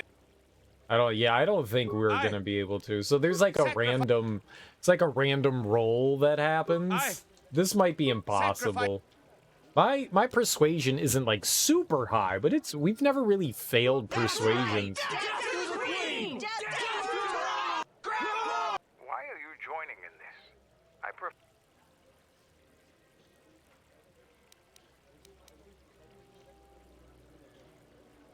Shrewd. I hate to lower myself. You would fight with them? The Off-Worlder joins us! I didn't want to join them. Yeah. No, it's all the way back here. Oh, I thought I saved it over there. I didn't mean to. I was doing that back and forth thing. I didn't mean to do that.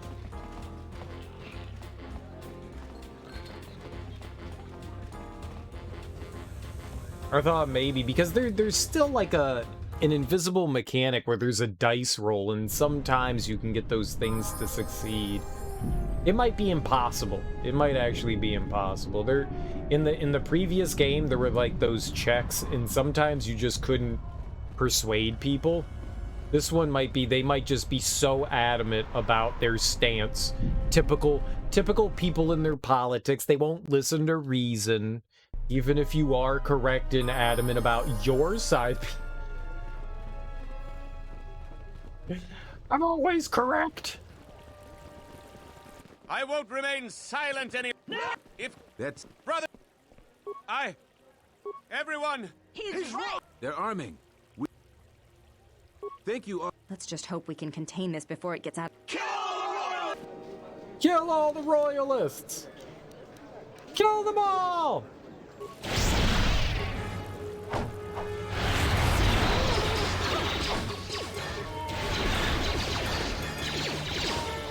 I win.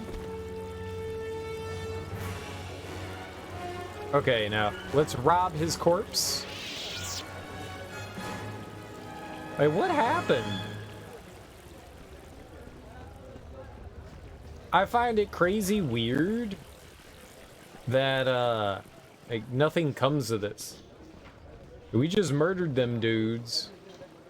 Nothing? Nothing?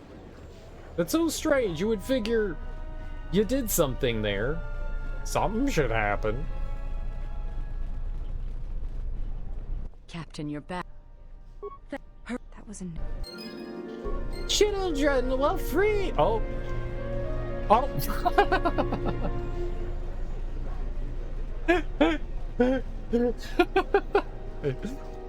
Popped out of existence. I love it. I love it. This game is goofy as hell. Alright. We'll go back to the doctor's office and tell him we got his hollow discs. Hollow discs!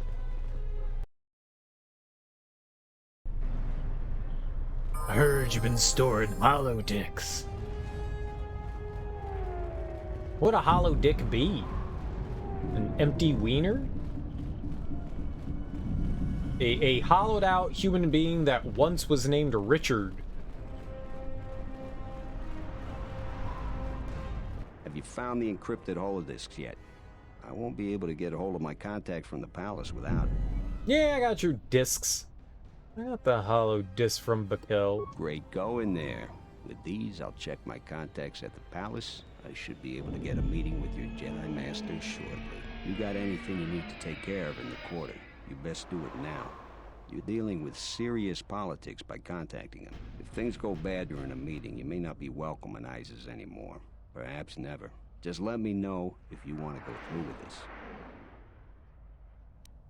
Come back when you're ready. Better yet, call the whole thing off.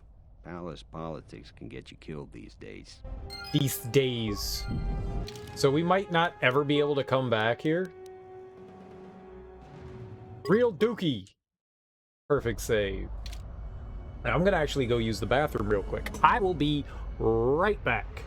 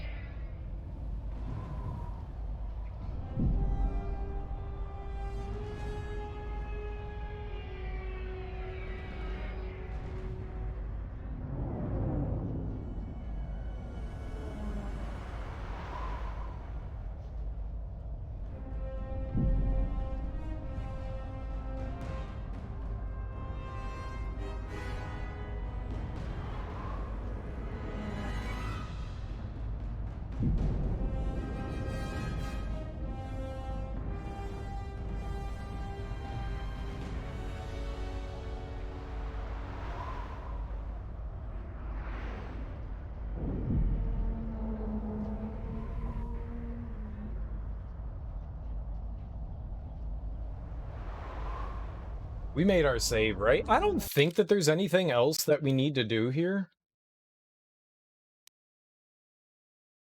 That's back up on the moon. I don't know what's gonna happen here. He's right. We may not ever be able to come back here, so... I don't think that there's anything else that I want. There could be some, like, limited things that we could get and grab here, but... Let's go. So you still intend to go through with it? I can schedule the meeting with your Jedi Master as soon as you like. Like I was saying, though, once I use my contact, you may be in over your head. You may not be welcome back on ISIS again. What's ISIS? Contact the Jedi Master now. Yeah, I'll get on it. Just grab a cot and rest a bit. Once I get a meeting time, I'll let you know. I don't want a cot. Is this meeting a trap? I can't afford to lose you, especially given recent events. Anything could be a trap. That clue is no fool. But if the message is true... Is this necessary? I can guarantee your safety in the palace, but outside these walls, the General has many men that would do anything for him. Nothing in life is certain, Your Majesty. But I feel something. There is a disruption in the Force. I must investigate this. Very well. But please, be cautious. Aren't I always? Oh, he's the Jedi. That's what I was afraid you'd say. Oh, he's the Jedi. Well, the meeting is on. Head straight to the cantina. You guys should be in there. And no offense, but I hope I never see you again. Aw, that's mean. I want to see you. You must have gone through a lot to arrange this meeting. The palace is at full battle readiness. Smuggling in a message is no small task. Master Kavar? I didn't know you were still alive. I have my ways, Master Kavar. Kavar, the famed Jedi Guardian. The Mandalorians counted on the fact it would be you, not Revan, who would lead the Jedi against us during the Mandalorian Wars. I wonder how we'd have fared against you. I thought you were killed fighting Malik during the Jedi Civil War. It seems my former student keeps curious company. Strange times lead to strange alliances, though. No, I survived the war, if only just. Why are you here? I imagine that you hold little love for any on the Jedi Council anymore, even an old friend. Hi!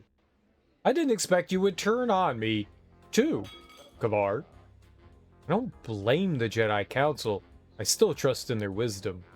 I want to know why I was cast out of the Jedi Order. I'm not sure how well placed your faith is. I feared you would harbor dark feelings because of our treatment of you. You have to understand that it was a time of great uncertainty. We just learned that Darth Revan was back with an armada. Every Jedi that went with him was lost, corrupted, and as dark as their master. And then there was you. Many thought you were a spy, but there's more to it than that. And I think you deserve an explanation. Am I interrupting?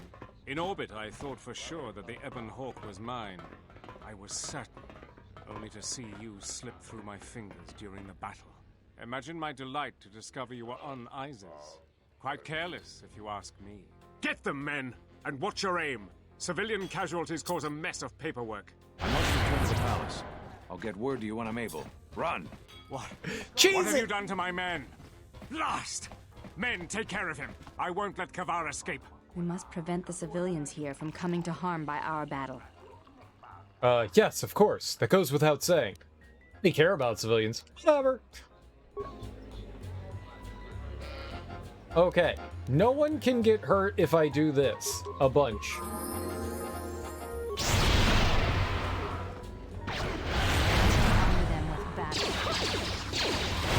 Stop shooting! Oh, it's like my guys that are shooting. That's fine.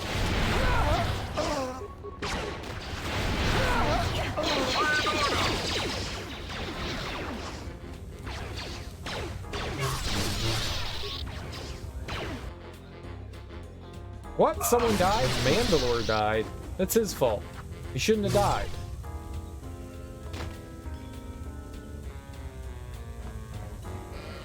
Good job!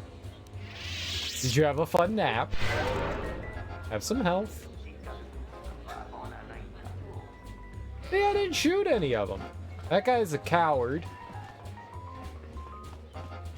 You coward. Okay. Did we minimize the death or did we increase the amount of death? Kinda sad they didn't drop anything. Yeah, let's get on out of here. What do we got? Oh, I was for sure we'd be like facing someone right outside. We are. There you go. Hello! Hi, friends. Oops. Stasis field. Got him.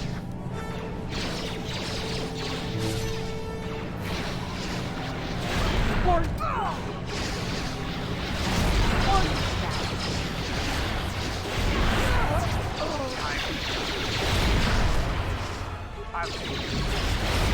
Look at how many of them there are. Holy crap.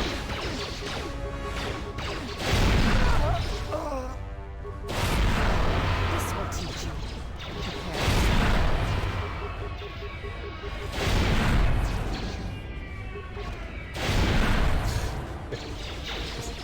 Spamming Jedi powers is great.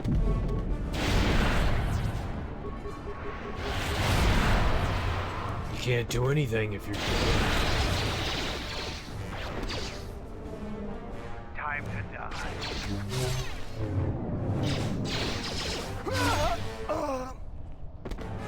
easy peasy, lemon squeezy. Did you guys get any boo-boos? I'm the only one that got a boo-boo.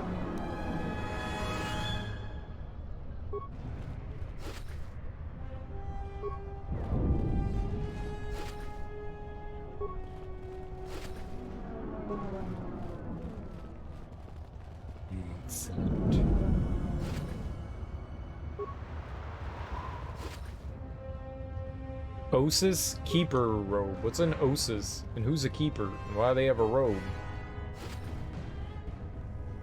Kyber. Kyber. Kyber. Kyber uppercut. Kyber. Hey, there's another thing. We had some bunnies. We'll take the monies. I'm po as shit. We po-fo.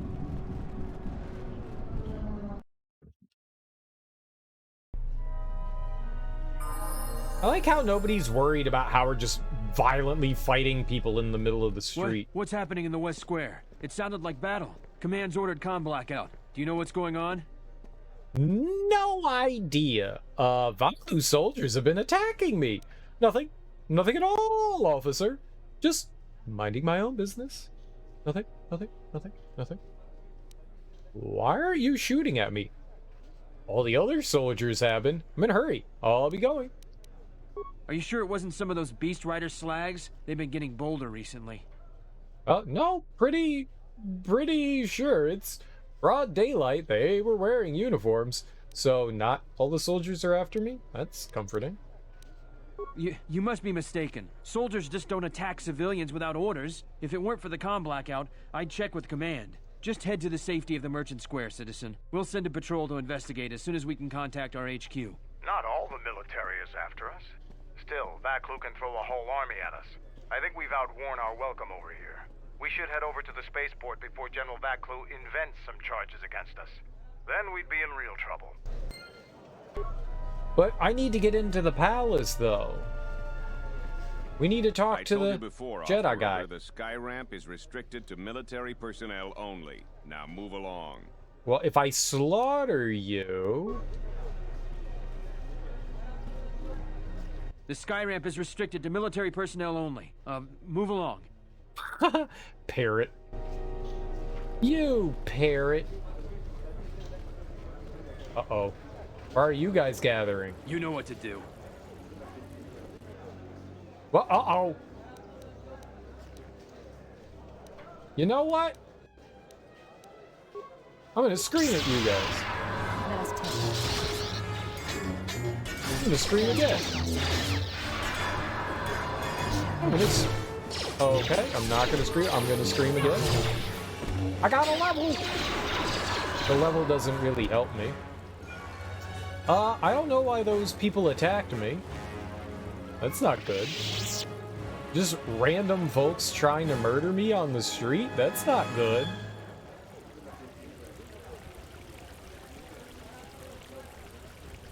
Y'all should mind your own business.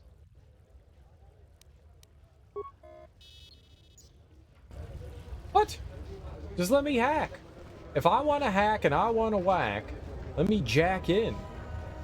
People always prevent me from jacking in. It's very upsetting. I need to jack in, please.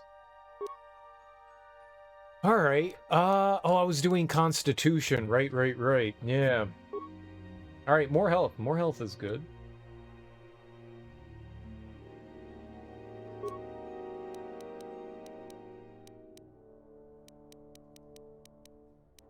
Getting all out of whack, I don't think was worth it now. I don't know if I can ever catch back up to what I was doing. We're kind of out of it. Whatever. Persuade is slightly higher than everything else. Oh, 2 points? Hell yeah. Alright, we can do the dominate mind. Why not? And... we can do, plague. There we go. Cool beans. Dominate. Plague. Talk them to death? Sure. I'm a chatterbox, I tell you. 22 strength, 24 wisdom. Look at that, man. 450 force points. We're gods. Gods, I tell you. Gods. I will sneeze in your pudding. Ugh. Hey, look, there's nobody here guarding you. I noticed your incident just now. I'm afraid I have nothing more to say. Good luck in your travels. Okay, thank you. The diagnostic is doing something strange. Target acquired. What the hell does that mean? Uh-oh.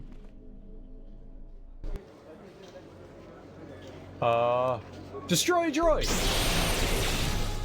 Destroy droid!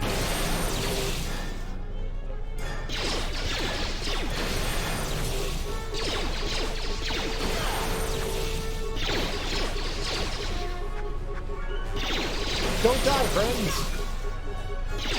Oh, she is so dead.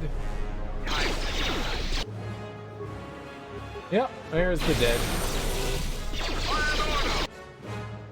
Okay, now there's the dead.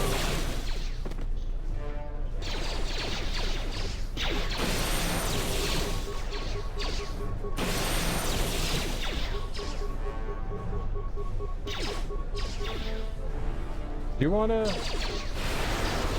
do the destroy droid thing? I like how they're just standing watching me fight through turrets.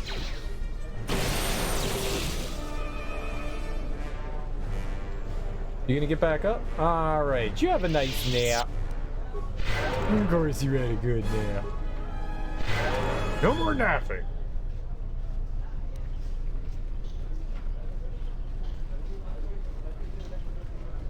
You must be the best swoop biker alive. I'd ask you for your auto print, but I'm on duty. I'm not even concerned about the fact that their turrets turned against me. They're just like, yeah, okay, that guy's in trouble.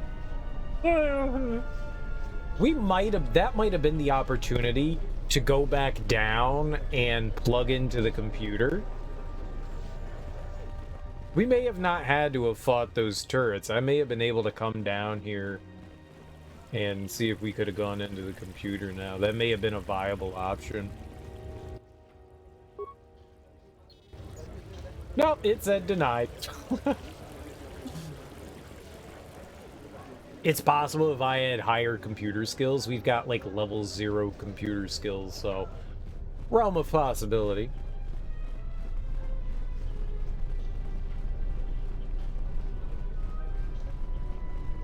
Hello, sir. Your visa's been scanned. You're cleared to leave. I'd leave right away. Things are going crazy in this quarter. I know! Did you see those turrets shooting at me? Primony. So we're getting the hell out of Dodge. The shuttle is just ahead. I think we should get out of here fast. It's going to be some time before they forget about us here. No more trips to ISIS for us until the situation changes. A lot. Well, that's not good. I don't like that, sir. I made things worse somehow. Let's check out the news.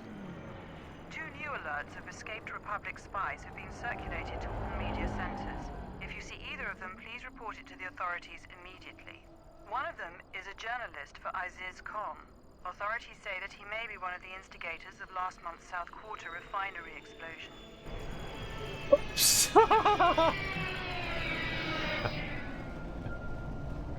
I let that guy go. Hello. Are you all not gonna... Unnecessary observation. You are eliminating many of us Jedi, but such actions only delay the inevitable. Annoying recitation. Let us proceed to facilitate communications. Recitation. And bring about the termination of hostilities. Oh, joy. Okay, you're gonna die now, though.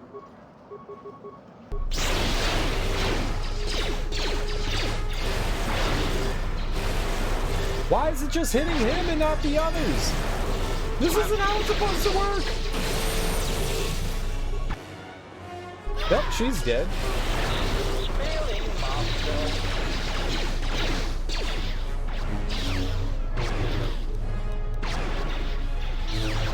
Destroy droid is supposed to hit other droids?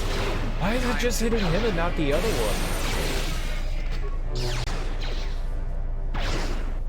Ah!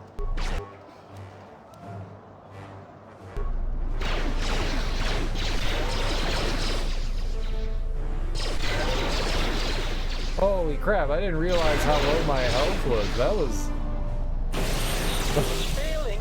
That was close.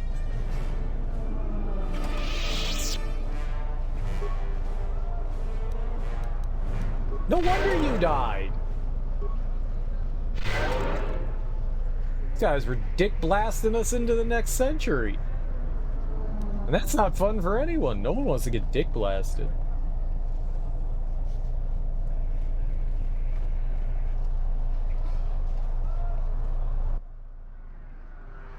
You can take the shuttle back to Dxun. Okay, return to Dxun.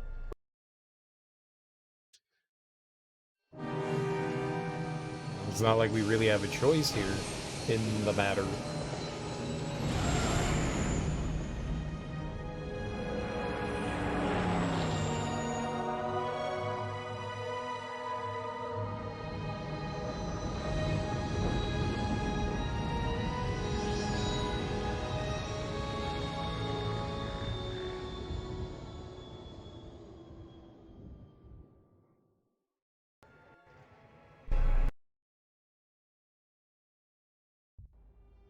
We're back.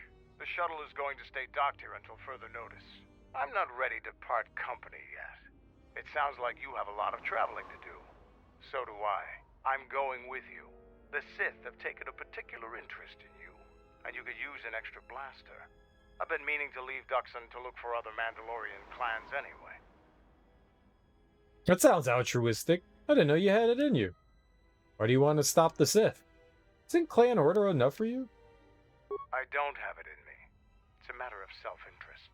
The Sith aren't known for sharing power. If the Jedi Order is destroyed for good, it's inevitable that the Sith will dominate the Republic. And then my people would be eradicated or enslaved. Helping your cause is a matter of necessity. Mandalorians helped Exar Kun during his war. We know firsthand how we'd fare in the service of their like. But that's enough for now. We'll have time to talk later. The Ebon Hawk is patched up and ready to go. When you're ready to depart, we can ask the guide here to take us back to the ship. I didn't expect Dantooine to go so poorly like that. I'm kind of surprised. Maybe we have to, like, complete another planet before we can figure out what else to do in Dantooine. Oh god, did everyone die? I don't think you'll be able to return to Isis anytime soon. General Vaklu has a great deal of power. Even a Jedi couldn't defeat an entire army alone. I mean, I could. I'm better than Mace Windu.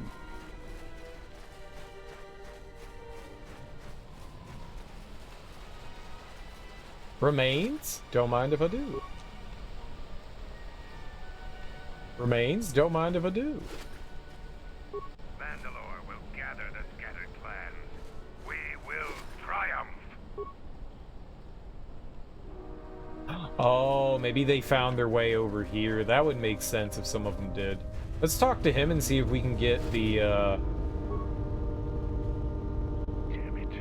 Jungle is taking over everything this place is. After the ambush, Kelban's been pushing to get the entire base 100% operational. So, I have work I gotta do. both the cables and the telemetry computer are working now. That's the best thing I've heard in weeks. I'll be sure to tell Mandalore about your help. Look, I have some extra parts and computer spikes. Take them. You can probably make better use of them than I can. I know, I'm a genius. Perfect. Damn it. Jungle is taking over everything this place is.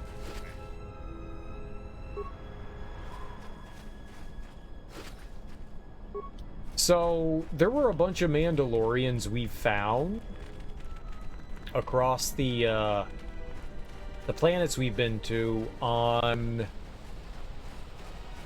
Nar Shadaa and on Dantooine. If we have Mandalore in our party... I hear you handled Isis adequately. Mandalore has left me in charge until he has finished his journey to reunite the clans. If there is any change planet-side, I'll send you a message. You know, maybe if we go grab people for him. Alright, can we get through here now? We could. Alright, let's see if we can bring in... Robot friend?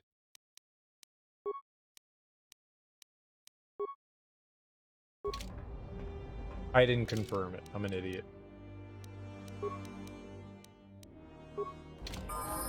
There we go. Ready. Who ready?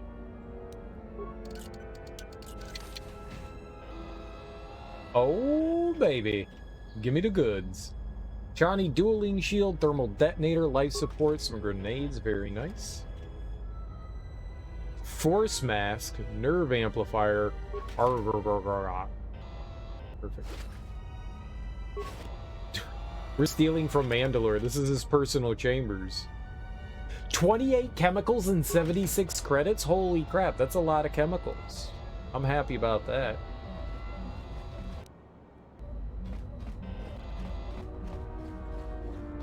I don't know if there's anything left to do here, but I feel like we're kind of done on the planet. Turning in that, the little side quest there was, as far as I could tell, the last thing we actually could do. They lost some people. That's really unfortunate. Like some of the battlers. I'm glad we did that arena fight. Maybe you had to do the arena fight. Maybe you had to do that. But those guys are dead. Yeah, there were people that were here before that aren't so much here anymore. Kind of hoping that would open up. No, Devrel's still there. And Kummus is here. Kummus.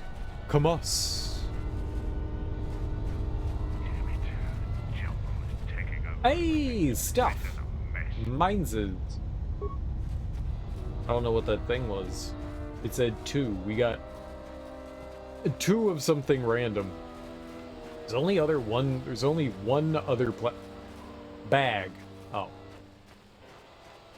The only one other planet we haven't been to yet, and that's Korriban. Mandalorian Guide. Or I can walk back on my own. I don't think it's that far. I want to see Wong.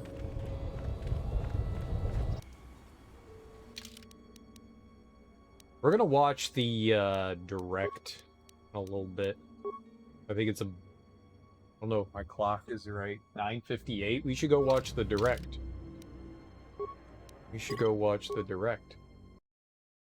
Let's go do that. Let's not miss out on that. Alright, I think that's gonna do it for Star Wars.